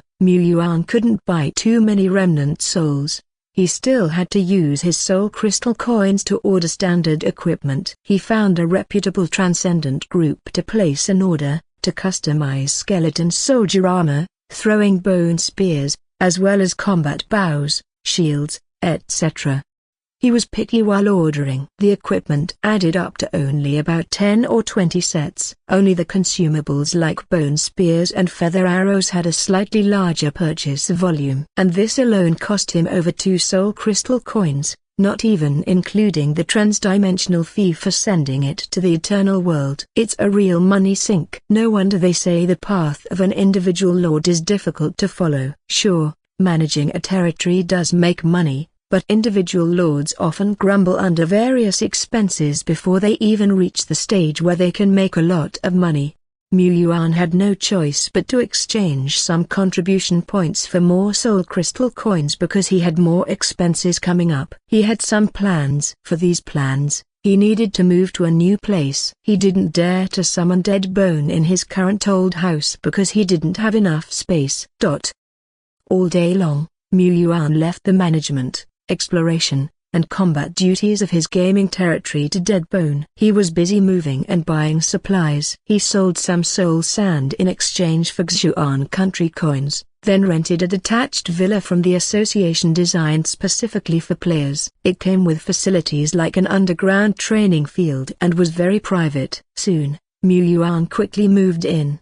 Having hastily packed his computer, phone, clothes, and other things within a day. Renting is fine, but there's no need to buy. After all, once Lord players reach a certain stage, they can physically enter the eternal world, which is beneficial for their subsequent self-improvement. He has heard that the true high-level players spend most of the year in the eternal world. Having a house there is far more important than having one in reality. The house prices in some large cities have reportedly skyrocketed. After moving, Yuan ordered a batch of supplies, wiped the sweat off his forehead, and sat down in front of his computer. At this time in the eternal world, Dead Bone was leading an exploration team, trying to earn a living. Duolei, on the other hand, was training hard in the skill condensing liquid shaping he awakened the day before as instructed by him. Duolei has 2 skills, among which leap is rather simple. Even if it becomes proficient, it just means faster bouncing and more accurate landing. Condensing liquid shaping is different. It has multiple uses like the neighboring skill Undead Resurrection and holds enormous potential for exploitation and development. Yesterday, Duolei learned to shape arms using condensing liquid shaping to fight enemies. However, Yuan believed the real reason Duolei learned to shape arms in a second was that it needed a pair of hands to pick things up. Condensing liquid shaping can shape arms and armor, and it can also make Duolei expand or shrink, freely changing its form. It's like a piece of clay, which can be kneaded and changed at will. Maybe one day, it will be able to shape into Duolei's battle armor he can wear or turn into liquid wings. However, Duolei can't do these detailed operations yet. But in the training process, Yuan also discovered some drawbacks of condensing liquid shaping. Indeed, it can be kneaded into any shape, but due to the limitations of Duolei's own body, no matter how it's shaped, it's always soft. Even if it shapes to look like rock armor, it can't change its core. Most of the time, Duo Lei's damage comes from the impact force of its huge body. Hitting ordinary goblins and goblin spearmen, who are fragile, is not a problem. A single slap can kill them like flies. But if it's up against a rugged big goblin, Duo Lei's attack would hardly be effective. Of course, the punch of a big goblin hitting Duo Lei's body at most only makes ripples on it. If the two fight each other, they might not ever win even after 300 rounds until the universe is extinguished. The drawback of Duo Lei is that it's too soft. But what if Duo Lei can be soft or hard? It can shape a hard armor for itself with a shaping skill, easily blocking sword attacks, and hardening its own palms when attacking to increase slap damage. Even, it can shape a spike-shaped liquid and harden the spike liquid at the moment of contact with the enemy, forming a real sharp weapon, and impale the target in one fell swoop. The idea is perfect, it just needs Duo Lei to harden. But how to harden? What if I let Duo Lei devour enough steel? Could it become as hard as steel while shaping? Yuan thought that it might be worth a try. The spacious underground training field was as bright as day, thanks to the large lamps that illuminated every corner. Yuan stood in the middle of the training field, extending his hand to lightly touch the air in front of him. Hammer. Mysterious patterns were drawn out, forming an ancient door. The door creaked open, and a round, rotund figure rolled out from inside, landing face first on the ground. Guji. The creature paused, noticing the bright, shining lights all around. Sparkling bright. Wait, this won't work. Yuan grabbed the glutton before it ran off, and pointed to the pile of steel bars on the side of the training field. Today, I prepared a feast for you. You can eat to your heart's content. The steel bars also looked shiny under the glow of the lights, and Duo Lei instantly fell in love with them. The creature liked shiny, valuable things and it liked to eat a lot. What it saw was a double serving of joy. It bounced over to the pile of steel bars, forming a pair of hands to pick one up. Guji. Can this really be eaten? Truth be told, Duo Lei held the steel bar tight, ramming it into its mouth bit by bit. It was like it was eating a spicy stick. The bar visibly shortened as it was sent into its mouth. In no time, a spicy stick. No. A steel bar was chewed or rather devoured up. Ever since Duo Lei fully awakened its talents, Yuan was still shocked by the sight of it devouring things. The speed was really fast. It was nothing like a few days ago when it would choke on little fragments. If that's the case, he didn't need to worry about whether Duo Lei could digest the steel bars. After all, Duo Lei was a creature from the eternal world and should be consuming minerals from there, like black ironstone. But he, Lord Shepherd, couldn't afford it. So, he chose cheap steel materials from the real world, focusing on cost-effectiveness. He needed to be frugal. Duo Lei, who had finished one steel bar, still seemed unsatisfied and looked at him with questioning eyes. Yuan affirmed, "Eat, as long as you can handle it, you can eat them all." "Really?" Duo Lei's big eyes shone with disbelief. "He's the best." "Lord is." "Certainly, after eating, you have to work hard. Go outside and collect more materials. Contribute to the construction of the territory." "That's not a problem, right?" Duo Lei made the comparison. The soul sand was just a tiny piece, but the steel bar was huge. Lord was indeed great. It couldn't help but nod vigorously, its eyes clear and resolute.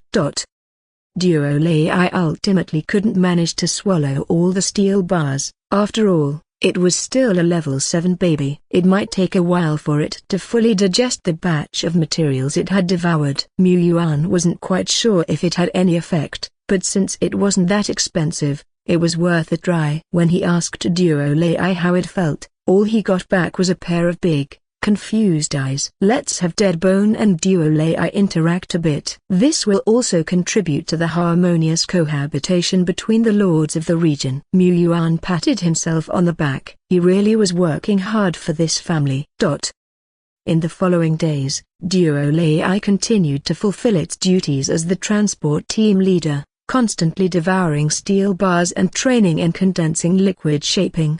Its progress was rapid. Not only were the shapes more refined during shaping, but its transformation range also significantly increased. In the future, there might come a day when Duolei could cover the sky with a huge palm and suppress everything. Moreover, its burgeoning hardened skill started to show its power. It was able to use this skill to craft sharp weapons, and it also had the ability to switch from hard to soft. Yet, such skill still required slow, patient practice to reach the point of freely switching. These days, the exploring team haven't encountered any elite goblins. They seem to have completely vanished from the area. Naturally, Yuan did not forget the grudge he held for the goblins' surprise attack. For these past several days, the exploration and eradication plans he arranged were all pointed towards the north. He planned to gradually clear the group of monsters obstructing his path, to prepare for his eradication plan. While preparing, he had also uncovered various valuable items from his numerous excursions. The income from remnant souls and soul sand were usually in thousands, rising daily. However, he also spent a lot, with several hundreds being spent on the cultivation of various troops alone, not to mention daily equipment maintenance and food for the troop. Even the skeletons, who needed no food, actually needed energy to keep their soul flame burning. But compared to the watchtower archers who needed food and drink, the needs of the skeletons were indeed lower and more convenient to maintain. Apart from that, Yuan also listed quite a number of treasures in his ledger. Red blood fruit, filling fruit, calming grass. He plucked all kinds of draining treasures. It was just a shame that his territory was not yet suitable for planting. He even collected more than 20 pieces of black ironstone from a cave dweller's cavern. This would save some contribution points. For some materials that were not too valuable despite being rated, Yuan didn't bother to incarnate them in the real world for sale. He either stored them in the warehouse for future usage or fed them to Duolei for absorption. Over a few days, he had also harvested transformation crystal, green luminous gem, light guiding tetrahedron, 3 rare level materials. Unfortunately, he still didn't get any elemental spheres that he needed the most. He was too reluctant to sell them. What if he comes across a rare blueprint that requires these materials one day? As soon as he logged into the game, Yuan saw a few battle falcons soaring in the sky, tweeting. There were also a few running errands, providing first-hand intelligence information for the territory. He beckoned and Battle Falcon number 1, June flew down and landed in front of him. The next moment, Evo power enveloped the bird and a Falcon-level soldier stepped into the rare-level category. Hurricane Warhawk, rare. Level, 0 Order 7. Skills, Vision Sharing, Wind Speed. A beautiful huge bird, shrouded by faint azure light, slowly emerged from the white glow. It had acquired a new skill, Wind Speed, a skill that could manipulate wind to increase its flying speed or disrupt enemy formation. Not bad. The Hurricane Warhawk is already known for its speed. It could even outpace a gargoyle, and with the wind speed, it could achieve the feeling of boost speed. Since it's that way, a broken bar. Yuan's gaze moved towards the north. There, a thick fog shrouded over the mountains where on the other side, lay the large goblin camp, whose specific conditions he had been unable to scout. Half a day later, Flapdash, after practicing for a while, the wind speed proficient Hurricane Warhawk spread its wings. Using its speed, it darted up into the sky like an arrow. The next moment, the shared vision opened before Yuan. The Hurricane Warhawk flew extremely fast. It had just evolved and was reveling in soaring across the sky, as if it was the ultimate creature in the world. Wish dash. 3 vicious harpies appeared out of nowhere, launching a surprise attack. But with just one acceleration, the Hurricane Warhawk raised a gust of wind that left the harpies far behind before Yuan could even make out the details. This tune was not the same as before. In no time, the goblin camp standing on a high ground came into view in the vision of the Hurricane Warhawk. There were not many trees here, thanks to the deforestation by the goblins, giving it an open field. Around the camp, numerous towering watchtowers stood. Even though these watchtowers were not miracle building, they provided a substantial advantage to goblins if they standing on top of them, throwing their spears. In the past, the battle falcons didn't even dare to get too close. If they flew too high, the dense fog upstream would obstruct their view. One day on the east of the river, Another day on the west, and June was back again.